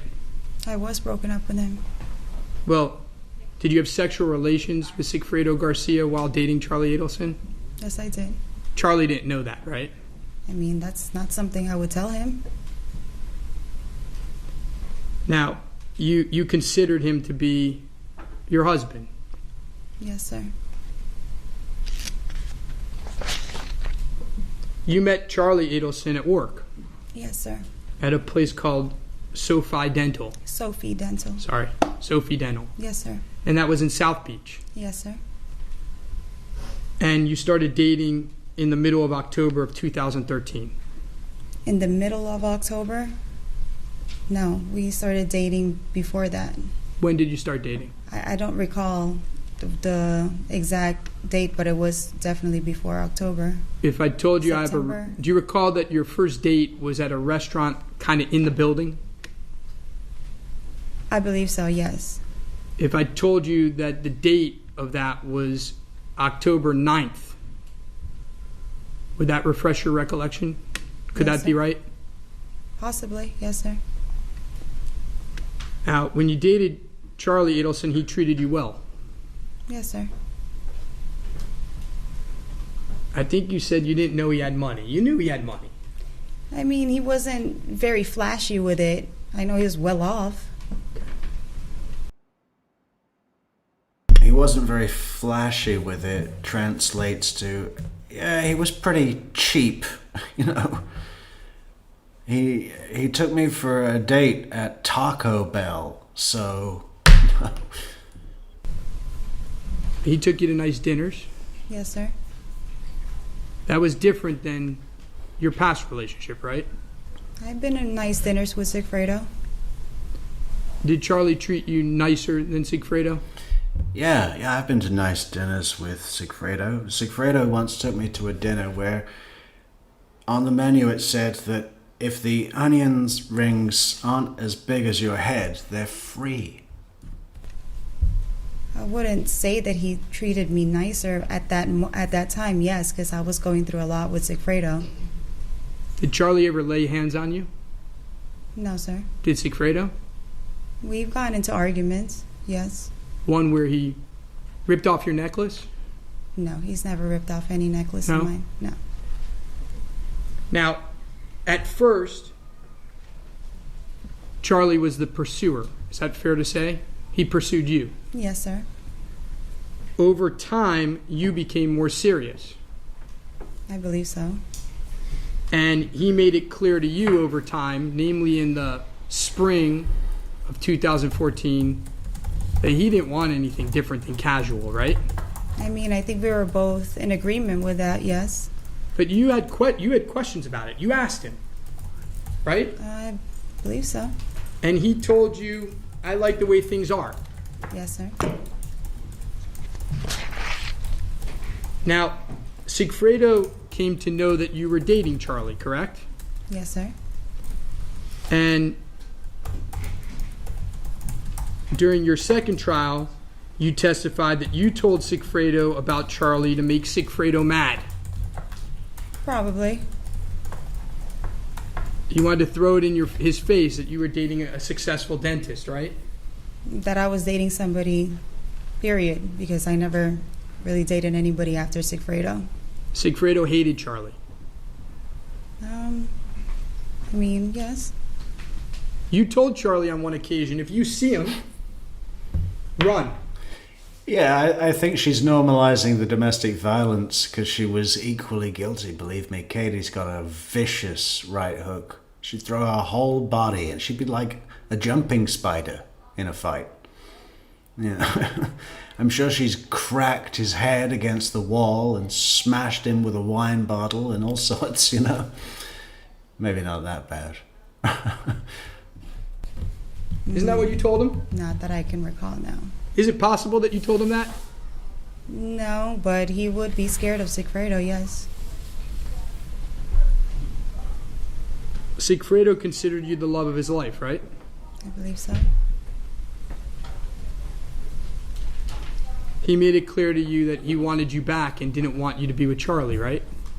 It's not that he made it clear, but we were trying to work it out for our family. Now, Charlie talks a lot, right? Yes, he does. And he repeats himself. Yeah, and I don't think, I think most of the marks that she would have got, that Katie would have gotten, was when she was launching herself at Sigfredo, and he pushed her away with serious force, admittedly, but, and then she flew back into the kitchen door, that sort of stuff. Yeah, I don't think he was, beating her like a savage, abusive, they're just scrappers. You can tell they're both scrappers. I hear Judge Everett saying something, ordering something, checking if they've got mayo. On the chicken salad, is that with mayo? Go light on the mayo.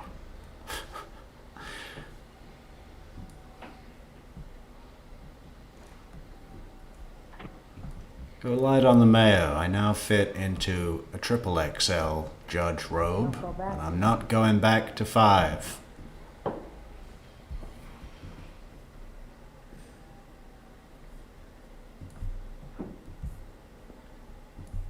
does look good though, doesn't he? Sharp. Come on, zoom out. I want to see the courtroom. Just show us Georgia. Somebody. Anybody. The court reporter would be better than this.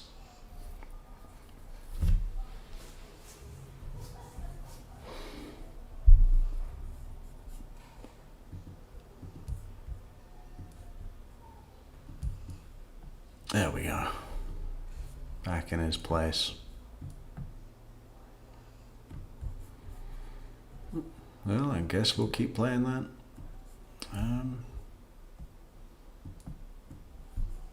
Video. Over and over. Yes, sir. As a traveling periodontist, he's in the car a lot for work, right? Yes, sir. And what does he do when he's in the car a lot? Talks on the phone? Talk on the phone, yes, sir. And he'd call you a lot on the phone, right? He would at that time, yes. And at that time, he would sometimes call you early in the morning, right? Yes, sir. He'd call you sometimes in his breaks at work. Yes, sir. He'd call you late at night. Yes, we were dating. Exactly. He'd talk to you a ton. Yes, sir. He talks to his mom a lot on the phone too, right? I believe so. Well, you witnessed it, right? Yes.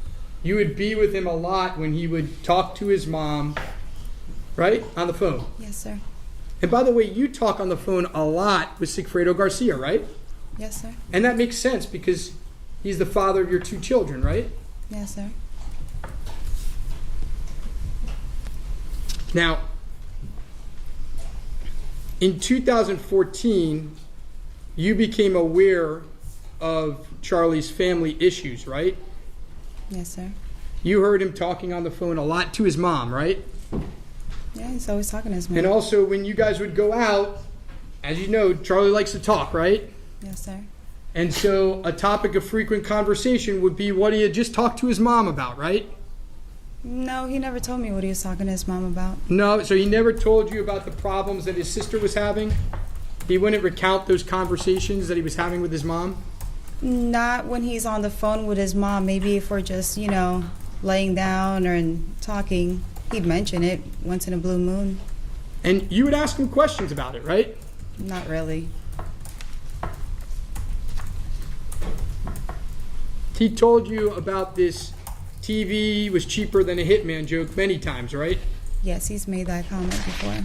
And he repeated it to many people, right? Yes, sir, he has. Why? Hey, did I ever tell you that like 5 years ago, when Wendy was getting divorced, I said to her, hey, let me get you a divorce present. And then I'll say, hey, I was going to get you a hitman, but for a divorce present, but a TV was cheaper, so I got you a TV. Why would you repeat that to anyone? Why would you say it in the first place? I could understand saying it once, the first and only time. But to repeat it for years. What the fuck?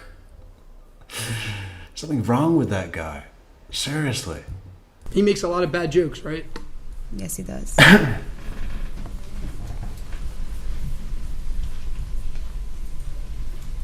Did you ever tell him, Charlie, why are you making that joke when we're actually hiring a hitman?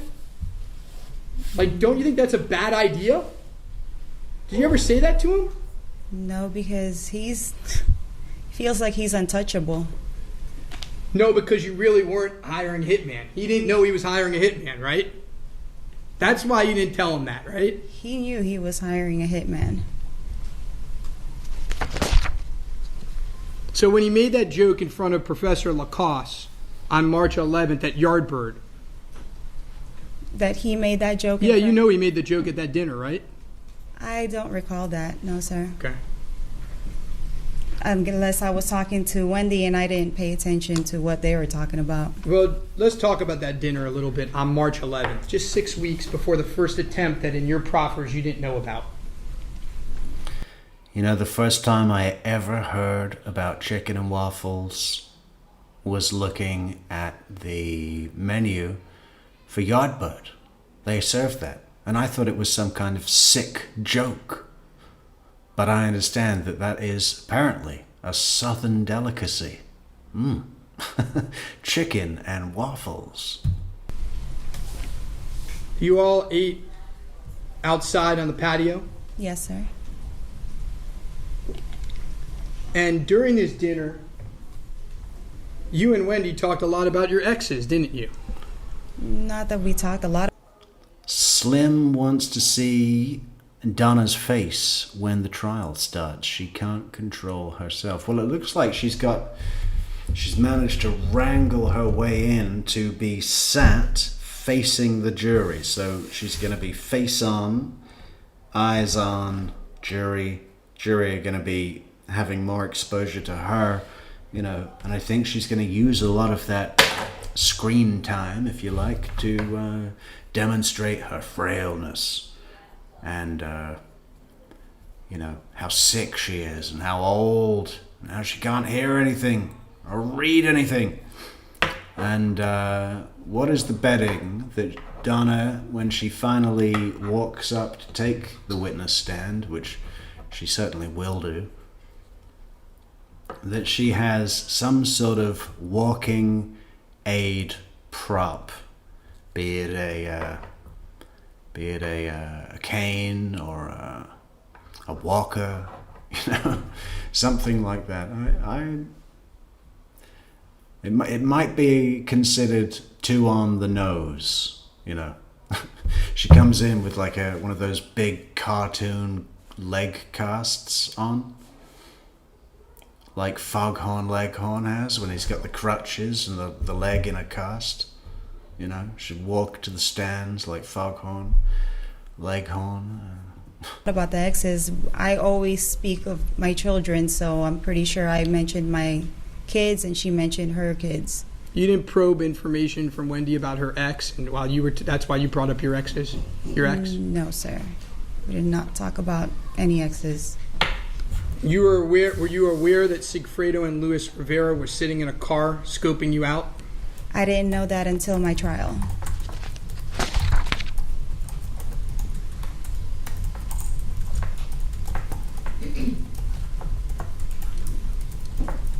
Now, the state showed you a picture of you on the beach with Wendy Adelson. Yes, sir. No discussion about a murder plot during that? No.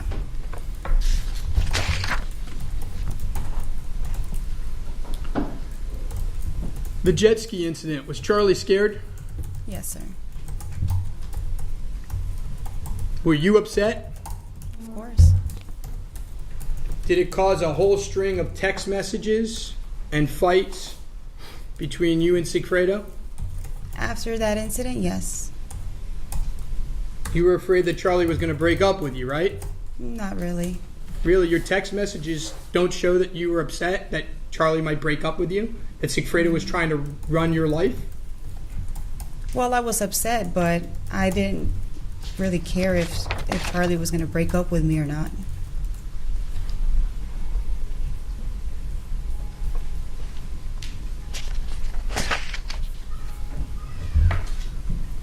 Now, I want to take you to the week of the murder. And we'll start with July 14th. You had dinner with Charlie the night of July 14th, right? Not that I can recall. Oh, you don't recall having dinner with him the night of July 14th? No, sir. Are you sure you didn't have dinner with him the night of July 14th? I can't recall. If you'd show me something. Do you recall him working late and coming towards your house and meeting him at a place near the water on July 14th? Wow, look at that. Very generous super chat from our good friend Piebird007. Piebird says, let's show Metrix how, this is good advice, let's show Metrix how much we, that's a collective pronoun, support him. TCM, you're the best. It's been a great day.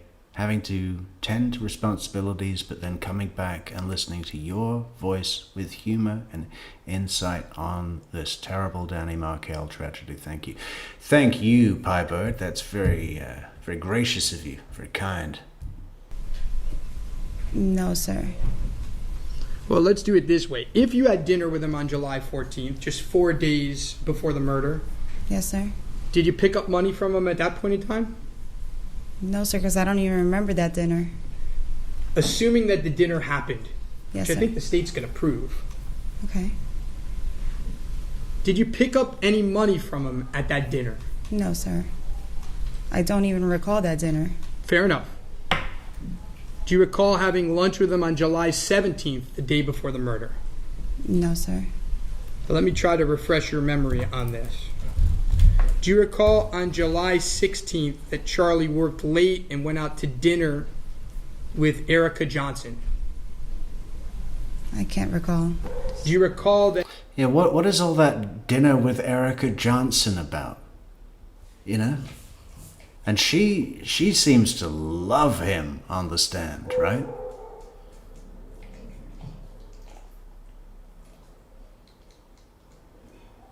Yeah, I had dinner with Erica Johnson.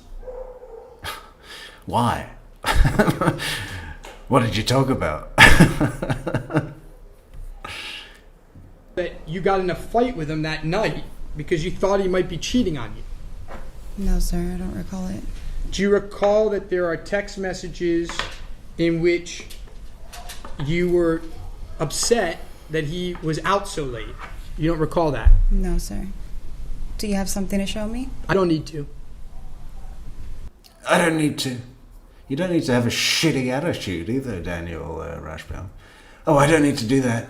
Not with you, you worthless liar.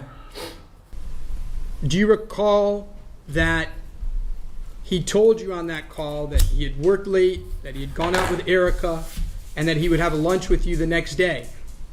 I don't recall any of those days, sir. Do you recall that on the call on that night, the evening of the 16th, it's actually the very morning of the 17th, it's after midnight, that you were adamant that you wanted to have dinner with him on the 18th? No, sir. I You don't remember recall that? any of those days. That's why I'm You don't asking if remember that, can it's fine. Show me. The answer is you don't remember that, right? No, I can't recall. I get to ask the questions. Yes, sir. Okay? Yes. That's how this works. Yes, sir.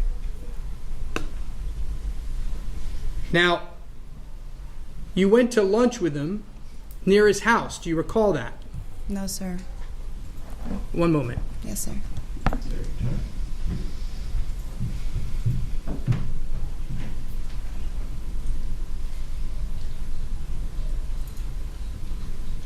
Do you recall going to Vila's? It's like a Cuban-Mexican place right by Charlie's house. I know of the restaurant, but I don't remember the date when we went, or, we've eaten there before, yes? You don't recall going there the day before the murder? No, sir. Nonetheless, if you had been there, you didn't collect any money that day, right? No, sir. And do you recall that during that lunch, you got in a big fight? During what lunch? The lunch on the 17th that you don't remember. Do you recall if you got in a big fight at the lunch that you don't remember?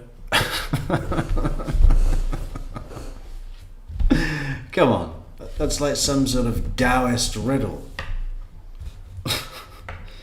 If a tree fell down at the lunch that you don't remember, was there even a tree in the first place? Can I tell you what happened if I don't remember the date and you're not showing me anything? Let's talk about after the murder.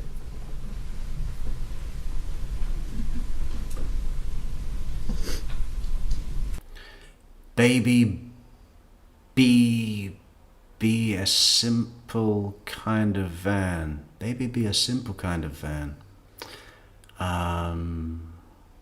7035 says, this is not live. People say that sometimes, don't they? Oh, this ain't live. Okay.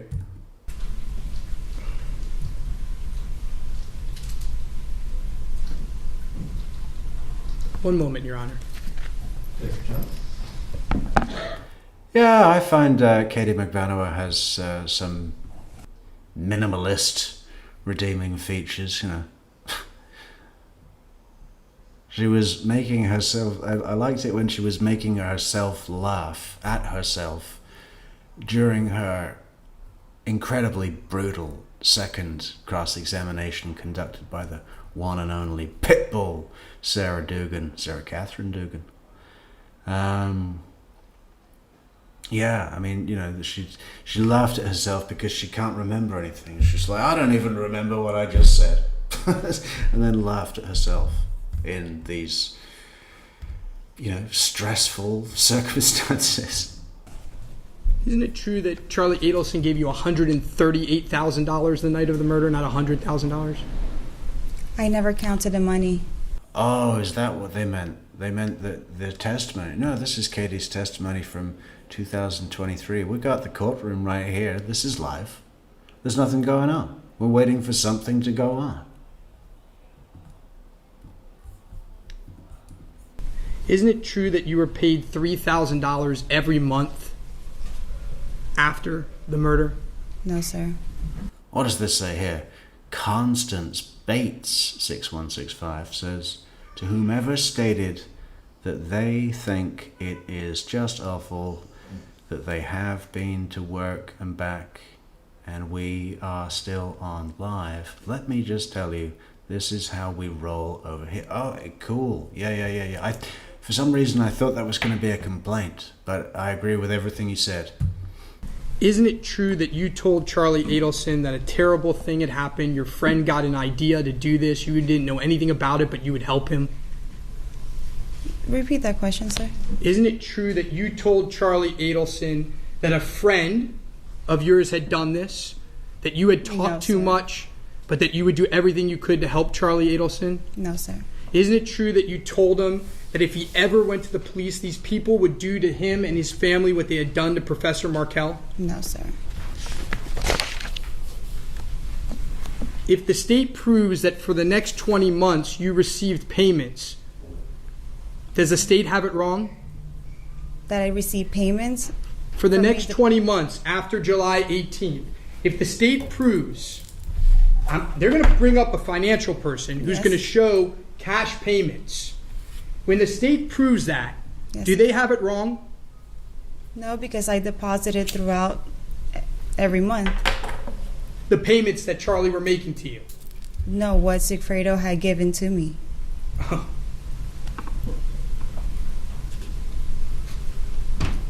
Is it true that you were the mastermind behind Professor Markell's murder? No, sir. That was Charlie. I'm sure it was.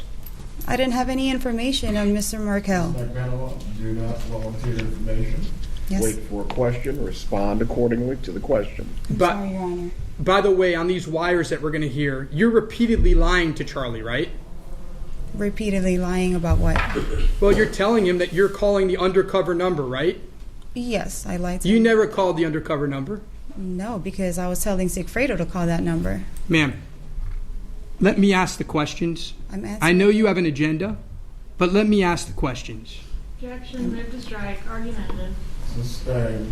Members of the jury are to disregard the last comment about any agendas. Please continue. On those wires, you tell Charlie Adelson that you've called the undercover number, don't you? Yes, I said that. And you never called the undercover number. Of course, why would I call it? You tell Charlie Adelson that you tried to call the number, but it's a non-working number. Do you recall saying that?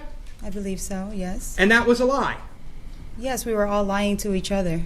You call, Judge. He was responding to your question. You don't have to like the answer. I actually love it. You never lied to Sigfredo on those wires, did you? Yes, I did. When did you lie to Sigfredo on those wires? Well, he was lying to me, actually.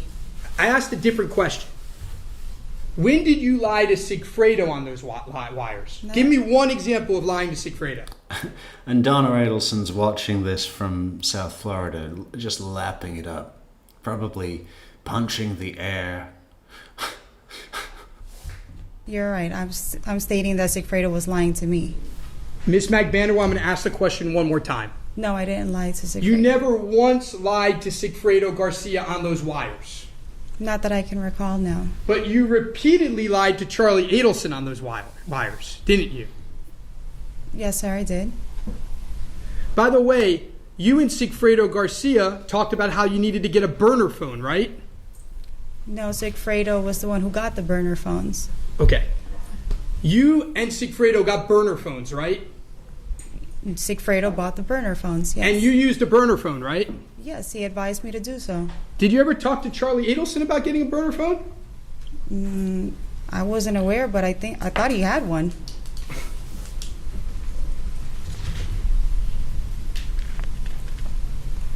You told Charlie Adelson that Sigfredo Garcia left a voicemail for the undercover. You recall telling him that? I believe so, yes. That was a lie, right? I believe Sigfredo did leave a voicemail to the undercover. You think he did, or you think they just heard about the voicemail, that he actually never called the undercover? If he said he did, he probably did. Now, shortly after the murder, you and Charlie break up, right? Yes, sir. Like immediately after. I don't know if it's immediately after, but we stopped, hanging out as much.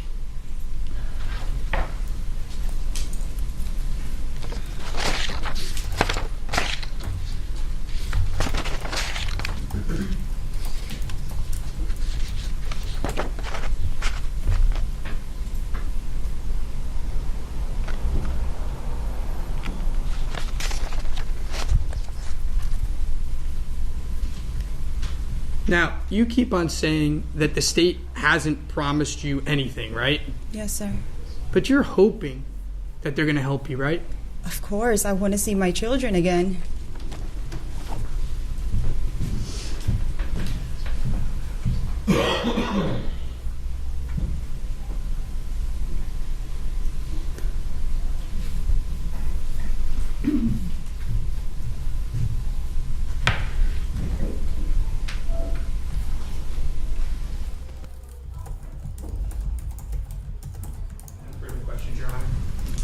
Redirect examination.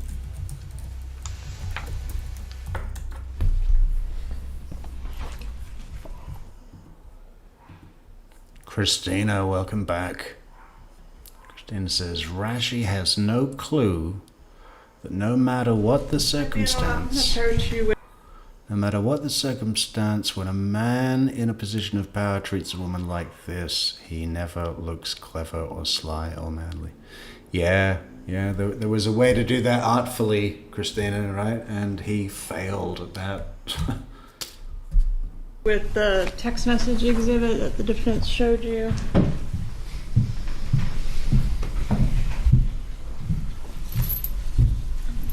Hello. Maybe I misunderstood, but is this text showing that the defendant found out about Sigfredo in November, or that Sigfredo found out about the defendant in November? From the text messages, it's that Sigfredo found out about Charlie. All right.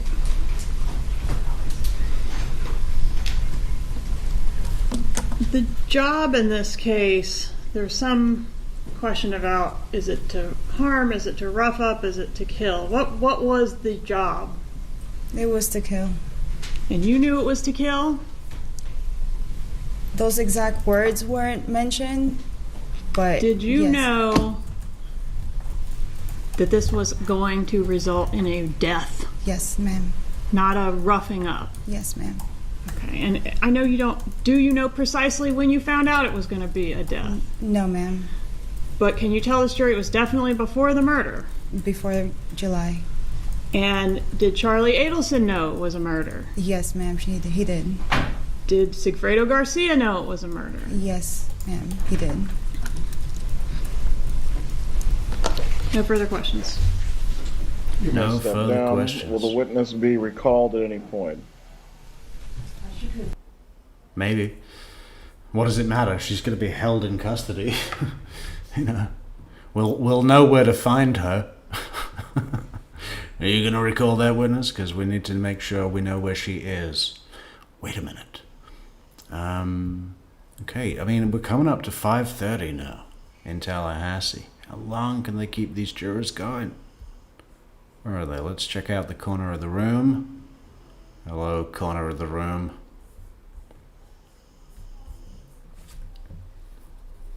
It's a great time to leave a like on the video, guys. Click that like button because that is a very kind gesture.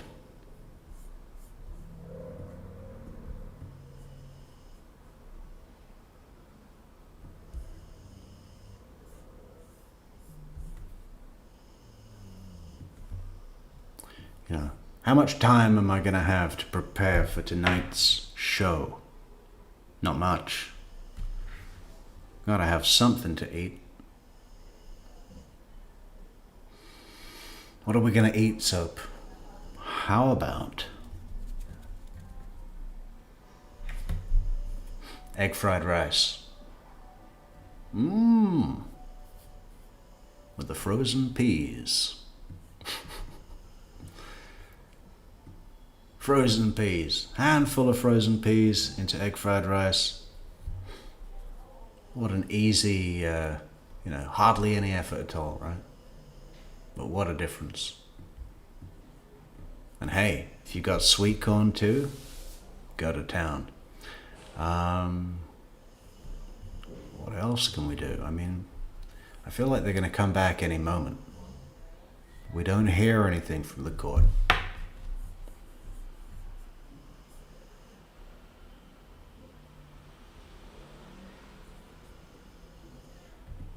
I presume that the Tallahassee Democrat, does it go to something else after they finish for the day? Or does it just cut off? Actually, I think it does just cut off. So anyway, I mean, we can have, what can we have? Something else. Let's go to the chat. His stupid face he makes every time he wants the jury to witness his humanity. He pulls that face every time the jury come in or a witness leaves and takes this. Yeah, I know, right? Let's go back to that face. I'm taking this horrible situation seriously. It was a tragedy, but I'm innocent. And it's horrible that you think it was me. I care about my nephews. Why would I want to kill their dad? And then, yeah, Christina backs that up with, yes, Danielle Savoy. He loves to watch the jury while he is spewing out some crafty questions that lands like a bomb.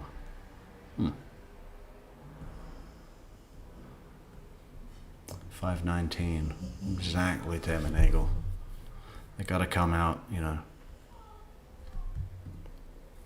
They gotta be coming back into the courtroom for 5:30. I mean, they've got 10 minutes.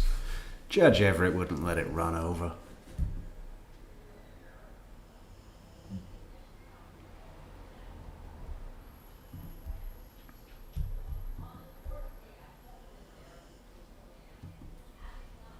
They are finishing this afternoon soon.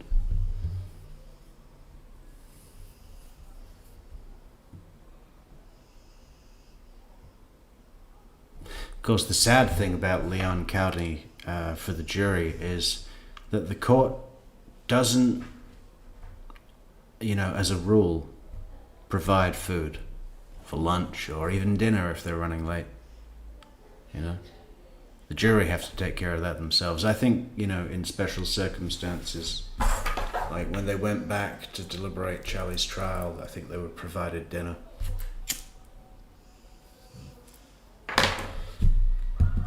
They probably just wanted to get it out of the way. You know, we don't need to come back tomorrow. We can get this done in an hour. And eat for free. Smart jury. But over in Hillsborough County, the court can't give the jury enough food. Cuban sandwiches, You know, they made a special point of providing Cuban sandwiches on National Cuban Sandwich Day. I'm not sure of the date of that. And I looked up exactly what a Cuban sandwich is. It looks great. It looks great. Let's see if we can show a picture of that. Cuban sandwich.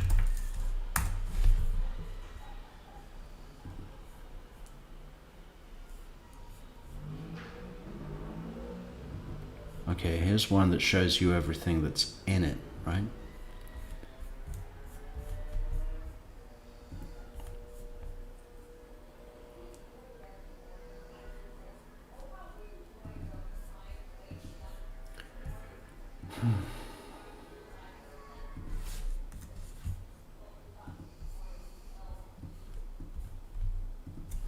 Yeah, so obviously you got to start with the Cuban bread.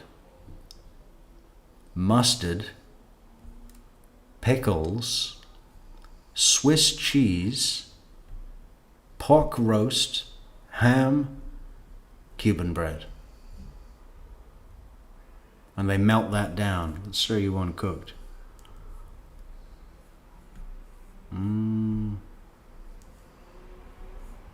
Oh, here's a good one. This looks great.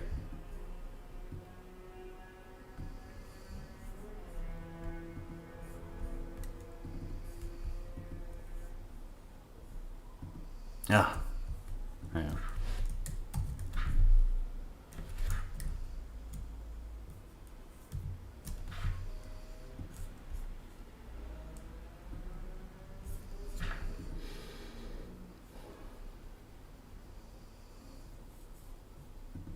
There it is. Okay. Just zoom out. There. I think that's a good example.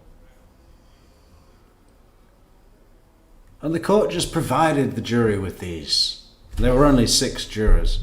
But, you know, there was a special pizza place. The judge knew this really good pizza place and ordered pizzas for the whole jury.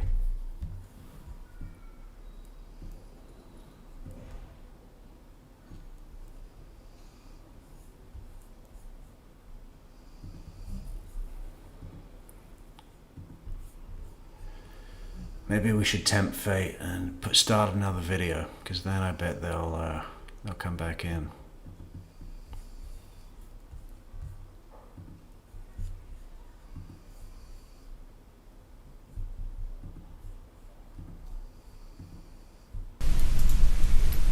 Did y'all follow Dan Markel at all during this second trip? Yes, ma'am. Where did you follow him this time? Follow him to the daycare and to the gym. Was there a reason that the murder had to get done on the day it did? It was just the right thing, the right opportunity, I guess. Okay, did you have any information that the victim was going to be leaving town the day after the homicide occurred? Yes, ma'am. Your Honor, meeting.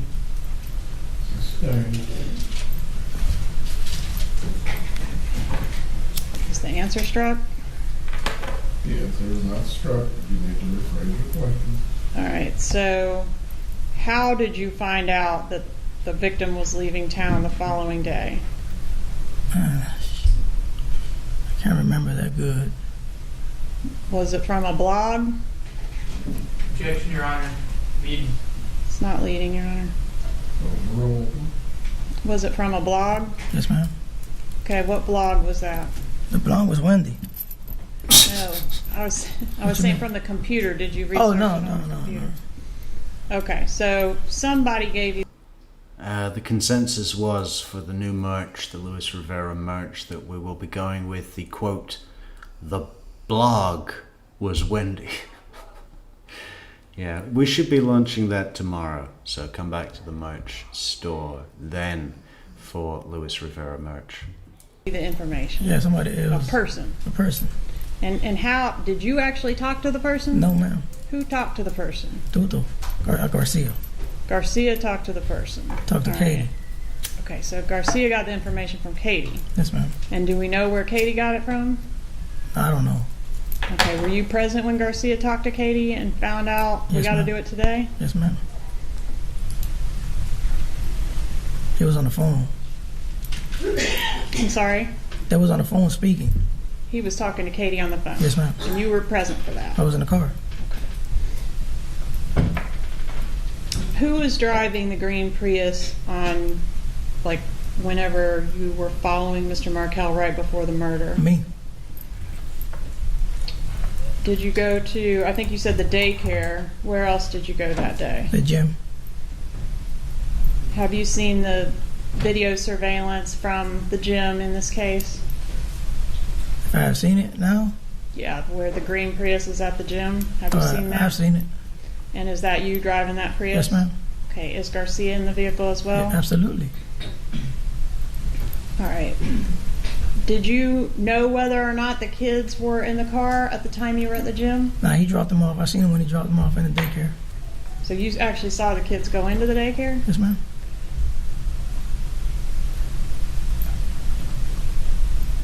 So is it after the daycare that you proceed to the gym? Yes. And what about after that? He followed him to his house. All right, so did you wait in the car while the victim went into the gym and worked out? Yes, ma'am. And did y'all know at that time, like, we're going to do it when he comes out of No. the gym, or not necessarily? Not necessarily. Nah. So you're just following him to see where he goes? To see where he goes. And where did he go? To his house. Did you see the bus video that shows the Prius shortly before and shortly after the homicide? Yes, ma'am. And were you driving the vehicle at that time? Yes, ma'am. Tell us what happened when you got to Mr. Markel's driveway. Well, he had turned he turned the block before. We kept going, so we went to in front of his house. So when he pulled in, we pulled in right behind. I pulled in right behind him. Is what you're describing, you entered his street from two different directions? Yes, ma'am. All right, and you met at his, did you meet at his driveway? Yes, ma'am. Okay, so you pull in behind him, what happens next? Garcia jumped out and shot him. How many times? Twice. Where was he standing when he fired the shots? Right in front of the driver's side, right there, by the driver. Did you see what the victim did during this attack? He put his hands up. How was it decided that Mr. Garcia would end up being the shooter? Hey, thanks so much, Christina, for the super chat. Code Blue Coffee for Metrix. Yeah, coming up to 9 hours. 9 hours. After our 4 hours last night, I think we're going to spend more time with you guys during this trial than without you. How crazy is that? We just need to do more than 12 hours live a day. I think we can handle it. I think we can. Shooter instead of the original plan, which was for you to do it. I was driving. I ain't had no time. He jumped out and did it. He had the gun the whole time. All right, so either one of you were willing to do it when whoever wasn't driving when the opportunity arose? Maybe, but it was really his job, so he did it. You mean why was it his job? He's the one that was getting paid, but he knew about the whole thing. Well, you were getting paid too, right? Yeah, but he secured the job. Yes, ma'am. The bus video that we looked at, one of them shows the passenger side, someone in a white shirt moving around a lot right after the homicide. Can you explain to the jury what was going on in the car at that time? He was trying to hide the gun. And that's Garcia? Garcia. Where did he put the gun? Right on the front in the passenger side, right under the rug. Okay, what ultimately happened with the gun? We threw it away. Where? In the river. On the way back to South Florida? Yes, ma'am. Is that where y'all went when you left Tallahassee? Yes, ma'am. When did you turn your cell phones back on? I think we turned them on right away, I think. After leaving Tallahassee? Yeah. If I remember, I really don't remember, but it got turned on. Sometime after the murder, they got turned back on? Yeah. Okay. Do you remember who made the first phone call out of the two of you? I didn't make no phone call. He did. Who did he call? That'd be great, Christina, to just do like a Adelson Twilight Zone. An episode where Luis Rivera wakes up and he's a stockbroker.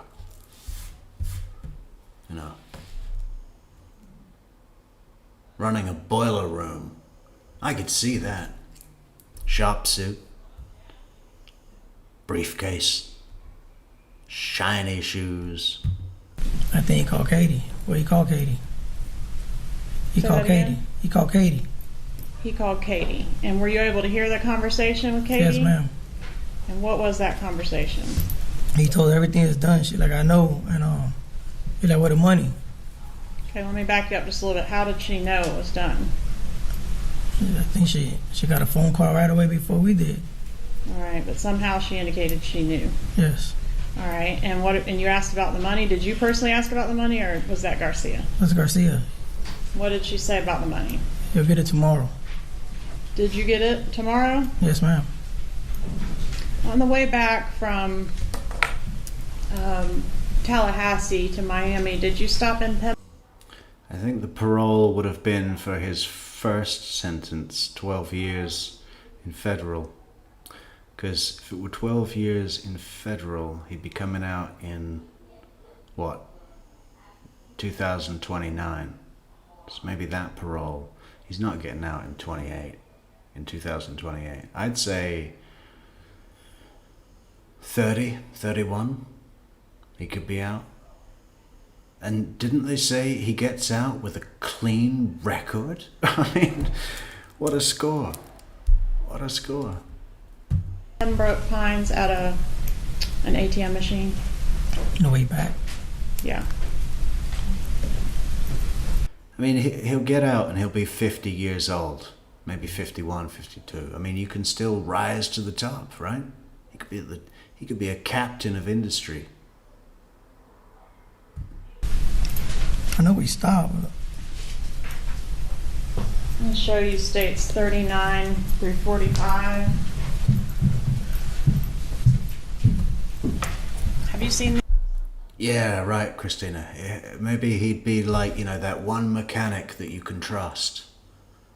That you try to pay him and he says, oh, don't even worry about it.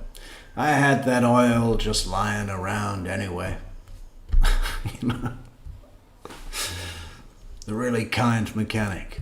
These before? Yeah. That's it. I seen them.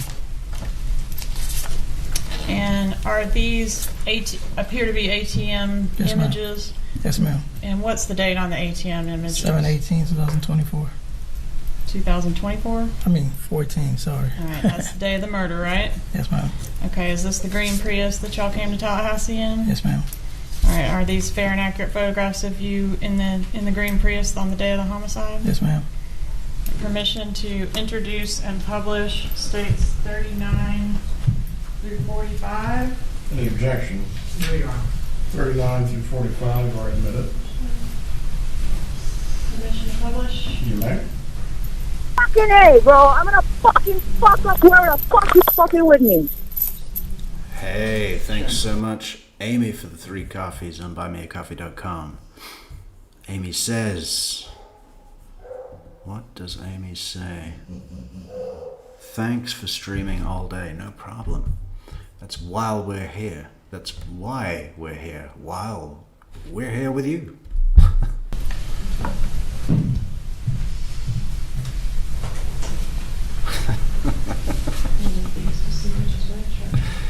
Come on, I want to see the jury pool.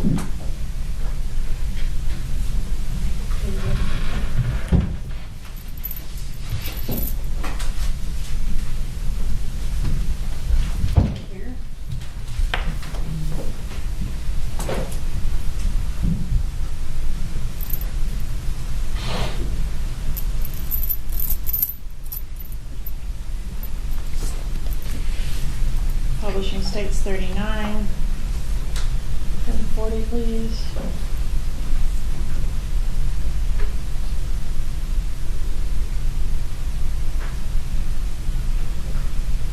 '41, please. Look at that picture. God, he's young there, huh? What is he, 31?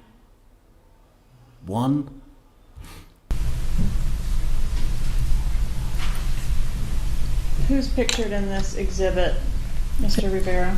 That's me and Garcia. Who's that in the foreground, closer to the camera? That's me. I'm the driver. Okay. 42, please.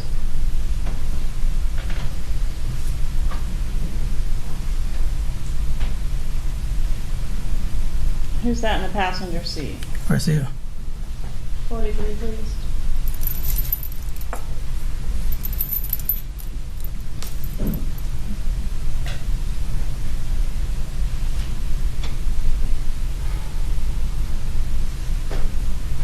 And 44.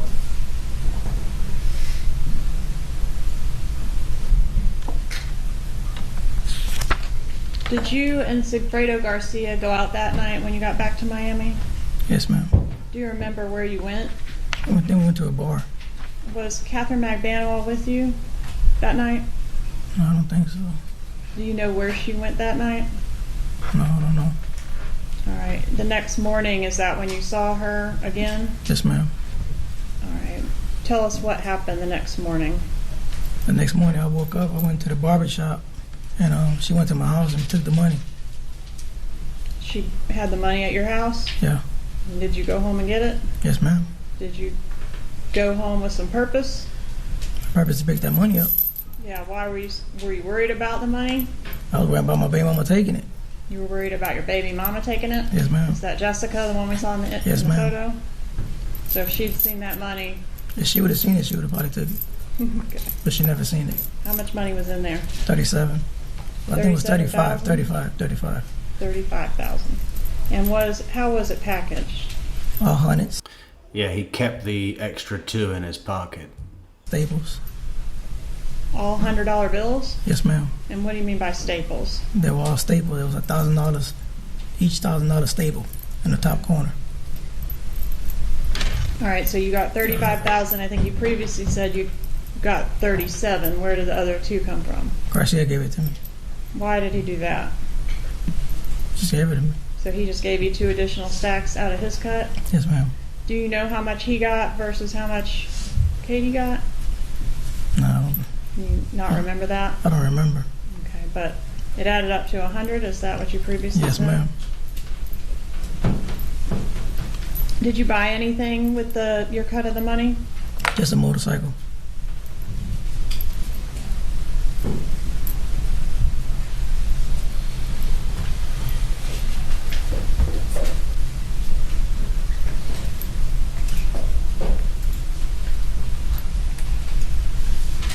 Approach you with states 46 and 47. Is that a picture of the motorcycle you bought with the murder money? That's Garcia's. That's Garcia's. What about 47? Is that your motorcycle there? That's mine, yeah. Okay, and this is Garcia's. And then what about this Monte Carlo in the background? Did y'all buy that too? That's Garcia's. He got it. Did he buy that with the murder money? Or after the murder? Shortly after the murder? Yeah, something like that. All right. Are these fair and accurate photos of those vehicles? Yes, ma'am. Judge, at this time, I'd ask to move into evidence states 46 and 47. Any objection? No objection. States 46 and 47 are admitted. I publish 46, Your Honor. You may.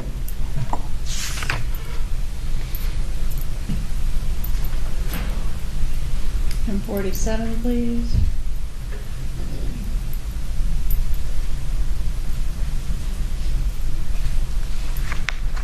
Did you make any changes to your cell phone after the murder? Do you remember? I remember.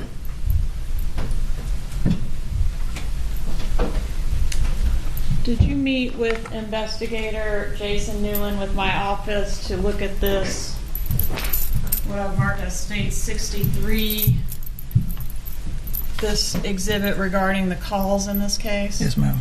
And do these initials next to these calls indicate that you've authenticated the voices that are highlighted? Yes, ma'am. Judge, I'd ask to move into evidence state 63.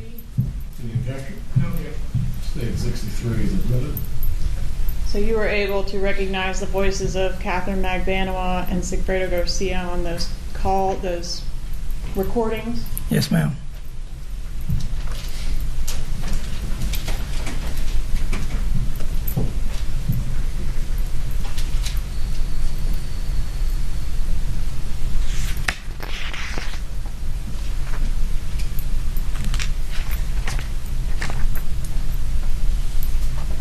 Have you ever had any kind of contact with any member of the Adelson family? No, ma'am.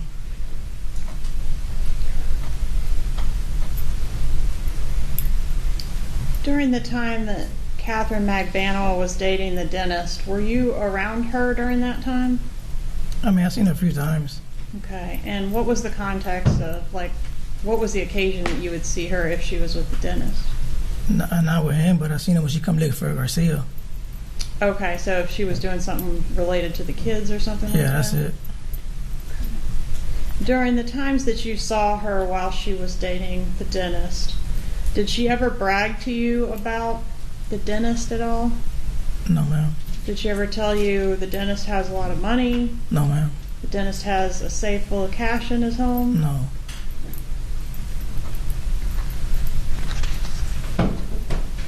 So do you even know who the dentist is? I mean, do you know who he is here in the courtroom? Never met him in my life until today. Okay. Well, the dentist's lawyers have indicated that you and Garcia got this idea on your own to come to Tallahassee and kill the professor. Is that true? No. Not a good one. Did you kill him and then try to get Katie to blackmail the dentist? No.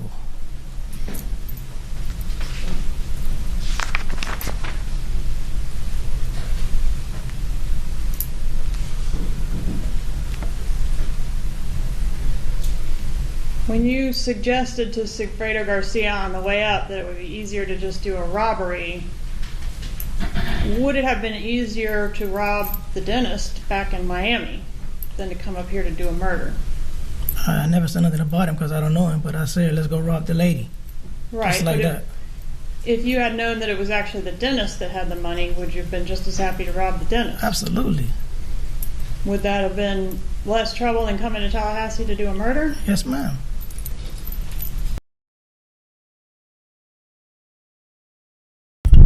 Yeah, I guess so, right? Would it have been easy? No phone calls with the dentist? Text messages with the dentist? Oh! Something's going on. Where's the sound?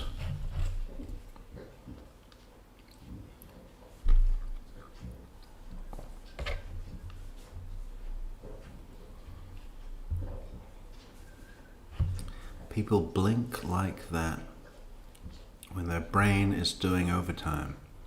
I think he is always trying to think up an alternative lie for what the folks on the stand are saying.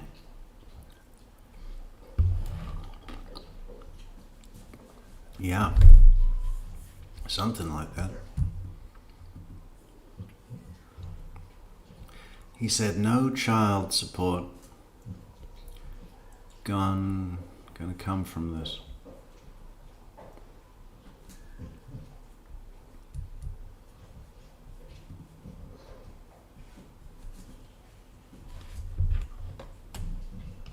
Yeah, here's a 2003 Honda motorcycle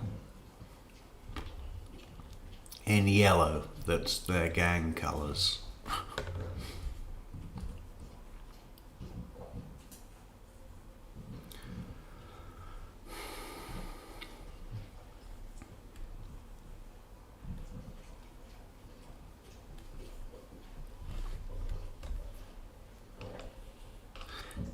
Yeah, no way to vent all his anxiety. They should have given him a stretch Armstrong to play with under the table that he could pull and take out all that tension. Stretch Armstrong.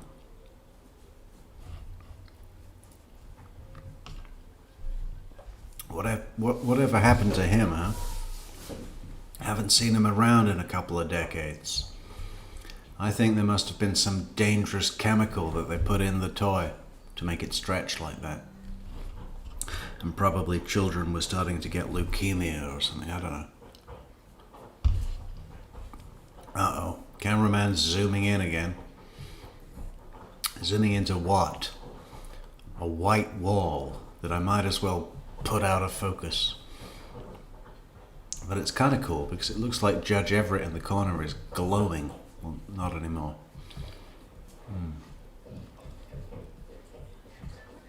Do you see the light?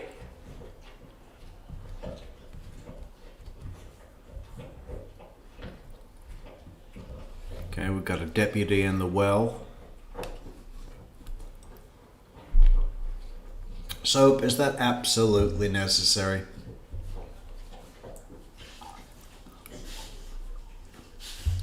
Why don't you take a Nidol? Take a pill, Soap. Make Dad take a pill. Are you going to start all that breathing again, are you?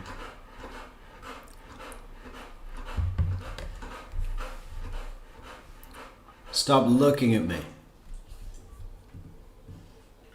Oh, they're coming in.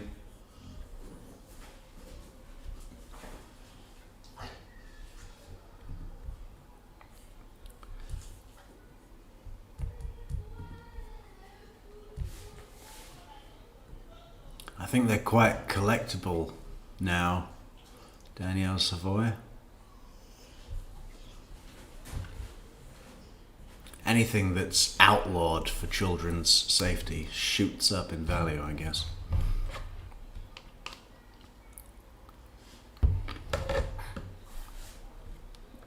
This is the thing responsible for all those tragedies. Uh-oh. Okay, we gotta make Judge Everett life-size again for the color bars. The best waiting screen on the internet. Look at that.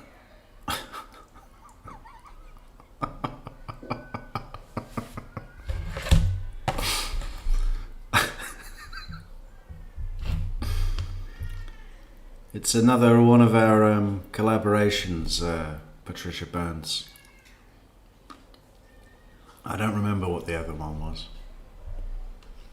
Oh, I think it was Roman Noodleson, wasn't it? Roman Noodleson.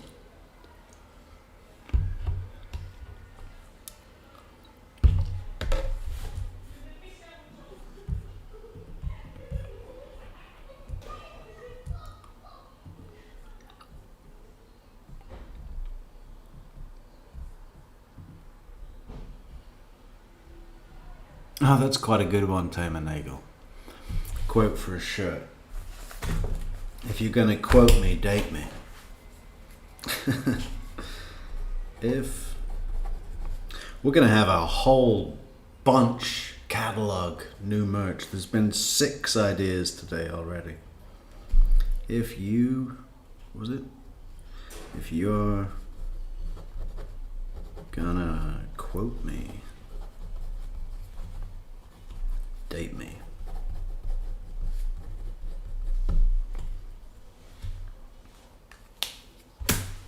Excellent.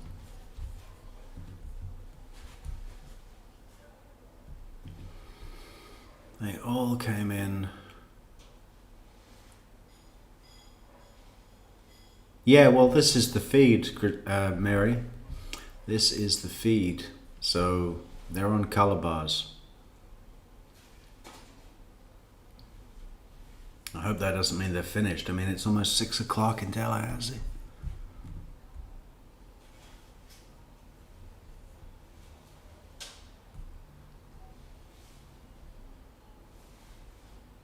We missed Georgia and Sarah?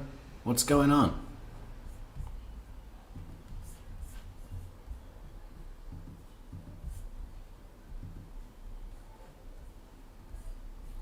Live stream offline. Okay.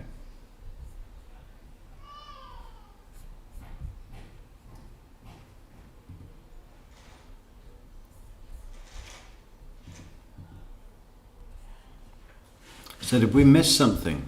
Did the Tallahassee Democrat not include something on their live feed or what? Christina, what is happening?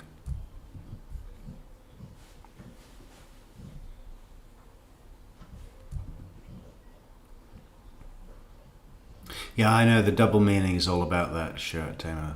I love the double meaning because, like, guys come up and ask you for a date. If they can't quote me, I'd say give me a Shakespeare quote at least or something.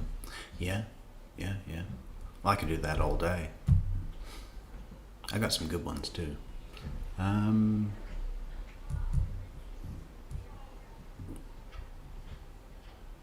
Donna walked by. So there was okay. They were walking past the camera with the stuff in hand as if they were done for the day. Okay. So that's it then. No more updates. So I guess we'll be back tomorrow.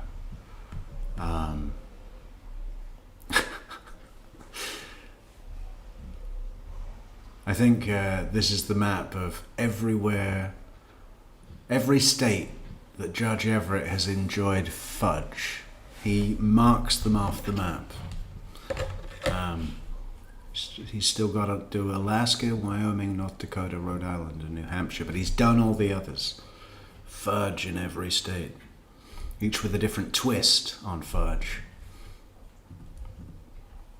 Golfer Girl, I've been listening off and on all day at work. Thanks for the entertainment. You're welcome, Golfer Girl. Patricia, Tim and Nagel, I asked them if they know who Noam Chomsky or Bertrand Russell are. Yeah. Or that other one. That other really famous, Kierkegaard. Talk to them about, what's that girl's name? Ezra McCandless. We've got to come back to that at some point.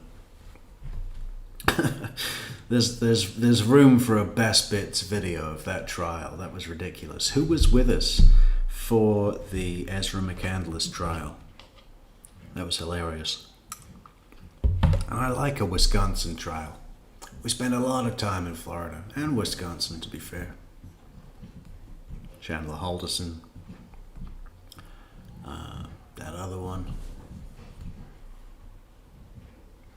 So should we go now and then come back later? That'd probably be best for everybody.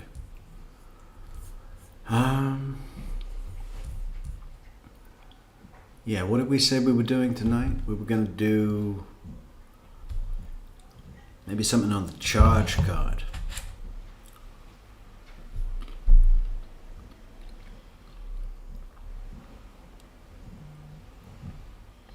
Yeah, I guess we could do something on the charge card. So if we came back in, say, 2 hours or 3 hours, that'd probably be best. Yeah, we should close it off. Give us some time to do something else, right? Anything else. Just something else. It's been 10 hours.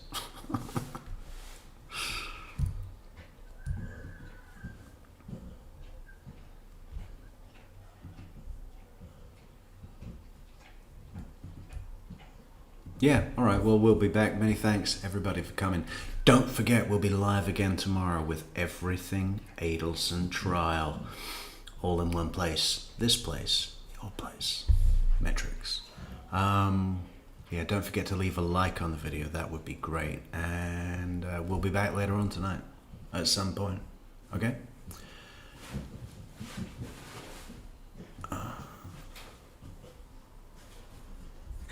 Okay, we're really gonna go this time. See you later. Fucking A, bro. I'm gonna fucking fuck up whoever the fuck is fucking with me. Well, hang on. We have another thank you.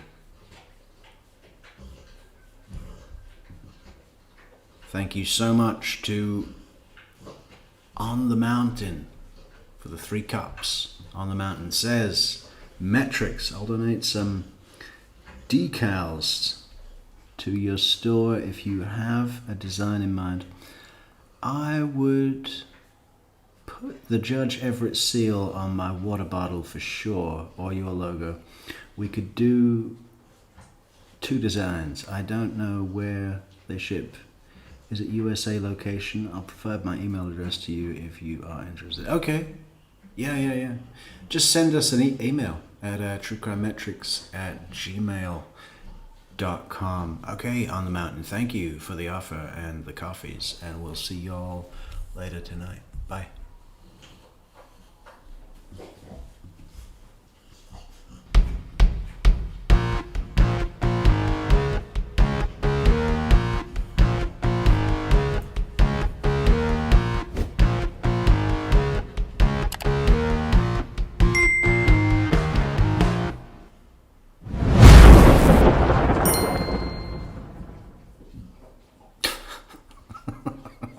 I had to leave Judge Everett